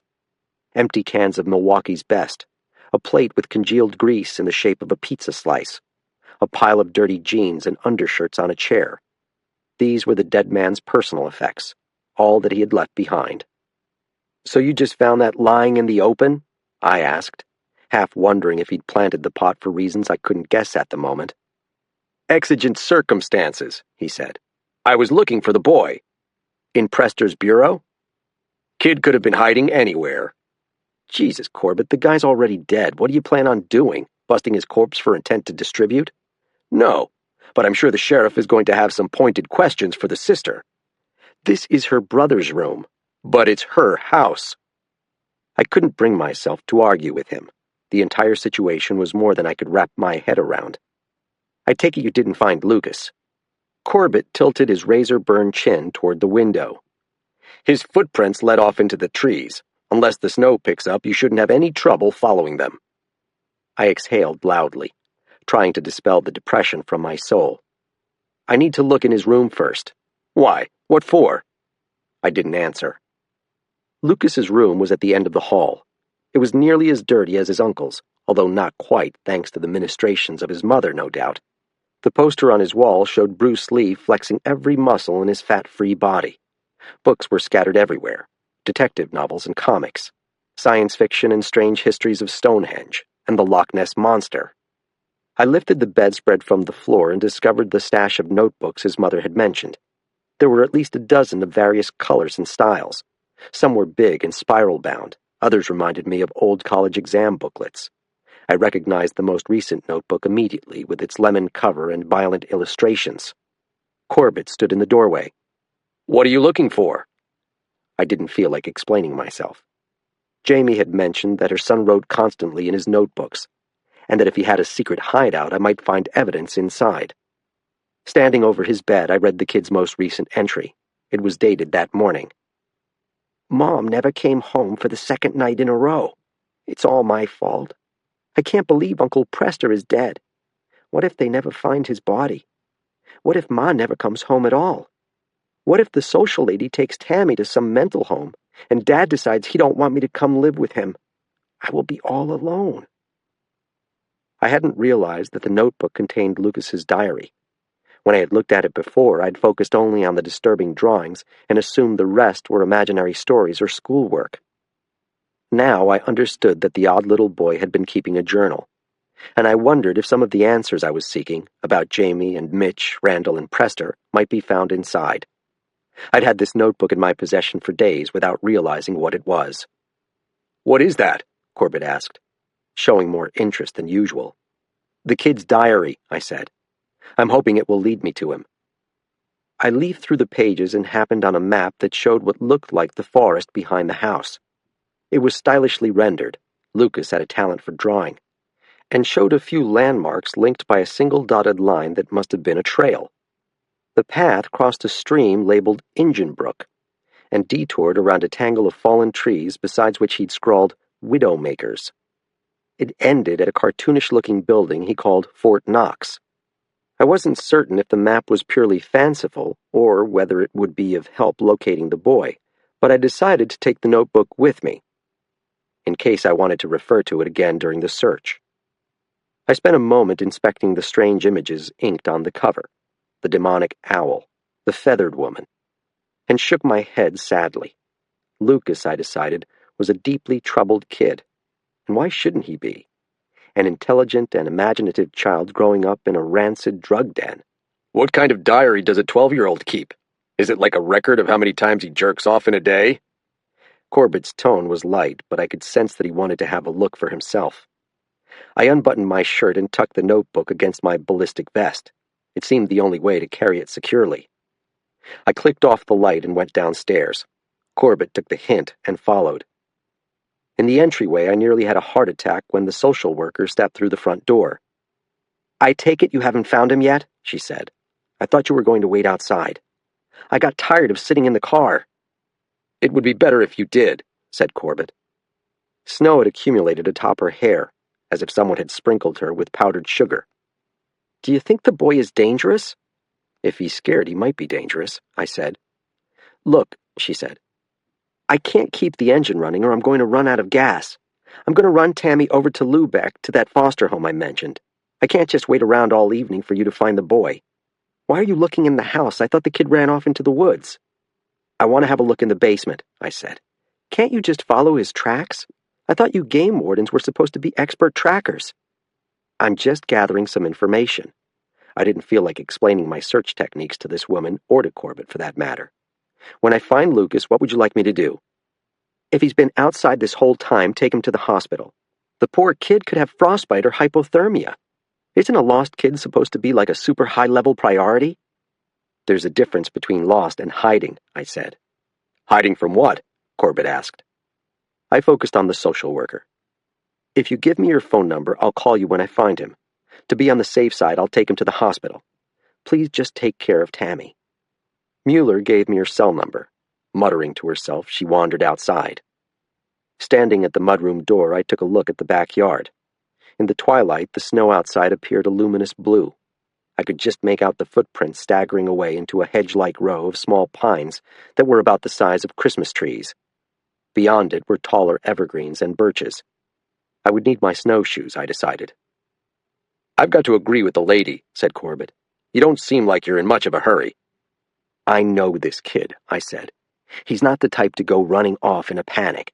I have a good idea where he is from the map he made in his notebook. What I don't know is whether he took his grandfather's rifle with him. Now, if you'll excuse me for a second, I'm going to look in the basement." "I'll go with you." "If you need something to do, call the sheriff and tell her about that pot you found. I'm sure that'll make her day. You certainly have a nose for the stuff. The psychic connection you have with these drug dealers is uncanny. It defies all belief." Corbett tightened his mouth, not quite sure what to make of my veiled accusation. The truth was that I would never be able to prove that the chief deputy had been on the take from Randall Cates. Everyone who could testify to that effect was conveniently deceased. The cellar was pitch black, and the light switch didn't seem to do anything when I gave it a try. Probably there was some sort of a naked bulb with a pull cord down there. I trained my flashlight on the steps and carefully descended. The air felt damp but not as cold somehow. I crouched down and shined the light around the corners of the room. There were boxes everywhere, plus a tool bench, a dusty old television, a girl's bicycle, a brace of canoe paddles, the usual detritus of a family's life. An ancient oil tank squatted against the fieldstone wall, an open box of rat poison beside it. I couldn't stand up without knocking my head against a pine rafter or getting a face full of cobwebs. Hunched forward slightly, I picked my way through the junk to have a look at the door that opened onto the bulkhead steps. On the dirt floor, there was a small drift of snow that must have tumbled in when Lucas turned the doorknob and took off into the wild. The next question was whether he had taken his dead grandfather's .22 with him. Dusty tools hung from a pegboard over a wooden workbench. I saw a hammer, various wrenches, an electric drill, all dusty and some showing signs of rust, and I had the feeling somehow that none of these tools had been used since the death of the Sewell parents. I saw an antique advertisement hanging on the mossy fieldstone wall in the corner above the workbench. Someone must have clipped it from an old magazine and stuck it inside a picture frame. It showed an attractive woman in a strange white outfit made of feathers. She wore a sort of cowl that hid her hair from view, and she had her finger extended straight at the viewer, an imitation of the famous recruiting poster featuring Uncle Sam. Her eyes were heavily made up in 1960s fashion, but there was nothing alluring or even friendly about them in the least. Beneath her picture, the poster said, "I want you for the Diplomat Corps." Below the command, or the threat, or whatever it was some explanatory fine print about the Corps, along with a picture of an open cigar box. It was an ad for White Owl cigars.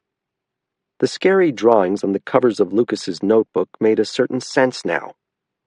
He'd been terrified of this poster above his dead grandfather's tool bench. The image had entered into his nightmares in that inexplicable way that things do when you are a child, or an adult. "You and Lucas have a lot in common," Jamie had said. I'd rejected the suggestion as absurd at the time, but now I could begin to understand what she'd meant. My moment of empathy didn't last long. It ended the second my flashlight beam picked out the open box of Winchester .22 long rifle ammunition on the pallet. Lucas Sewell was armed. Chapter 34.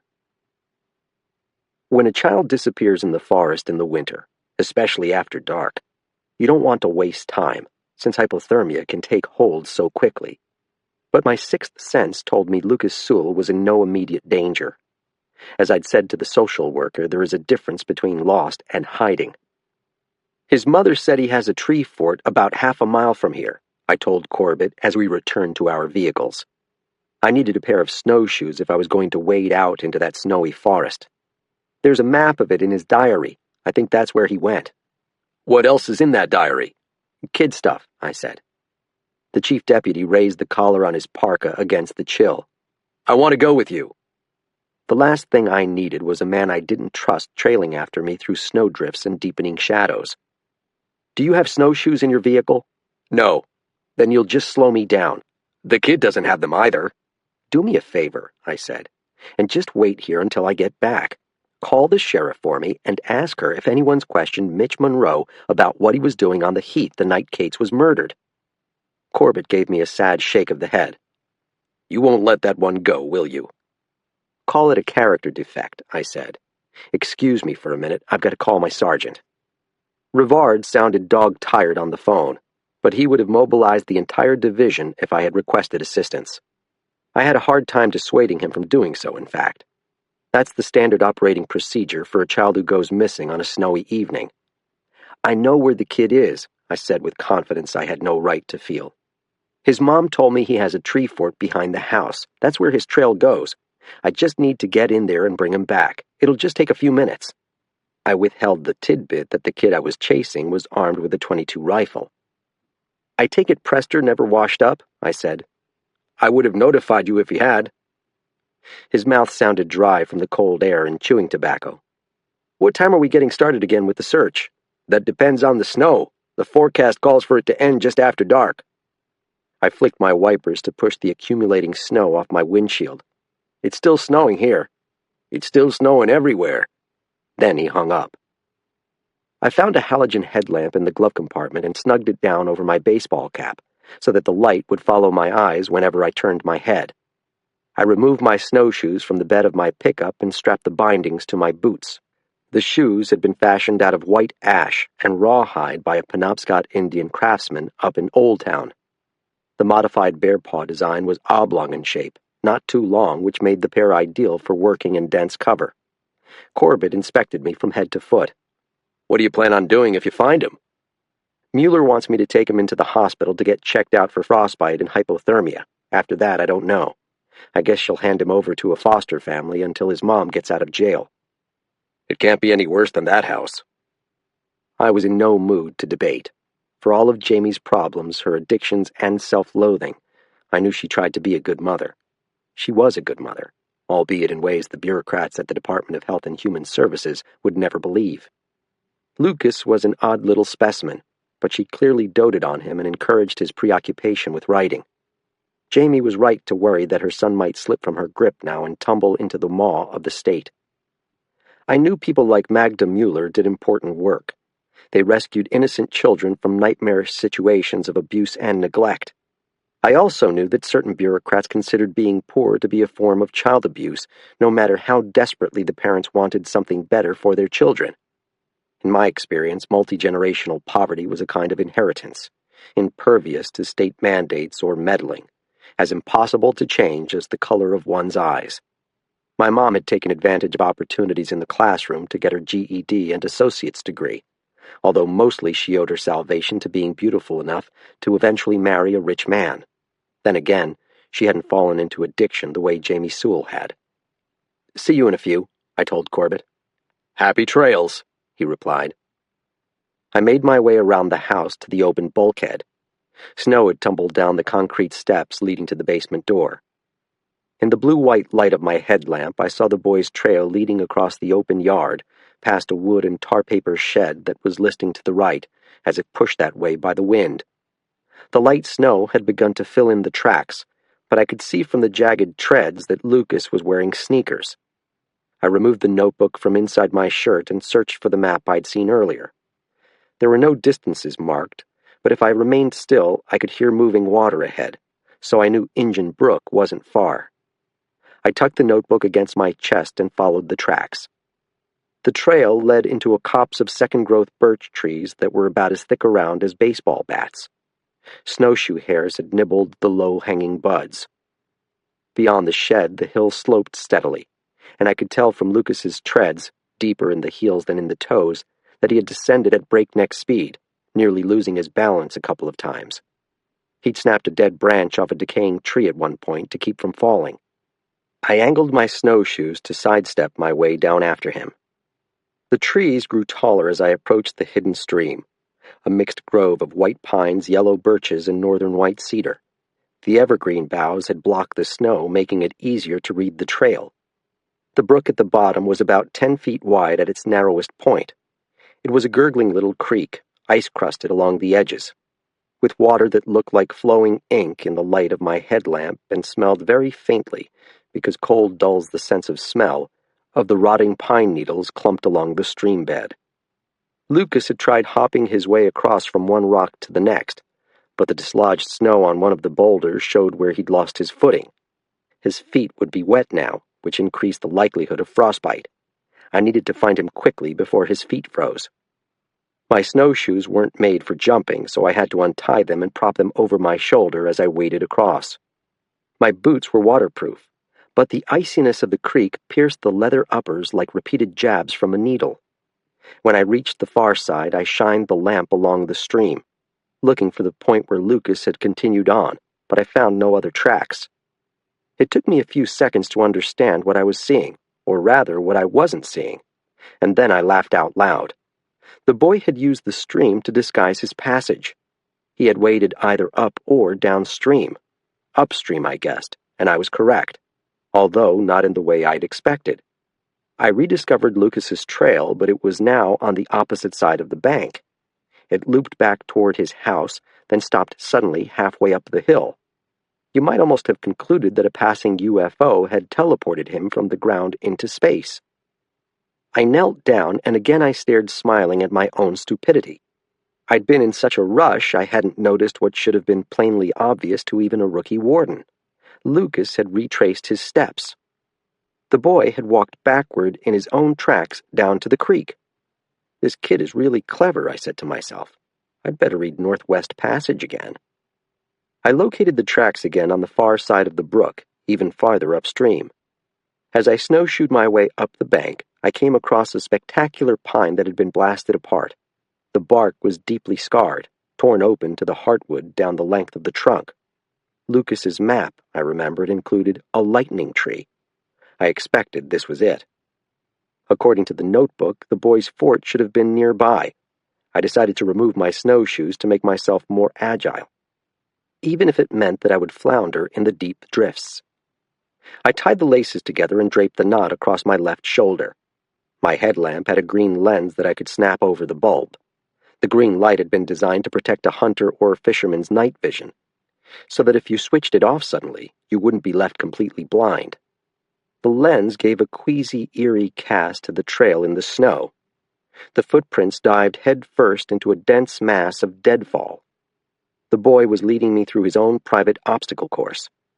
Fallen and half-fallen trees now formed a barrier to my passage. I peered under the first widowmaker and considered dropping down on my hands and knees to follow, but then I thought better of risking my neck by placing it under a heavy spiked trunk. I would have to go around, I decided, until I regained his trail. I crept clockwise around the blowdowns, pushing my way through some low evergreens which gave me a face full of snow when the boughs sprang back. It was slow going without the snowshoes. Each step had me sinking down to my knees, if not my thighs. I stopped several times to listen, but the only sound was the wind rustling through the treetops. Eventually, I located Lucas's path again. The clues to his ordeal showed in the snow. After wriggling through the blowdowns, he'd scrambled on his forearms and knees up out of a hollow beneath a broken tree. I noticed a wet green dot on the snow. It was a drop of blood turned the color of seaweed by the fairy light. The boy had knocked his head or scraped a limb against one of those cruel spikes. So now he was wet and injured, as well as armed. The wind shifted, and I smelled wood smoke. There was just a hint of bitterness on the air before it drifted away. I moved cautiously upwind, noting that the prints were headed in the same direction, feeling certain that Lucas had lit a campfire. Glancing ahead, I saw a snowy knoll where two huge boulders, bigger than bulldozers, had been dropped by a passing glacier. At the foot of one was a flickering yellow light. I shut off the headlamp and waited for my pupils to expand. As I drew closer, the boulders gained gigantic proportions. They reminded me of ancient monoliths from the Barrow Downs of England. At their base, I could make out a boxy shadow wedged in the crack between the glacial erratics. The campfire light leaked out from between the planks, and a spiral of pine-flavored smoke, light gray against the darker gray of the evening, corkscrewed up into the sky. Lucas was inside. The question was how to pry him out. He had nowhere to run. The fort was pressed tightly into the V formed by the leaning rocks. The structure seemed to be about the size of an ice fishing shack, turned on its side and reinforced with plywood and typar siding. Then I remembered the backtracking footprints and the maze of deadfall, and I recalled something Jamie had told me about her son. Lucas loves puzzles and riddles and secret codes. On a hunch, I decided to creep around behind the boulders and have a look at them from behind. In the nearly pitch darkness, I almost speared my eye on a sharp branch. Every sound I made seemed amplified to my ears. I worried that my awkward movement through the snow might alert him to my presence. After a while, I came through the birch saplings and the hedge of cedars on the far side of the rise. As I had expected, there was a receding shadow between the boulders. The fort's secret back door. I moved to one side of the opening and flattened myself against the cold granite. I lifted my snowshoes gently off my shoulder and pressed them together in my left hand. Then, with all my strength, I hurled them up over the tops of the boulders. I heard the wood frames clatter off something, maybe the rock, maybe the fort, and then a hurried movement that reminded me of a squirrel in an attic. Faster than I would have dreamed, a rifle emerged from the crack between the two boulders beside me. As soon as I saw it, I grabbed the barrel and gave it a yank, dragging the boy out from the hole. He sprawled forward, landing on his scrawny chest. His glasses fell into the snow and disappeared beneath the surface powder. Half blind, he flipped himself over, waving his arms and kicking out his legs and screaming something unintelligible. It might have been a plea for mercy. "Relax, Lucas," I said. "No one's going to hurt you." But he kept screaming. Chapter 35. Once I had gotten him to stop howling, I unloaded the .22 and put the cartridges in my pocket. Then I flicked on my headlamp and helped him dig for his Coke bottle glasses. He rubbed the lenses with his thumbs before he put them on again. He blinked at me through the wet plastic, blinded by the halogen glow emanating from my forehead. "Lucas, why did you run off like that?" "That lady was going to confiscate me." Where did he come up with that word, I wondered. "She was just going to take care of you until your mom comes home." "That lady told Tammy that Ma's in jail." I considered my response. "That's right, she's in jail." "What did she do?" I felt very reluctant to offer him any information. It wasn't just my usual uneasiness communicating with children. There were legal issues involved. I figured my best bet would be to hand him over to the DHHS woman before I said something that would get me into trouble in Augusta. "She drove a car when she shouldn't have." "How long is she going to be there?" "That's for the judge to decide." I lifted the .22 by the sling. It was attached to the barrel and screwed into the wooden stock. "You shouldn't be playing with firearms, Lucas. You could have shot yourself, or me." "I know what I'm doing." "Have you taken a gun safety course?" "No." "Well, you shouldn't touch this rifle again until you've had some instruction in how to use it safely." "That's my grandpa's gun. I inherited it." The boy was dressed in a camo green sweatshirt and wet jeans. He wasn't wearing a coat, gloves, or a hat. All at once he started to shiver. "Where did you cut yourself?" I asked. "I saw blood on the snow." He pressed a hand to his hairline, beneath a long, loose bang. "It ain't nothing." "Let me have a look." I reached out my hand, but he recoiled from my touch. "Stand still." I lifted the flap of wet hair. There was a cut there, but it was nothing worse than the kind of scrape that kids got on the playground every day. "Do I need stitches?" he asked. "Just a Band-Aid, but I'm thinking a doctor should have a look at you anyway." He repositioned his glasses on the bridge of his nose.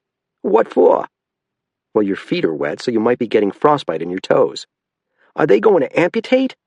"I highly doubt it. Let's get you back to the house and into some dry clothes." The smell of smoke drifted past. "First, though, we need to put out that fire." We circled the two boulders. I made Lucas walk in front in case he decided to take off again, but in truth he didn't look like he had the energy. I found my snowshoes on the tar paper roof of the fort.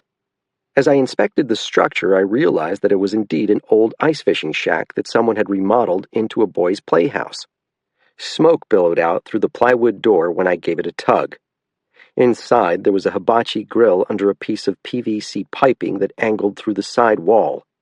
Lucas had lighted a small fire in the grill out of broken twigs, birch bark, and wadded newspaper. I was surprised he hadn't expired from carbon monoxide poisoning, but I decided that I had already given him enough lectures. There were stacks of water-warped paperbacks in one corner, the Conan books and Stephen King, and a moldy sleeping bag. It reminded me of a fort I had built the year we'd lived in North Anson, before my mom and dad split up that last time. I decorated it with the skulls of animals, raccoons and crows I'd scavenged from the leaf litter. Every night I'd begged my parents to let me sleep out, where I would read myself to sleep by candlelight, until finally the snow began to fall and my mother decided that I might freeze to death. I found an empty Maxwell House coffee can and told Lucas to fill it with snow. When I dumped it on the fire, a puff of steam exploded into the air, followed by a sizzling sound. I used a stick to stir the coals until they were cold and damp enough to touch with my bare hand. Then I backed out of the sideways shack. "Who built this fort?" I asked. "Me." "It's very impressive." "My grandpa helped a little." I bent down to strap on my snowshoes again. Lucas watched me with fascination. "How did you find me?" he asked. "It's my job to find people in the woods. You were challenging to track, though. It was very clever how you used the stream to disguise your direction, and you almost fooled me backtracking in your own footprints. You would have confused lots of people who aren't professional trackers like me." He grinned, almost literally from ear to ear. The expression made him look even more than usual, like a species of large-mouthed amphibian.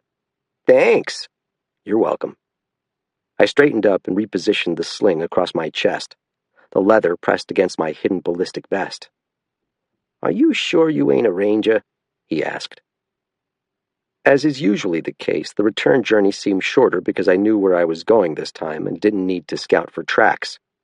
I held Lucas's hand going across the stream again.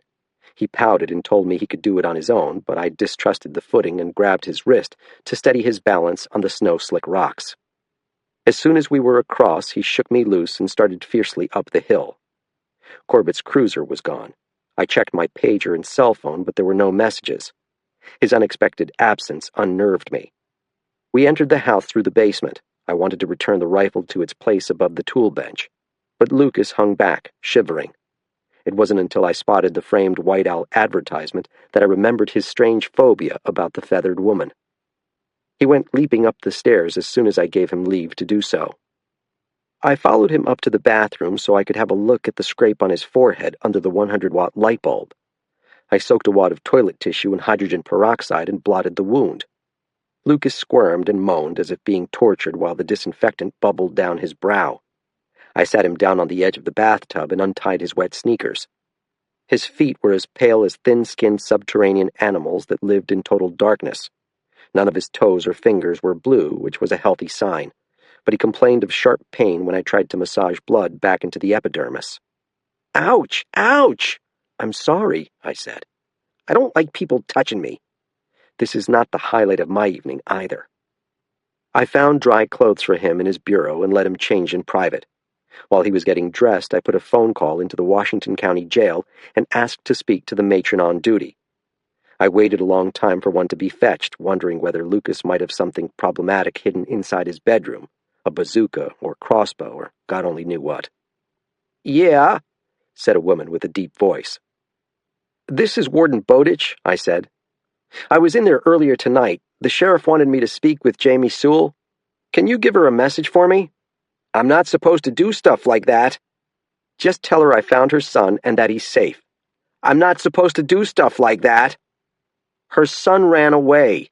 She's been worrying that he might have fallen through the ice. Imagine if it was your child." "I don't have kids." She fell silent, and I worried we'd lost the connection. But then she added, "Okay, I'll let her know." My next call was to the social worker, Magda Mueller. "This is Warden Bowditch," I said. "I wanted to let you know that I found Lucas Sewell." "How is he?" "Cold, but otherwise fine, I think.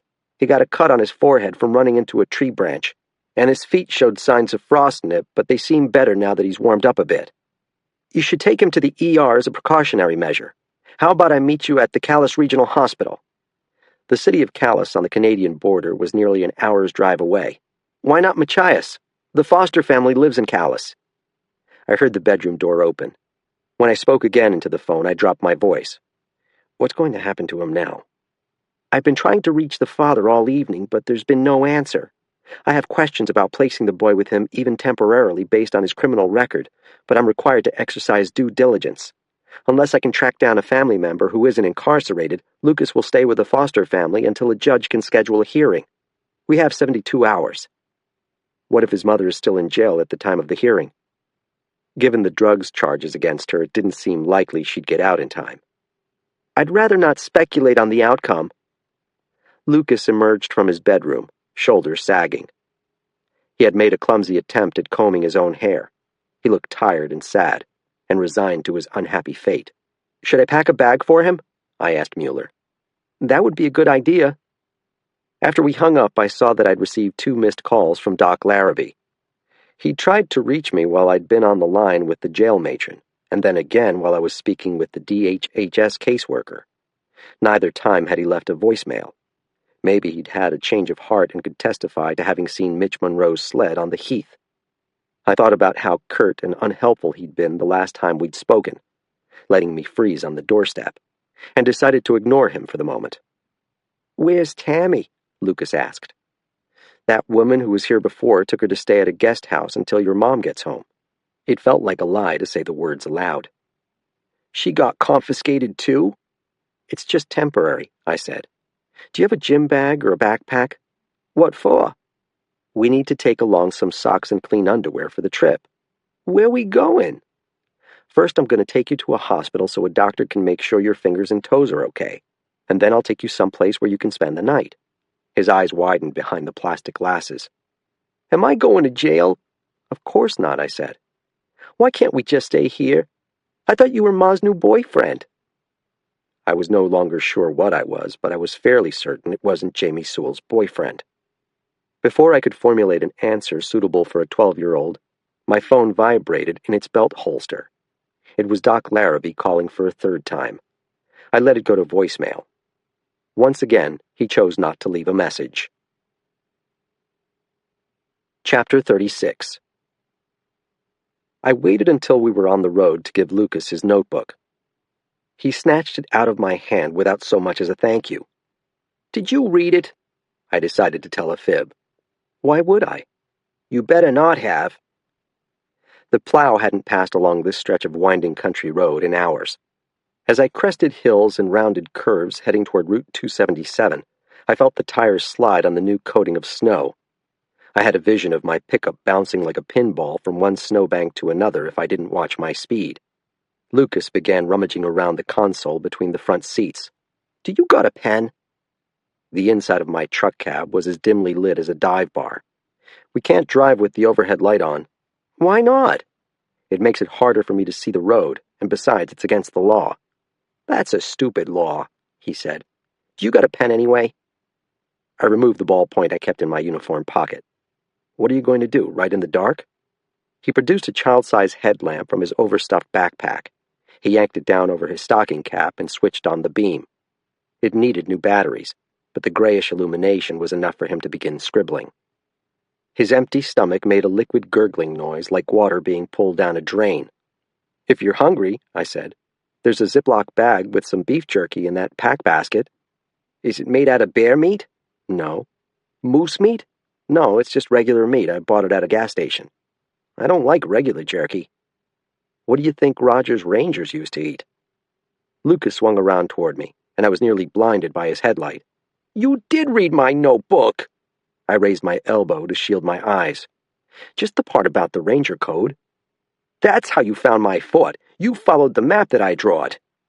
His voice was heavy with disappointment, as if using a map was cheating. A real ranger would rely on footprints alone. I had been feeling that I was gaining Lucas's trust, but now I saw how fragile the bond between us was. Not that I could blame him for being suspicious, given the men he'd grown up around. I decided to make a fresh attempt at conversation.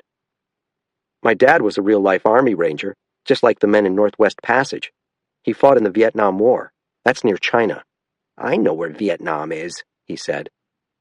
The police radio crackled and popped. The dispatcher wanted to know my location. 2258, I said into the mic, giving my call number.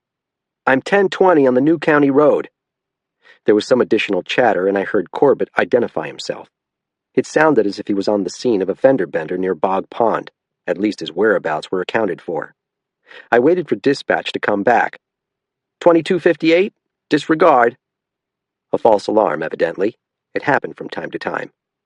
"Speaking of Rangers," I said, "here's something you might find interesting. In Vietnam, the Rangers called the jungle Indian country. Why? Because it was the area controlled by the enemy. Were there Indians living there? No, it was a metaphor.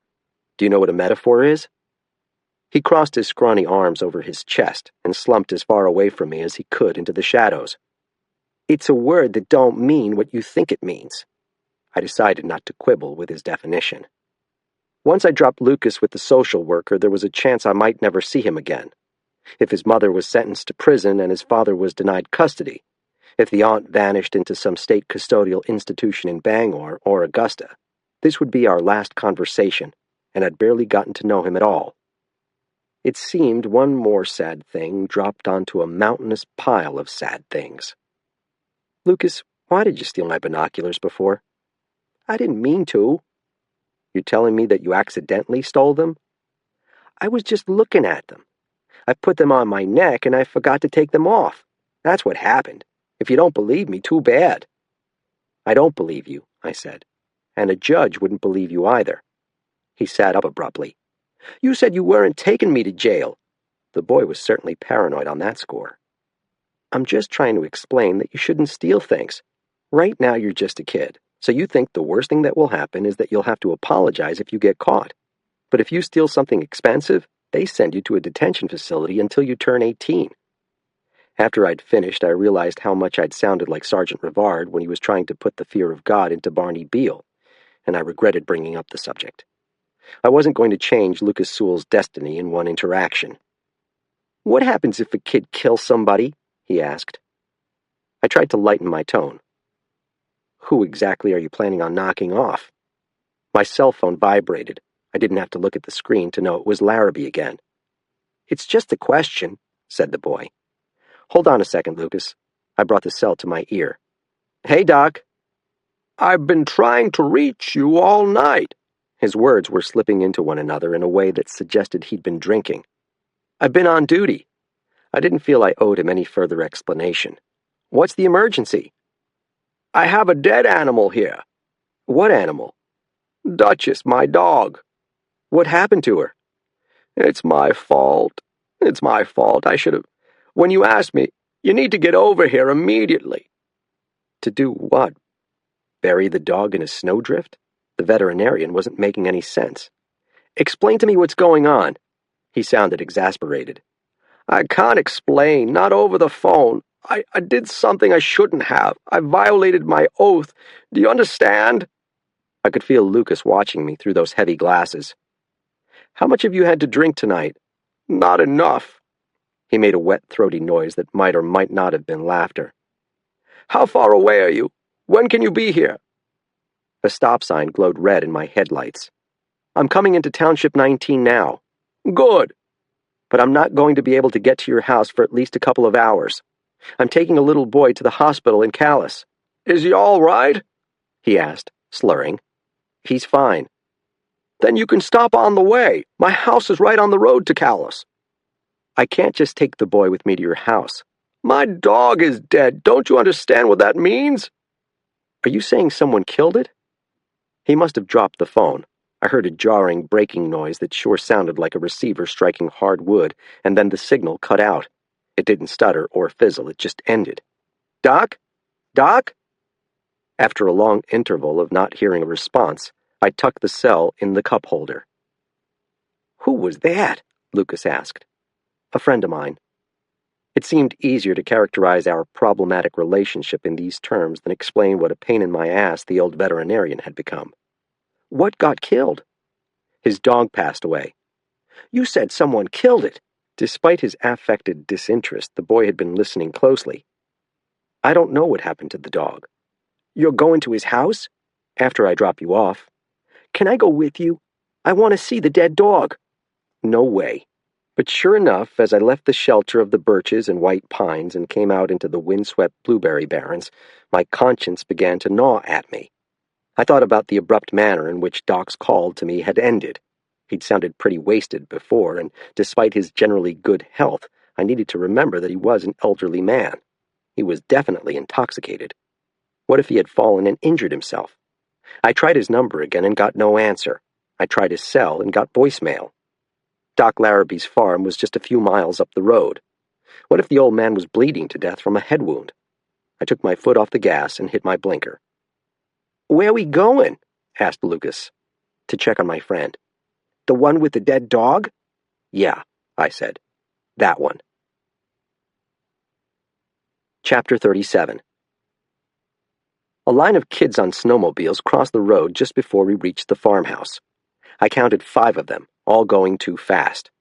I watched them shoot away into the night, their lights growing dim as they followed the groomed trail across the barrens. Atop its low hill, beneath the leafless elms that had somehow survived a century-long blight, sat the farmhouse. The porch light was turned off, but a yellow glow showed in the mudroom window, and I saw Doc's pickup parked outside the yawning barn. I unbuckled my chest belt. Lucas fiddled with his, but I caught his arm. "Stay here," I said. "I'll be right back." "I want to see the dead dog." "No way." I swung open the driver's door, and a strong gust of wind nearly pushed it closed on my leg before I could get out. I braced the door with my arm. "Don't fool around with anything in my truck, please. I'll know if something's missing." He didn't say anything in response, just reached inside his backpack and drew out his notebook.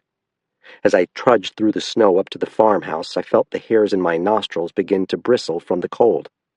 The temperature was plunging again, headed back below 0, but at least the clouds were breaking. Every now and again the moon showed its pale, pockmarked face before ducking out of sight. The last time I'd visited this farm, the blizzard had hidden so much of the surroundings from view. Now I saw snow-covered blueberry barrens tumbling down the rocky hillside toward Bog Pond.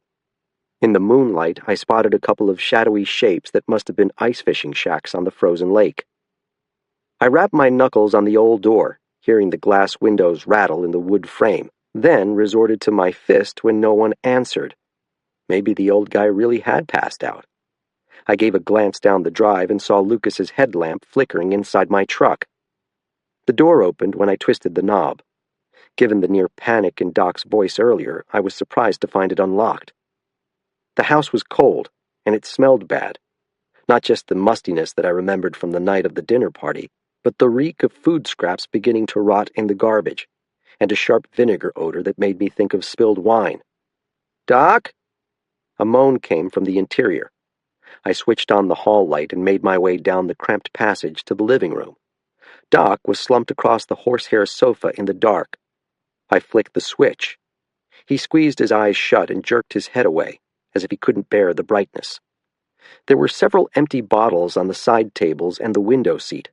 Wine bottles, a bottle of Maker's Mark, and even some bottles of fancy liqueurs I associated with his late wife. It was as if the old widower had raided his cabinets, looking for every last remaining intoxicant in the house. Was all this chaos over a dead dog? I folded my arms across my chest, pressing the armored vest I wore beneath my shirt against my rib cage. "What the hell happened to you?" "I must have tripped." He tried to prop himself up on the couch arm, but seemed to lack the strength. When he turned his head to me, I saw that his lip was swollen. "Your phone went dead while we were talking." He glanced around at the floor, looking for his cordless phone. "It's around here somewhere." "I was worried about you. What's so important that you had me rush over here?" "I made a mistake. I should have told you before." "Told me what?" "What really happened." "You're not making any sense, Doc." There was dried blood and food in his beard. "You were right about Prester Sewell. He didn't kill his friend." I felt my beating heart push against my sternum. "How do you know that, Doc?" Doc sat up and reached for the nearest liquor bottle. He tilted it over his open mouth, but nothing dripped out. "I just know." "You have to stop drinking and tell me what happened." "The night of the blizzard." "Yes." "I didn't know who he was," he said. "Not at first. His face was too swollen, and I didn't recognize his name from the license. None of us did." "Are you talking about Prester Sewell?" He nodded. "After they came back to the house, you were still out there in the heath. Kendrick told me who the frozen man was." "Kendrick?" "I told him I couldn't do it. I'm just an old vet, but I was a medic in the army, and I took an oath." He coughed into his closed fist. "You should have seen him, the look on his face. He would have done it himself. He tried to push me aside, But then the ambulance arrived and it was too late. I could feel my pulse throbbing in my neck. Why would Kendrick want you to kill Prester Sewell? He wanted them both dead. Both of them? Are you saying Kendrick was the one who murdered Cates? In my mind's eye, I saw the sled dog racer coming across Randall in the storm. Hypothermic, stumbling, unable to defend himself, then holding his face down in the snow until he could no longer breathe. Doc Larrabee nodded his whiskered chin. Kendrick said they deserved to die. He began to shake as if on the verge of tears. But I kept dreaming about Helen. She wouldn't have wanted me to lie. You can't let them convict the wrong man, she told me, no matter what those men did to those young people. The wind howled outside the house. It sounded like a living thing now, some sort of choral voice of animal spirits. So you told Kendrick you were going to the police. I tried to convince him. I tried everything to reason with him, but he wouldn't listen. It was poetic justice, he said. The police already had their suspect, then he heard that you were asking questions. What did you tell him? That you showed me a picture of a snowmobile. I said you didn't believe it was Prester who killed his friend. He got really worried. He knows about your history. I remembered running into Kendrick outside the Sprague's laundromat, how inquisitive he'd been. And later, during the search for Prester's body, I'd thought I'd spotted his pickup parked near the Machias River. Did Kendrick have something to do with Prester's disappearance from the hospital? He hung his head. I don't know. Think. He didn't tell me, but I know what he did to Duchess. Kendrick killed your dog? I let her outside today, same as I always do, and she didn't come back. Then I found her body in the road like she'd been hit by a car. She never went in the road. Kendrick did it, as a warning to keep my mouth shut. He started sobbing. She was Helen's dog. My last link to Helen. Thoughts were darting around my head like quick-moving birds. Doc was rambling and nearly incoherent, but his condition seemed to vouch for his troubled conscience. He sounded like a man haunted by a past misdeed. The problem was that I was missing a key piece of information, without which everything Larrabee had told me was just useless hearsay. A dog was howling. At first I thought it was the wind again. Then I realized there was a mournful undertone that could only have come from a living creature. I stepped to the nearest window, parted the dusty curtains, and looked out. The light from inside the room made it impossible to see anything but my own troubled expression. What's wrong? Doc asked. Is someone out there? Ever since I'd arrived in Washington County, people had been invoking the name of poor dead Trinity Ray. Even I had wondered if she'd been one of Kendrick's favorite students. But the sheriff had said she wasn't even in his class. Would the professor really have committed one murder and attempted a second to avenge the death of a girl he barely knew? It was possible, but as an explanation it seemed insufficient. The phone rang. The sound, shrill and insistent, seemed to be coming from Doc himself. He turned his head slowly and stupidly and patted the cushions. I bent down on one knee and reached beneath the couch. My blind hand found the cordless receiver embedded in an inch of dog fur and dust. Hello? Warden Bowditch, what a surprise! Kendrick? Hell no, it's your old buddy George Magoon! The reception had that slightly over-loud distortion that indicates the person on the other end is speaking from a cell phone. Is Doc there? You know he's here, Kendrick. Doc was staring at me with wide, glassy eyes, and I could see that he was genuinely afraid. Where are you? Here and there. I tend to move around a lot. There was a rustling on the line that sounded like wind. Doc has been telling you some of his crazy stories, I imagine. He thinks you killed Duchess. He must be drinking again. Why would I kill my good friend's dog? As a warning to keep quiet? Keep quiet about what? He says you've been lying about what happened the night of the blizzard. He says you killed Randall Cates out in the storm and wanted him to kill Prester Sewell before the EMTs arrived. That's quite a story. His imagination really runs wild when he's hammered. You're saying it's a lie? I've never killed anyone in my life. Besides, the state police have already determined that Prester Sewell murdered Cates. The police haven't determined anything. Sewell's suicide suggests he had a guilty conscience. I'm not so sure he committed suicide. Now you're the one with the hyperactive imagination. Tell me this. Why would I want to kill two men I'd never even met? Because they were drug dealers. So are a lot of people in this godforsaken country. I'd have my hands full if I decided to kill all of them. Because Cates and Sewell sold contaminated heroin to a student named Trinity Ray, who died as a result. Go check at the university. Trinity Ray wasn't even my student. You're just grasping at straws now, just like you've done in the past. Isn't it enough that your career is in tatters? Since when have you taken an interest in my career, Kendrick? I'm a teacher, he said. I believe in doing my homework. Let me see if I've got this straight. You're saying that while embarked on a selfless mission to rescue a lost man, I spontaneously decided to kill him. It did sound ridiculous when he put it that way. You didn't know it was Randall Cates lost out there until you came upon him in the snow and saw that crazy tattoo. It might surprise you to learn that I don't have an encyclopedic knowledge of drug dealers and their tattoos. Your entire story is absurd. I'll make a deal with you, Kendrick, I said. Why don't the three of us pay a visit to the state police, you, me, and Doc, and we'll let them decide whose story sounds the most absurd. Sorry, I've got a prior commitment. You should clear your calendar. Detective Xanadakis will want to talk with you after he hears what Doc and I have to say. Now who's the one issuing threats? We both know our mutual friend was intoxicated the night of the blizzard, and that he's been self-medicating ever since his lovely wife passed away. What about the Spraggs? They were there in the house. He gave a laugh. They're the last people who are going to say anything. What does that mean? He took a long time to answer. What is it going to take to make you drop this absurd inquiry? How can I persuade you that you're making a terrible, terrible mistake? It won't be the first mistake I've made. But it might be the last, said Kendrick. My crystal ball says you're headed for a bad end, Warden. Just then a dog barked. I heard it over the telephone line, but also through the window. There was a click, and then nothing. I pressed star 69 on the keypad. No one picked up. But eventually an automated voice answered. It was my own cell phone. Chapter 38. Maybe Kendrick had heard me give away my location over the police scanner and rushed over on his dog sled.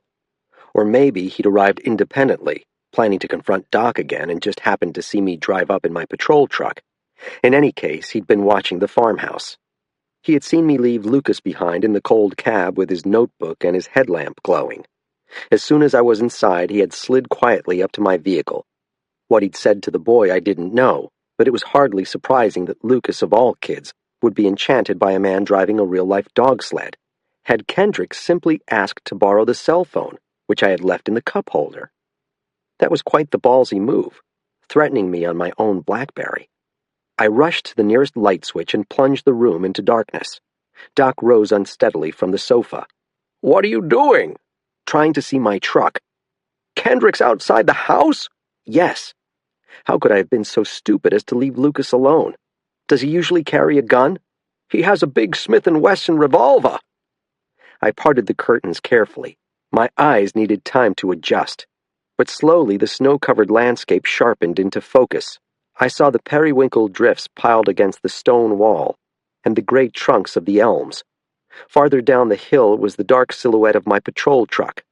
I squinted but couldn't make out the glimmer of Lucas's headlamp. Stepping away from the window, I dialed the state police dispatcher in Augusta, gave my call numbers, and reported a possible 1032, which is the code for man with a gun. Suspect is a white male, 5'11", 170 pounds, approximately 40 years of age. His name is Kevin Kendrick of Township 19. He may be accompanied by a 12-year-old boy and driving a dog sled. It wouldn't have surprised me if the dispatcher thought I was pulling her leg. Instead, she asked if I had any identifying information on the boy. I described Lucas to her as best I could. I handed Doc his cordless phone. Stay away from the windows, I said. If you hear gunfire, call 911 and tell the dispatcher an officer is down. Through force of will, Doc Larrabee was trying to restore himself to sobriety. He worked the muscles around his mouth like a person trying to wake up from a deep sleep. Mike, what the hell is happening? Kendrick just called me on my own cell phone from the end of your driveway. A 12-year-old boy is in my truck down there, and I believe he's in danger. Why would Kendrick? He has no reason to harm a child. If he really did murder Randall Cates, and he's afraid of being caught, then he's going to do what he needs to do to defend himself, even if it means holding Lucas Sewell as a hostage. I drew the heavy cig from its holster and reached for the doorknob. "I'm so sorry, Mike." "Now's not the time for apologies," I said. "Call for help if something happens to me." Taking a deep breath, I swung the door open and sprang down the steps, throwing myself so hard against the base of the nearest elm I bruised my shoulder. I listened but heard nothing. No voices, no barking dogs, no gunshots. Just the sighing of the wind through the leafless branches over my head. I rose to my knees, pressed my hand against the scaly bark, and peered down the hill at the snowbank piled along the road. The night sky was a patchwork of stars and clouds. Every few minutes the moon would appear, almost like a flare going off, lighting up the blueberry barrens that trailed down to Bog Pond. I rose to a crouching position, getting ready to run in a zigzag pattern to the nearest snowbank, where I hoped to get a view of my truck, when I heard the sound of barking and saw a flash of light. It was the briefest wink, as if someone had turned on a flashlight and then quickly switched it off again. The shadow was moving across the white field behind the farmhouse, the dog sled. Kendrick was headed down to Bog Pond. Once he crossed the frozen expanse of ice, he would be at the edge of the heath again. We would need a plane with a night vision camera and thermal imaging system to find him in that maze of beaver ponds and tote roads. The sled was moving rapidly. I heard the happy baying of the dogs as they gave their full effort. On foot there was no way I could catch Hendrik. I thrust my pistol into its holster and scrambled up the snowbank on hands and knees. When I saw the passenger door of the truck standing open, I realized that the flash of light I'd seen had been Lucas's headlamp. Kendrick had taken the boy with him. By the time I reached the truck, I was breathing heavily and sweating under the arms. I reached across the passenger seat and pulled the door shut. I pushed the gear shift and the steering column into reverse and stepped on the gas. It was only when I hit the plowed asphalt again that I realized something was wrong. Kendrick had slashed one of my tires. The thump, thump, thump of my rapidly flattening tires sounded like a drumbeat. At this rate, I'd be driving on the metal rim in no time. I'd be lucky to make it to the base of the hill. Below the slanting blueberry fields was a ramp the local ice fishermen used to drive their pickups and four-wheelers onto the frozen pond. Somewhere in the darkness, a dog sled was racing along on a parallel course. If something were to happen to a child placed in my care, that was it, I realized. Kendrick knew that my desperation to rescue Lucas would compel me to take foolish risks. He was betting on my reputation for heedlessness, gambling I would make another stupid mistake. Ahead at the fuzzy edge of the beams, the sign for the boat launch parking lot came into view. If I turned, I could drive onto the ice and maybe cut him off before he crossed the lake. I grabbed the radio mic and pushed the push-to-talk button. 2258, I have a 1033 on Route 277 and the Bog Road. Suspect is driving a dog sled across Bog Pond. He has a 12-year-old boy with him, and he may be armed. Request immediate assistance at the Route 277 boat launch. Dispatch copied me. Units were on the way. The turn approached. I braked hard, feeling a shudder go through me as the bad tire ripped loose, bounced in pieces against the undercarriage, and tumbled away in my brake lights. The shriek of the steel rim on the asphalt pierced me like a dentist's drill. I bumped into the empty parking lot and rolled down onto the snow-covered ice, forcing myself to go slowly. Hit it too hard, too fast, and no matter how thick the ice was, I could go through. My high beams fanned out across the pond, finding the rectangular shapes of vacant fishing shacks in the distance. I scanned for movement but saw nothing. Had Kendrick pulled a U-turn and gone back up the hill? No. Instead of heading straight across the open expanse, Kendrick was moving parallel to the shore, following the ragged edge of trees and brush. I could catch him easily if I accelerated now. I was turning the wheel to follow his trail when a warning went off in my brain. Rivard had cautioned me there were glacial boulders in the shallows of this lake, some as big as boxcars. In places, the tops of the huge rocks bulged through the snowpack, looking like pressure ridges in the ice or harmless mounds of snow that a vehicle could easily plow through. The edge of the pond was studded with those hidden traps, and if I struck one, even at 30 miles an hour, I could crash headlong across and probably through the lake ice. Kendrick was deliberately leading me through an obstacle course. He was the best woodsman left in America, according to the New York Times. He knew this country so much better than I did. He had every advantage. What could I remember about Bog Pond? What knowledge could I possibly use against my brilliant and experienced adversary without endangering Lucas? Kendrick's goal was to lose himself in the maze of alder thickets and beaver bogs on the western side of the lake. If he kept following the shoreline, he would skirt a cliff that would be impossible for his dogs to climb. Beyond that cliff was the outlet to Bog Stream, the creek that spilled out of the pond and fell in a series of gradual waterfalls down into the heath. Moving water, I thought. Thin ice. If I cut across the lake sharply, I could pin Kendrick against that cliff, forcing him to make a choice. Either turn back in the direction of the boat landing, where police cruisers would soon be assembling, I hoped, or skate across the questionable ice near the Bog Stream outlet. With my truck blocking escape to the center of the pond, he would have no other options. The problem was that he would easily guess my intentions the moment he saw my headlights turn toward the cliff. I realized I had only a single plan of attack. I pointed the nose of the truck toward the center of the lake, filled my lungs with air, and switched off my headlights. The world went instantly dark. I was as blind as if I had fallen into a deep cave. The intermittent moonlight that had seemed so bright outside Doc's farmhouse barely registered on my optic nerves. Please, God, I prayed, let there be none of those boulders in this part of the lake. Leaning forward over the wheel, I stepped on the gas pedal and shot an intercept course for the cliff. Within a matter of seconds, my front wheels hit a pressure ridge that jolted me against my seatbelt. When I came back down, my teeth smashed together on the edge of my tongue. I tasted blood. My eyes strained to adjust to the black and white universe in which I suddenly found myself. I saw a blurry line form far ahead, gray above, black below. I floored the gas and watched the line sharpen until I knew I was getting close to the cliff. Between the engine and the wrecked wheel, my truck was making enough of a racket that he could hear me coming, but I could still throw some surprises his way. I hit everything I had in succession. Blue lights, high beams, spotlight, and siren. Bingo. The sled was 100 yards ahead, moving from right to left against the cliff face. I saw the dogs break stride, startled by the cacophonous noise and illumination. I saw Kendrick standing on the runners, snap his head in my direction, and I saw Lucas seated on the sled, his pale white face the only part visible. Be smart, Kendrick. Stop now. Instead, he shook the leads and shouted at his dogs to leap forward. The sled shot off again, straight for the Bog Stream outlet. He had to know it was an act of madness. The sled broke through the ice from back to front. The weight of Kendrick and Lucas dragged the dogs in scrambling pairs backward into the collapsing hole. Over the siren, I couldn't hear their howls, but I saw the animals clawing desperately against the harness that was pulling them inexorably to their deaths. Kendrick had loaded the sled with bricks, he'd told me, to build his dog's endurance. I slammed on my brakes, but the truck kept sliding. The end fishtailed as I pulled the parking brake in a last-ditch attempt to avoid the thin ice. My truck spun completely around, once, twice, before it came to a halt.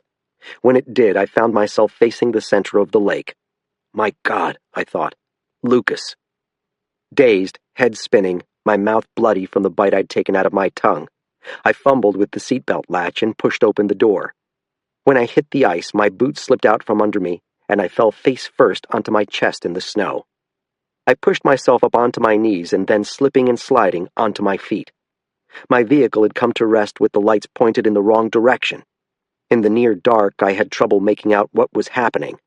I saw heads floating, limbs thrashing, heard animals' wails, and a boy's cry for help. "Lucas!" I slid around to open the door and began madly groping at the junk in the back seat. Where was my rope? In a coil in the pack basket. My personal flotation devices, wedged under the seat. "Keep calm," said a voice in my head. "Don't panic." I tied a bowline around the trailer hitch and ran the rope forward toward the hole in the ice, trying to secure another knot to the PFD while I did so. The dogs were all gone now, pulled down by the brick-laden weight of the sled. But I saw Lucas's head bobbing, glasses gone, a look of utter terror on his stricken white face. And farther out, Kendrick was calmly treading water. "Kendrick!" The musher didn't answer. Lucas disappeared beneath the surface before I could throw him the PFD. "Kendrick, help him, for God's sake!" Deliberately, he turned away and began paddling for the edge of the ice on the other side of the hole. I dropped my gun belt on the ice and without even removing my boots ran toward the open water. I heard an explosive crack and felt myself dropping as if through a trap door. With the PFD tucked under my arm, I didn't go completely under, but the sudden, almost total immersion in freezing water blew the air entirely out of my lungs, as if I'd been hit by a 2x4 between the ribs. My voice came out as a gasp. "Lucas!" The shock of going into the water was worse than I'd expected. I could feel my muscles tightening and heard my pulse beating faster and faster in my water-filled ears. I gulped down a breath, let go of the PFD, and let myself sink beneath the surface. I thrust my arms around me like a blind man trying to feel his way out of an unfamiliar room. My fingers touched something. At first I thought it might be the boy's hair, and then I realized it was fur, one of Kendrick's lifeless malamutes passing in the dark current. I shot back up the surface for another breath. I'd drifted several yards from the floating life jacket. If I went under again, would I even have the strength to grab it? Keep calm, keep calm, keep calm. Again I filled my lungs with air, and again I dived down into the gelid waters of the lake. We collided with each other, literally knocked heads. I was so startled, I recoiled at first, then understood what had happened. My fingers were so frozen they could barely close around his arm. I gave a strong kick and pulled with all my might. My face broke the surface just long enough to see that the moon was out. Then I went under again. Unless I could summon strength from some unknown reserve, the boy and I would sink to the bottom. Tomorrow, the warden service divers will retrieve our bodies, I thought. An image flashed into my head of myself underwater 2 years earlier. I thought I was going to die when my canoe overturned at Rum Pond. Instead, I had fought for my life. Now I needed to fight for Lucas Sewell's life as well. I scissored my legs and felt the cold air hit my face. I blinked and thrashed, tugging Lucas along after me, flexing my biceps to pull his head above the surface. Where was the PFD? My eyes were half blind from the lake water. I kicked hard toward the jagged edge of the ice and saw something orange ahead. It seemed so far away. I could barely breathe. Even if I reached the life jacket, how was I going to pull myself out? I heard coughing behind me. Lucas was flailing about with his arms. Amazingly, he was back from the dead. I tried to yank him toward the PFD. "Lucas," I sputtered, "the life jacket!" I didn't think he'd heard me, let alone understood what I'd meant. But the next thing I knew, I felt a surge forward. He was kicking his legs. I gave one last push and reached out with my stiff arm. I brought it down on the PFD. I squeezed the flotation device against my side and felt its buoyancy lift me from the current. I nearly dislocated Lucas's shoulder as I pulled him up beside me. I heard voices in the dark. People were shouting. Suddenly we began to move. Someone was tugging on the rope. I had no idea who it was, but I saw lights and heard engines. "Hang on, dude," someone said. I felt my body being reeled in like a fish. Without having to exert myself at all, Lucas and I were suddenly lying on the snow-dusted ice, shivering violently and gasping for air. "Are you guys okay?" Above us loomed several people in snowmobile suits. The one who'd spoken to me had taken his helmet off. He was a hulking kid with a flat-top haircut and a wide oval face. "I know you," I sputtered. "You came to my school," said Barney Beale. Chapter 39. My heart felt like a lump of ice in my chest. I couldn't feel my feet. The boys helped us into the truck where I could run the heater and call for an ambulance. I found a wool blanket to wrap Lucas in, and another one for myself. I left the blue light spinning so the responding units would have an easier time finding our location out on the lake. The boys giggled at my chattering teeth, proving they were as stoned and drunk as I had suspected when I first saw them speeding in front of Doc Larrabee's house. Later, I would need to talk to them about the inadvisability of snowmobiling under the influence, but not now. Barney Beale brought me my gun belt without my asking for it. The snaps were all open on the leather holsters, so I knew he'd been looking at the secret things inside, the spare magazines and handcuffs. "That fucker is heavy," he said. "How much does it weigh?" 40 pounds. I was having a hard time getting the words past my spastic tongue. "Did you guys see anyone else when you rode up?" "Like who?" "Older guy with a beard? Went into the water too?" "Shit, he must have drowned," I wasn't so sure. My last sight of Kendrick was of him swimming confidently to the edge of the hole. Maybe he had been unable to climb out and had slipped beneath the surface while I was fighting for my life. Or maybe he had staggered away into the night. One way or another, the Maine warden service would find him. At the moment, I was having a hard time caring if it was alive or dead. After a few minutes, the teenagers grew bored listening to my castanet teeth and wandered off to sit on their snowmobiles and smoke cigarettes. I saw the orange tips floating in the darkness like fireflies surprised from their hibernation. Lucas closed his eyes and his head lolled. I felt his pulse beneath his chin. It was scarily low. I pushed his wet hair back off his forehead and wrapped the blanket more tightly around him. And I put my arm around his shoulders, trying to share some of my own negligible body heat. What would happen to him now? It would depend on his mother's court case.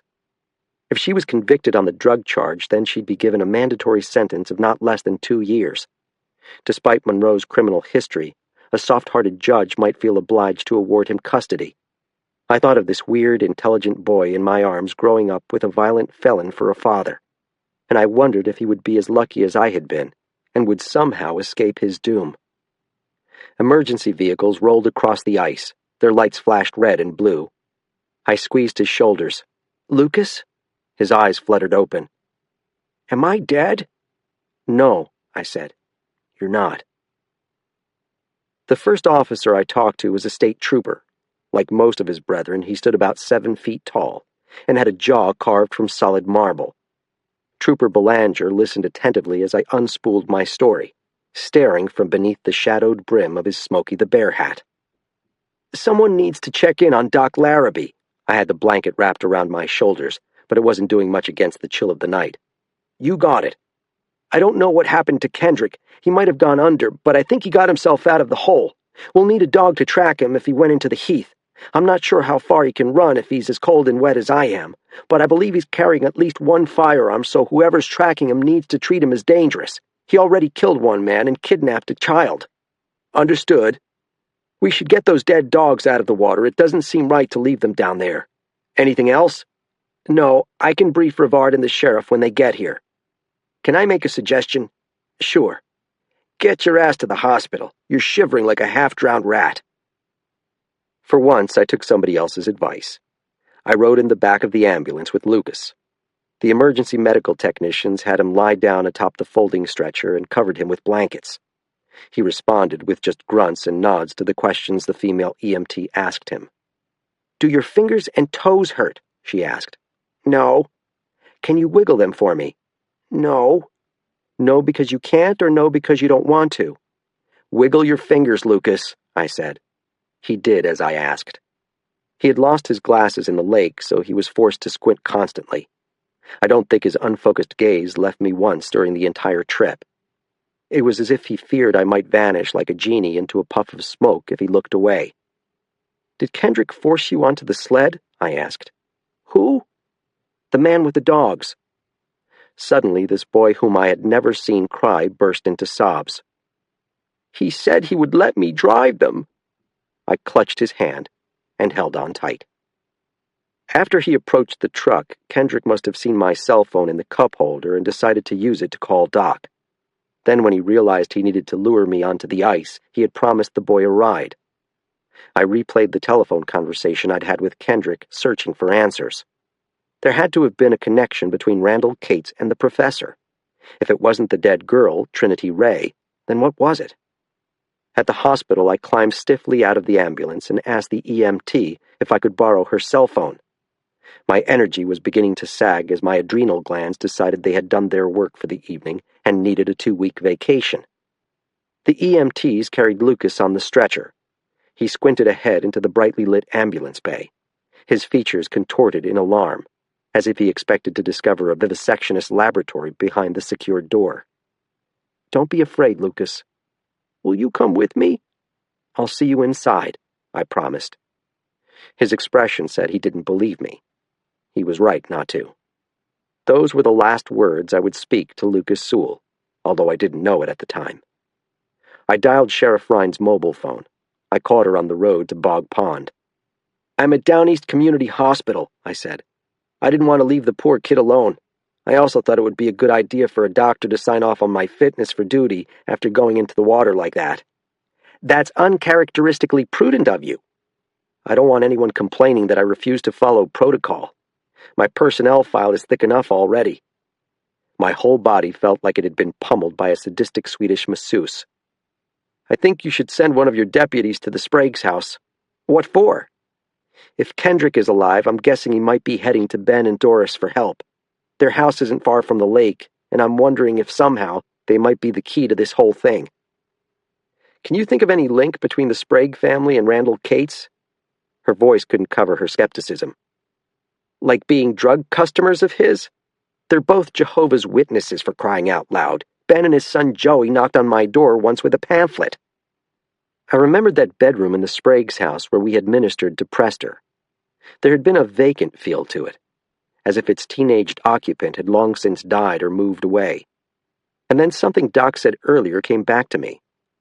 You can't let them convict the wrong man, his dead wife's ghost had told him. No matter what those men did to those young people. Those young people. For a moment, I felt like the fog was lifting and I was beginning to see things clearly for the first time. Kendrick had told me that they were the last ones who would say anything against him.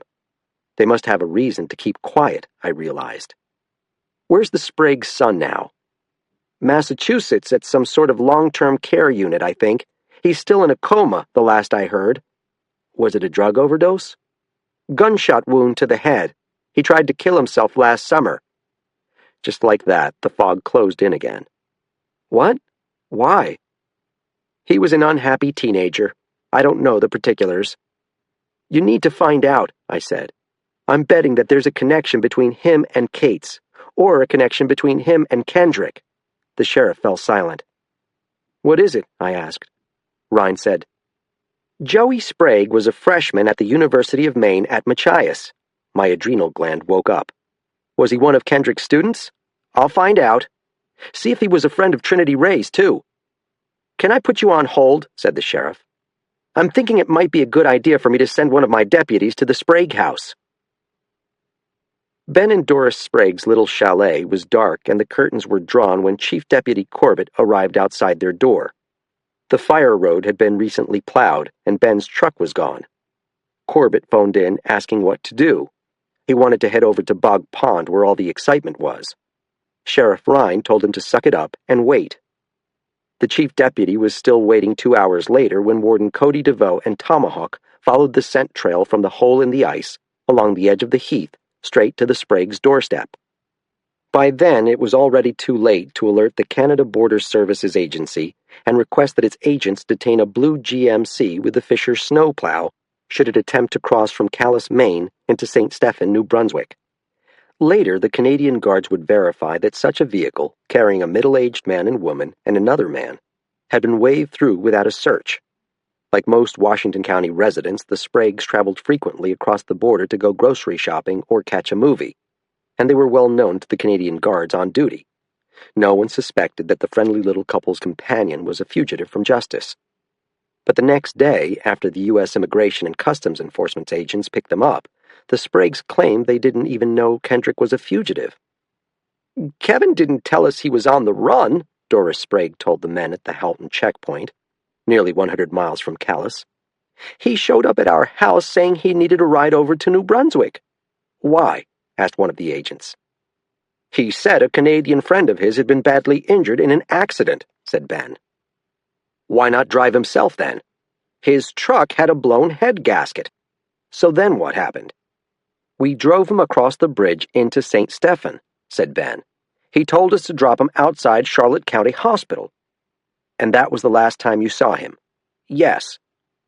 So why did you wait 6 hours before returning across the border? We decided to take a moonlight drive. When asked by the ICE agents and the Maine State Police detectives why they would perform such a charitable service for a man they barely knew, the Spragues admitted that Professor Kendrick wasn't a total stranger. He had been their son Joey's favorite teacher at the university, but they continued to profess their ignorance of any crimes he might have committed. While it was true that their son had known Trinity Ray, his suicide attempt had nothing to do with drugs, they insisted. Joey suffered from depression, but he would never have taken heroin. Neither of the Spraggs had ever seen Randall Cates or Prester Sewell before the night of the blizzard. They had no prior relationships with the dead man, in other words, although they would not mourn their passing. They didn't know why God in his wisdom had chosen to deliver those evildoers to their doorstep in that blizzard, but they swore they had nothing to do with what had happened to Randall Cates out in the heath. Prester Sewell had obviously murdered his friend, and then he had killed himself. The facts spoke for themselves. Chapter 40. That's horseshit, I told Sergeant Rivard. We were standing on the south bank of the Machias River in Machiasport the following afternoon. A housewife had glanced out her frosted window, and a beam of weak midwinter sunlight had touched something red in the tidal flats below.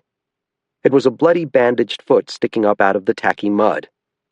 Rivard called for the airboat team to extract the body of Prester Sewell from the stinking mire where it had become wedged.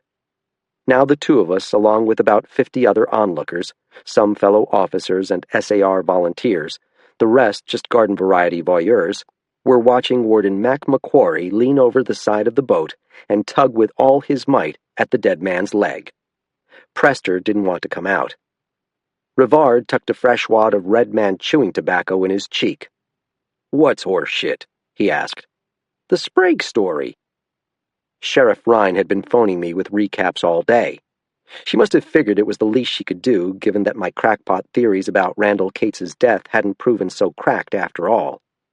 She'd given me a detailed account of the state police interrogation of the Spraggs in Holton, and she'd listened patiently as I vented my frustration at the roadblock investigators faced, at least until the Mounties hunted down Kevin Kendrick on their side of the border, if they ever managed to hunt him down. She'd even offered to buy me breakfast at McDonald's some morning. Ben and Doris Sprague are lying, I told Rivard. They knew damn well that Kendrick was on the run last night, and they knew why. They should be charged with aiding and abetting. How's the AG going to prove that exactly? It was the same question Rhine had asked me, and I still had no good answer. Their son Joey was friends with Trinity Ray, I said. Both kids had been good students at Maine Machias, but their grades had gotten worse and worse. That screams drug abuse. Then the Ray girl dies, and a few months later, Joey Sprague tries to commit suicide. What does that suggest to you? I answered my own question before he could. It suggests guilt, I said. Maybe Joey bought the heroin from Cates and gave it to Trinity. For all we know, Randall and Prester might have done their deals in the heath all the time. They might have driven past the Spragues' house regularly on the bog road. Maybe that's how Joey became one of their customers. Rivard was wearing his sunglasses, as always, so I couldn't see his eyes, but he seemed focused on Mac Macquarie and the activity around the airboat. I continued thinking out loud. I still think it was dumb luck that they got stranded there in the storm, and I don't think the Spraggs recognized Prester when he showed up on their doorstep. His driver's license says his name is John, and his face was disfigured. That was why they called Doc for help. It was only later, when they came upon Randall in the heath, that they realized he was the man responsible for one girl's death and for their own son's turning himself into a vegetable. You're a father, Mark. What would you have done in that situation? You could kill the bastard, and no one would ever know. I wasn't sure if my sergeant had been listening until he turned his head. What are you suggesting? I think Ben Sprague was the one who really killed Randall Cates. He had the means, motive, and opportunity. Or maybe he and Kendrick did it together. I could see Kendrick goading him into doing it. He can be quite persuasive. If the two men were mutually involved, that would explain what happened back at the house. What happened back at the house? After Kendrick and Ben came back, they wanted to kill Prester, too. Or at least Kendrick did. He tried to persuade Doc that it would be for the greater good if he put a pillow over Prester's face. But Doc wouldn't do it. He's a veterinarian, but he sees himself as a medical man, the Hippocratic Oath and all that. It was only the fact that the EMTs showed up that stopped things from getting violent. That was when Kendrick decided to make himself scarce. Rivard spat a stream of tobacco juice on the crusted snow. That's quite a story. It's the only interpretation of events that makes sense. Good luck convincing the Attorney General. With Kendrick on the lam in Canada, suspicion had naturally fallen on the fugitive dog sled racer. He was the one who had told Doc to let Prester die. He was the one who had threatened me via email and killed Doc's dog as a warning to keep his mouth shut. He was the one who kidnapped Lucas Sewell and nearly sent us all to the bottom of Bog Pond, just as the investigators had focused on Prester to the exclusion of other suspects earlier. Now they had shifted their attention to Kendrick. The state police need to keep leaning on the Spraggs, I said. If they do, the truth will come out. Not necessarily, said my sergeant. If you haven't figured it out by now, Bowditch, some people are wicked good liars. There was a shout, and then the crowd groaned. Out on the airboat, Mac Macquarie had managed to muscle Prester Sewell's naked body loose. I saw him wrestle the pale, mud-streaked corpse on board. The bloodless color of the skin reminded me of the underbelly of a frog. Instantly, I found myself thinking of Lucas. Some people are wicked good liars. Rivard had been talking about the Spraggs, but his remark seemed to be a broader statement about the untrustworthiness of human beings in general. I'd known from my first meeting with Lucas Sewell that he was prone to wild exaggerations. His own mother had called him a liar. But even I hadn't taken him for a killer. The confession came in his notebook, which I discovered a few days later under the passenger seat of my truck as I was vacuuming it out. I had wanted to visit the boy in the hospital, but Rivard cautioned me against having any conversations with him until after the state police got a formal statement. It was enough to hear that he was going to make a full recovery. I'd also heard from the sheriff that Jamie was out of jail. Mitch Monroe had ponied up the bail money by selling his prize snowmobile. The karate champ was still denying he had been on the heath during the blizzard, the sheriff told me. And so far, Jamie had refused to repeat the story she'd told me about how her ex-husband had waylaid Randall Cates. While it was almost certain that Jamie would be convicted of driving under the influence, the drug case against her was falling apart fast. The Adderall found in the van had indeed belonged to her sister Tammy, as Jamie had stated all along. Even a mediocre defense lawyer could argue that the pills had fallen into her purse in the course of driving her invalid sister to physical therapy, or wherever. The marijuana Corbett had found in her brother's room made it Prester's property when Jamie produced a canceled check in the amount of $1 for rent. As for Jamie and her ex-husband's rekindled relationship, if that was what it was, I realized it was none of my business. Word around town was that they were hitting the bars together again. She'd lost her job at McDonald's. I couldn't bring myself to drive past her house, lest I see Monroe's Tundra out front. I did have a keen interest in knowing whether Mitch was indeed the man Randall and Prester had gone to meet in the heath that snowy day, as seemed likely. But trying to factor Monroe into a murderous equation that already included Kendrick and the Spraggs was a leap even my own overly active imagination refused to make. But it was an equation of sorts that revealed the truth about Trinity Ray. More like a code, actually. After I found Lucas's notebook, I took it back inside my malodorous trailer and sat down at my kitchen table and began flipping through the pages. I'd made myself a cup of instant coffee, but it tasted like everything in the damned house, like skunk. Rivard had told me that Joe Brogan had fired Billy Cronk because he'd been gossiping too much about what his employer had done to my living quarters. Rivard thought I might be able to wrangle a trade out of Cronk, testimony about how Brogan had released a live skunk into my trailer in exchange for my dropping the firearm charge against the gentle Viking. It was a deal I would make, I decided. Picking up Lucas's notebook, I stopped on a jumbled series of letters that I had noticed before on the cover. I hadn't given them any attention then, but after everything I had subsequently learned about Lucas's big brain, I now found my curiosity engaged. DORTOSNZCNAPIOZZ.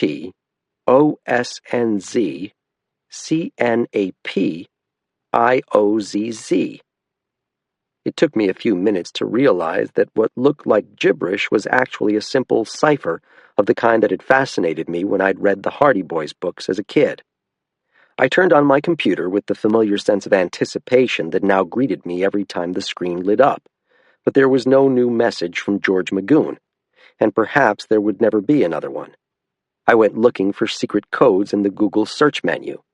I found the key quickly enough.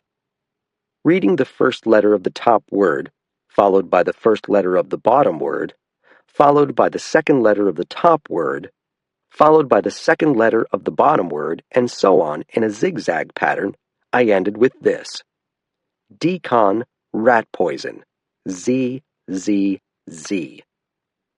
I put down my pen and stared at the words. Then I began reading carefully through the pages, looking for an actual confession. But Lucas had been coy throughout. He didn't know what I did to the pills, neither. And wasn't he in for a wicked surprise when someone swallowed one of them Oxycontins? What had he done to the Oxycontin pills? Sprayed them with some chemical? What had he done to the rat poison? I thought back to my search for the boy Sewell house. Down in the cellar, I remembered a rusted oil tank with an open box of decon rat poison on the dirt floor beside it. Trinity Ray had died from snorting heroin cut with baking powder and brotafacium.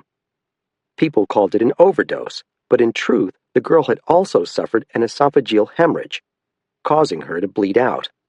The active ingredient in decon is brotafacium. "What happens if a kid kills somebody?" Lucas had asked me. The boy knew what he'd done. That was why he'd asked the sheriff if we were there to arrest him the night Ryan and I delivered Prester's death notification. It was the reason he kept asking if I was taking him to jail. No wonder he was being chased in his nightmares by an avenging angel dressed like a white owl. I grabbed the notebook and hurried out to my truck. What was I going to say to Lucas? What would I tell Jamie? I'd been so worried about seeing her lose custody. Now I found myself in possession of circumstantial evidence that linked her son to the accidental death of a young woman. But who would believe me if I turned it in? Everyone knew about Mike Bowditch and his wild imagination. Lucas had contaminated Randall Cates' stash of drugs to get even for the pain the dealer was inflicting on his mother. Maybe he hoped someone would get sick, so the blame would fall on Randall. With the boyfriend out of the picture, his mother and father might finally reunite, as had seemingly happened. Had he expected someone to die? I hope to God he hadn't. If Lucas hadn't tampered with the heroin, Trinity Ray might still be alive. And if so, Joey Sprague would not have pressed a handgun against his temple and flinched at the moment he pulled the trigger. Kendrick and Ben Sprague would never have had a reason to kill Randall Cates. Prester might not have committed suicide. The whole chain of fatal events, I realized, began with the brilliant, bitter boy who just wanted his daddy back. You and Lucas have a lot in common. The drive was a blur. One poor old geezer nearly went off the road when I zoomed past his puttering Buick. My cell phone rang in my pocket. I dug it out and looked at the number. "Charlie," I said. "I'm in the middle of something." "Hot pursuit?" "In a manner of speaking." "I was just calling to invite you up to the Ponderosa for Saturday dinner," he said. "The boss said it was past time I offered you a formal invitation." It had been too long since I'd eaten Ora Stevens' fresh-baked bread or shared a hot cup of coffee with Charlie while he told me one far-fetched but invariably true yarn after another.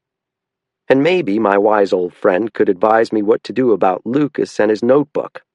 Should I turn it over to the state police with my unprovable suspicions, and if so, to what end? So that the boy would be shunted off into some facility for troubled children? More than ever, I realized I wanted the benefit of Charlie's considerable wisdom. The only hesitancy I felt in saying yes to his invitation came when I remembered those jade green eyes, the most beautiful I'd ever seen. Charlie, as always, was 3 steps ahead of me. "Stacy will be joining us." "What about her fiancé? Will he be there too?" I could hear the smile in my friend's voice. "No, I believe Matt is working that evening." "I'll be there," I said, cresting a hill. "But I've really got to go. I'll explain why on Saturday." "You damn well better." I tucked the cell phone into my shirt pocket, feeling unreasonably hopeful. Stacy might have a fiancé, but who knew what was truly possible and impossible? I braked when I came around the corner, and I braked even harder when I saw the for sale sign in the yard outside Jamie's house. My patrol truck slid on its brand-new wheels and tires across a sanded stretch of asphalt before it came to rest in front of the driveway. In the past, Jamie had barely bothered to shovel out a space to park her van, but someone had plowed out a vast expanse of the dooryard to make way for whatever big truck had hauled away her furniture and other possessions. You could tell from the dark, curtainless windows that the Sewell family was long gone.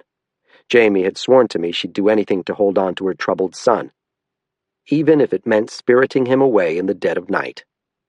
What reason did they have to stay in that haunted house anyway? Who wouldn't want to escape from this snowbound wasteland? I tried to remember the story Jamie had told me when we were lying in bed in the motel. The one about Prester John and his legendary African kingdom. But someday, I'm going to take off south, and I'm not going to stop until I find my own golden city in the sun. I wondered if she would find it. Does anyone ever?